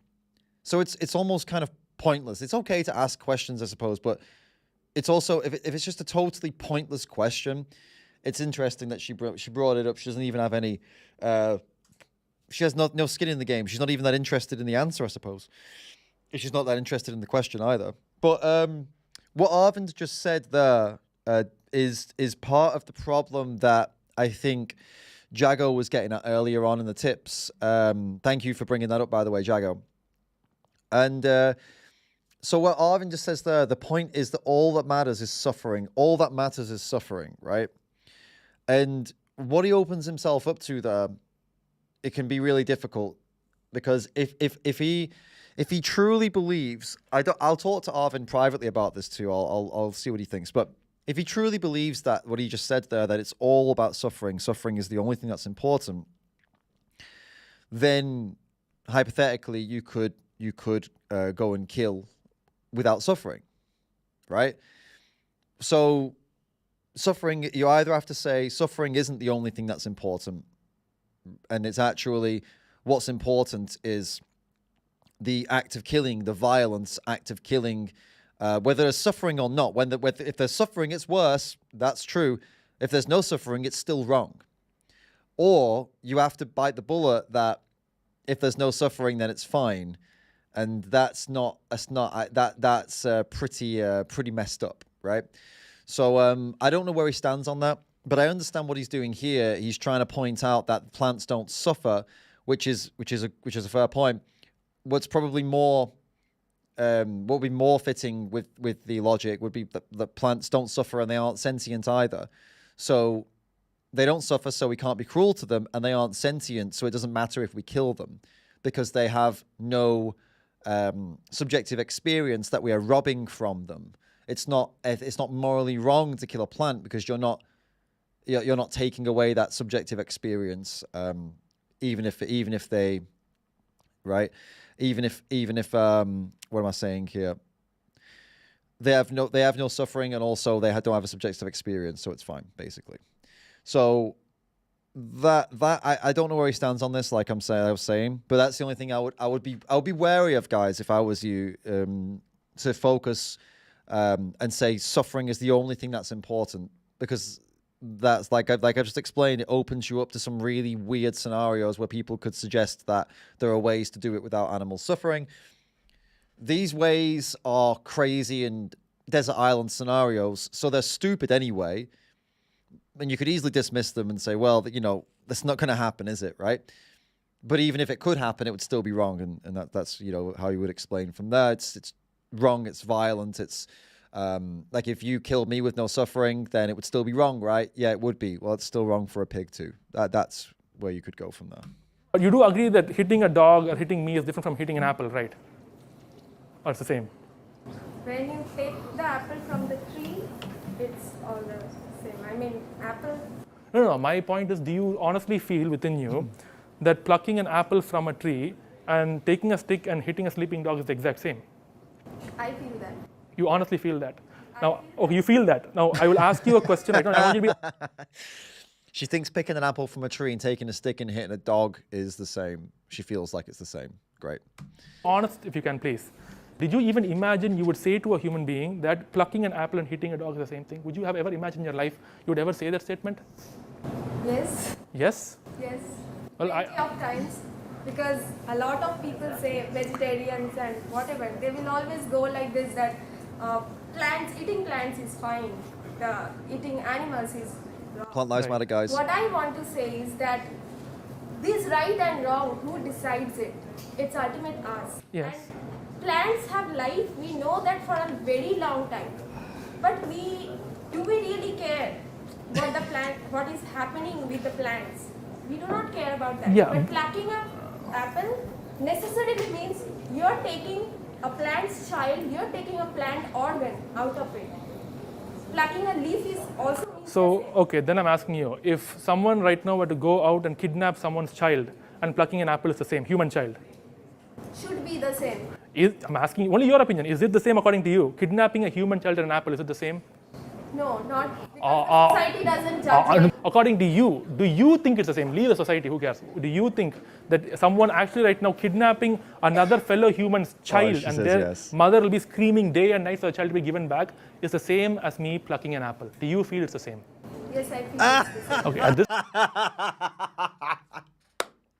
Yes. Yes. Oh my God. Yes. Fucking hell. I'm making a short out of this. I am making a short out of this. Oh my God. Oh, that is brilliant. That is brilliant. Oh my God, that is brilliant. I've never seen someone bite the bullet like that. I've never seen someone say they think kidnapping a child from their mother is the same as plucking an apple from a tree. That is absolutely brilliant. That is classic. That's one for the ages. I'm going to make the best short out of this. I'm excited about it. Holy shit. this point, then I will end the conversation, because for two reasons. Number one, don't take it the wrong way, you are just being dishonest. Number two is, if you were in that child's position or in that animal's position and something bad was happening to you and someone else was trying to justify the violence happening to you by saying that someone else plucks an apple, trust me, you would not feel the same way. That's all I can say. That's all I can say. Oh my God. Jesus fucking Christ. Woo! But yeah, remember guys, vegans are the ones that are mental, losing our minds, right? It's the vegans. Remember? We're the crazy ones, yeah? We're the crazy ones. Not the people who argue against vegans by saying plucking an apple is the same as kidnapping a child. No. They're normal. They're totally normal, average people, right? Woo! I'm glad we watched that one. I had no idea it was going to be like that. So funny. So my conclusion of this one, Arvind did a great job. He cut it where it needed to be cut. And I like how he said that she was dishonest, told her to her face. Because clearly she is dishonest. She's an idiot. A total melon. So I'm glad that he kind of said that. He did well to stay patient. Arvind's always patient, did a good job. He has to deal with so much shit. And she was just ridiculous. She did not believe what she was talking about. Ridiculous. Mental. Animals are with us, not for us. Thank you so much for sending through a tip on PayPal. I appreciate it. You sent it directly through PayPal, so it didn't come up here on the stream, but I appreciate it. Thank you so much. I appreciate it. Legend. If you want to, instead of PayPal, if you use Streamlabs, the Streamlabs link, then it will come up and everyone can see that you've made the tip, and also it'll pop up on the screen for me as well. So, and you can put a message too. So if that's interesting to you, you could do that as well in the future. So keep that in mind. Well, hey, if you want to PayPal me, that's also awesome. It all helps me. It all supports my work. So I appreciate it. Thank you so much.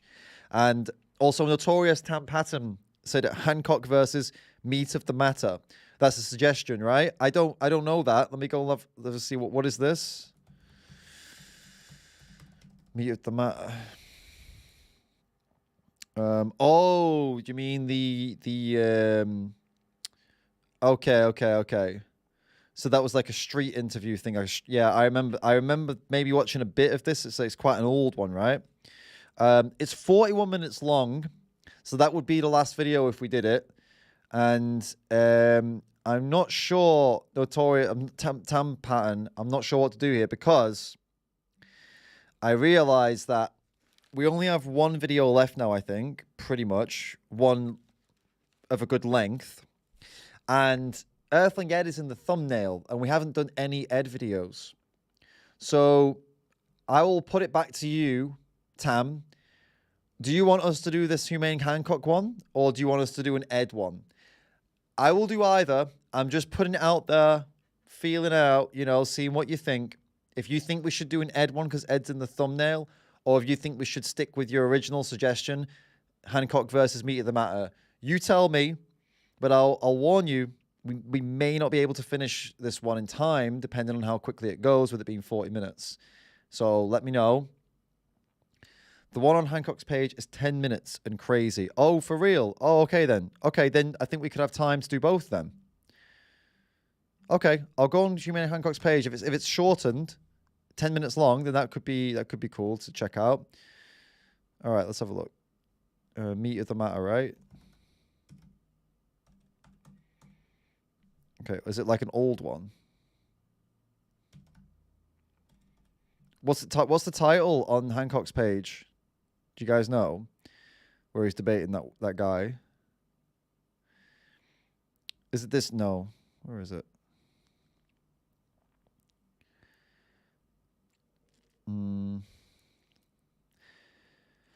Is it this old?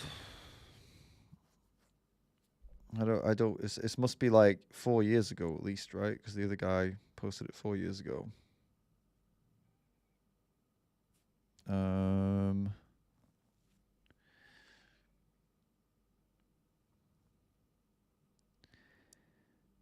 Yeah, I don't know. I'm trying to find it.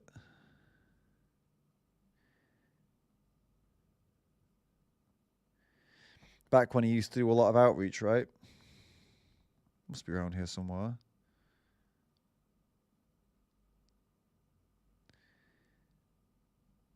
Okay.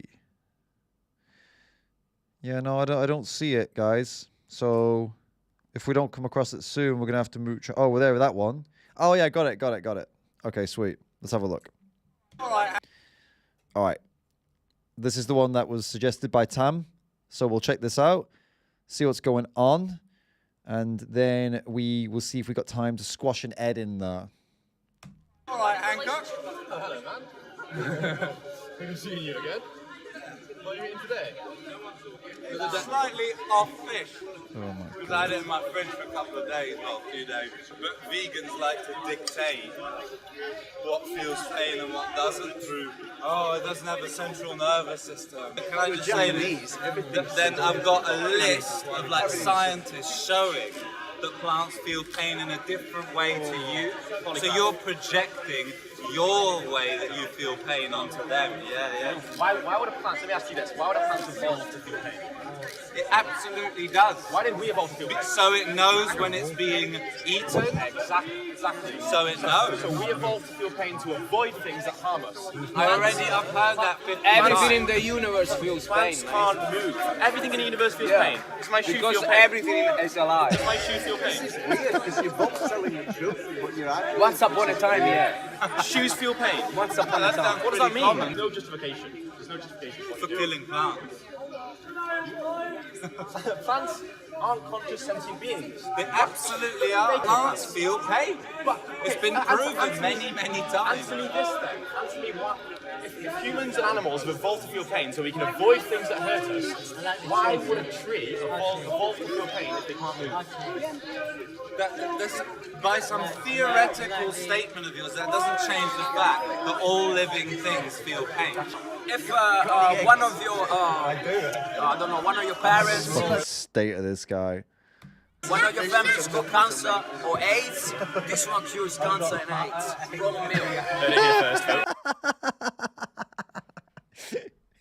He looks like he's got a combination of both, doesn't he?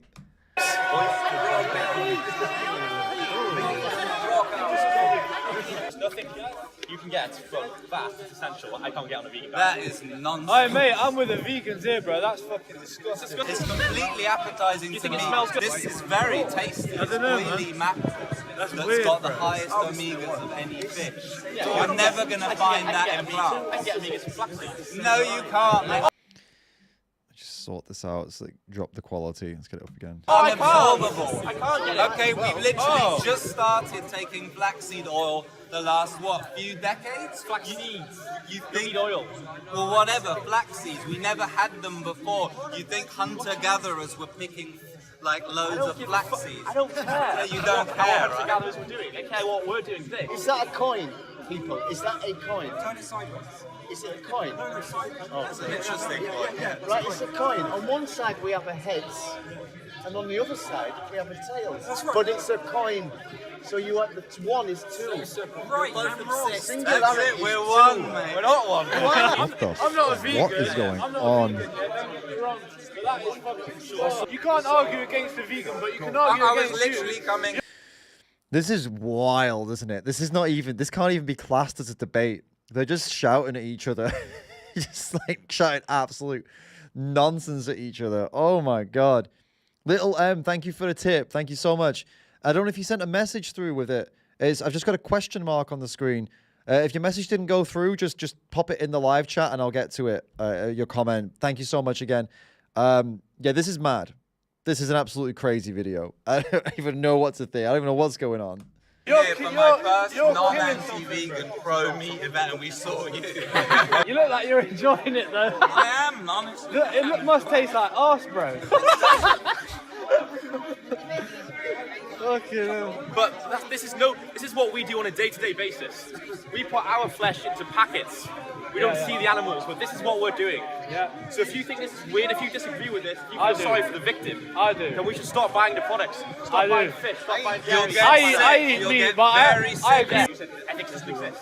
Yeah, I did say that. Right, so it's not an ethical But the heart exists, caring exists, but not your made-up ethics that you have to make everyone else measure by your own ethics. Yeah, That's not Yeah, but what reality. he's saying is, if you can survive for it, why shouldn't you do it if you're so loving, bro? Because I don't want to kill So you're humans. not? No. How is it We're different? talking about animals. bro. Like killing to He's eat saying, what if you've you always believe you're a eaten loving as a person, species. why do you still go and kill an animal if you know you can survive otherwise? You're know obviously that I not can't that loving, survive mate. otherwise. You're obviously not that You loving. don't know my main premise. My I don't main know you, premise mate. I don't is know I you. was I'm well, judging you listen by to you me having a then. fucking live fish in your hand. and Okay, eating do you it want to like an hear animal, my bro. premise? I was 15 years part of the vegan movement. It made me very sick. So now I'm warning other vegans that they are very likely to get sick because thousands of vegans are getting ill. Anecdotal evidence. We rely on scientific evidence to make our claims. You don't say, in my life it made me ill. There's plenty of scientific papers He's a that vegan. show that He's you very cannot healthy. absorb. In my Oh, life, kiss him, he looks that healthy. I'm going to kiss you back. I will If I say I was a meat eater and I had heart disease and therefore meat eating can help me, that's not a good argument. If you could be healthy without hurting animals, if you could be healthy with being vegan, I don't would it believe be it's a moral, possible. would it be a moral obligation? Yes. What? To be vegan. If you could be, well, not really. No. Because you can't be healthy. I'm an expert in it. It's like saying if you were a pink elephant would it be a moral obligation to be a pink elephant? Like it's What? Hundreds of thousands of years they've been wrong. The humans have been wrong. Why 100,000? So they're all wrong, and you're the first correct people. Our ancestors weren't. Yes, to meat. Oh, so now That's not a very good argument, is so it? now- Just because our ancestors needed to do something to survive in the past, that doesn't make it moral to do so now. You just said it's bad to kill. So they've been bad for 100,000 years. Yes. Whoa. And hey, mate, we've been raping, we've been killing each other. Evil people. Evil. Whoa. So our grandmother and grandfather were evil. No. Good people do bad things. Good people do bad things. We've been killing each other for. Let me finish. Bible, hell, and heaven. Bad things. Bad people. You're bad. I'm not saying you're bad. I'm not saying you're bad. You are. I'm saying good people. That's what you said. Because I eat meat. I eat meat. We're not calling you a bad person. What are you saying? I'm saying that you're. What are you implying? No. Good. I don't kill animals. Let me talk This to you. is chaotic. I don't even know. I can't even give you any proper analysis or anything. It's just chaos. I can barely even hear what's happening myself. This guy's getting offended because Jack's saying that people did bad things in the past, but they weren't bad people, and that doesn't justify doing bad things now because now we realize they were bad. And this guy's just shouting stuff about the Bible or something. I don't even know. Let me talk to you. Moral high ground. No, let me talk to you. I do not think you're a bad person for eating animals. Yeah. But we're doing a bad thing, and good people do bad things all the time. So I'm doing a bad thing. I'm a bad person because I do bad He things. literally just said that you're not a bad person. You can be a good person doing a bad thing. Are you not understanding what I'm saying? I just said you're a master at sliming your way Yeah, around. What are you talking about? Oh, you're not bad, but you're bad No, things. just doing a bad thing doesn't make you a bad person. But how are you to judge it's a bad thing to begin with? Well, you don't. Yeah, and by Your morals. Yeah, and by Not your. the rest of the world. I'm talking about other people's subjective morality as well. If I stab an animal in front of you, you're not going to like it. I actually don't mind it. I've butchered my own animals. Can I stab you? Is that wrong? Can I stab a human? Yes. There's no moral difference. Oh, so can I rape you then? Oh my There god. are animals in nature that rape other animals. God. There is no moral ground for Morals that. don't Not exist on in morals. nature. They're You don't think- If your subjective. argument is based on morals, Yes. there's no argument. Yeah, well, by your logic, we should be raping each other. I'm not saying we should. We can. It's not I'm moral. saying there's no moral reason. You don't think pedophilia is moral? Not on the, again, there are animals in nature. Yeah, well, that if you were the do that. victim, you would feel differently, wouldn't you? Yes. Yeah, well, That doesn't mean that it's moral. Just because I don't like it. It's immoral. There's no moral evidence. Right. For Yeah. Well, I can go and rape someone then because morals don't exist. What an insane argument. It's all well. You'll say that, but if you were the victim, you would not say that. You'd say it's wrong. Yeah. No animal likes when something bad happens. The animals that get eaten in nature don't like it. Yeah. It doesn't make it. So far we've got it is the same to pick an apple as it is to kidnap a child, and then we've got this woman saying it's okay to rape each other or kill each other because morals don't exist. This is what happens when your brain is on anti-veganism. Never do anti-veganism, guys. Never. Ever. Okay? It fries your brain. Never do it. This is what you end up. This is what you'll end up like. Jesus Christ. This is next level. Moral for one animal to eat another. You mean immoral? Immoral. Like Yeah. No, but other animals haven't got moral agency. We understand right and wrong. Just because lions rape other animals doesn't mean we should. Just because they eat animals doesn't mean we should. We're different. We can understand right and wrong. We can make Not different. We can There's make the choice. examples of animals that have self-consciousness. There's examples of They animals all that have complex self-consciousness. structures. They all do. If I use your logic, I can go and slap you in the face. I can slap you in the face now. Yes, you could. Go for it. You would just show who you are. It's not unethical. That's your own opinion. You slapping her, you would be going against her morals, not her. She thinks she would be perfectly fine, but your morals think that you will not slap her. These guys seem more intelligent than you. You shouldn't slap her. That's what she's saying. She is perfectly fine with slapping her because that's not against weight, because that's not against her morals, but it is against yours. And that's where your problem lies. Because you're lying. It goes against your morals, not hers. You're lying and saying you wouldn't mind if I slapped you. She wouldn't. Absolute bullshit. That's the difference. Get you on the floor, I start pounding you in the face. Get you on the floor. floor and start pounding you in the face. That's what Jack's going on about. What's your moral standpoint on her by saying it's wrong, you care. It's moral. Yeah, because it hurts, because it hurts. But it's not immoral. It's not immoral. It's Because for hundreds of years, certain cultures have been going into other cultures and saying, our code of ethics is what applies. Here we go. The colonization angle. I think that was kind of, I don't know. I kind of thought there might be some of this coming. Our code of ethics is more moral. But they want to dictate. If I go to someone's different culture and I say, I'm going to veganism, you know it's wrong. I say, yeah, but it's subjective, this is my choice. Yeah. Then that's doing something wrong. That's me forcing my morals on them. Yeah, I'm not saying. Sure, you're saying that I can do what I want because it's my morals. Yes, exactly. She's just stating a fact of reality. She's not saying is you it wrong? should. I'm saying that on a moral level, it is okay for you to murder somebody. What I don't like is you murdering somebody. Like, if that makes sense. It makes total sense, but you're never going to get through to this. I mean, you've done your best, bro. Oh my god. Oh. Yeah, that was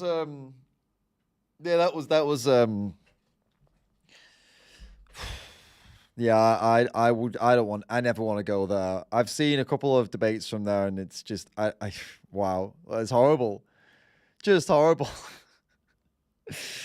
Jack did the best he could in a very frustrating situation. Kept his cool way better than I would have done with these complete and utter morons. And they were liars. They were dishonest. They were the worst type of people. Just the worst. There's not much. It doesn't get much worse than that. It really doesn't get much worse than that. It's just horrific. Kudos to him for lasting that long. Oh my god, that was stressful as hell. All right, listen. We're gonna have a look at the Earthling Ed video that I had, or I had an Earthling Ed video lined up. I think we got to finish on Ed. I think that would make the most sense. But yeah, to summarize that other one we just watched, he did the best he could in a bad scenario. My advice to you, if you ever find yourself in one of those situations, it's probably wise to just get as much content as you can, then get out of there.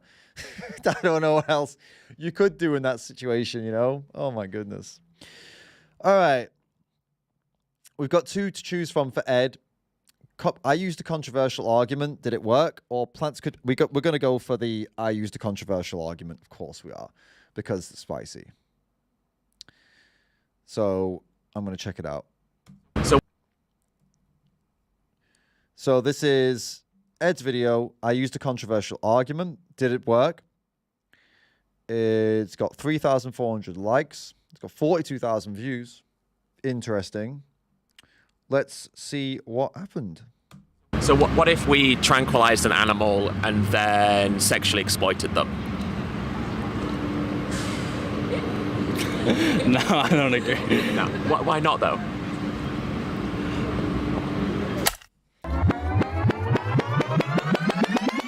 Hi David, nice to meet you. My name is Ed. Today I'm at Boston University and I have a banner that says, "Why aren't you vegan yet?" You've very kindly come over, you've sat down, which I appreciate so much, but now I'm interested to know what your response to that question is. Yeah, so I think I've been eating meat my entire life, and I do think it's a good source of protein. I'm aware there's a lot of other sources of protein, and a lot of my friends are vegetarian. Yep. And I just think that, like, in general, I just really like the taste of meat, and I think that, in my opinion, that it's like, I think it's worth it, I guess, in that sense. And so do you think that the enjoyment you get from eating animal products justifies what happens to animals? I would say that if they're like, I know there's no such thing as, like, I guess humanely killing an animal, but I think if they are humanely killed and, like, they don't feel any pain when it happens, then I think that it could be justified, that the enjoyment's worth it, because I think there's, like, different views about what an animal, like different levels of, like, how important an animal is. And there's obviously, like, saying that, like, humans might be at like the top of the food chain and that they might be considered to be more important. So in that sense, I'd say like if they're humanely killed, then I could argue that it would be justified. But you did say before that you kind of started by saying that there isn't a humane way to kill an animal, but then you're saying if they are humanely killed. So I guess I'm wondering, what is a humane way to kill an animal? Yeah, I did like contradict myself earlier, but I would say a humane way to kill an animal is just it not feeling any pain. And again, I still will say that like at the end of the day, killing an animal is not a good thing to do, but if I had to kill an animal, then humanely would be without it feeling pain. But you don't have to. That's true, I don't have to kill an animal. So why do you? Because I like the taste of the animal. Yeah. But and that kind of puts us in a little bit of a cycle, because I guess the point is, if we are in a situation like you and I are, where there isn't this requirement for us to consume animals, and we recognize that it's better to not kill them than to kill them, my argument would then be that, well, there is no such thing as a humane way to kill an animal when you know the situation that we're in. Do you agree with that or disagree? I agree with you. I think it has to do something more with like the empathy I feel for animals and that disconnect, I guess. I think maybe you would feel more empathy for animals and like killing them, and for me it's like I think they're more of a resource that if they're humanely killed, then I would feel less bad about eating them, and to me like consuming them would be worth the enjoyment. So I guess with that in mind then, when we say it worth it, does that mean that are there limitations to things that we can or should do to animals based purely on enjoyment? It depends. Like if they can like feel that they're being tortured, or if that they feel that they're like if they feel pain to an extent, I think there is a limitation on what we should be able to do. Like I don't think we should be like caging up animals, but if they are humanly raised and I mean, why? Why does he believe that? I don't understand, because if he sees them as resources, like he just said, and it's worth to kill them or use them for his pleasure, like he just said, why do you care if they're in a cage or not? Why do you even care if they're humanely killed or not? They're just resources to you, and it's worth it. So I don't understand what he's trying to say. I think Ed will probably point this out and say, that, well, it doesn't. Why then? You either care or you don't. They're either morally significant or they're not. So I want to see him get pushed on that. Cliff, thank you for the tip, mate. Well done, guys. Keep up your valuable work. Cheers, mate. Appreciate it. Legend. Everybody go subscribe to Cliff, by the way. Awesome activist. Killed and they don't realize what's happened to them, I do think that it could be worth it. So it's about reducing suffering overall. We recognize that situations where there is obvious suffering, such as cages and such, is bad, and so we think that situations that reduce suffering are preferable.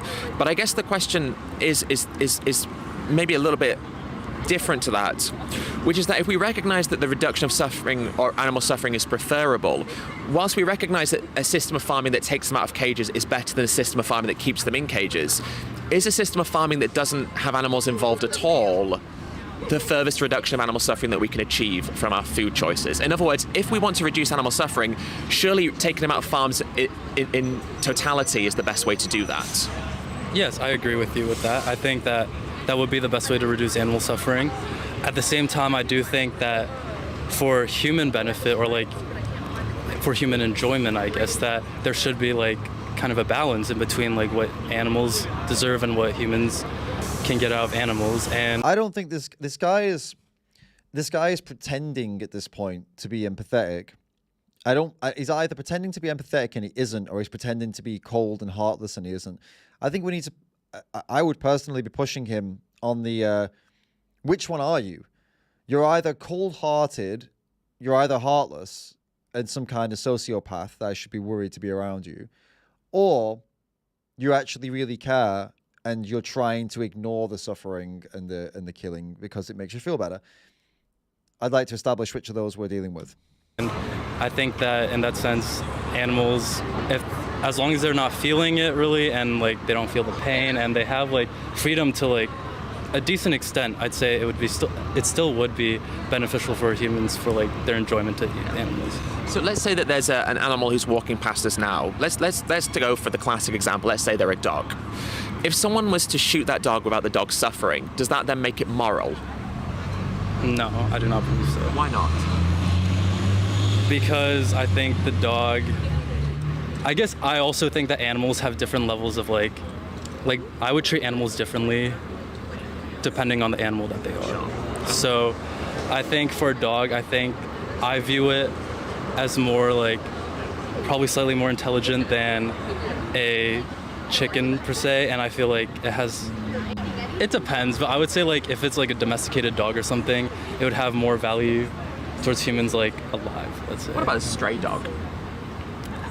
It depends. I think that like is a bit closer. I wouldn't be sure yet. Like I'm not very close to chickens at all. So no. But does your emotional proximity to an animal decide whether or not they should be allowed to live without being, having exploitation inflicted upon them? I think for me personally, maybe. Like, I think that my emotional proximity would decide. Like, if you had me choose between whether I want a stray dog to live or a chicken to live, I'd probably choose the stray dog. So I think it affects. What about if we have another option, which is the stray dog, the chicken, or both get to live? What would we choose then? I would choose both get to live. So why don't you do that every day? Because I still think I get more enjoyment from... So you wouldn't choose both get to live? If I had to eat one. What if you don't have to? If I don't have to eat one, but I want to eat one, I would still choose that I would kill the chicken to eat it. But you said that you'd choose for both to survive if you could. If I could, and Which you can. That's true, I could. But like, ideally, if I didn't have to eat any of them. Which you don't. That's true, but I want to. Exactly. So it's more like you don't want both to live. You want one to die. For the purposes of eating it, yes, I want one to die, and I would choose the chicken to die. So why is it then okay for an animal to be killed in a situation where they don't have to because you want them to, but not okay for another animal to be killed in a situation when it's the same? When fundamentally what we're talking about is the taking of an animal's life, when we have an option which is to not take either animal's life. Like, why is it justified to kill the chicken when we don't have to? If it's like a stray dog and like I felt like I really wanted to eat a dog, let's say, then I think it would be like similar, like still justified. Like, sometimes when I hear this type of person, this is where I think I think shame is a useful tool, because I get the taking apart of someone's framework and their beliefs but when it comes down to this guy, and it seems like we'll see how we go, but so far he seems very comfortable with saying, I will kill because I want to. I think at that point, you potentially, once you've established that this is really what he believes, maybe there needs to be a bit of shaming and to say something along the lines of, would you like to live next to somebody who says they like killing animals for pleasure? Would you want them to look after your kids? No. Why? Because I think they were, you're a dangerous person. You're a violent, dangerous person too. You would feel like that person was somebody you don't want to be around, or you wouldn't want to leave your pet with them or your kid with them, or you'd think they had something wrong with them, right? So how do you feel about that for yourself then? Because you are that person right now. Do you not feel ashamed of that? You should feel bad about this. It's a pretty sick perspective to have on life. I will kill defenseless little animals for a sandwich because I like the taste. Mental. In a society where like dogs were basically like chickens and like it was normal to eat them. Okay, but now we're almost appealing to societal norms. We're saying if society said it was acceptable, it would be acceptable. But do societal norms automatically describe what is moral or immoral?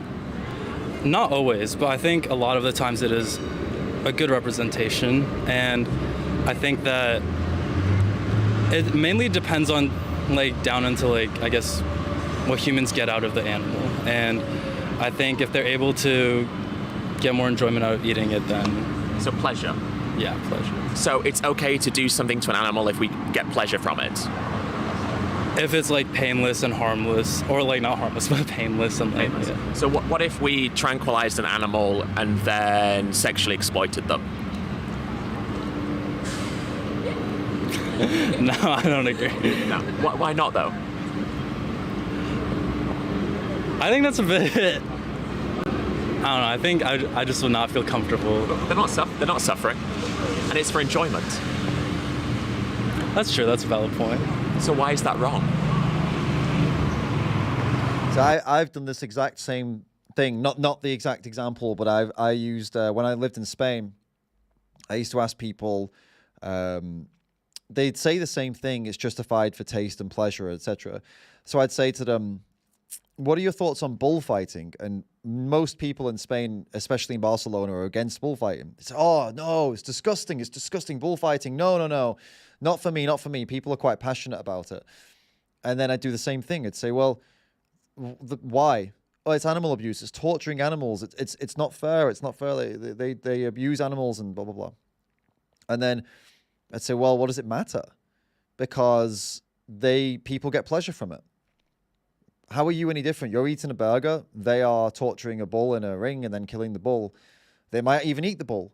So why are you so against this, but you're pro the other thing? It doesn't make any sense."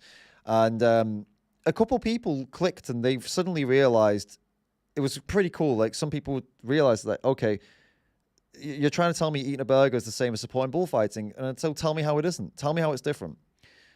Obviously it's different, but tell me how it's different for the animal. The animal's being killed for human pleasure, right? You're eating the burger, pleasure. You're watching a bullfight, someone gets pleasure. In both cases, an animal is killed. And it clicked for a lot of people. It was good. And this is kind of what he's gone for here with this with the sexual exploitation point, which is definitely a controversial argument, like the title says. I don't know.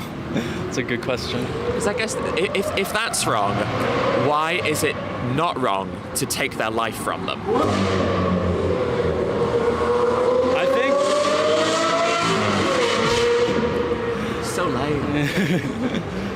I think that taking their life from them's like a quick way out. I guess if they were like permanent, I still wouldn't say it's okay. He's so confused there, isn't he? Jake Loves, thank you so much for the super chat. Power, love, truth, light, dark, be with you. Thanks, family. Keep shining. Thank you, mate. Appreciate that. Nice message. Thanks, guys, for all the super chats and all the tips today, you legends.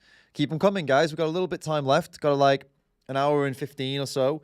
We'll probably have about an hour after this one. A couple of you were requesting Gary Yourofsky. He didn't really do many like debates, did he? I mean, I know he debated that news reporter, but I didn't see any other debates apart from that one. But that wasn't really a debate either. But yeah, we can, if you know of one. I didn't know he'd really done debates necessarily, like, or not many. Maybe I've missed that. So it's hard to like put a disconnect from like getting like sexual enjoyment out of an animal and like it just being tranquilized, and like it feels, I don't know, like I guess that's fair to say that, like that's a good point you make, but I would say that I do think it's like societal norms that justify it. Absolutely. I mean, societal norms justify it from like a legal perspective or from like a taboo or non-taboo perspective. But if we extrapolate that, there are, of course, many societal norms around the world, including here in the US as well, that we would consider, I think a lot of us would consider to be wrong, regardless of them being societal norms. And I also think that there's many things that are societal norms, or there are things that are not considered societal norms, which should be. You know, in a country around the world, people are still persecuted for their sexuality. In many countries around the world, people are still persecuted for their gender. So I think that there is a fundamental issue with appealing to societal norms, because then it allows societies around the world that clearly have very bad norms, including some here in the US, it allows those norms to be perpetuated with the false belief that those norms make those things acceptable or not acceptable. Right? Yeah, I agree. I agree with you. I think that not everything can be like justified through societal norms, but I do think I feel like eating, I guess my point I think is like eating meat is not the same as like sexually assaulting like a tranquilized thing. And but one results in death and the other does not. And I guess what I'm interested in, I don't think either's acceptable, obviously, But what I'm interested in is the experience of the animal, and I think it's wrong to rape, to sexually exploit, rape an animal, whatever it may be, even if they're tranquilized, because it's infringing on their autonomy and their rights. Their right not to have these things done to them. And I think that they deserve basic autonomy. But then killing them is also an infringement on that autonomy and their basic right to be in control of their own body, you know? That's fair. I'd say, yeah, I'd say like, no, that's definitely a valid point. Yeah, fine. I appreciate that. So what about you now then? Why aren't you vegan yet? I think the same reason as the beginning. Enjoyment. So let's put this into perspective then. And I don't want to keep you forever, David, so you go whenever you need to, but let's put this into perspective.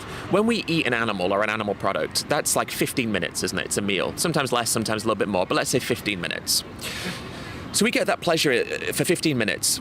And now what we're saying is that the entire experience of an animal, so how they're raised, and remember 99% of animals in the US are factory farmed, so these are where they're mutilated, kept in cages. So basically, if you're getting food from Boston University, it's coming from these awful places. So now we're saying that this 15 minutes of sensory pleasure is more important than the entire experience and life of an animal, and all the suffering that they endure, and the eventual slaughter of that animal. When we put that into perspective, I suppose, what do you think does have high value? 15 minutes of sensory pleasure, or the entire lived experiences and life of the animal who has suffered and then been killed for that 15 minutes of sensory pleasure? What do you think has high value? Again, I'd say like it depends on like how the animal's raised. Again, if it's like a painless procedure, like and like the reality is it's not. But I think if it were like, if we were able to achieve like a society where it's like painless and they had like freedom to roam around, whatever, and then they were killed, I'd say that it would probably be, like, to me it'd be worth it. It depends on the person, I think. But even if, let's say I don't argue. I wish we'd pull it back to him just saying it's a fair point. It's a fair point that you're infringing on their bodily autonomy. Well, he obviously doesn't care about their rights or bodily autonomy because he still wants to kill them for his own pleasure. So he said it's a fair point. So then I want to follow up on that. Okay, if it's a fair point, then why are you not agreeing with? You agree with me, then why are you still going to go and do this? So then because I like meat. Okay, well then you don't agree with my last point, then do you? And there needs to be a good strong dose of shame at some point with this guy, because he seems very heartless. With you on that point, even though I think that is wrong, but let's take that out of the equation for a second. That's not the society we're in. That's not the choice that you have. You have a choice between consuming plants or consuming animal products, and every single one of those animal products, even if they don't come from factory farms, comes from a farm where they are mutilated. Even grass-fed farm animals are mutilated, where they're slaughtered at a fraction of their lifespan, and that slaughtering is not done in a way that is conducive of reducing suffering and pain. You know, there's still fear involved in slaughter. So the situation you have now isn't even one where you can buy that product that you think is okay. That product doesn't exist. So with the situation you have now, what will you do, ethically speaking, or just from a behavioral perspective? I think, ethically speaking, my ethics, like, in this sense, aren't probably where it should be, because I find it very difficult to give up meat. Sure. I think ethically being vegan is the right thing to do. Like, I do agree with you on that. I just think that I prefer taking the easy way out, and like I think it's much more difficult for me to get the nutrients from being vegan, even though I do know it's very possible. And yeah, I think for me, it's what I'm raised with, and I would just take like the easier way.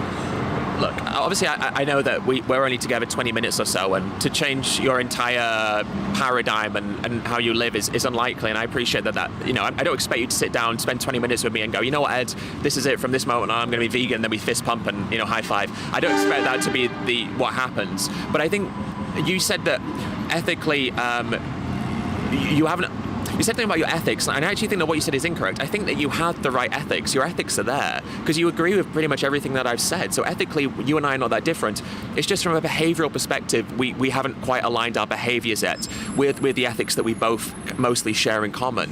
So I think from the position you're in, it's just about deciding, like, is it important to do something that aligns with you ethically or something that's easy? And I think that's easy. Clearly, he's already said that multiple times. He's not willing to change, and he said it very heartless and very cold.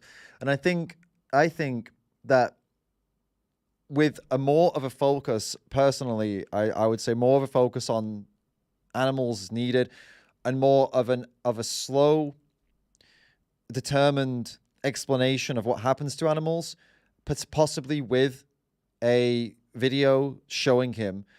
And then if he still maintains this same crap that he's saying now, then yeah, then it's a little, I don't know, couple little spoonfuls of shame maybe, and to be like, bro, after watching what you just watched, I am shocked and disappointed that someone is seemingly so kind and smart as yourself has no empathy and wouldn't make small changes in their life to make massive changes in these animals' lives. And it's disappointing, and it's upsetting. Frankly, it's horrible. It's actually horrible. What do you think about that? And then again, what Ed just said there is good. I'm not expecting anyone to change on the spot necessarily, but also I don't expect people to sit there and be so comfortable with justifying these horrific things. But especially if you'd shown a video as well, or really gone into detail about what's going on with animals. But that's not what Ed does, That's not the way Ed goes for it. He does things differently, so it is what it is. I think I prefer, at this point, I think I prefer how Joey does it more. Like Joey whips out his phone and says, "Hey, look what I filmed." I think that's really good. I think it's needed with people like this guy, not only to show them individually, here's what you're paying for, but also for the people at home to watch and see how they react to it. And if they still carry on being cold, then the viewer would be moved by the footage and be looking at him like, how could you be like that? Even if they're not vegan, that's a good way. Especially if they're not vegan, that's a good way to get somebody to connect and be more on the vegan side of the argument. Following ethics is more important than following ease and convenience, because following ease and convenience would mean that we don't do things, both societally but also individually speaking, that we should do. And even from like an academic perspective, you're studying something that's not easy, but you're doing it because it's the right thing for you and because it's conducive to you creating a better life for yourself. It's a similar principle.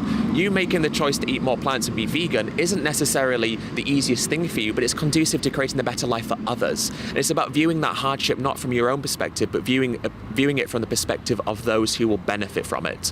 And from an academic perspective, you benefit, but from a vegan perspective, they benefit. And the benefit that they receive is far greater than the minor inconvenience that you feel at the beginning. All right, thank you so much. I appreciate it. All right, have a great day and a great life. Yeah. I don't know. I understand you want to leave a good impression, but I wouldn't leave him with, I don't think if I could choose, if I was putting myself in these scenarios, I think I would have to be very clear on, leaving them with a message that is that, like what I just said. I find it, very disappointing that you wouldn't consider what I've said seriously, and that you're stubbornly sticking to abusing animals. I hope you go away and think about this. I think it's incredibly important, and I think you know it's important, and I think you know what's right and wrong because you're a good person, and I believe that you should really put more thought into this and make some changes. That'll be the end there. See you later. I don't think I could shake the hand and say have a great life. I don't know. I don't think I could go that far. It's been great having you here. Thanks so much. You just sat there cold-heartedly told me you're not going to change because you like the way little chickens taste. Having spent enough time with little chickens, I couldn't shake your hand and smile at you personally. But that's a personal preference, isn't it? I mean, I can't criticize Ed for that. He is the way he is. He can do it. I couldn't. I wouldn't want to, and I couldn't anyway. And okay, so summarized here, I think that this conversation, I think the conversation was a little bit much into the philosophy world. It felt like it was a battle of a little bit of a battle of more like philosophy wits as opposed to getting down to the actual beyond meat and potatoes. I don't know, maybe I'm remembering it wrong, but at times I felt it was just very calm, and like two philosophers sat having a chat, and it didn't have that urgency or that severity that it needed, in my opinion. For example, with the Steve interview, with the Steve debate, you could see there was urgency and that he really was pissed off about what happens to animals. That's why he pressed that woman hard and made her a little uncomfortable too.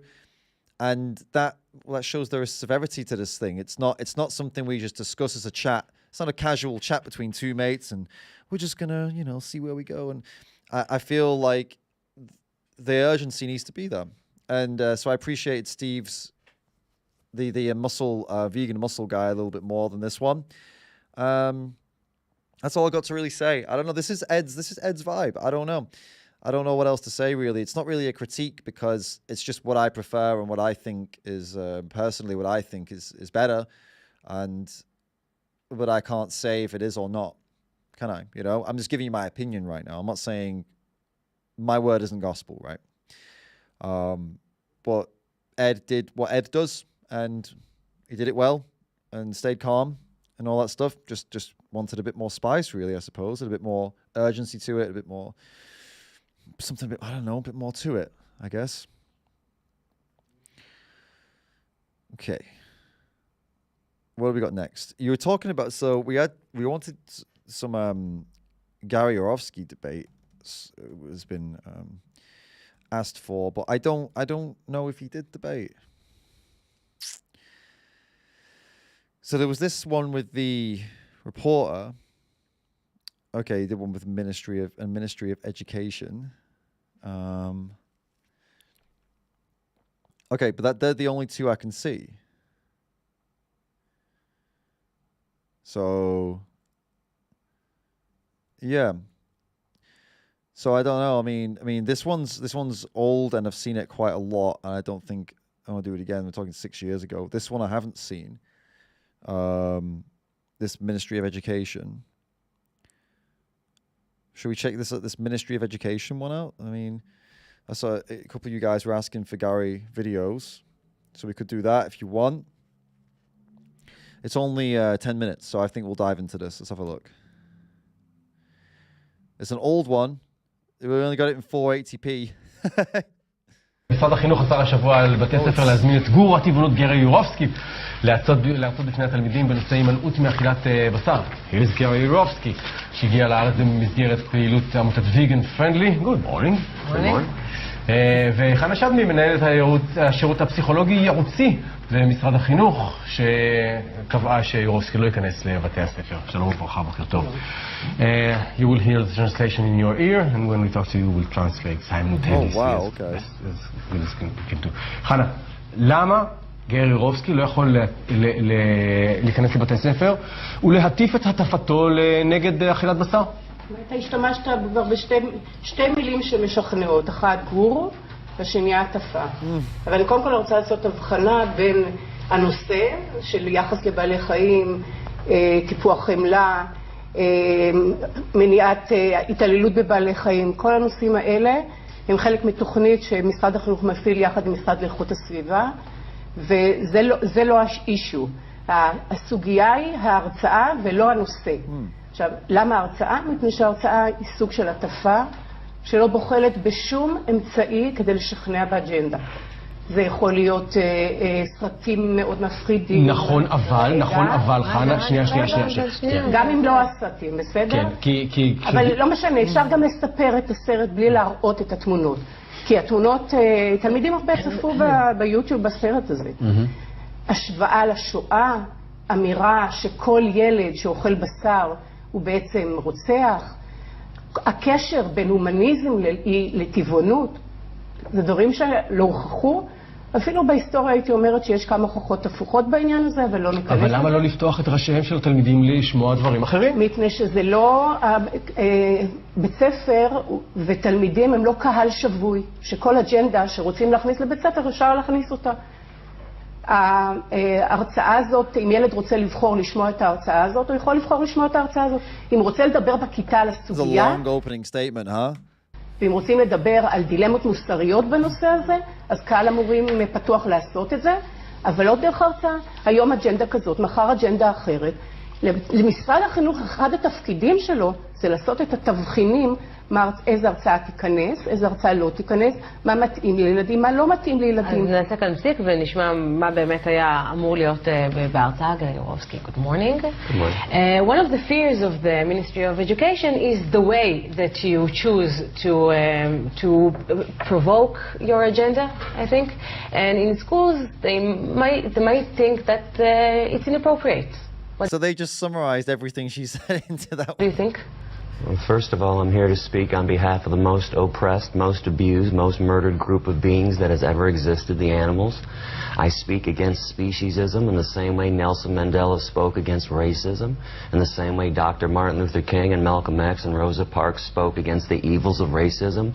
And when we teach children that the Jewish Holocaust was evil, but then we send animals to their death, to the slaughterhouses in the same extermination trucks that sent Jews to their death, we're committing a gross error.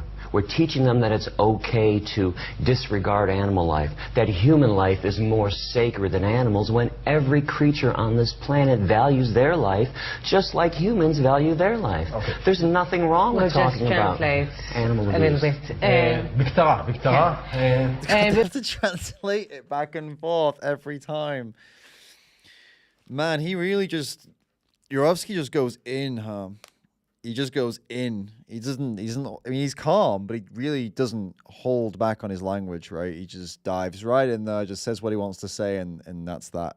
בגדול, גרי יורובסקי אומר שאנחנו בוחרים לדבר על השואה, ואנחנו מדברים על חיי האדם כאל קדושים, אבל אנחנו לא מתעסקים ברצח שהוא מתעסק בו של בעלי חיים, והטבח שנעשה על בסיס יומי, וזה מה שהוא רוצה לדבר. והוא משווה את עצמו לנלסון מנדלה, למלקום אקס ואחרים שדיברו בזכותם של מיעוטים מדוכאים, והוא אומר שהוא... Do you want to call kids murderers or their parents murderers in their faces, in their schools? I call human beings murderers of animals. That's what we do. That's the truth. The truth is harsh. I understand it's tough for people to look in the mirror and say, my goodness, I've been doing something wrong for so long. But there's nothing wrong with admitting that you've been doing something wrong and to make amends. Move forward. גרי יורובסקי אומר שכן, אנחנו צריכים להסתכל במראה ולהגיד לעצמנו את האמת. אנחנו רוצחים חיות. But what about the argument that families send their kids to school, families that eat meat send their kids to school, they don't want their kids coming back from school and say, hey, we're vegetarians or fruitarians from today. What's wrong with somebody choosing to be compassionate, choosing to be good to the environment, so children don't have to starve to death around the world while we're feeding 50% of the world's crops to 60 billion land animals in the meat, dairy, and egg industries? What's wrong with somebody choosing to be healthy? I can't believe the school systems are opposed to ethics, healthy living, and environmentalism. You know what? That's not wrong. ולתרגם, אני שאלתי את גרי יורובסקי, מדוע שמשפחות שבהן יש אכילת בשר ישלחו את ילדיהם לבית הספר, הילד יחזור ויגיד, אני טבעוני, אמא מהיום רק טופו. אז הוא אומר, מה רע בזה שאנשים החליטו שהם רוצים לחיות חיי חמלה והחליטו לתרום לעולם בדרך הזו? But my question is not that argument. I mean, you're talking about kids that maybe choose to be vegetarians from now on, but will think that their parents are murderers. I mean, you will destroy all the... Is he about to say maybe their parents are murderers? You'll destroy the family, in a way. I'm going to save the family. Maybe the kids can teach their parents something for a change, because parents don't know everything. And I'm tired of everybody thinking mommy and daddy know how the world works. Mommy and daddy are just as clueless about the world as everyone else. But mommy and daddy are murderers are an argument that it might be a little bit problematic. I'm teaching people about compassion, and if listen, if 60 billion land animals end up cut into pieces, what is it if it's not murder? A party? A barbecue? אני חושבת שלדבר על חמלה זה נכון, וחמלה על בעלי חיים זה נכון, ויש עוד דרכים. אני לא חושבת שהדרך שהוא מציג אותה זו דרך יחידה לדבר על חמלה. אני רק בטוחה בדבר אחד, שאם כן היינו מתירים, אולי לא בתוכנית הזאת, אבל בתוכנית אחרת הייתי גם מוזמנת, על ידי הורים שטוענים איך מכניסים לבית ספר מסרים כאלה בקיצוניות שהם מועברים. דיברתם איתו? דיברתם עם אנשי התנועה וניסיתם לנסות למצוא דרך כזאת? אנחנו כבר, זה לא פעם ראשונה שאנחנו במשא ומתן בתהליך הזה. אני לא דיברתי איתו באופן אישי, אבל כל מה היום אתה יכול לראות את כל מה שאתה רוצה דרך האינטרנט, צפיתי בהרצאה שלו, ראיתי את הסרט, עוד נשים. את צמחונית בעצמך, נכון? זה לא קשור. אני רק מציין. זה לא קשור. So Gary, you came here for 3 weeks to give endless lectures in schools. Now, you don't have the lectures. What are you going to do? No, I do have lectures. I have lectures in colleges. I have lectures at auditoriums set up. And I'd like to know, if you want to ask her in Hebrew, what's the effect of lying to kids and hiding the truth to kids? We wonder why humans are such a messed up species. We can't get along with each other. We have wars. We have discrimination. We have sexism, heterosexism, anti-Semitism. It's because we don't teach that speciesism is evil, and it's the root of all hatred. All the branches of hatred, racism, and sexism stem from speciesism. What's wrong with teaching the truth? The school is supposed to be a place of learning, of education, not deceit and propaganda, which is what they do. They teach kids that it's okay to rape animals and steal their babies and kill them and sell their flesh and skin. They tell kids that it's okay to eat things that come out of a hen's ass. They tell kids it's okay to eat things that drip from animal udders. They tell kids it's okay to eat flesh and blood, and people are upset with me? We'll try to translate most of the things.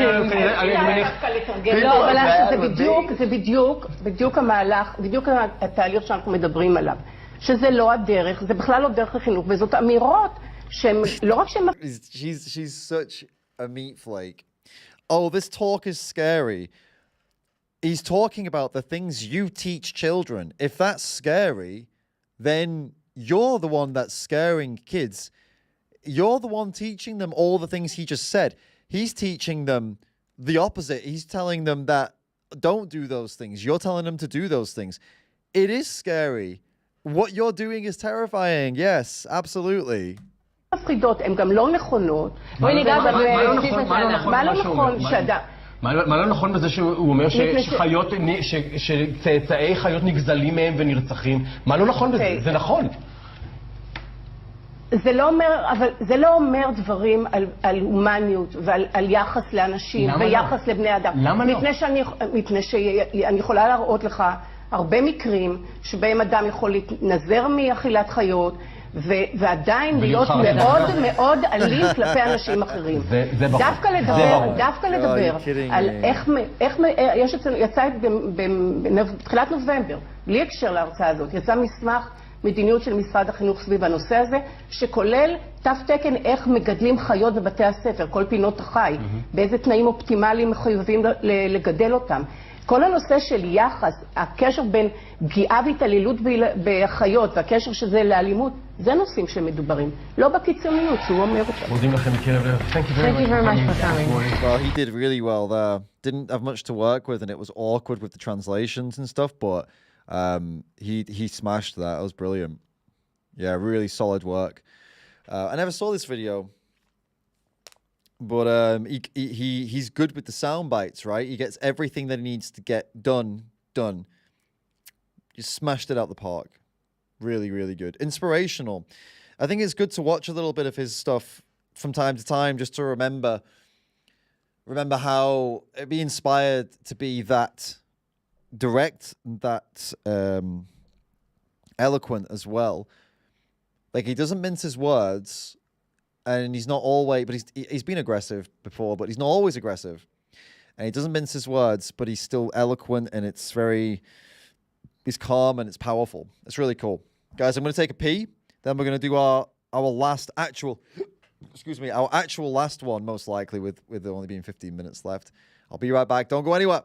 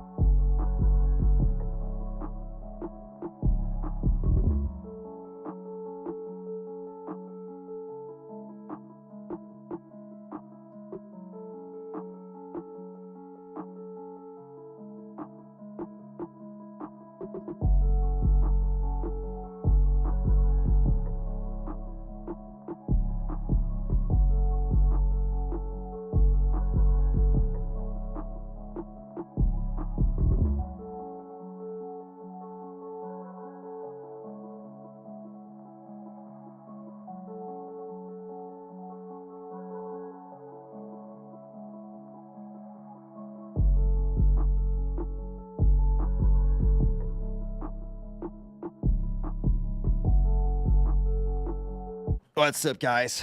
Yeah. Cool. Back in the room. Yeah, Gary was sweet. That was really good from him. Really cool. All right, so what have you guys got coming here right now? What have we got? We've got one left one to do. One last one to do. Oh, Vegan Wesker, can you make vegan for the animals merch shorts? Yeah. Let me write it down.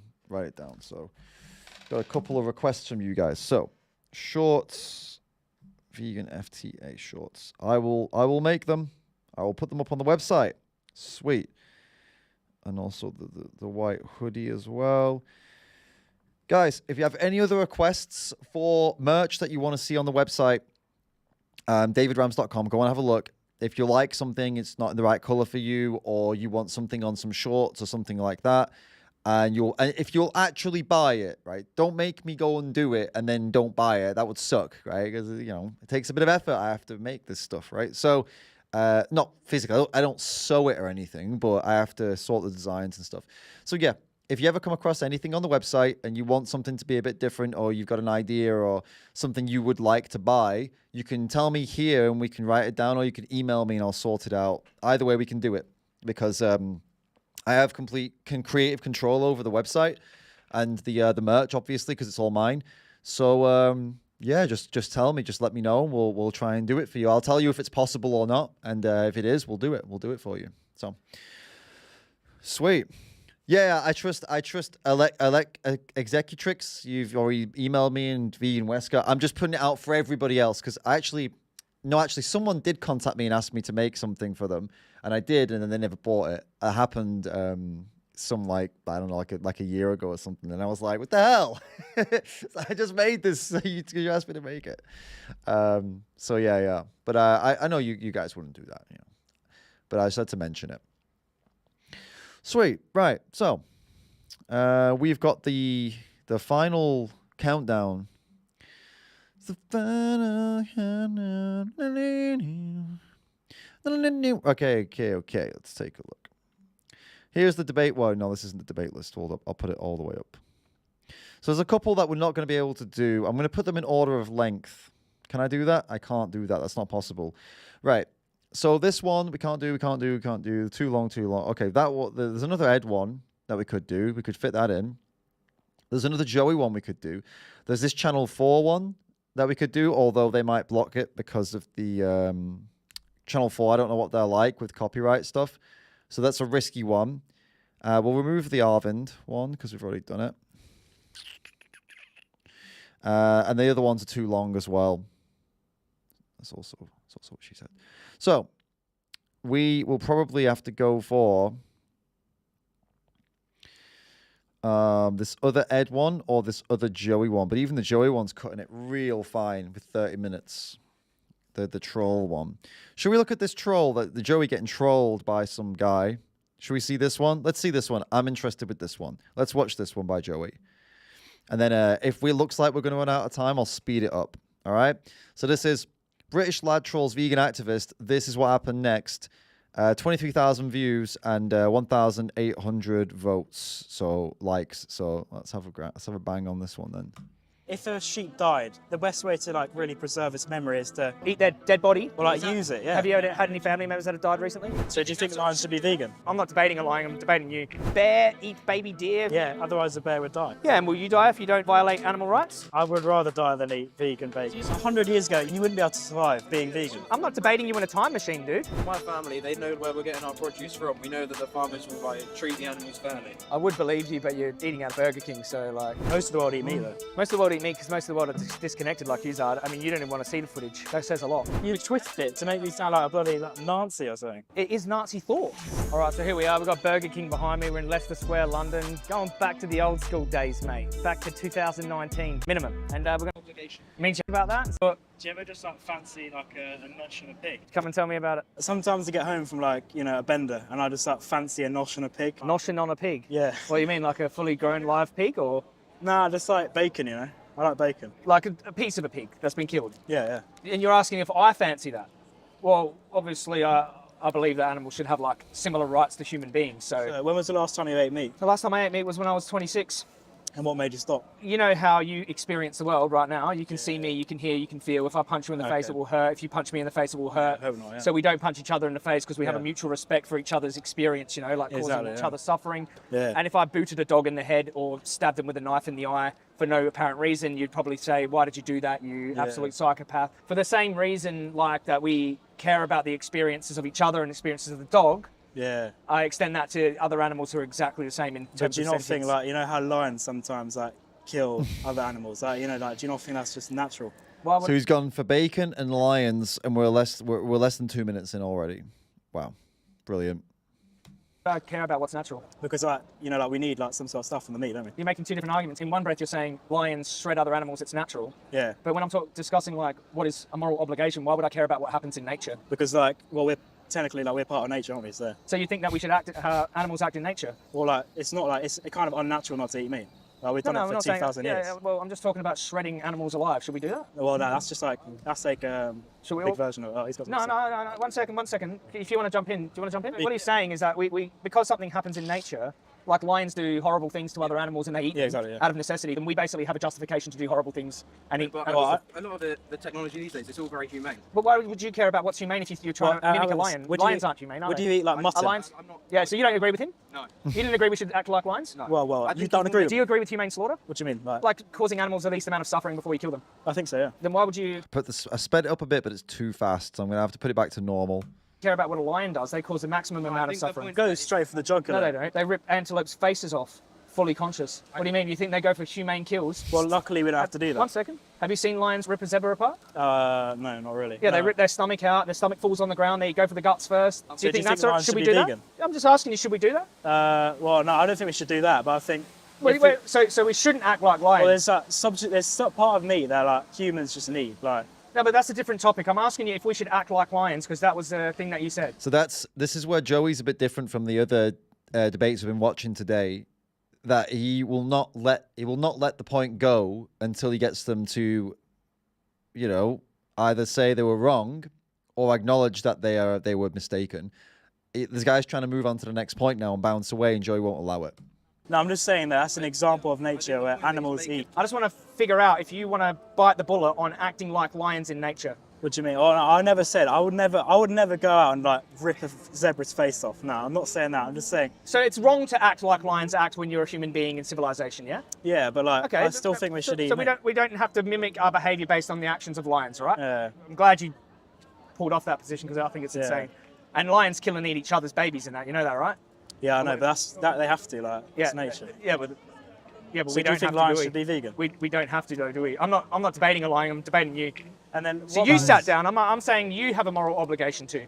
Not you. Well- You're not a lion, right? Because a lot of people No, like I'm to just, point like, to lions. Just using like a little. But would you eat mutton? You know, like one that's died naturally. You know. I actually give a little bit more reverence to the life of an animal than Yeah, just but, to like, desecrate their Surely remains. it'd actually be.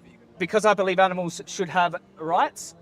Like, you know how you have a right now, if someone abused you, killed you, enslaved you, they would go to prison, you have rights protecting you. I think Yeah. animals should have, like, fundamental rights protecting them as well. Let's just like, if a sheep died, I think the best way to like really preserve its memory is to eat their dead body. Or like Is that- use it. Yeah. Have you yeah, ever like had any energy. family members that have died recently? Or not recently at all? Yeah. Yeah. Okay, would you eat them to preserve their memory? No, I don't think I would actually. Yeah, of course. It's because sick. they're human. Like. Yeah, but what's the... Okay, it's just an argument for asking me, someone who respects animals, if I would eat their dead body for no reason. I don't need to survive. But In a like- survival situation, I would look for an animal 100 that years had ago, already died. you wouldn't be able to survive without being vegan. Well, I'm not debating you in a time machine, dude. Yeah, but I'm just saying, like, no, one second. it's pretty unnatural. Who isn't it? cares what they did 100,000 years ago? Yeah, They used to rape and kill each other, and there was no laws, and who cares? Yeah, but even 50 why years would I ago, care? like you would still think I could struggle to be a vegan. How long's veganism been around for? I'm not sure. Well, Yeah, there were it's vegans only, like thousands of years 5 ago. Years, 5 no, years. no. There's a guy who wrote a vegan poem about 2,000 years ago, and veganism was coined in 1944. Yeah, okay. These are all side issues. Why aren't you vegan? It's a good edit. I appreciate this edit. Pig. Yeah, so you like the taste of it? Well, I've been That's raised probably more closer to the what? Yeah, that of why. What is the justification for not being vegan? Balanced diet. It's healthy. So you think it's a health thing? Yeah. Is that why you're eating Hungry Jacks for health? Burger King. Burger King, sorry. We call it Hungry Jacks in Australia. Do you do that for a balanced diet? I do have one. Yeah, exactly. So like a lot of things we do are for pleasure, right? You said I like to eat pigs. Yeah. So that's probably why you eat meat, eh? Yeah. And you mentioned a cultural factor, like we've been conditioned to kind of thing, like we eat meat because we were brought up to, because everyone else does. Yeah. So do you think either of those things, like we'll start with liking the taste of something, do you think liking the taste of something justifies doing something horrible like murdering someone to eat their body? No, I don't think that, but like, I think... So it doesn't justify it? Well, no, but I think like, you know, it's just part of humanity, I think. Lots of you can avoid. A lot of things are part of humanity. Rape and murder are as well. So is war. Well, so is no, killing it's not. children. Humans abuse children. So would you say a rapist is as Child bad as abuse a is meat part of eater? humanity. Would you say it's like, a bad part of humanity? But I don't would think you- it's Would you say I'm as bad as a rapist because I eat meat? That's not what... Dude, Is that left what you field. say? I never said that. You said we eat Well, meat that's because what it's you- part of humanity. Yeah. And I said there are a lot of horrible things that are part of humanity. Yeah. Rape is part... So I don't care if it's part of humanity, basically, is what I'm saying. Now, you said, am I as bad as a rapist? Obviously, there's an indirect consequence of your action here and a direct consequence of raping. So whose fault is it then that I eat meat? When you... Well, there's a lot of sociological factors like cultural conditioning, why you do something. I think it's disconnect, Yeah. why you do, and why you do as well. Because that was for me, I was disconnected from the slaughterhouse, didn't know the animal. I was just eating meat. I wasn't eating the murdered flesh of a being who didn't want to die. It's easy for you to go in there and buy a burger right now. You can. Yeah. It's completely legal. No one will judge you.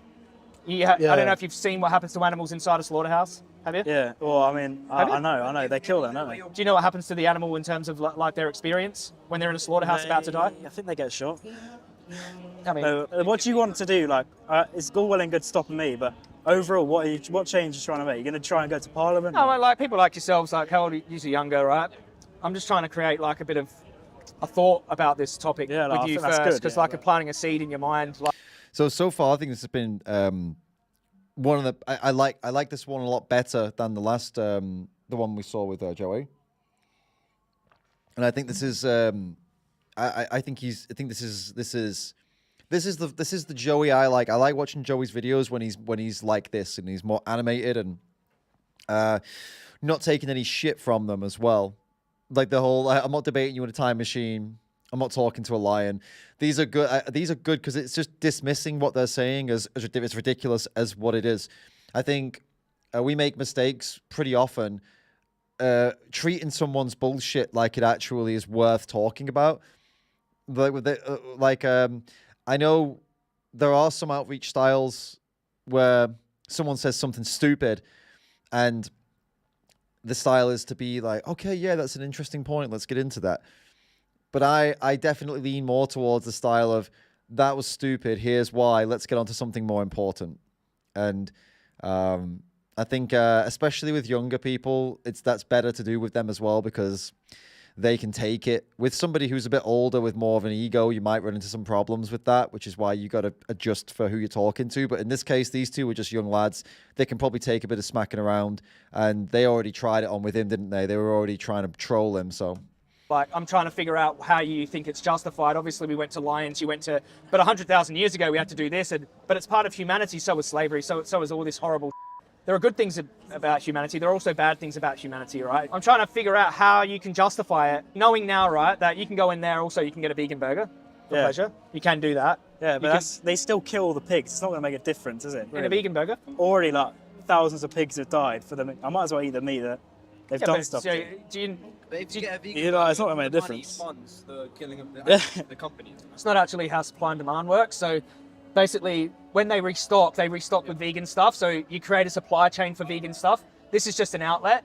But down the line, there's a slaughterhouse on the end of the burger. But down the line, there's plants on the... Yeah, it's but about the chain. There's really like... Supply and demand. You know supply and demand, eh? Like you buy drugs, a drug dealer goes and gets more drugs. Buy drugs. Yeah, but I'm just saying supply and demand, isn't it? If you demand something like slaughterhouses, the slaughterhouses only exist because everyone here demands they do through their purchase habits. Yeah. That's why I talk to consumers. But but in there, I'm pretty sure, I mean, I don't know how many dead pigs are there in there right now, but let's just say, I think it's probably a good idea, instead of eating the vegan stuff, to actually, because like if I don't eat it, it's going to go into the bin, isn't it? Like, you know what I mean? It's probably good to actually make the death at least have some There might be a little bit of waste at the start, but then they'll stop breeding pigs into existence and slaughtering them if everyone. So has there been a reduction in the production of meat since veganism arose? So you have to factor in population growth. So the population is growing, and basically you need comparative data to suggest that if no one ever did anything, if the vegan movement didn't exist, if the animal rights movement or vegetarians didn't exist, would it have grown quicker? And more, and I think, of course, you can make the claim that it would, but you need comparative data to suggest that veganism's done nothing. And once you get to a tipping point, like let's just say everyone here stops buying meat, you start getting vegan options, which is why there are vegan options in Burger King and KFC and everywhere because of supply and demand. Everyone's consumption matters. Like over the course of your life, how many animals you think go to the slaughterhouse for you? I don't know, quite a few probably. Yeah, probably a few hundred a year or something. Chickens and fish and da-da-da. Yeah. But so do you think, what about like, instead of being vegan, what about like just vegetarians, you know, like just one step? It's probably easier, isn't it? Yeah, instead of saying like an obligation, do you not think it would just be better to encourage it? Because you were saying about the social factors, instead of just a sudden drastic change, we not ease into it. Let's just say you were bashing people with black shirts on, red shirts on, and yellow shirts on, right? And then you said, look, man, like, I get it. It's like, it's bad to bash people, but I'm just going to bash people with black shirts on from now on. So I'm just going to reduce to black shirt bashing. I would say we know bashing is wrong, don't we? So like, I would still think that was a bad thing, but it's less bad than the alternative, right? Because Thank you to Non-Available for the super chat. Thank you, mate. Well done for your animal activism, man. Thank you, man. I appreciate the support. Thank you so much. Keep it coming, guys. We're in the last 30 minutes now. Time flies, huh? Time flies when you're reviewing vegan debates. It has gone super fast. This is good. This is really good, Joey. This is peak Joey here. I'm enjoying it. the dairy cows and the egg-laying hens and all that are still slaughtered, aren't they? Yeah. Do you know that? Do you know that they're slaughtered? Because a lot of people don't know that with through eggs and dairy, the they probably have a better life, don't they? They have a better life? Yeah. Nah, it's usually worse, actually. Would you say that it's better if they just don't exist in the first place then? Right? Yeah. So, but then they don't even experience anything. Yeah, well, for one, most of the animals here are factory farms, so they're experiencing hell when they're born. My family, they know like where we're getting our produce from. We know that the farmers will like treat the animals fairly. I would believe you, but you're eating at Burger King, so I've been doing but you just said yourself. There is a dead pig in there. Let's be honest, there is. You said it yourself. Nah, but brother, yeah, but you don't just eat meat from your family supplier, is what I'm saying. That's the majority. I'd say 95%. They do eggs, milk, dairy, pigs, fish. It's a local farm. It's a local farm that do fish and pigs and chickens. Not fish. I don't really eat fish. You don't eat chickens? I eat chicken, sure. Oh, and they kill the chickens there? Yeah. Okay, so they do chickens? Yeah. They do pigs? Yeah. They do cows? Yeah. And they do milk? Milk, yeah. And they do eggs? Yeah. And lamb as well. They're like a one-stop meat shop. I mean, I would believe you, but I'm doing this a long time, and a lot of people do say that to me, and I just think, like, everyone eats whatever they can, wherever they're out, like, you know. And even if that were true, like, there are some people who only eat meat from one supplier, and they're usually, like, on a carnivore diet, they eat from one place. I don't think that's you, but let's just say it was. Like, it would still, in my view, be a rights violation of those animals to murder them so you can eat them. Once you exist, right? Yeah. You've had a good life. Yeah. You've had a pretty good life. I don't see you suffering that much. Like, I mean, it might have been not so good, but reasonably good right now. You're content. Would it be humane if I come up behind you and shot you in the back of the head? To eat you? I'm going to eat you. You're not going to go to waste? No, I think that'll be all right. It's okay? Yeah. So it's humane? Well, I think, no. You have a conscience, sir. You have a conscience so it's wrong to kill you? Like, what do you mean, like a feeling of right and wrong in your heart? Yeah. You mean a consciousness? Yeah. Yeah, animals are conscious as well. Yeah, but they So don't it's have as advanced thoughts. Yeah, they haven't, like, created... Yeah, but a lot of humans don't either. So is it okay to kill the ones without advanced thoughts? I think it should be based on the, like, majority. So if the majority of beings have advanced thought... You can't just take out some minorities and just use that as an example. So wait a second. If the majority... I know what he's going to go for. This is it's interesting that kid came to this point, because this is actually quite an advanced philosophical thing that some anti-vegans come with. They say, so you say, why do you want to kill animals but you wouldn't do it to humans? And they say, well, animals are not as advanced mentally. So you say, okay, well, what about the cognitively impaired humans then? Would you slaughter them, eat them? They say, no. Why not? Well, because we give them the same rights, because the majority of humans have that cognitive ability, so we give them the same rights by proxy, right? Okay, what about if 51% of humans didn't have that cognitive ability, they had cognitive impairment, but 49% of them did? Then could we kill and farm humans? And then if they say no, well, then it's not about the majority then, is it? So it's something else. If they say yes, they're fucking insane. That's horrendous. So I think that's where Joey would go here. That's where I would go. Majority of beings have advanced Take thought. out some minorities and just use that as an example. So wait a second. If the majority of beings have advanced thought, you have to protect the minority within that species? Yeah, I'd say so. Okay, so there's a hypothetical race of aliens. The majority of them have advanced thoughts, so they're more advanced than us. Let's just say the gap between them and us is the same as the gap between yous and a cow. Yeah. All right? So is it okay for them to treat us like cows are treated by us because they have more advanced thought? I mean, like, once you reach a certain level, if you're aware of what's going on to a certain extent. And cows don't meet that threshold? I wouldn't say so. How do you know? I don't, but Okay. it's just a thought. Can cows feel pain, suffering? It depends on the way they killed them. Yeah. They're killed in the most ethical way possible. So it's only okay to ethically kill. I'm against like slaughterhouses and things like that. Yeah, well, you get your meat from slaughterhouses, don't you? Where does a farmer get his meat from that supplies to your house? He has a farm. Yeah, but where do the animals go from the farm? They go to a slaughterhouse, a local slaughterhouse. No, but I'm pretty sure they're killed ethically, or I don't think I would be able. Have you ever seen what happens in a local slaughterhouse? I've stuck cameras in one before. Oh, yeah. Secret cameras and watch them kill the cows in there. Why would you want to go and watch To cows expose being them so killed? people like you can realise that what you're paying for is not what you think. Solid. So interesting. He went for a different analogy, but it still worked. And yeah, this is it's good. How he's really they're quite uncomfortable, but this is good. They shouldn't be comfortable. This is what I'm a big fan of Ed. Don't get me wrong here when I'm going to say this. I'm a big support. I'm a big Ed person. I'm a pro Ed. Okay, guys. Last time we did a stream, people got the impression that I was somehow anti-Ed. I'm not anti-Ed at all. It's just I think sometimes Ed makes people feel far too comfortable.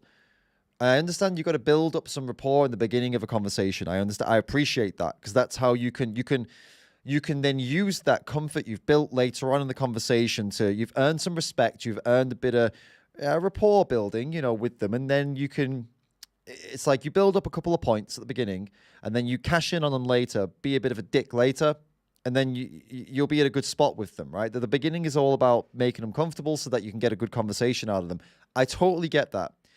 But unfortunately, what I see a little bit in Ed's videos sometimes, in his debates, that level of comfort continues almost throughout the whole video, and I don't feel like he cashes in enough on the points that he's gained at the beginning. I feel like he builds up and builds up and builds up and builds up, and he never goes hard. He never cashes in. You've built up so much. You've built up so much rapport and so many points. You can cash in now. Be a bit of a dick. Be a bit mean. It's okay because you've earned it. You've been very kind and you've been very, very forgiving, and you've been very. Now you can be a bit rude if you need to be, and a bit more direct. And I'd like to see that. Joey's very good at that. See, from the beginning here, they were rude, so this is different. Joey's just going in hard because they started being rude. But normally, you'll see with Joey, he does build up. He builds up to it, and he makes people feel uncomfortable. And you should feel uncomfortable with these conversations. At some point in the conversation, you should feel uncomfortable. Somebody should feel uncomfortable. If you leave a conversation with somebody about animal rights and veganism, and they haven't gone vegan, but they're happy, you've done something wrong. Guys, you've done something wrong. They should leave, if they've not agreed with you and they're not agreeing to go vegan, they should leave feeling uncomfortable. They should leave feeling like not good, I feel. That doesn't mean you call them an asshole or something, but it shouldn't be a pleasant departure. It should be, well, I hope you change because you're killing animals, right? You should feel bad. It should end that way if they've not agreed and if it's gone bad, Thank you, Michael, for the tip, mate. Appreciate it. Great stream, epic endurance, and love to Annie for being a top mod, and love to our excellent vegan community in the chat. Michael, thank you, mate. Appreciate that. And yeah, absolutely, Annie's done a great job today. We had about 4 or 5 trolls, and she dealt with them pretty quickly, so that's awesome, and been engaging with all you guys. So big thanks to Annie for always being in there and modding and doing a good job.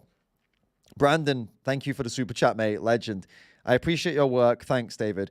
Brandon, mate, I appreciate your support. Thank you so much for being here and supporting the channel and and sticking around and checking it out. I appreciate everything, mate.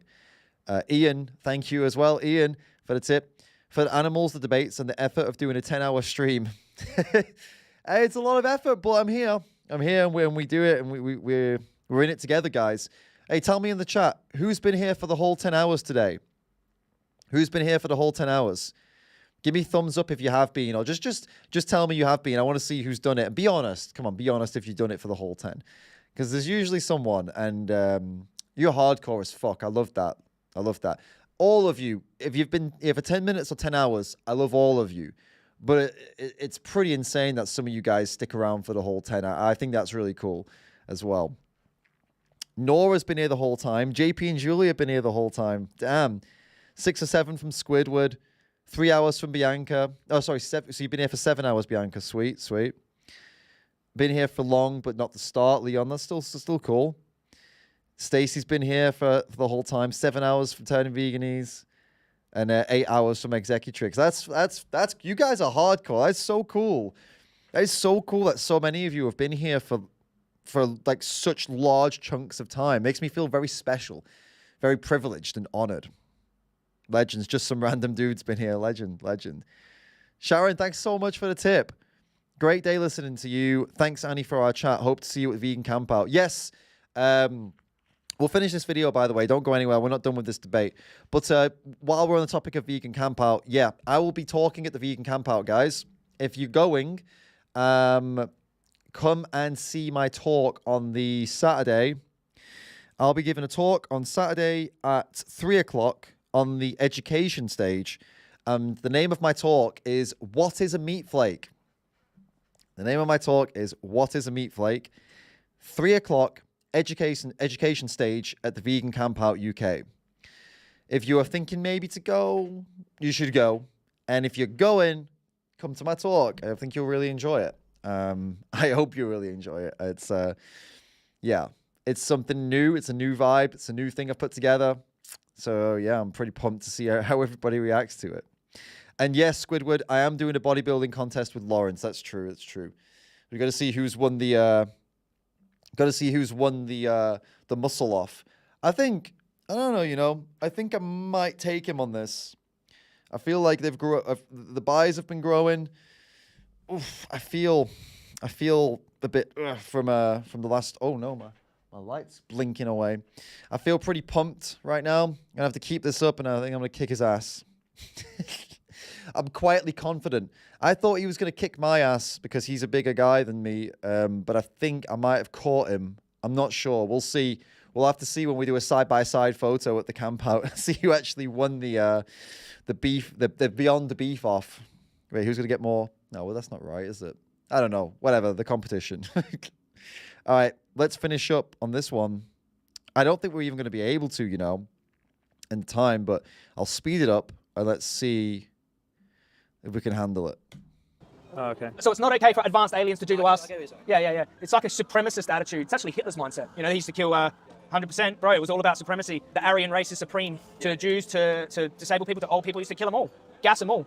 So we have that mentality towards cows and pigs and chickens because they're not on our level. We could torture them. We don't torture. We don't like. You eat tortured animals. What do you think farmers just go in there and like start? No, but there's legal torture that happens. Well, why would they want to torture them? Do you want me to talk about legal standard torture? Well, what they like, just tell me why. Okay. What was it? Well, they keep 60% of the mother pigs, where the piglets come from in the pork industry, in crates for 6 weeks at a time. Yeah, that's just transport. Like, no, they keep them in crates while they're farrowing. Meaning when they're having their piglets, right? They've had their piglets. They put them in crates so they can feed their piglets and they can't turn around for 6 weeks. If they reformed the farm for you and they didn't do all that stuff and they just let them roam for the whole life and they died naturally. We can talk about hypothetical reform farms, but where you go in there, don't you? Yeah. You go to your parents will go meat from the local shop.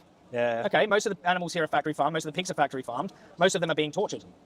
Yeah, but but hypothetically, if they did do reform, if they didn't torture them, I'd still say that it's a rights violation to murder them. Yeah, but even if they didn't murder them, they just lived on a farm and they just died naturally, and the moment they died, then they shipped them off. Would you agree with that? I mean, a hypothetical world where we ate people who had passed on? No, animals. Or would you have that position for people? Well, animals don't go. Wait a second, would you be consistent with people? No, because animals don't bury their. Animals leave their. Like, if an animal, let's say, I don't know, we're talking about humans' behaviour here. We're talking about humans' behaviour. Yeah, but like we're different. We are. You can't argue that we're not different for animals. Yeah, I'm not saying we are different, but we share sentience in common. We're both conscious. You're thinking but we are conscious on a higher level. You're thinking a lot, eh? What are you thinking about? Are you thinking about this conversation right now? Yeah, just... Are you having a bit of a existential... The consciousness is nice. That we're both conscious, animals and people are. You know, like babies are less conscious than a lot of animals that we murder. You're saying, like, say we had sanctuaries, we didn't exploit animals, we didn't violate their rights, we didn't kill them anymore. So it's some utopian world where we stopped killing animals, yeah? Yeah. So you're a vegan, we're all vegans, right? The only time we eat meat is when you see roadkill or animal died naturally of natural causes. Roadkill? No, I wouldn't. Okay. But I don't necessarily have a problem with it. The only problem I have with it is when human beings get their lust for meat, like yourselves, like the taste of it, we start breeding them, we start mass exploiting, we start killing them, because that's why people do it. Well, I think the problem is, right, is that with veganism, like, we live in a democracy, and the majority right now are all they're meat eaters, so you can't argue against that. And I think it's bad to like impose a view. It's what a lot of people try to impose views. Is it He's trying to appeal to but if the majority wants it, then we should just deal with that. And that's a really, really bad way to go. It's kind of might makes right. Because, democracy has been shown to be wrong multiple times. Democracy led to slavery. Democracy led to women not having the same rights as men. Democracy led to gay people not having the same rights as straight people. Democracy led... There was a story from ancient Athens, ancient Greece, where some soldiers from Athens went out and to have some kind of war, and they got hit by a storm, and one of their boats capsized and went underwater, and the crew were in the water, and the two captains of two separate boats decided it was too dangerous to recover these people. So instead of trying to recover them, they decided to try to save their own crews, because they figured that why risk the lives of two crews of boats to save one crew. So they made like a utilitarian decision. The best thing to do is to go home. So they went home. They told the people what happened. They said that we would have risked like hundreds of men to save only like 10 or 20 men who were in the water alive, and we couldn't do it. And you know what happened? Democracy happened. The people voted to have the two captains of those ships executed for saving those men rather than risking their lives to go and try and save the other men. Democracy and the majority can be wrong and have been wrong multiple times, even from ancient times. This has been viewed. Wrong to impose on others. Yeah, I think so. So it's not wrong to impose on animals? Well, you're not imposing on them. That's the most imposing we do. What do you think happens to animals, bro? Do you But want me to show you some footage? I mean, no, not really. I don't want to see. You don't want to see what happens to them? I want But to you eat see them. video. You don't want to see what happens to them? You don't want to see them. Why not? But then you'll stop eating it. Why shouldn't I show it to them? It's pretty mango, I think. The point of seeing it's inappropriate. Inappropriate. So if it's so inappropriate that I shouldn't show it to you, right? Yeah. Why would it be appropriate to put it down in your mouth, chew it up, and digest it? Because I love meat. Because you love meat. Yeah. But you wouldn't love it so much if you knew what happened to the animals, though. Nowadays, on the slaughterhouse, it's like rare. Not rare, but it's a lot more common for them to be killed in a humane way. So I've been working in animal rights for about 7 or 8 years. It's worse than it's ever been. That's surprising. Yeah, because people like yourselves, right, and I was one of them, they're sold advertising. So green grass, you see the cows in the green grass, you see the hens out in the green grass. UK has the highest welfare standards, or it's completely disconnected. All you see is burgers. You don't see slaughterhouses, but we go into factory farms, slaughterhouses all the time. And there's investigators all over the UK who, no matter what, always pull out something horrible from these places, right? But even if they didn't, even if it was just a sanctuary that took all these animals and shot them all in the back of their head, I would still say that that's just like, it's murder. I'd still be against it. But I think the problem with veganism is also it's used as an advertising ploy now, because companies, instead of like really believing in it, they just use it as a way to sell stuff. Because there's a demand for it. Because there's a demand for it. So they are meeting the demand. And that's why I was talking about why supply and demand is so important. Like yourself, who cares what I go in and buy? Well, it matters, because then they put on more options. You stop funding the slaughterhouses, right? Yeah, but if you care enough. It's going to be like you don't realize how hard it is even to stop. Like it's going to be so hard to stop It's everyone. a vegan burger in there, dude. Do you want everyone to stop eating meat? Like, is that what you want? Yes. But the reason for that is not to control people. The reason for that is because when they eat animals, Would animals you are vote- bred and slaughtered to meet that demand. Would you vote for a man, like a person to come into power who imposed a rule, a law, without any voting? That gave animals rights. Yeah, that allowed everyone, that imposed a law Basically, that everyone, because that is gave pretty- animals rights.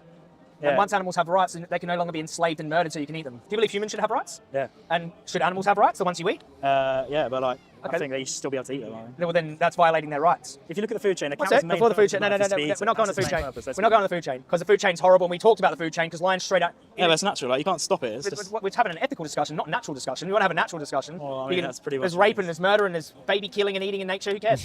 And snakes eat deer alive. Because otherwise they die. Bear eat baby deer. Yeah, Bite their otherwise faces the bear, off. otherwise the bear would die. Yeah, and will you die if you don't violate animal rights? Well, I mean, I would rather die than eat vegan bacon. Do you see what I'm saying? You're comparing like bears or lions that are going to die if they don't do something horrible to yourself who won't die. The question is, if humans deserve rights protecting them from being enslaved and killed and eaten in a steak or a burger, right? Why don't we extend that to animals who have a similar experience to us? You know they can suffer. Do you know animals can suffer? I believe they can, yeah. You believe they can? Like if I had a cow here and I shoved a hot iron in their eyeball, the cow would experience that? I think so, yeah. Okay. They can also experience happy things, yeah? Joy. They love their children. So if they can experience joy and suffering, they're having a subjective experience. What happens to them matters to them. Yeah? Yeah. So why shouldn't they have rights then? No, but I would argue that to protect their experience. Can't comprehend everything that's going on. Not everything, but neither can babies and children and dogs, but we still protect them, yeah? We just keep going. This logic that is going round and around, isn't it, with these two? He's already acknowledged this whole kind of, there are people out there that don't have the same cognition as other people. Can we do this to them then? They've already said no. We've already been around this point, and they're just going back to it again. Yes. They grow, though. Babies like... Yeah, but dogs. And what about people with like a severe disability? We still defend them and protect them, and they still have human rights, yeah? But true? Because there are human beings that probably have about the capacity of a cow, and we protect them, don't we? They have human rights. But that's like a very slim minority. Doesn't matter. The human rights are there to protect minorities. That's why they're there. They're there to protect everyone. And why do we exclude animals? If you think about it, like psychologically, think about it. Like humans, we can't. It's really like weird for humans to try and connect with a cow like we do with a human. It's just like there is a difference there. You can't. Yeah, but some people have this problem with different races as well. Oh, it's hard to connect with them over there. It's hard to connect. But yeah, but they're deluded. Like, I'm talking about actual people. Yeah, okay, yeah. Human beings are human beings, right? And we know that now. But go back, and this racism's still rampant. You think they're deluded, yeah, but racism's still rampant everywhere. Yeah, it happens a lot. Vegan, and that's racism. Yeah, but what I'm talking about, the reason I'm bringing up racism is because speciesism is a form of discrimination that applies to animals. Because if I told you I'm going to shoot this dog in the head and eat them, you'd go, what the f? But if I told you I'm going to shoot this cow in the head for a burger, you'd probably go, oh yeah, humane, eh? Yeah, but in some places shooting a dog in the head would be alright. I'm asking you. And also, I'm talking about, like, you know how you're talking about the food chain?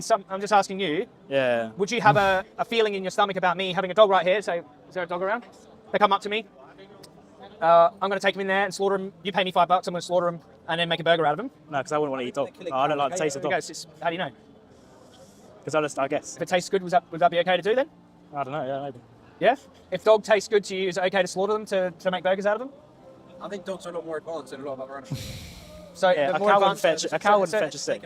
If there's a less advanced dog, one sec. It's really frustrating because he's already addressed this whole levels of advancement kind of discussion and how when it breaks down, it doesn't make any sense because there's lots of humans that aren't advanced. Again, yeah, it's going round and round, isn't it? I'm sure at some point Joey's just going to get impatient with them and just, put them on blast again.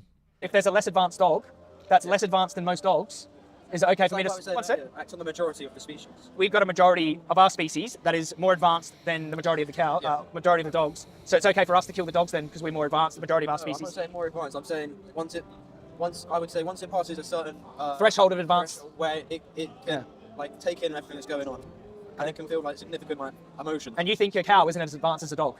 No. Really? And you found out they were? I'm not a scientist. Yeah, well, they are, and pigs are smarter than dogs in many ways. I don't know what you're measuring. Are you measuring intelligence or experience, sentience? Experience. Yeah, well, they practically have exactly the same experience. Because when we talk about intelligence, that's a different metric. It's how smart you are. Thank you, Mark, for the super chat, mate. Appreciate it. With gratitude, David. Appreciate that, mate. Gratitude right back at you. Thank you for supporting the stream. Yeah, get your last ones in, guys. If you got something cool to say, if you got anything to say, get them in. We've got 10 more minutes, and then we'll be doing some closing comments, some closing commentary. Yeah, this is super frustrating with these guys at this point. It feels the guy who stood up should be the one sat down. I think the guy sat down should move out. Let the other guy at least can formulate some kind of seemingly logical opinion. There's more to work with the other guy. Some people are smarter, some people are less smart, but we all have rights. Yeah.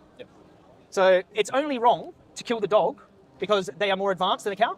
Yeah, that's what I think. And if a dog is less advanced, we can't kill them because they belong to a species that is the majority more advanced. Yeah. That's your argument. But we can't kill the dogs because we're way more advanced than dogs. We can't kill them because they belong to a species that you perceive as above a certain threshold of advance.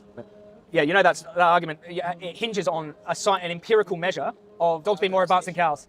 So you think dogs are like one of the most advanced species out of all the mammals that we eat? I'd say they're one of the most emotionally intelligent. Yeah, but you need evidence for that. Yeah, but there is evidence. Pigs are more intelligent than dogs in many ways.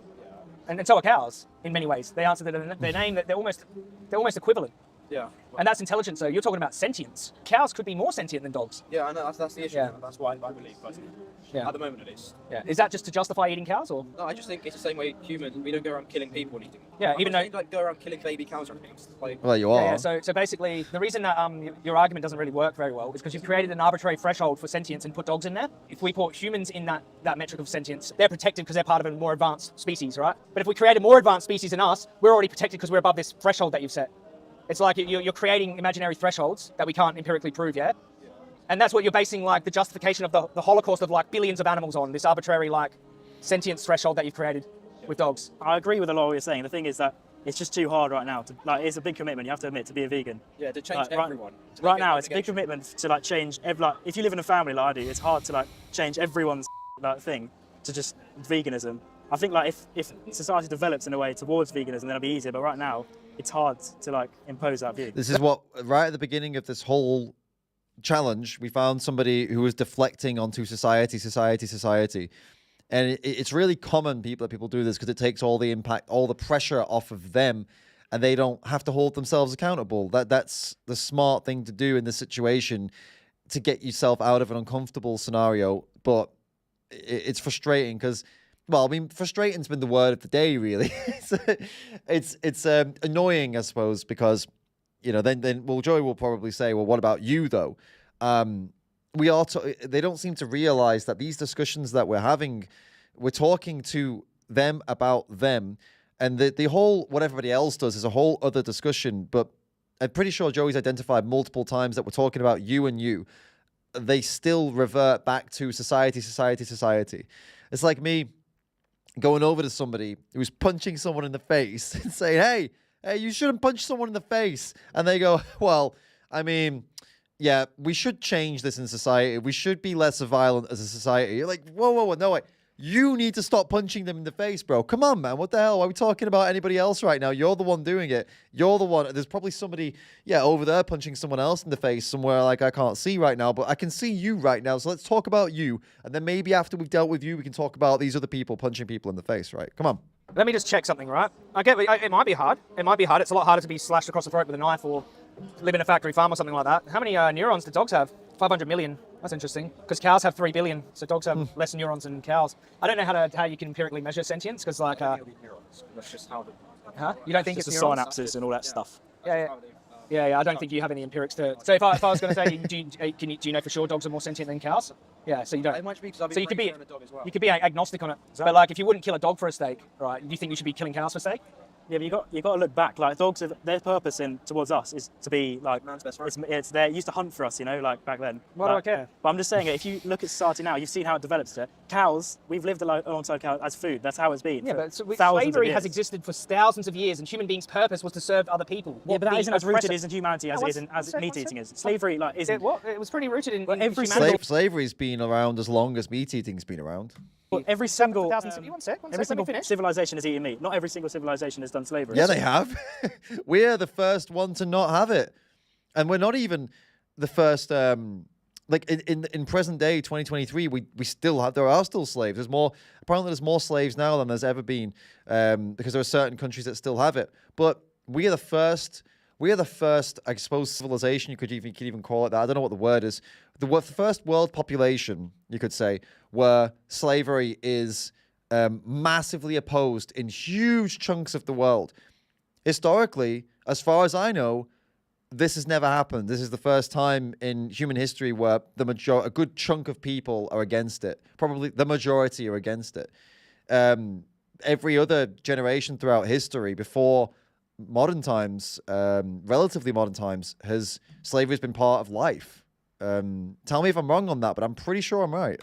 Almost Meat every eating single is more rooted every in single history than advanced civilization. slavery I mean, is. we could do it, but that's an empirical claim. I'm pretty sure nearly every single advanced civilization had slavery at one point in time. Yeah, but meat eating is different though. It's not slavery. You can't compare. No, but we're not talking about that. They brought it up. This is so funny. The dogs serve a purpose to us. Yeah, that's their purpose. They're not. They don't serve. Their purpose is to be our companions and protectors. And then you're saying that cows' purpose is to be shot in the head and eaten. Yeah. Not shot in the head, but to be eaten. Yeah. They have to get shot in the head. You always add that in to make it sound more dramatic. Yeah, because you skip that part out. See, you delete that part from the equation. They have to be murdered. They're not all getting shot. Yeah, some of them just get slashed across the throat.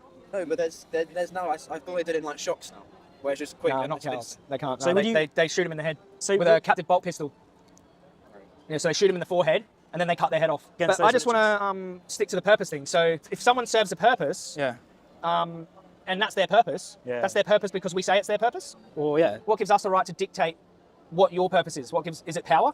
If we're more smarter than certain species or stronger? We are smart. Yeah, You've got to admit, we are the most powerful species. Is that what it is? If we're smarter than a certain species, that gives us the right to dictate what their purpose is? You know, right, society would not be here without the role of animals. I'm asking you a question. You're not answering here without the role of cows. You're not answering the question, bro. Yeah, go on. If we are smarter than a certain species, does that give us the right to dictate what their purpose is? Well, I think somehow, yeah, somewhat, yeah. Yeah, so even though they're sentient and experience the world, what happens to them matters to them. Because we are smarter, we can dictate what their purpose is to us. So it can be to be shot in the head, cut up into pieces and eaten, or it can be to live in our backyard or to be a protect. We just dictate that. We choose who lives, who dies because we're smarter. Yeah, is that an ethical view? Well, yeah, is that your ethical view? Well, I think if you just look back at history, we wouldn't be here right now if we hadn't used like animals the way we have. No, but I just asked you a question. It's the biggest key I to just asked you humanity's progression. the question is you can't admit. Yeah, but the question's still on the table. You didn't answer. I was just saying because we're smarter, does that give us the right to dictate what their purpose? Yeah, the answer is yes. I think so. Yeah. So if a group of beings are smarter, they can dictate what another group of beings who are less smart, what their purpose is. Yeah. Not in that way, because you're going to make me. You're going to say I'm sort of no. Yeah, because we could just take all the disabled people. We could take all the to make you sound like a bloody Nazi or something. It is Nazi thought. I'm not trying to make you sound like one. Yeah, it is literally this thing. It's a supremacist thought pattern. It's called might makes right. Have you heard this terminology? Might makes right. No. Because I can do something. Because we're more powerful than a certain group, a minority or those who are less intelligent, we can do what we want to them because we say so. Now we could do that to different races. We could do that to different people of different intelligence. A race of aliens could come here and do that to us, and we'd be screaming out, "This is unjustified," wouldn't we? Yeah, I guess so. So why do we get to do it to other animals? Is that not hypocrisy? Yeah, but like other animals had the opportunity to rise up. Like this is a horrible train of thought, man. Eh? So like if they don't have the ability to be able to defend themselves from us, then we can do what we want to them, or we can dictate what their purpose is. Well, no one here has dictated it. People from thousands of years ago have. You've got to live that way. Yeah, if you want to live in this world, you've got to live that way. If it's morally justified, though. Well, it's not my decision. No, this is a whole discussion is about is it ethical to do so? You said yes. Well, yeah, I think so. Yeah. I mean, a lot of people disagree because it creates like this massive. I think more people agree though.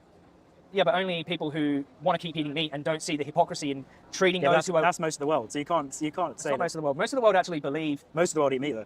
Most of the world eat meat because most of the world are disconnected like you are. I mean, you don't even want to see the footage. That says a lot. You don't even want to see what happens to the victims of your food choices. So how do you? A human if dying. seen what happens, how can you be here like defending it? Because I don't think that's the majority in every case. It is the majority.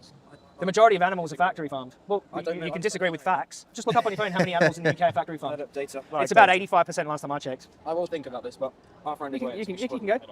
It's nice talking to you, mate. Thank you very much. Thanks a lot. Take care. Hope that made you think a little bit. Joey Carbstrong. Take care.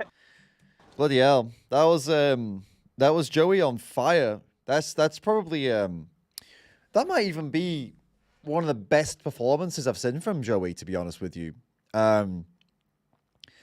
He controlled the conversation pretty well. They came up, they weren't really debatey, they were more trolly. He handled them really well.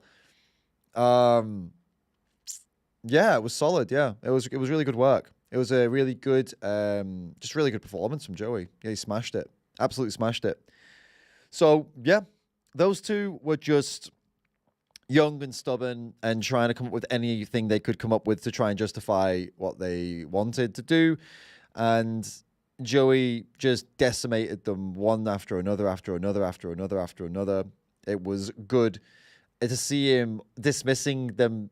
Any nonsense they came out with, he was like, no, that's nonsense, and here's why.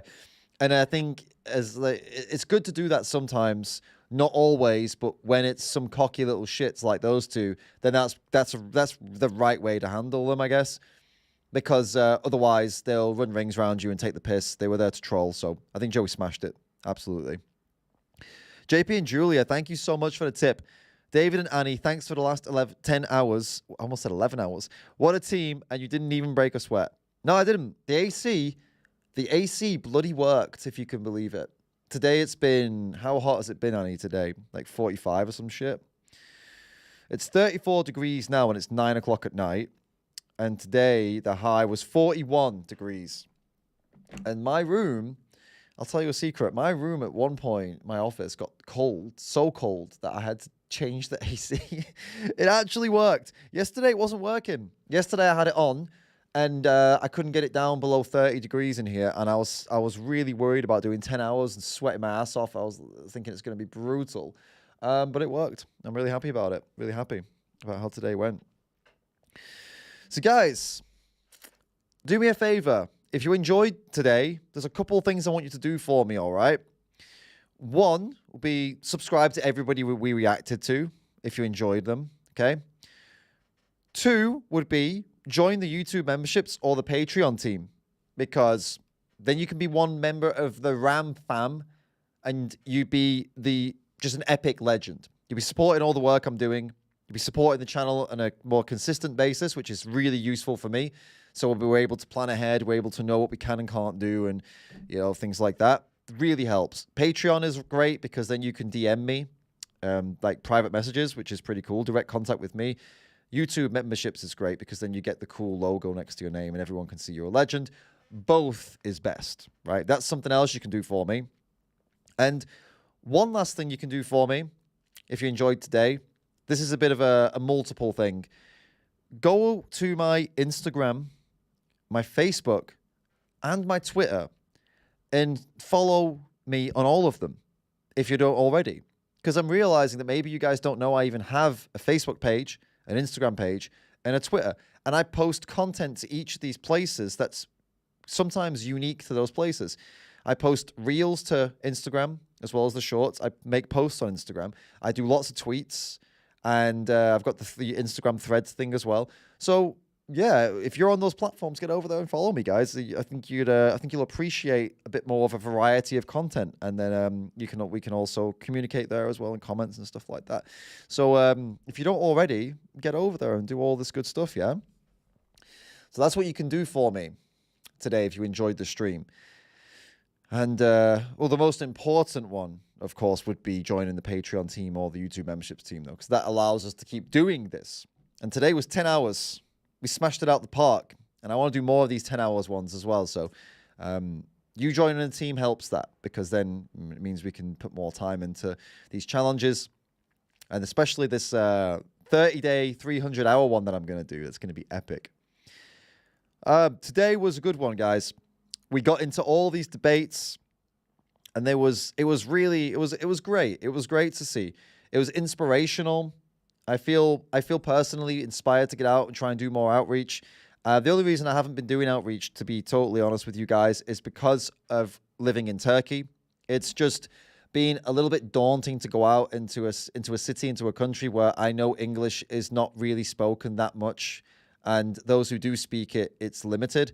And I figured my time is probably better spent here, planning, working on the private project, the secret project, and other things as well. But I will be in the UK. I will be doing a talk at the camp out, the vegan camp out. After the vegan camp out, I'll be doing a part of a We the Free workshop in Birmingham. And then after that, I'm going to be doing the We the Free, big We the Free event that's happening also in Birmingham. Okay, so it's a what's the name of it? It's the We the Free Birmingham something event. There's a name for it. I'm going to tell you what it's called now. We the Free UK Solidarity Day, it's called. Okay, and I'm going to be doing outreach there for 6 hours, probably the whole time. It's 6 hours 15 minutes. The event is.